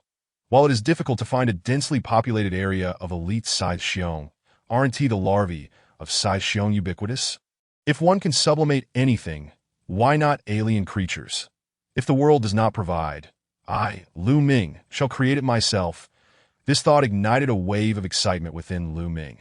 Glancing at the peacefully slumbering Chushua, he gently pulled back the covers and cradled her in his arms, retrieving the luxurious 3-piece set and the extravagant viewing chair before turning to exit. He needed to try, otherwise he would be consumed by restlessness. He couldn't help but praise Chushua for being so adorably obedient. Upon being lifted, her eyes fluttered open slightly. Upon recognizing her master, she simply wrapped her arms around his neck and returned to slumber, displaying no sign of irritation at the disturbance. An angel, indeed, descended into his life, maintaining a steady pace. Lu Ming returned to the 4th floor of the mall. The path carved by the slain Nanhans divided the entire 4th floor area into 2 segments. Roughly estimating, there were around 1,000 side Xiong larvae on the 4th floor.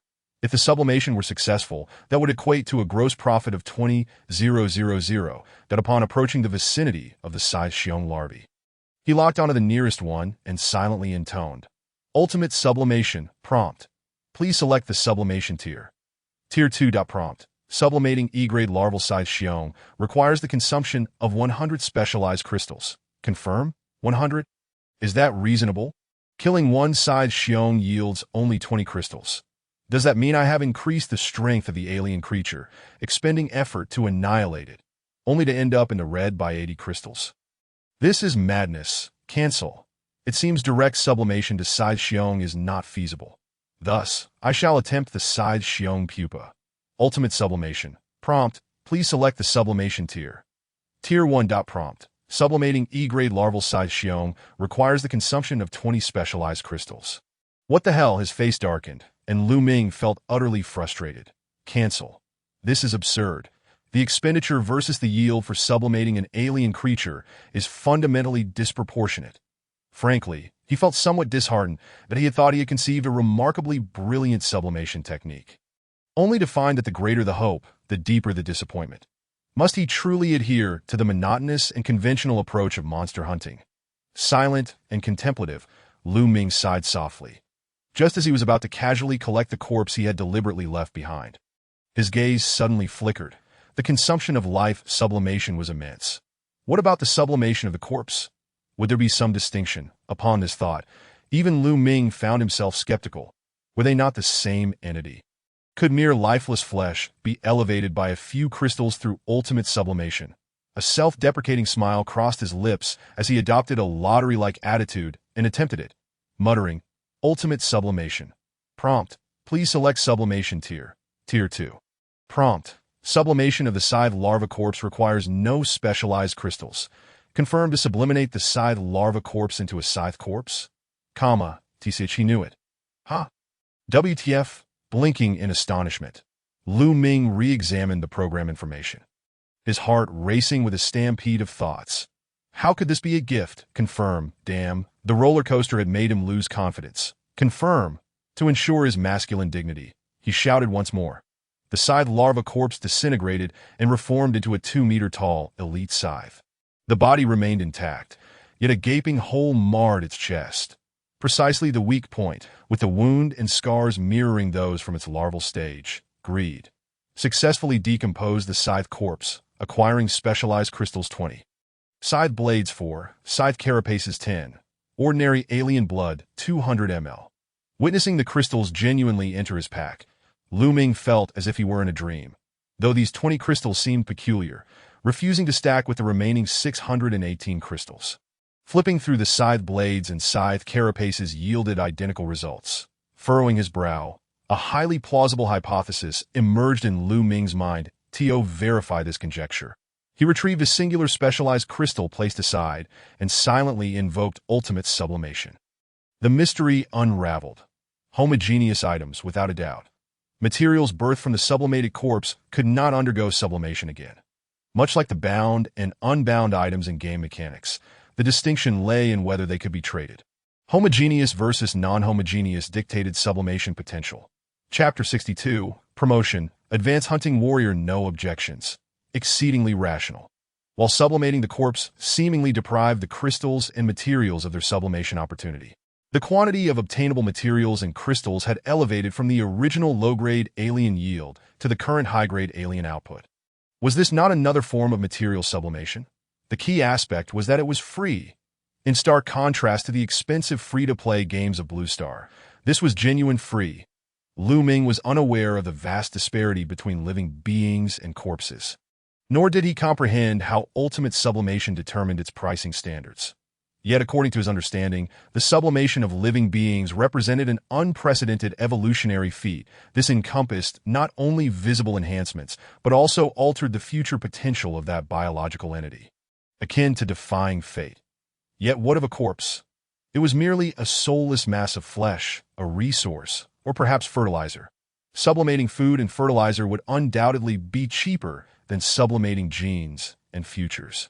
However, to the extent of being free, perhaps ultimate sublimation deemed the current alien corpses unsuitable as sustenance or fertilizer, ultimately concluding them as waste. Waste sublimated into advanced waste remained waste. Nevertheless, what ultimate sublimation regarded as refuse? He perceived as shimmering with golden light. Click. The crossbow was drawn back, bolts loaded, and the thirst for slaughter surged. Whoosh, whoosh, whoosh. Bolts rained down like a tempest. The writhing scythe larvae collapsed like grass under a scythe, evoking the sensation of high-level humans slaughtering novice village monsters. Within just 10 minutes, nearly 1,000 larvae succumbed to Lu Ming's hands, all transformed into raw corpses left behind. Ultimate sublimation, starting at Tier 2. Corpses could not be selected in bulk, necessitating a one-by-one approach. Lu Ming felt a tinge of helplessness, pondering that perhaps this was the price of straying from the conventional path.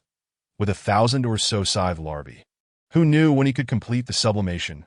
Greed successfully decomposed the scythe corpse, acquiring specialized crystals 280, scythe blades 56, scythe carapaces 140, portable bolts 14 that successfully decomposed the scythe corpse, acquiring specialized crystals 360, scythe blades 72, scythe carapaces 180, portable bolts 18 that due to the increased size of the corpse post-sublimation, he could not resolve them all in one go. He could only subliminate part and collect the rest, from the beginning until now. A full 40 minutes had passed. To claim he was not frustrated would be disingenuous.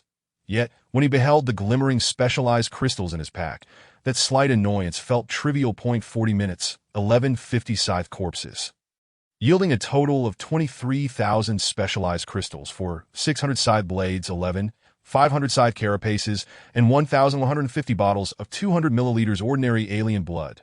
Such exaggerated rewards. He would complain not even if it were to stretch to another 40 minutes. At most, he felt a pang of regret for those previous corpses. Had he thought of this method sooner, how much more crystal yield could he have amassed? Not to mention the 11 individuals from Nanhan. Had he elevated their corpses by 2 tiers and then proceeded to collect and decompose, that would have amounted to a staggering 20,510 crystals. Shaking his head, Lu Ming found solace at least in the future. Should he encounter a similar situation, he would execute it flawlessly. Exhaling deeply, Lu Ming activated his Eye of Truth, surveying the entire shopping mall to eliminate any threats from alien creatures, humans, and other potential dangers. He discovered an area marked as restricted access, opened his panel, and tapped on the specialized level. Prompt, Detected sufficient specialized crystals in the spatial pack. Would you like to consume 15,000 specialized crystals to elevate your specialization level to Advanced Hunting Warrior? Yes. 15,000 specialized crystals were directly decomposed and refined from the spatial pack, transforming into 15 drops of crystalline blue liquid that penetrated the pack and surged into his back. The sensation remained cool. The feeling of consciousness settling. That mysterious and profound inner vision resurfaced. The 15 drops of crystalline blue liquid coursed through his clothing, flesh, and evenly permeated his spine, slowly dispersing outward. Wherever it traveled, it left behind crystalline blue markings on his bones. As if the constraints of his skeletal structure had been scraped away, giving rise to shimmering blue gemstones. Lu Ming watched in fascination at the meticulous transformation, utterly unaware that in the outside world, his spine was emitting an unusual blue light through his skin and flesh. Nestled in his embrace, Chu Shui sensed Lu Ming's advancement and gradually awakened from her slumber.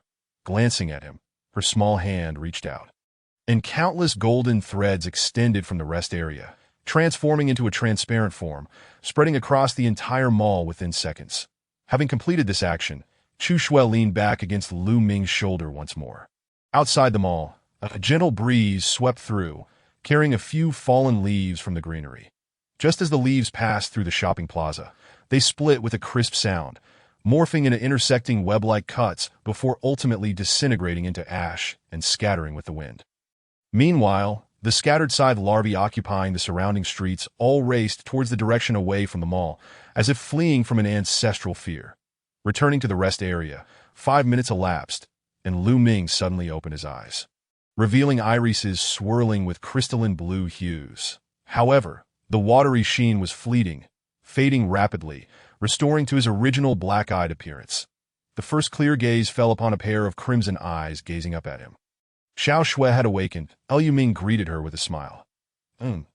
Chu Shui replied softly, wrapping her arms around Lu Ming's neck, resting her forehead against his cheek. This clingy demeanor delighted Lu Ming, who chuckled softly and ruffled her hair.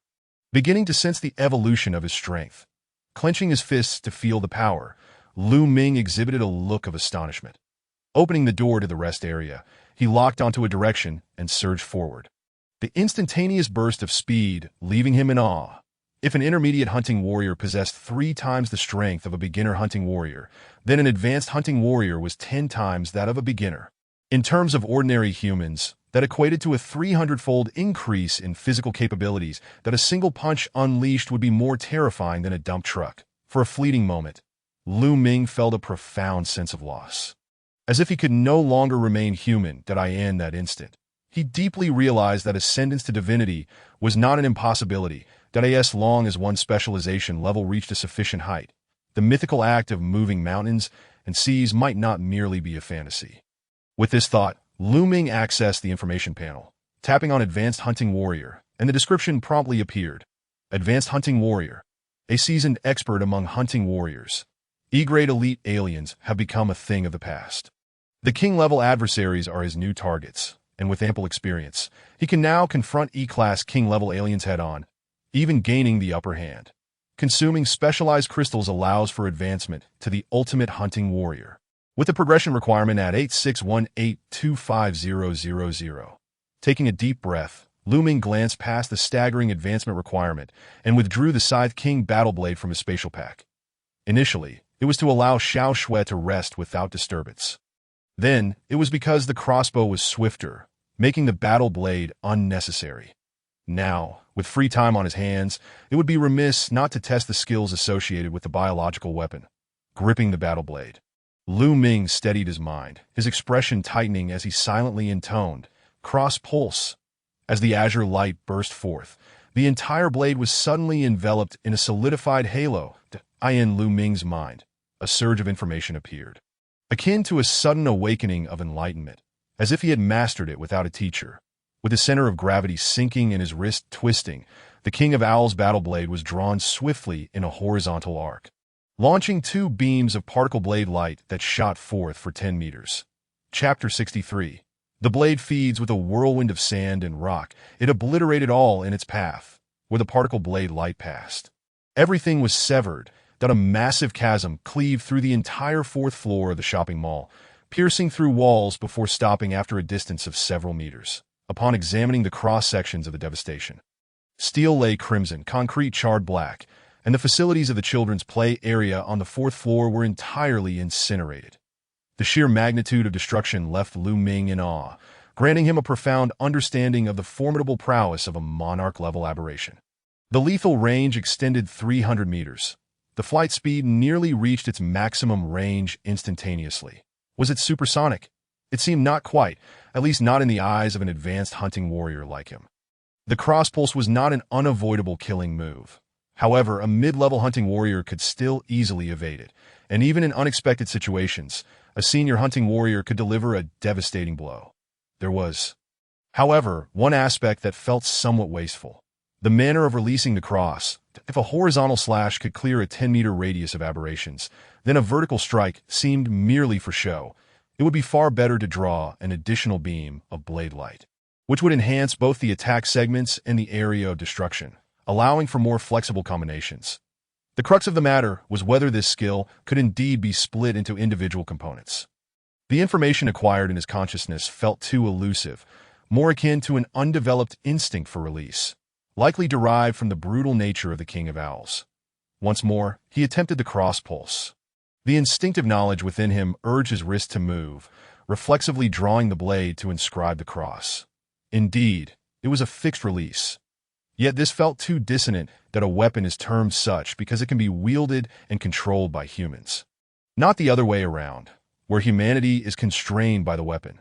Thus, he needed to harness this instinct to release it according to his will. Consequently, just as the cross was about to take form, Lu Ming forcefully altered the blade's trajectory, steering the upward vertical blade light away from the cross path, creating a diagonal strike. The skill remained intact. It was feasible. Lu Ming expressed delight, realizing that as long as he altered the trajectory, the skill would not cease, allowing him to exert control over it. Unbeknownst to him, just as a smile graced his lips, a resistance seeped from the hilt into his palm, transmitting through his nerves to his brain. Lu Ming furrowed his brow, glancing at the King of Owls' battle blade, particularly at the hilt adorned with the horned owl's head, where the blood-red orb seemed to radiate an intense crimson light. Whether it was an illusion or not, that crimson glow appeared far more brilliant than before. Strangely, as he gazed into the orb, it seemed to gaze back at him, imbued with a hint of fury. A flicker of doubt crossed Lu Ming's mind. He was about to delve deeper into his study when the blade suddenly trembled, and the crimson orb dimmed rapidly, the anger dissipating in an instant. Lu Ming examined the blade closely, finding no further abnormalities. It was as if everything that had transpired was but a figment of his imagination. Yet was it truly an illusion? Clearly not. Rather, it was his actions that incited the instinctual resistance of the biological weapon, the scythe owl blade. However, this resistance bore little strength, likely due to the weapon's lower tier, which rendered it incapable of retaliatory measures. Engrossed in analyzing the blade's peculiar behavior, Lu Ming remained unaware that Chu Xue, nestled in his embrace, had shifted her gaze away from the King of Owls' battle blade. The deep crimson in her eyes had faded, and her previously icy demeanor transformed into one of calm and languor. Stealing a glance at Lu Ming, who still appeared perplexed by the blade's transformations, Chu Xue's lips curled into a gentle smile. Well, if he couldn't decipher the mystery, it was imperative to continue dissecting the skills. Who knows, perhaps it might trigger another anomaly, allowing for further exploration. With his mindset adjusted, Lu Ming steadied himself, once more murmuring the incantation of the cross pulse. The azure light filled the blade, and the particle blade light surged forth.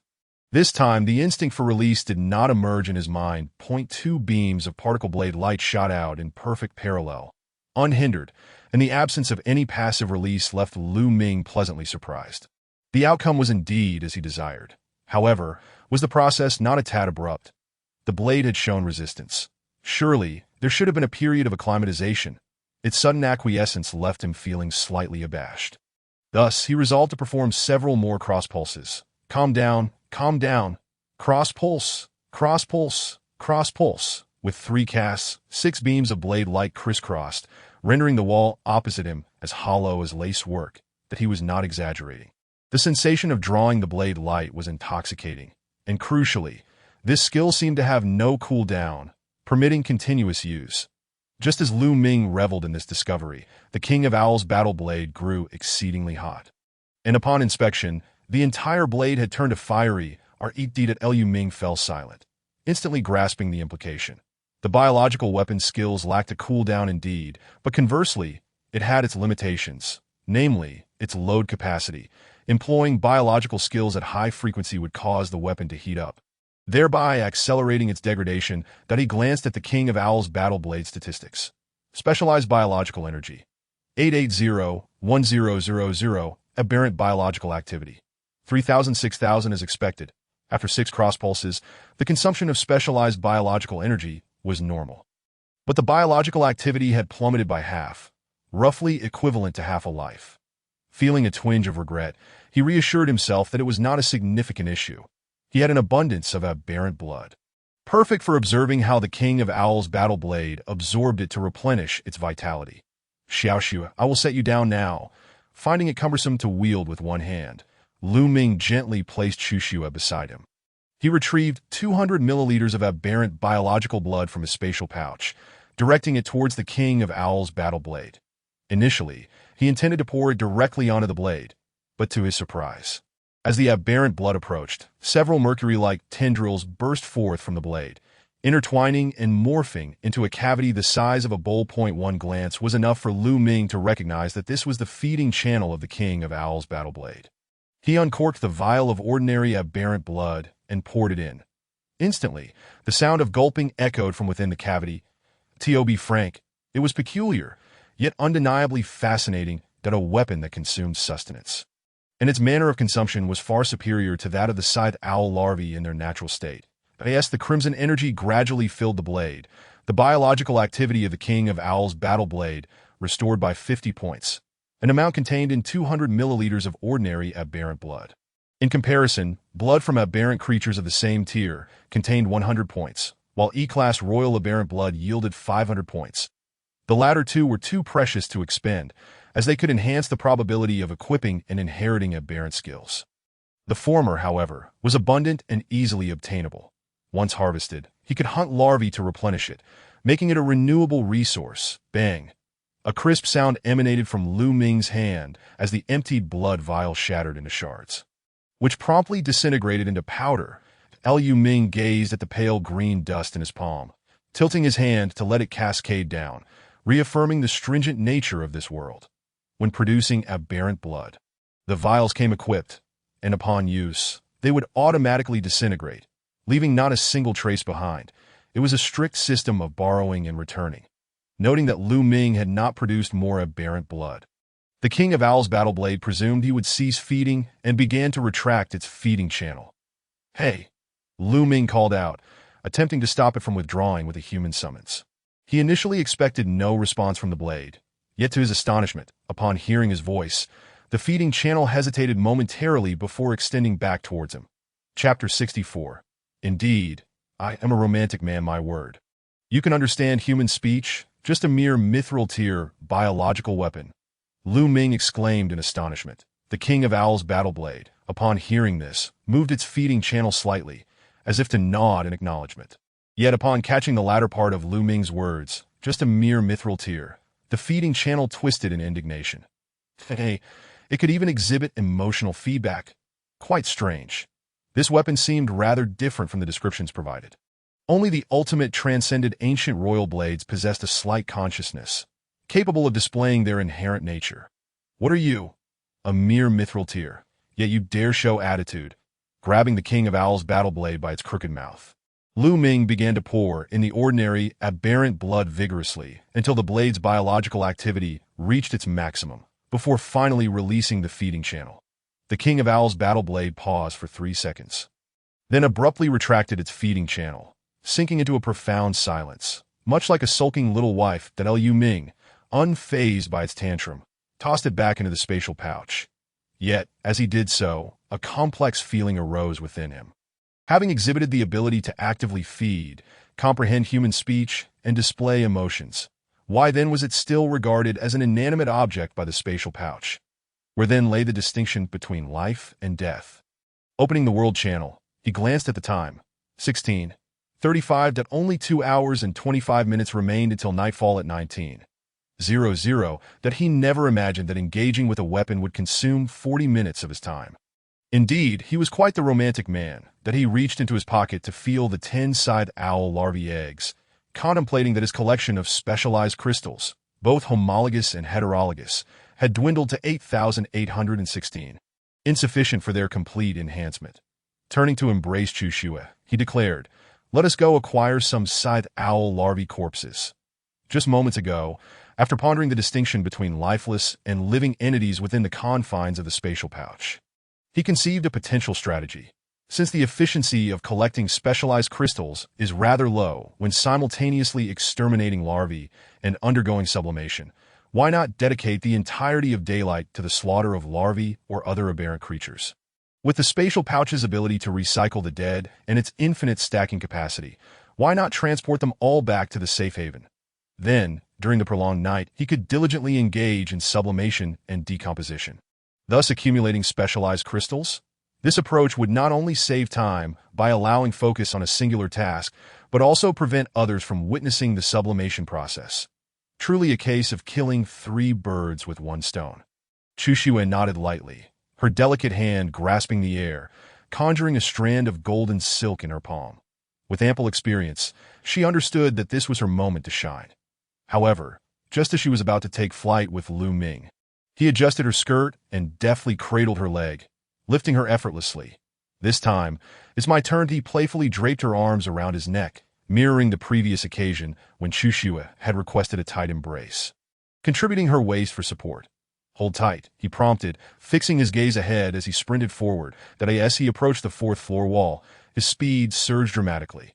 The combination of rapid acceleration and swift enhancement transformed Lu Ming into a darting arrow, piercing through the wall, which shattered like glass, propelling him towards the opposite building. Indeed, it was not a mere leap, but rather a flight. In an instant, he traversed hundreds of meters, landing atop the adjacent rooftop. The sheer force of his momentum caused him to glide several meters before finally halting. The soles of his shoes had disintegrated, yet the sensation of his bare feet against the concrete rooftop was merely a gentle warmth. Was this the physical resilience of a high-hunting warrior? Whether the larvae were brimming with vitality or not held little significance. Even standing before them as they spewed corrosive acid felt inconsequential. Alas, in pursuit of exhilaration, he had squandered a fine pair of shoes. Kicking off the remnants, Lu Ming once again stood barefoot. After much contemplation, he resolved to forge a set of biological weapon armor. Otherwise, ordinary clothing could scarcely endure the toll taken by his physique. Perched at the edge of the building, he surveyed his surroundings, murmuring, "Where might I find a dense cluster of larvae?" Upon hearing this, Chushue lifted her chin, pointing towards the southwest, signaling Lu Ming to head in that direction. He met her clear gaze with a smile, saying, "Let us go there." With a deep bend, he leapt, no longer relying on his swift enhancements. Effortlessly bounding from rooftop to rooftop, in a mere 20 seconds, spanning a distance of over 1,000 meters. Lu Ming truly beheld the calamity of clustered larvae in the streets below, despite the vast emptiness extending 1,000 meters outward. These creatures showed no intention of dispersing, huddled together, some even stacking upon one another in a chaotic display. Could there be treasure among them? This was the first thought that crossed Lu Ming's mind, and the likelihood seemed substantial. Reflecting on the situation at the Kongbao shoe factory and the shopping plaza, the circumstances were strikingly similar. Activating the Eye of Truth, he set the parameters to scan for resource boxes, weapons, and humans. However, as he swept the vicinity of 100 meters, not a single target label appeared within view. How peculiar. Noticing Lu Ming's perplexed expression, Chushue cast her gaze outside, appearing somewhat detached, furrowing his brow. Lu Ming dismissed his confusion. He was here to exterminate insects, and witnessing this scene of clustered larvae was akin to holding untold wealth in his hands. "Chushue, are you coming down with me?" It seemed a redundant question. With Chushue in tow, Lu Ming leapt from the high building, utilizing several landing points to reach the ground. Setting Chushue down, he retrieved the King Owl battle knife from his spatial pouch. Raising it high, cross-pulse, A cyan aura enveloped the blade as a massive arc of light surged forth, devastatingly sweeping across a width of 10 meters and reaching a depth of 300 meters. In a single stroke, hundreds of larvae evaporated instantly. Indeed, leaving not a trace behind. Narrowing his eyes, Lu Ming felt an ominous premonition that he raised his hand to target the open ground before him, intoning gravely. Greed notification. No collection targets in the current area, meaning the corpses vanished without a trace. Ultimately, a weapon too formidable proves to be a burden. Several hundred larvae equated to a significant loss of thousands of crystals. With a scowl, Lu Ming reluctantly returned the King Owl blade to the spatial pouch, opting instead for his two specialized hand crossbows intended for exterminating the larvae, activating the Eye of Truth. He initiated weak point observation, loading the crossbows with arrows, and sprinted forward 500 meters, commencing the eradication of the walking gold mines. Larvae fell in droves, their bodies accumulating in heaps for collection. He became a veritable nemesis to the larvae, traversing from one street to another. After 2 hours and 4 city blocks, the streets lay barren, devoid of any writhing life. To AT this moment, Lu Ming's spatial pouch brimmed with the corpses of 400 King Owl larvae. Chapter 65. Self-service duo enjoyment set. As the sun retreated beyond the horizon, nightfall enveloped the surroundings. That Lu Ming took Chu Xue by the hand, seeking out a well-appointed apartment, but he expended 20 specialized crystals to reinforce all the basic facilities. In truth, with his current level of specialization and various resources, the tyrannical King Owl no longer posed a significant threat. Yet the King Owl, an aberrant species, could indeed appear as an E-class ruler in the outer regions. No one could ascertain whether it was merely a royal in disguise or a D-class elite's watchful attendant, since he had never encountered the complete information of a true D-class entity. It was imperative to remain rational and vigilant at all times. Drifting was an art everyone could master. Some drifted like sandstorms, while others drifted like ashes. He, however, aspired to be as steadfast as a rock. Drawing the blackout curtains, he arranged Chu Xue's favorite luxurious bedding set and proceeded to the bathroom to assemble a multifunctional water heater. Just as he was about to pour in enough purified water for 2 to bathe, Lu Ming felt an inexplicable oddity. Each step of this process was entirely normal, yet when combined, it exuded an oddly pinkish aroma. No, he must maintain his composure. His thoughts should not stray. Setting the temperature, Lu Ming returned to the living room. Whether due to a day of growth, the gradual solidification of his physical state, or the exhilaration from the recent hunts, Chu Xue sat at the bedside, idly swinging her little feet while gazing at the tea table. There, he had placed several hundred specialized crystals, their collective glow transforming into a pleasantly ambient light. Noticing his approach, Chu Xue ceased her playful swinging. Returning to a tranquil demeanor, Lu Ming couldn't help but chuckle. Merely a day old, this girl seemed to harbor an image burden when never faced with him. Chu Xue, would you prefer to have dinner first, or shall we bathe, or perhaps? The words felt familiar. Wasn't that the line Chu Xue ought to say? Cough. No, he must be graceful. He cannot indulge in crudeness. Let us eat first. That he opted for this decision to mask his inner flutter. Lu Ming retrieved several vials of ordinary, aberrant blood. Speaking of which, could protein clusters be consumed bite by bite?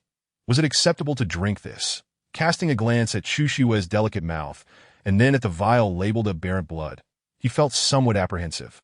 Fortunately, although the blood in the vial shimmered with a cyan hue, it appeared remarkably clear, reminiscent of Sprite contained in a green bottle. Curiosity piqued, Lu Ming uncorked the vial and brought it to his nose for a whiff, only to find his expression turn peculiar. Was it a psychological effect, or was his sense of smell malfunctioning? The vial marked aberrant blood bore no trace of foulness. Rather, it exuded a subtle sweetness that could only be detected upon close proximity. Reflecting on his past experience feeding the King Owl battle knife, he had not detected any acrid odor. Was this truly blood? Gulping down his saliva, Lu Ming realized he was in trouble, that he felt an overwhelming appetite for this vial of blood, as if it possessed a greater allure than the lavish meals he had consumed. Hastily setting it aside to avoid spiraling into temptation. After all, it was blood, not a beverage, and his physical condition was not conducive to consumption without leveling up. He handed the vial to Chu Xue. Chu Xue effortlessly accepted it, her lips parting as she raised her hands, allowing the aberrant blood to flow into her mouth. Elegant and serene that Liu Ming swallowed again, not out of desire for the blood, but rather captivated by the beauty of both before him. Let's eat first. We must work after dinner. Steadying his thoughts and diverting his gaze, Liu Ming retrieved a bucket of instant noodles. The morning's meal had transformed from a packaged version to a luxurious ready-to-eat box after sublimation. Now, with the bucket version undergoing sublimation, he wondered what it would yield. Ultimate sublimation. Notification. Please select the sublimation grade. Second grade. Notification. Sublimating spicy flavor bucket. Require the underside of the pot features a compact single stove, reminiscent of a multifunctional water heater, equipped with a crystallized energy-driven embedded slot. Accompanying it are a small strainer and an array of bowls and chopsticks. Next comes the pie seed or assistance, 10 preservation boxes, and 2 portions of hot pot base. The base requires no introduction. The key lies in those 10 preservation boxes that each is unveiled. One is greeted by an assortment of 5 meat and 5 vegetable accompaniments for the hot pot. Beef rolls, lamb rolls, tripe duck blood, quail eggs, baby bok choy, enoki mushrooms, butter lettuce, asparagus, and tofu. While there are no shrimp paste or beef tripe, what does it matter? In this post-apocalyptic world, being able to indulge in hot pot is more than sufficient. Setting up the dual-flavor pot, he pours in purified water, adjusts the temperature, and brings it to a boil. A minute later, the water is pleasantly warm, and he adds the hot pot base, beginning to unpack the preservation packaging. 3 minutes later, Liu Ming is already savoring steaming dishes, a broad smile illuminating his face. Truly, the convenience of instant noodles has been elevated. The 3-minute consumption characteristic has been seamlessly inherited by this hot pot. Though a slight disappointment lingers, there are no dipping sauces to accompany it. Chu Shui, inhaling the aroma of the hot pot, transitions from concern to resignation, as if she has begun to acclimate. Just then, Liu Ming turns his head, holding out a piece of tender beef, raising an inquisitive brow, silently asking if she would partake. Chu Shui shakes her head vigorously, retrieving a ball of protein from her storage space. Elegantly consuming it alongside the exotic blood that Liu Ming shrugs, lamenting that Chu Shui cannot appreciate the joy of Blue Star inhabitants. Thus, he resolves to finish this pot of food on his own. Meanwhile, on the other side of Jintian District, Chenhai sits in a room of a villa, one hand clutching a dry compressed biscuit, the other holding a photograph. His thumb caresses the face of the woman in the picture, his eyes reflecting deep remorse and tenderness. Uncle Chun, a voice calls from outside, prompting Chenhai to carefully place the photograph away and rise to open the door. Standing before him is a slightly tall young man, around 21 or 22, wearing a humble smile as he addresses Chenhai. I thought you were resting. Chenhai steps aside, allowing him entry, and replies with a gentle chuckle. I'm middle-aged, not old. Who can sleep at this hour? Where's Bao? How is he? The young man sits on the edge of the bed, greeting him casually. After being disinfected, his fever has subsided. He is currently dreaming, with a whole crowd tending to him. There's nothing I can do to help. He then humorously complains, at our age, one would think they could be a bit more discreet. When it comes to exterminating larvae, they always rush to the front, fearing for their own survival. When resources are distributed, they only take what is necessary, worried they might take too much. Chenhai chuckles. Do you think this is a bad thing? The young man grimaces. What is good about it? On the surface, it's called bravery. In reality, it's foolishness, sheer naivety that in Blue Star one would be bullied. In this apocalypse, had it not been for you, Uncle Chun, I wouldn't have survived 2 days. After saying this, the young man lowers his gaze, shuffling his feet on the ground in silence for a couple of seconds before his tone softens. Yet, seeing someone like Uncle Bao, I can't help but admire him. After all these years, I've never encountered such a kind-hearted individual, appearing frail, yet speaking with utmost courtesy. While in battle, he resembles a war god. Perhaps Uncle Chun failed to notice that initially, the newcomers were too intimidated to approach the larvae. But upon witnessing Uncle Bao's combat stance, they seemed invigorated, particularly the younger ones, who charged forward as if emboldened, swiftly taking down a single creature. After taking that first step, each found newfound confidence. And now they all have become fervent admirers of Uncle Bao. That I too. He adds, well, of course, I admire you even more. Observing the young man's animated expressions, Chenhai smiles warmly. That in that moment, he recalls the soldiers under his command, whose ages mirror that of the young man before him. These individuals bear the weight of their nation's responsibilities, risking their lives, yet maintaining an exuberant spirit, often sharing amusing tales from their missions with him. Now, he wonders where they are and whether they are safe. Suddenly, aided by a flickering candle, Chunhai notices the corrosive marks on the young man's face, remnants of a splashed acid, and reaches out to investigate. The young man, sensing Chunhai's gaze, evades his hand and nonchalantly declares, what's this? Compared to Uncle Bao, these minor injuries are nothing to worry about. Chunhai pauses, placing a hand on his shoulder. Patting him gently, they say scars are a soldier's honor. To me, not getting injured is the true mark of an exceptional soldier. Now, I assume you didn't come here merely to discuss this. What is on your mind? Oh, I almost forgot, the young man exclaims, opening a chat interface. While everyone was gathered, I compiled a detailed data table. After a day of search and rescue, our team has grown to 307 members, including one junior hunting warrior. You, of course. Currently, we have no extreme combat specialists, 2 senior soldiers, myself and Brother Wong, who trains in Sonda, 200 intermediate soldiers, and 107 junior soldiers, most of whom are female. Wow. Chunhai opens his mouth in surprise, chuckling. Who would have thought you could do such a thing? Is this the same Fong Peng who was previously so filled with resentment in the regional channel? Fong Peng blushes. Uncle Chun, please spare me. This black history is about to become our anthem. Every new arrival would echo, I want to take down Uncle Chun. I kept saying that I had just moved here. Feeling anxious and irritable that in reality, I'm just a respectful and helpful young man. It was merely a misunderstanding. Chunhai laughs heartily. ISNT, this is a sign of astonishment. Don't mind it, please continue. With a resigned sigh, Fong Peng continues. Throughout the day, we traversed various locations, exterminating around 5,400 larvae, resulting in a total of 2,672 specialized crystals, all stored with me. If we aim to train members developing into extreme combat specialists, counting myself and Brother Wong, we could exactly train 7 individuals. If we focus on senior soldiers, we could produce 26. However, we all unanimously agreed on a third option, to save up to 5,000 crystals before promoting you to intermediate hunting warrior. Ridiculous, Chunhai retorts in a hushed tone. Are you all still nursing, developing into senior soldiers?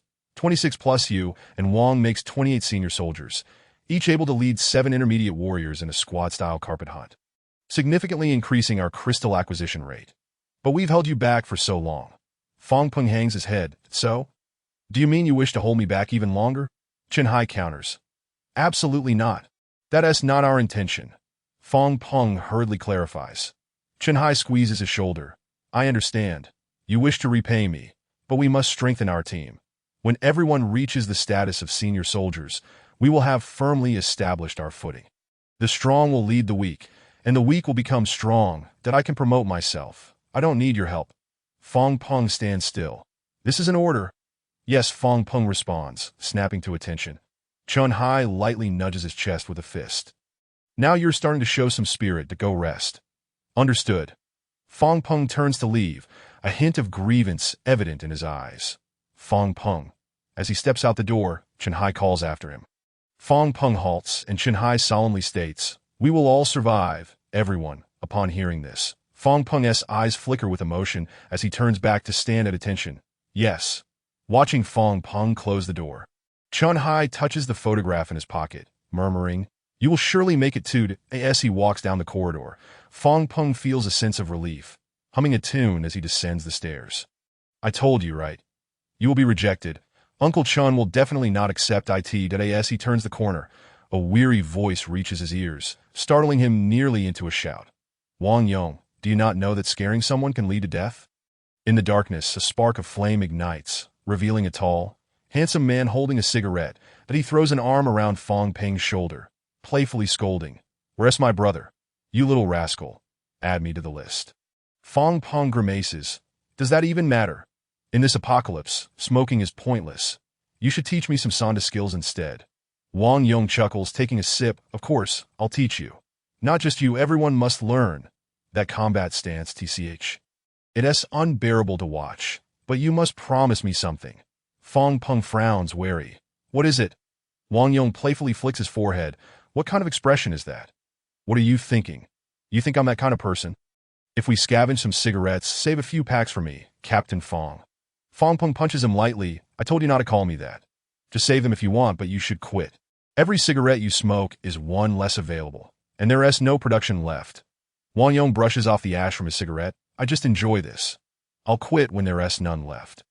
Besides, who knows how long this will last? Shut up. You crow, we will all survive. All right. Who wouldn't he want to live? I'm not married yet. Off I go to see Uncle Bao again. Let us go.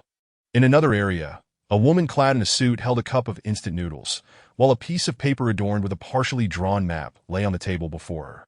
She glanced at the map, then cast her gaze towards the circular moon outside the ruins. Marking a direction on the paper, it appeared that returning to the place where her compatriots resided would require a considerable amount of time. However, the enhancement of her physical prowess had surprisingly become rather effortless.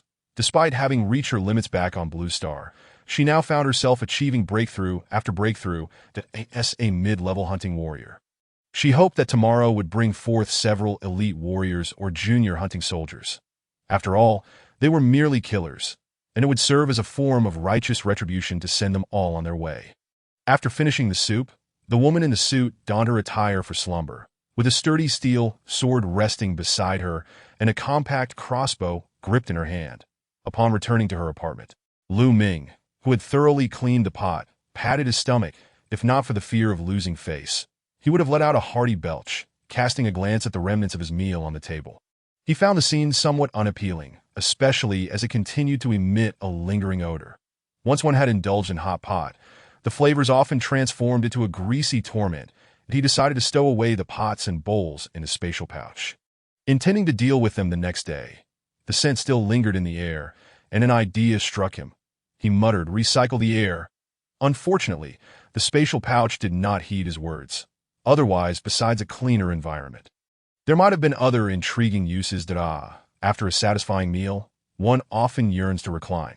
However, the 3,400 larval corpses in his bag and the 10 larvae eggs in his pocket compelled him to work overtime. With no other option, Lu Ming rose to release the corpses in batches, one by one undergoing sublimation, followed by a greedy collection of resources. Chapter 67. First Snow's ascendancy an hour passed, and he processed approximately 2,000 larval corpses. As muscle memory began to form, his attention waned, and drowsiness crept in. A prompt appeared. The weapon, broad-bladed heavy sword, you listed on the trading post was not successfully sold and has been returned to your item storage. Please check. What? The sudden notification jolted Lu Ming back to reality. That he opened the trading post to find the steel-grade broad-bladed heavy sword resting securely in the item storage. It dawned on him that after acquiring mastery in forging, he had immediately begun researching biological weaponry. Losing track of the sword he had listed for sale while focused on slaughtering and sublimating the larval corpses in the afternoon. Yet, the fact that it had remained unsold for so long suggested that mastery in forging was exceedingly rare. That made sense, as it was a skill capable of altering the tier of weapons, but he clicked on the heavy sword to check its details. Durability was displayed at 1,460 out of 1,500. With its condition essentially as good as new, he decided to keep it in his bag for now, curious whether that rascal Chu Feng would bring him surprises in the future. Transferring the broad-bladed heavy sword to his spatial pouch, Lu Ming prepared to close the trading post and continue with the remaining sublimation and collection. However, in the next moment, he hesitated and, almost instinctively, dragged a larval corpse into the listing area. Prompt. Items with inherent attributes cannot be traded. Returning to spatial pouch. That was indeed the case, that if the corpses of anomalous creatures were tradable, he could venture out and slay a few. That he could sit in a factory, place the specialized crystals in the trading post. And with each corpse collected, every transporter across Blue Star would become his laborer. That he chuckled to himself, a bit self-deprecatingly, and continued placing the corpses for ultimate sublimation and greedy collection. Another hour passed, and the processing of the 3,400 larval corpses was finally complete. That he obtained 68,000 unsublimatable specialized crystals, 13,600 unsublimatable side blades, 34,000 carapaces, and 3,400 bottles of anomalous blood. With the capital in his pouch and the specialized crystals on the coffee table, his current total included 76,591 specialized crystals, 18,260 side blades, 45, 650 scythe carapaces, and 4,504 bottles of ordinary anomalous blood. The bounty was substantial, and the wealth amassed was sufficient to deem him a local magnate, especially with the surplus of scythe blades and carapaces, which he had no idea how to utilize. These materials were essential for crafting biological weaponry, and even the steel-grade items were far beyond what could be sold at his current stage. He decided to hold on to them for now. As for the 200 milliliters of ordinary anomalous blood, when converted into anomalous biological energy, it amounted to a staggering 225,200 points, certainly enough for First Snow to achieve several breakthroughs in succession. The remaining energy would be sufficient to nurture 10 future Ancient Owl Emperors, which would not be a daunting task. Looking at First Snow, he intended to read her panel information. However, upon witnessing her current posture, he couldn't help but chuckle. She was now lying sideways on the bed, her hands fiddling with the fuzz on the sheets, creating a yarn ball, a rather endearing sight. Xiao Shui, Lu Ming called out to her. At the sound of his voice, First Snow paused for a moment, then sprang up to look at Lu Ming, her eyes sparkling with uncontainable joy. Oh, why did I tea that moment? Lu Ming's heart skipped a beat.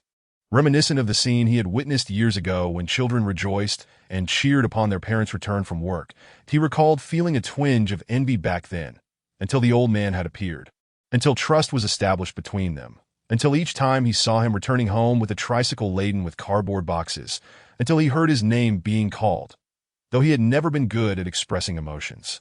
Hearing the old man's voice would still evoke a joy within him, much like First Snow's current demeanor. This emotion could only be described as waiting. Shaking off the memories, Lu Ming pressed his lips together and approached First Snow, kneeling down to smooth her hair, smiling as he asked, "Are you bored?" It was a question he already knew the answer to. First Snow shook her head seriously, her gaze as clear as ever. "You're lying," Lu Ming replied, not bothering to challenge her. "It won't be long now. As soon as I finish leveling you up and hatch those 10 eggs, we can prepare to rest together." First Snow's eyes brightened. Nodding with more enthusiasm than usual, Lu Ming's smile widened as he silently chanted the identification spell. First Snow's panel materialized, revealing no changes in other data, but her advancement progress was barely perceptible. Current anomalous level. E-rank Monarch can devour anomalous biological energy to ascend. Ascension progress. 205 million. A requirement of 50,000 points of energy was manageable. You should have enough reserves for her to advance 2 levels. Xiao Shui, open your storage space again. This time, Lu Ming stuffed in 2,000 bottles of blood. The azure light swirled around her, ascending from her surroundings to Lu Ming's eyes. First Snow's height visibly increased, outside the apartment. The night-stalking scythes rapidly retreated, only daring to glance back after distancing themselves by several thousand meters. Each scythe bore deep confusion in its eyes. They could not comprehend why a D-class anomalous creature, far exceeding their strength, had appeared there. They were even more baffled by the unprecedented fear that arose before a foe who had not faltered against several levels of strength. Inside, Lu Ming stroked his chin, surveying First Snow. Aside from her increased height, she appeared more delicate, with longer legs and a bit more substance where it counted. Yet there were no other significant changes that he decided to check the specific values. Identification. First Snow, divine level, race, deity description. An original spider born in the realm of truth, the most ancient divine beast. Height, body length human form 150 cm. Original form, 8 m can grow. Weight, original form human form 36 kg. Original form, 1.2 t can grow. Universal functions, storage space, ultimate identification, skills, thread manipulation, D rank. Spider spear, D rank. Web weaving, D rank. Devour, D rank. Weakness perception, D rank. Annihilation beam, D rank. Crimson gaze, D rank. Hidden thread, D rank. Traits, form transformation mastery max. Combat instinct max. Learning instinct max. Status. Owner recognized, Master Lu Ming. Currently has left the initial stage, with slight enhancements in various attribute indicators. Most skill attribute sealed, unlockable with the increase of anomalous level. Current anomalous level. D rank ordinary, can devour anomalous biological energy to ascend. Ascension progress. 200,000 Chapter 68. Hidden thread. Her height had surged another 10 cm. It was uncertain how far it would ultimately go. Her weight had not increased much in human form. However, a new skill had emerged. Hidden thread. Was it a skill for concealing threads? Intuitively, it appeared to be an exceedingly useful skill that Liu Ming fell silent for 2 seconds. Signaling Xiao Shui, use the hidden silk. Upon hearing his command, Chu Shui opened her right hand, and countless threads flew from her fingertips, locking onto him and entangling around his form. Initially, Liu Ming was somewhat taken aback. Mistakenly believing that Chu Shui was treating him as a target, that it was only after a moment that he realized his movements were entirely unhindered, puzzled as to the nature of the effect. He raised his hand and discovered that his body had transformed into a semi-transparent state. His expression momentarily froze, as if he had suddenly comprehended something. That he pointed at the coffee table and instructed Chu Shui, Xiao Shui, use the hidden silk on that pile of specialized crystals. Chu Shui complied, and indeed, that heap of specialized crystals also entered a semi-transparent state, with the light emanating from the crystals fading away. Now remove the threads from my body. Chu Shui once again followed his command, and the golden threads receded from him. The specialized crystals that had previously left a semi-transparent image in his vision vanished completely. This was a truly formidable skill for assassination and subterfuge, capable of provoking enemies. No, he needed to clarify a few things. Xiao Shui, when covered by the hidden silk, can I move freely? Chu Shui nodded. How far can I go? What a redundant question. The skill, controlled by Chu Shui, naturally expanded outward from her core, that as long as they moved together, the range was irrelevant. 5 meters could be considered a whole world. It was a pity, however, that it was currently only at D rank. Given its godly prestige, C rank and below should not be able to see through the disguise of the hidden silk, unless they possessed exceptional vision. Those above C rank might also be misled, but there remained a possibility of immediate detection. Similarly, specialized warriors whose strength matched that of C-rank aberrations would likely have a chance of perception. Nonetheless, the issues were not insurmountable. As long as he remained cautious and refrained from reckless incursions without certainty, the first group could do nothing to him. For the latter, that was merely a cautious statement. He was still far from matching a C-rank aberration. How could other transmuters possibly reach that level? This was not arrogance or self-deception, but a limitation of reality. Clarifying his thoughts, Liu Ming resolutely contemplated that among the more than 76,000 specialized crystals, aside from the sublimation of the side owl larvae eggs, there must be an accompanying elevation in specialized rank, because tomorrow he intended to attempt to seize the core of the regional headquarters. Furthermore, there was one crucial point, the warning brought forth by the hidden silk. Since Chu Shui could create a disguised state and the skill was not labeled as unique or exclusive, it implied that other aberrations could similarly possess this ability. Perhaps even through the learning of skill books, humans could achieve it as well, that if he were to be caught unawares and attacked by a hidden aberration or person, he did not know whether it would lead to his demise. But he was certain it would be infuriating. Thus, he needed to prepare in advance to eliminate such potential threats. What he relied upon was the Eye of Truth. Activating the Eye of Truth. He set it to detect disguises, locking onto the coffee table, and silently recited the identification. Whoosh, whoosh, whoosh. Hundreds of specialized crystal tags materialized one by one that even the specialized crystals ensnared by the hidden silk could be clearly discerned. This indicated the exceptional efficacy of the Eye of Truth, prompting him to categorize these 2 conditions as permanent settings for the eye. That will suffice, Xiao Shui. Now it's their turn. Signaling Chu Shui to retract the hidden silk skill. Liu Ming retrieved the 10-side owl larvae eggs from his pocket and silently recited the ultimate sublimation. Prompt. Please select the sublimation grade. Second grade. Prompt. To batch, sublimate 10-side owl larvae eggs. 10,000 specialized crystals are required. Confirm consumption of 10,000 specialized crystals to transform the 10-side owl larvae eggs into 10 ancient side owl eggs. Confirm.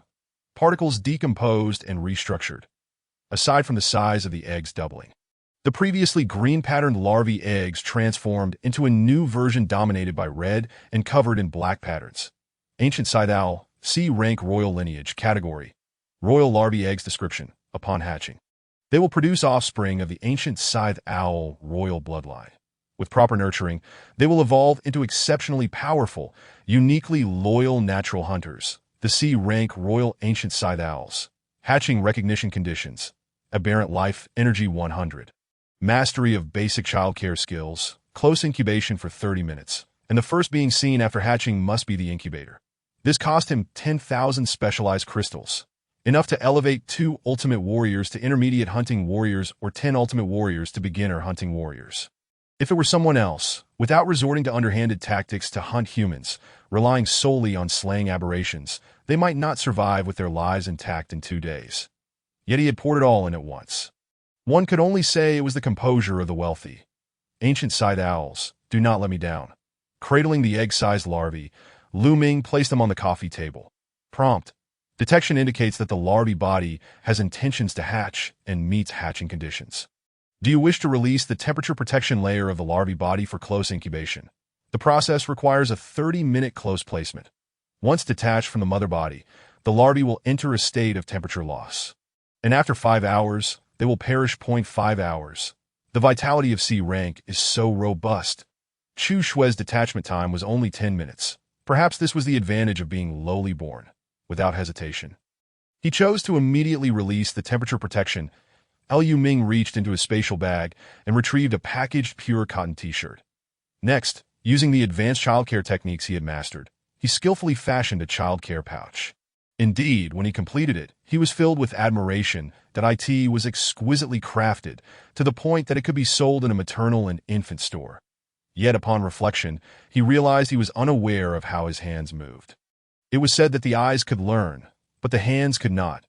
Now it seemed the hands had learned while the eyes were filled with question marks. Shaking his head inwardly, he naturally hung the childcare pouch around his neck and carefully placed each larvae egg inside, ensuring that each one was snug against his chest before calling out the hatching response. Release the temperature protection layer. Prompt. The temperature protection layer of the larvae has been released. 100 aberrant life energy has been injected, and the hatching phase has begun. Current progress. 0 days. The hatching commenced. Lu Ming fully embraced his dad mode, but he held the tail of the childcare pouch with one hand and cradled its body with the other, gently patting it. Upon this direct experience, Lu Ming found it quite strange. No, it was exceedingly strange. Here he was, someone who had never even been in love, yet inexplicably playing the role of a caregiver twice. By the way, Xiao Shui won't be jealous, will she? Feeling somewhat guilty, Lu Ming casually glanced at Chu Xui. To his surprise, his worries were unfounded. Not only did Chu Shui show no signs of annoyance, but her expression radiated a bliss reminiscent of a husband watching his wife care for a child. It couldn't be mistaken. It was indeed that feeling he had seen on television. Oh no, I've got it wrong again. Xiao Shui, his face flushed as Lu Ming feigned seriousness, saying, if you keep looking at me like that, I might just go to the bathroom to hatch them. Upon hearing his words, Chu Shui returned to her usual demeanor, even cooperating by averting her gaze. That Liu Ming felt satisfied. Xiao Shui was still the obedient Xiao Shui he knew. However, when he turned his attention back to the ancient scythe owl eggs, he found Chu Shui's gaze returning, her spirit rekindled. Chapter 69. The Brutality of the Scythe Owl Emperor. Crack. Half an hour swiftly passed, and the crisp sound of cracking shells emanated from the childcare pouch. Lu Ming, who had been sneaking glances at the observing Chu Shui, was pulled back into his dad's state by the commotion in his arms. Crack, crack, crack, a series of sharp sounds echoed, and Lu Ming abruptly stood up. They are hatching. They are hatching. Ah no, it's the incubation. He hurriedly removed the childcare pouch and placed it on the coffee table, carefully spreading the t-shirt open to observe the changes in the larvae eggs under the blue light of the specialized crystals. All 10 ancient scythe owls had successfully hatched, revealing 10 plump red heads. Judging by the diameter of their heads, their bodies were likely only as thick as a finger. Upon emerging, they did not engage in any other activity, but instead collectively directed their gaze towards Lu Ming, staring intently for 3 to 5 seconds before beginning to voraciously consume their own eggshells. This sight inevitably reminded Lu Ming of how Chu Shui had been born.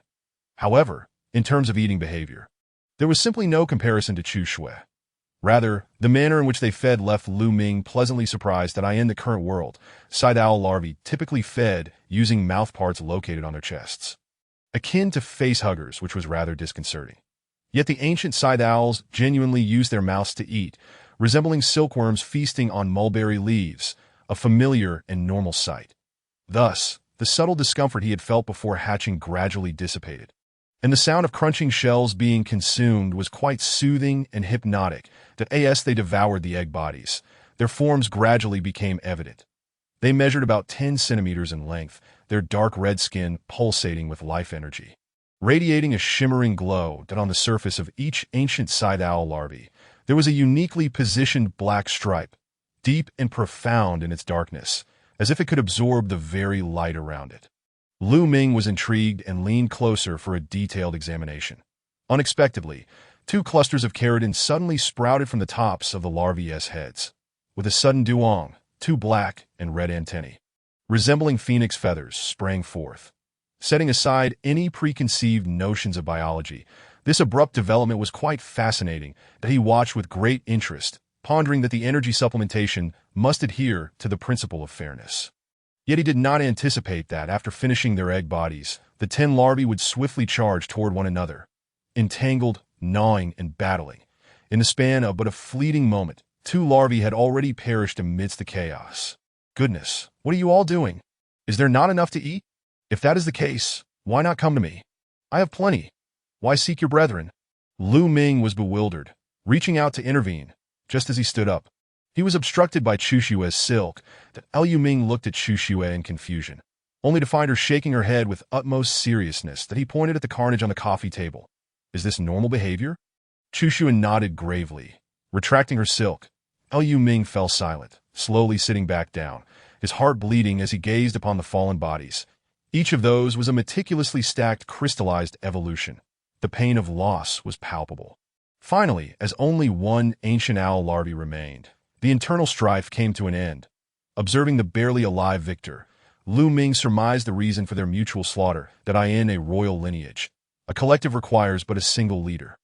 2 tigers cannot coexist, let alone Ten at this moment. The ultimate survivor, dragging its battered form, lunged toward a deceased sibling, desperately gnawing at the corpse, even as the tearing motion inflicted further injury upon its own ravaged body. Causing blood and bodily fluids to splatter, it remained utterly indifferent. Once a corpse was consumed, the owl larvae radiated brilliance, that in an instant, all external wounds healed. The originally singular black pattern now bore an additional mark. Having restored its injuries and regained vitality, the larvae feasted with even greater fervor. Then came the brutal phase of dismemberment. With each ancient owl larvae devoured, a new black mark appeared upon its body. Its size doubled, and its form transformed. After consuming all 9 larvae corpses, the owl larvae underwent a complete metamorphosis that expanded from a thumb size to a full length of 2 meters. Its shape no longer resembled that of a scythe owl larvae, but rather that of a venomous serpent. The dark red skin was usurped by the black markings. Its fragile, soft epidermis evolved into a sturdy, smooth exoskeleton. The crystalline azure radiance emitted by the crystallized evolution reflected a profound, cold metallic sheen. Having completed its preliminary evolution, it raised itself high, revealing a chest and abdomen adorned with dark red scales. Even in its larval state, the sense of oppression had already begun to take shape.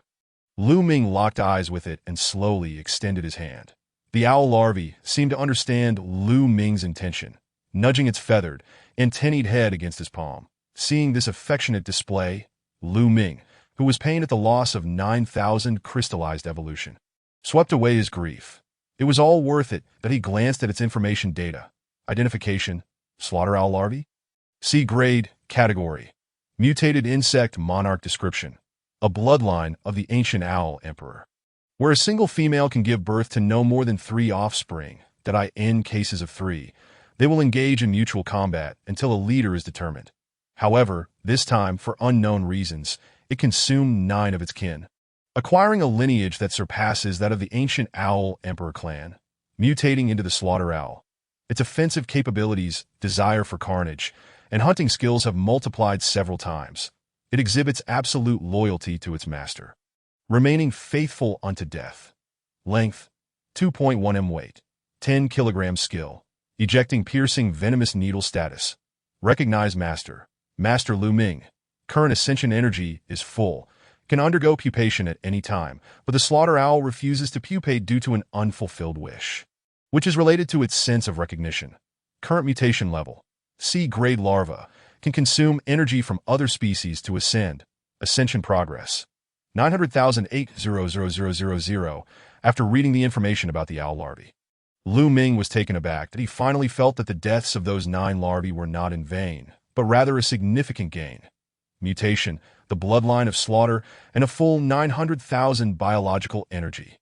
Otherwise, if he had to rely solely on his own accumulation, he might not even accomplish it in a full day. Simultaneously, the explosive value of this alien biological energy compelled Lu Ming to glance at Chushua. The absurdity of a C-grade royal lineage's ascension was astonishing. How terrifying would it be for the divine Chushua to ascend to C-grade? A shiver ran down his spine, hiding his thoughts. Lu Ming redirected his gaze back to the owl larvae. The status bar indicated a wish related to a sense of recognition, and the implication was all too clear. Do you wish for me to name you? Lu Ming tentatively initiated a conversation, and was surprised to find that the owl larvae possessed considerable intelligence. Comprehending his words fully, and promptly bowed its head in submission, Lu Ming's satisfaction grew. And he clicked on the 3 question marks in the name panel. Prompt: Slaughter owl larvae has not yet received its master's name. Would you like to name it now? Yes. Prompt: Please provide a name. Tyrant. Prompt: Please confirm. Confirm. Prompt: Slaughter owl larvae tyrant has been successfully named. Chapter 70 Unexpected Developments. Seeing Lu Ming name it, the owl larvae swiftly darted around him, its elongated body leaving deep grooves on the floor with its black exoskeleton and red scales. Lu Ming's expression was complex. He even pondered that if the floor were made of steel, it might spark. But this was merely a larvae, albeit one of royal lineage and mutated, yet it was only C-grade. Not even such destructive power rendered the already unimaginable A and S-grade anomalies even more enigmatic. Could it be that a grade represents a cross-dimensional species or a supreme life form? An S-grade is an ancient dominator?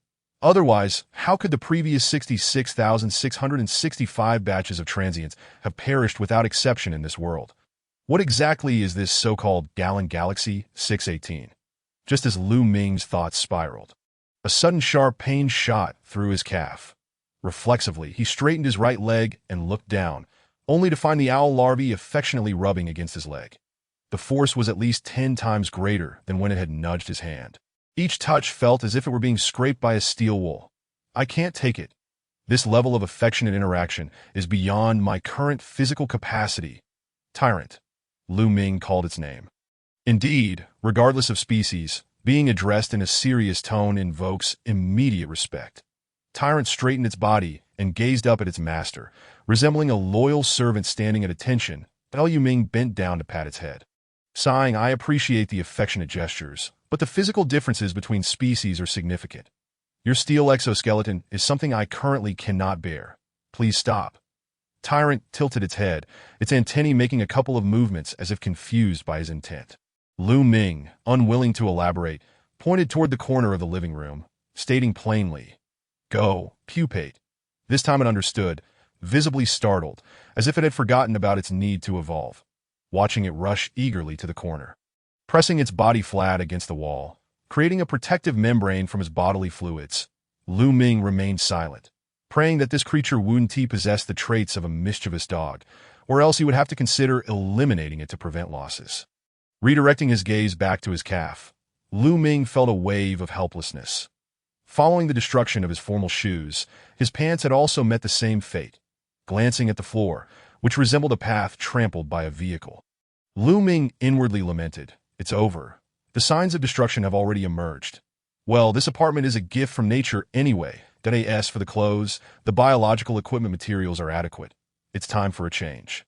Additionally, since Tyrant is still newly born, it deserves a chance that if it truly exhibits mischievous traits after evolving, then it can only be regretted.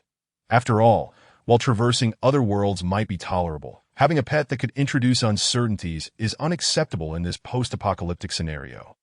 Looking back at Tyrant, he noticed a massive black chrysalis, 1/2 meter in diameter and 2 meters high, had already formed that Lu Ming focused intently, silently activating identification. Slaughter owl chrysalis, C-grade weak, category. Mutated royal insect chrysalis description. The chrysalis form of a C-grade mutated owl emperor. Evolved through the consumption of vast amounts of energy from mutated creatures. Upon completing the pupation process, it will evolve into a C-grade elite slaughter owl. Currently, its state lacks any skills or offensive capabilities, and its body is extremely fragile. Due to the bond of recognition, it is viewed as a traitor by other larvae and will not be protected by them. Traits: none weakness. Fatal injuries result in immediate death. Pupation progress: 0-10 hours 10 hours checking the time displayed.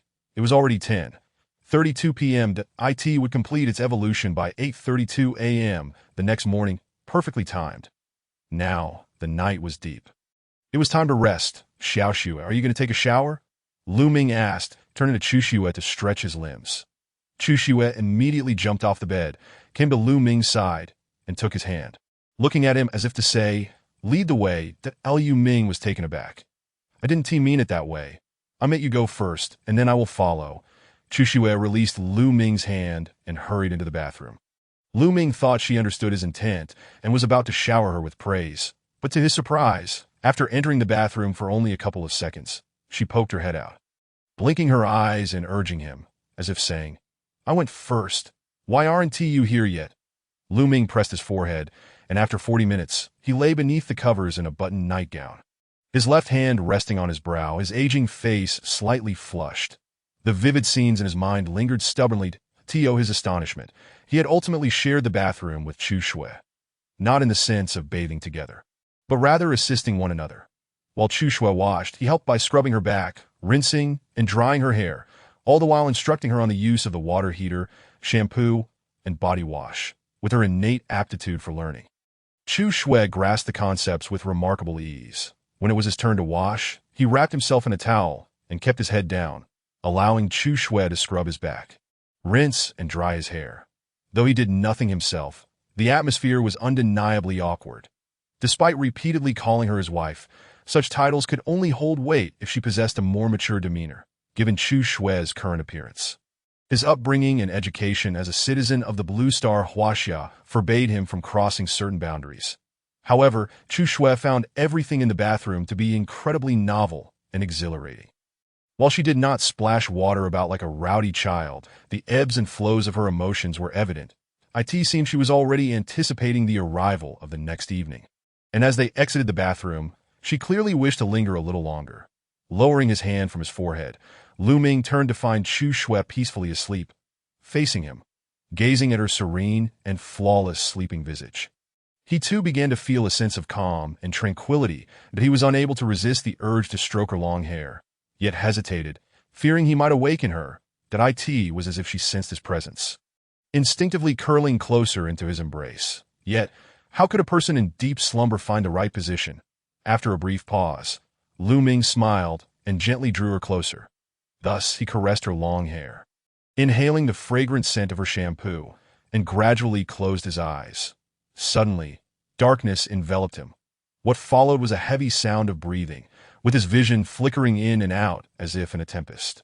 Someone was pursuing him. A crash resonated as if he had collided with something, and his perspective shifted to the ground. You wild brat! Are you still running? A wretched creature born of a mother, but raised without care. How dare you touch my son? Son, strike him. Whatever he did to you. Return at the gray hue of the primary tailoring mastery gradually dissipated, while the blue shade of the advanced tailoring mastery slowly emerged. Advanced Tailoring Mastery, Level C, Category, Mastery Technique Description.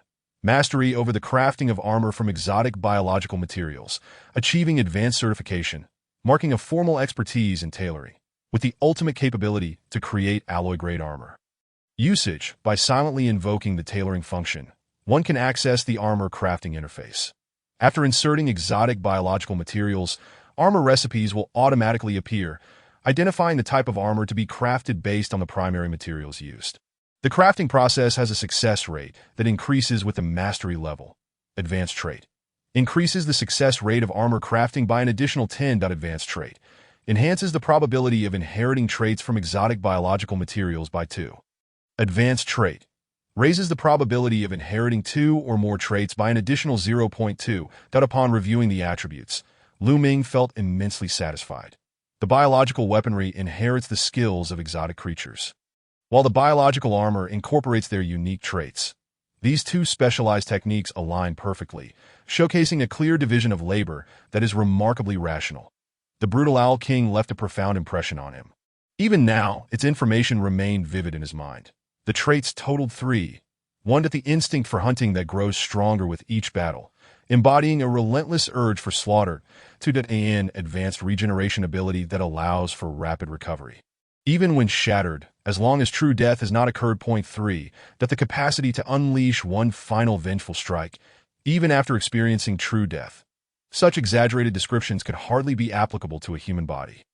It was implausible to assume that donning the armor would enable one to embed 3 cores within oneself, allowing for swift regeneration in a fragmented state. How absurd would that be?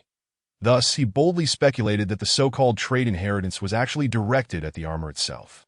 For instance, the relentless instinct for slaughter would be absorbed by the armor, reflecting back to the wearer as an enhancement of physical prowess that, in simpler terms, the biological equipment grants a buff, the advanced regeneration, capable of rapid restoration even when fragmented, pertains to the armor's ability to swiftly repair itself, avoiding a state of battle damage. The vengeful strike represents the final surge of energy released when the equipment is genuinely destroyed. Chapter 72.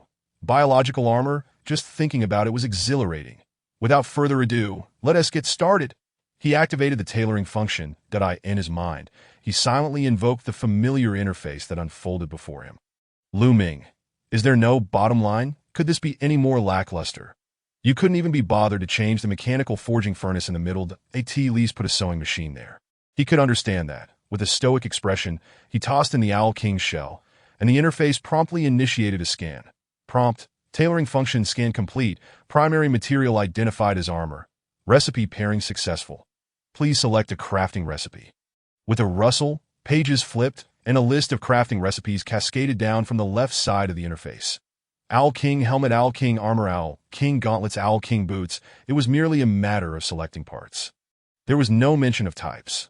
Judging by the display, the quantity of materials required would likely not be as extensive as that for weapons. He chose the armor first in the absence of separate specifications. The pants were certainly included within the armor. Unfortunately, without the finished product, he couldn't preview its style and shape. He selected the Owl King Armor. Prompt: crafting the Owl King Armor requires the consumption of primary material Owl King Shell 5, auxiliary material Owl King Blade 1, and 300 specialized crystals.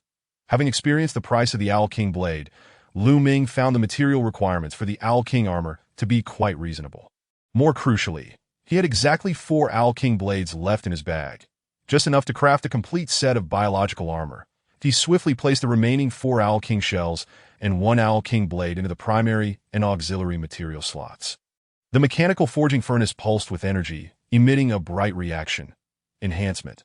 The primary and auxiliary materials for the Owl King Armor, along with specialized crystals, are sufficient. Current crafting success rate: 80, base 70. Advanced Tailor bonus 10. Trait inheritance probability: 7, base 5. Advanced Tailor bonus 2 can be further increased by adding exotic blood. The probability of inheriting 2 or more traits is 0.7, base 0. 5. Advanced Tailor bonus 0.2 can be further increased by adding exotic blood. Prompt: no enhancement materials have been added. Would you like to proceed with the crafting process in this state? Yes, of course. Not only should I proceed, but I must also enhance it first. He first tossed the E-Class Royal Blood from the Quasi-Owl into the enhancement material slot. Prompt: adding 200 milliliters of E-Class Royal Exotic Blood increases the success rate of crafting secret silver level armor by an additional 60. Current success rate: 140. Prompt: trait inheritance probability increased by an additional 20. Current probability: 27. Prompt: the probability of inheriting 2 or more traits increased by 10. Current inheritance probability: 10.7. With this, the enhancement data for the E-Class Royal Exotic Blood was entirely clear. This exotic blood could be added in batches of 4 for enhancement. The success rate would undoubtedly be 100, and the maximum trait inheritance could be stacked to 87, while the probability for 2 or more traits would be 40. 7. Though the probabilities appeared exceedingly high, even a failure rate of 1 could befall a non-lucky individual. However, that was of no concern. His spatial bag contained enough shells and blades from the side owl. With 20 pieces ready for enhancement, one from Combao Factory 19 from the 5th floor of the mall, and he had an ample supply of 20 ordinary exotic bloods designated for enhancement. He had preserved these specifically for this moment, but he retrieved the E-Class Royal Blood from the enhancement material slot, as it could indeed be elevated to a higher tier of precious original material. He then took out 20 ordinary exotic bloods and selected bulk enhancement to the second tier. Prompt: bulk enhancement of 20 units of 200 milliliters ordinary exotic blood, E-Class, requires 2,000 specialized crystals. Confirm the consumption of 2,000 specialized crystals to elevate 200 milliliters of ordinary exotic blood, E-Class, to 200 milliliters of E-Class Royal Exotic Blood. Confirm. With a swish, the E-Class Ordinary Exotic Blood dissolved, and the E-Class Royal Blood was reconstituted. Without hesitation, Lu Ming inserted 4 units of E-Class Royal Exotic Blood and selected to confirm the crafting. Buzz. The forging furnace whirred to life. Brilliant light, cascading as a dazzling purple glow erupted forth. Followed by a series of prompts. Advanced forging.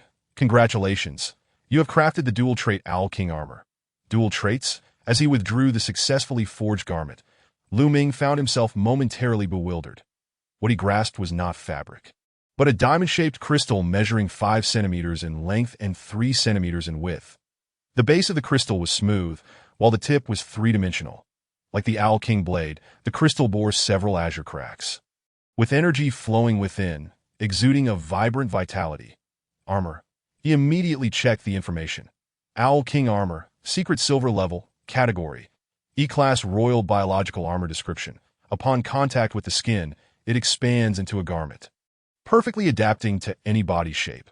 Crafted by an advanced tailor, it integrates biological engineering from the Jialan star system, designed for specialized warriors to harness exotic energy that IT can disguise itself as desired casual attire, making it extremely convenient. Inherited traits: advanced regeneration, relentless hunt, armament synergy, armor resonance, specialized biological energy, 500500 exotic biological activity, 120001 2000. Wait a moment.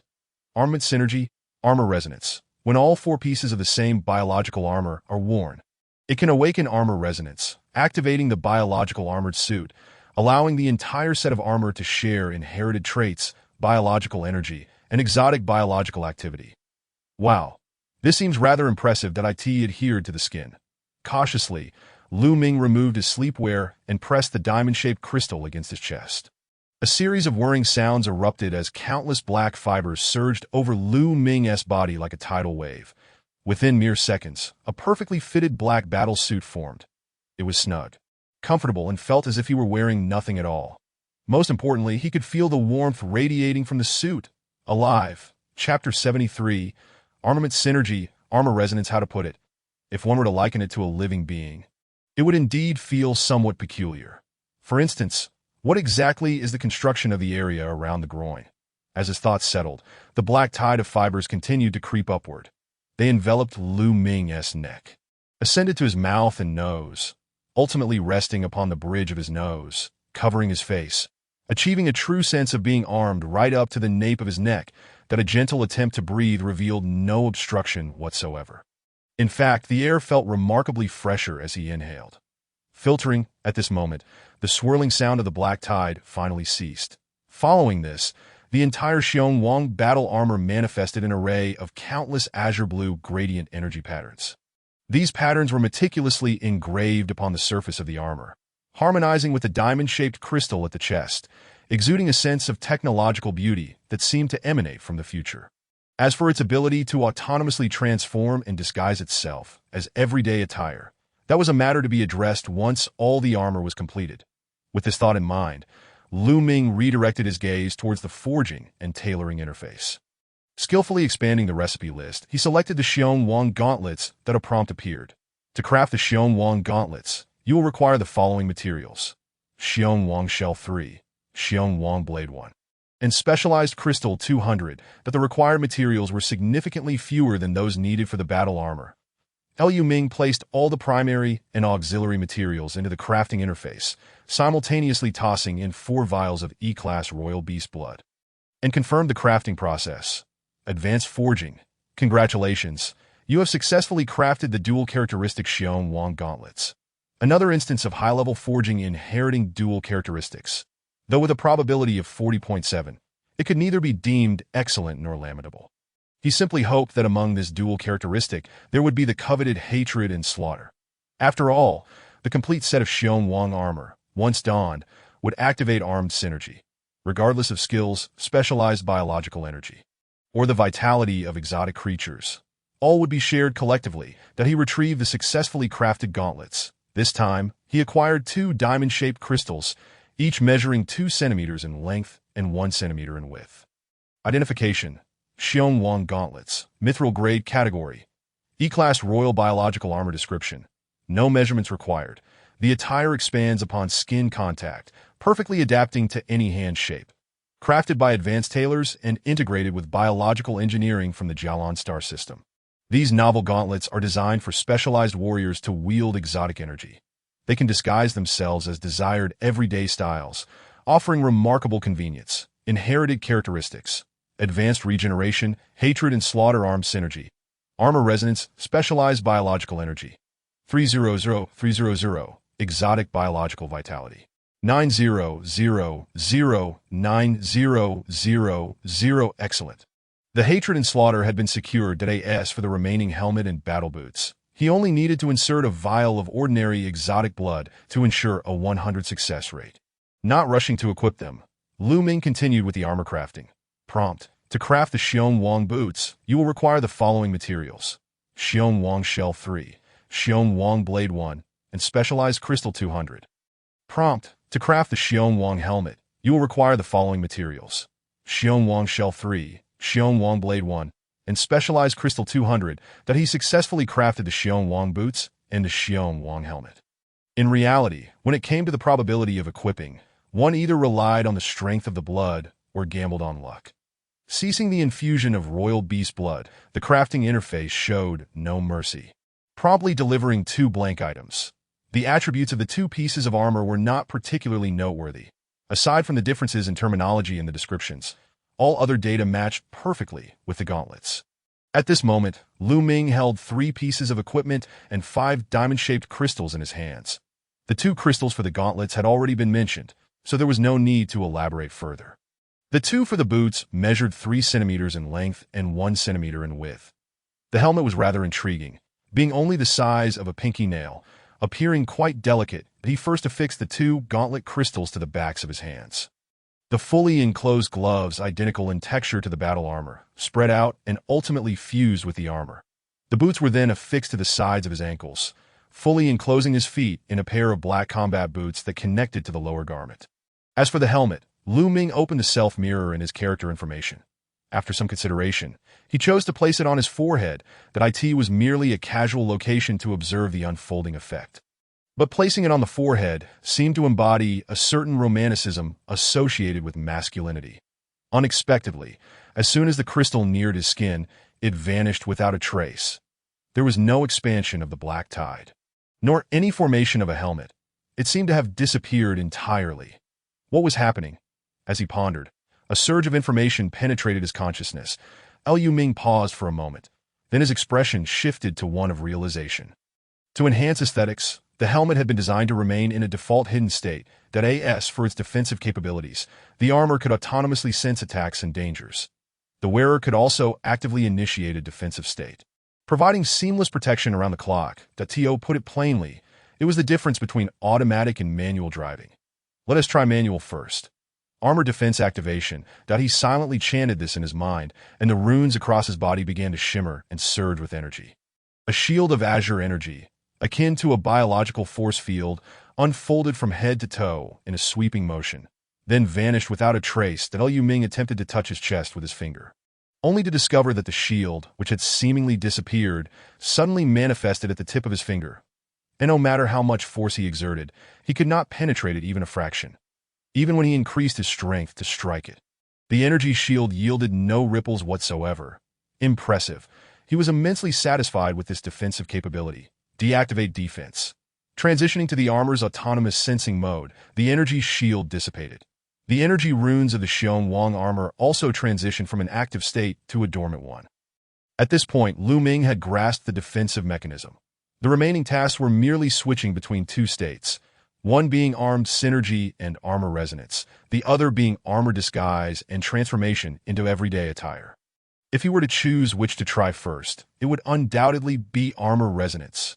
Armed synergy, he silently chanted, and the armor sensed his command. The energy runes, which had just been dormant, now surged with a wild intensity. Lu Ming's expression froze as he instantly felt a tremendous power infusing his body. Clang, clang, clang, clang, clang. The sudden cacophony of mechanical operations echoed around him. Mechanical components continuously emerged from his surface, autonomously constructing themselves. In a mere 10 seconds, an exquisite set of mechanical battle armor enveloped him completely. The dark blue metallic finish, the scythe-like triangular helmet, and the streamlined future tactical armor all echoed the original concept of the League of Legends skin design. As he felt the surging energy within him, Lu Ming's eyes sparkled with uncontainable excitement. He could clearly sense the enhanced thickness of the armor's defenses. Without a doubt, this was intrinsically linked to the shared biological vitality. Identification. Holding on to this thought, Lu Ming directed his focus towards the armor's information. Armed Synergy Xiong, Mithril Grade Category, E-Class Royal Biological Armor Description. Xiong Wang Armor liberates resonance, entering a combat arm posture. Substantially enhancing defensive capabilities. Inherited characteristics, resonance advanced regeneration, hatred and slaughter specialized biological energy. 1400-1400, exotic biological vitality. 390003-9000 Chapter 74. To capture the core area, there was little left to comment on. Although there were no comparable armor references, the 39,000 biological vitality undoubtedly instilled a sense of security. The key point was that this armor even came with its own weapon. He wondered why the crafting of armor required the Xiong Wang blade. There was clearly a hidden trick. A thought flashed through his mind, and Lu Ming glanced at the outer side of his arm, where a blade with particle light effects suddenly sprang forth with a metallic clang, given its quality and sharpness. It was undoubtedly a mithril-grade weapon. Concealed in such a treacherous manner, it was evidently not intended for honorable duels. Just imagine, during a fencing match, if you suddenly sprouted such a long blade, the opponent would likely be dispatched on the spot. As he envisioned the combat scenario, Lu Ming couldn't help but exclaim, "Truly, this is biological armor. Fearsome indeed." Deactivating the arm's synergy, the armor returned to its original close-fitting state amidst a clamor of mechanical disassembly. To be honest, if one disregarded appearances, the armor in this state was undeniably the most comfortable. Unfortunately, he still preferred to maintain a semblance of dignity. Armor disguised, he silently commanded, and the surface armor began to ripple and simulate tidal movements, seemingly awaiting Lu Ming's mental directive. After some contemplation, Lu Ming ultimately decided that one should retain a sense of decorum and gentlemanly conduct.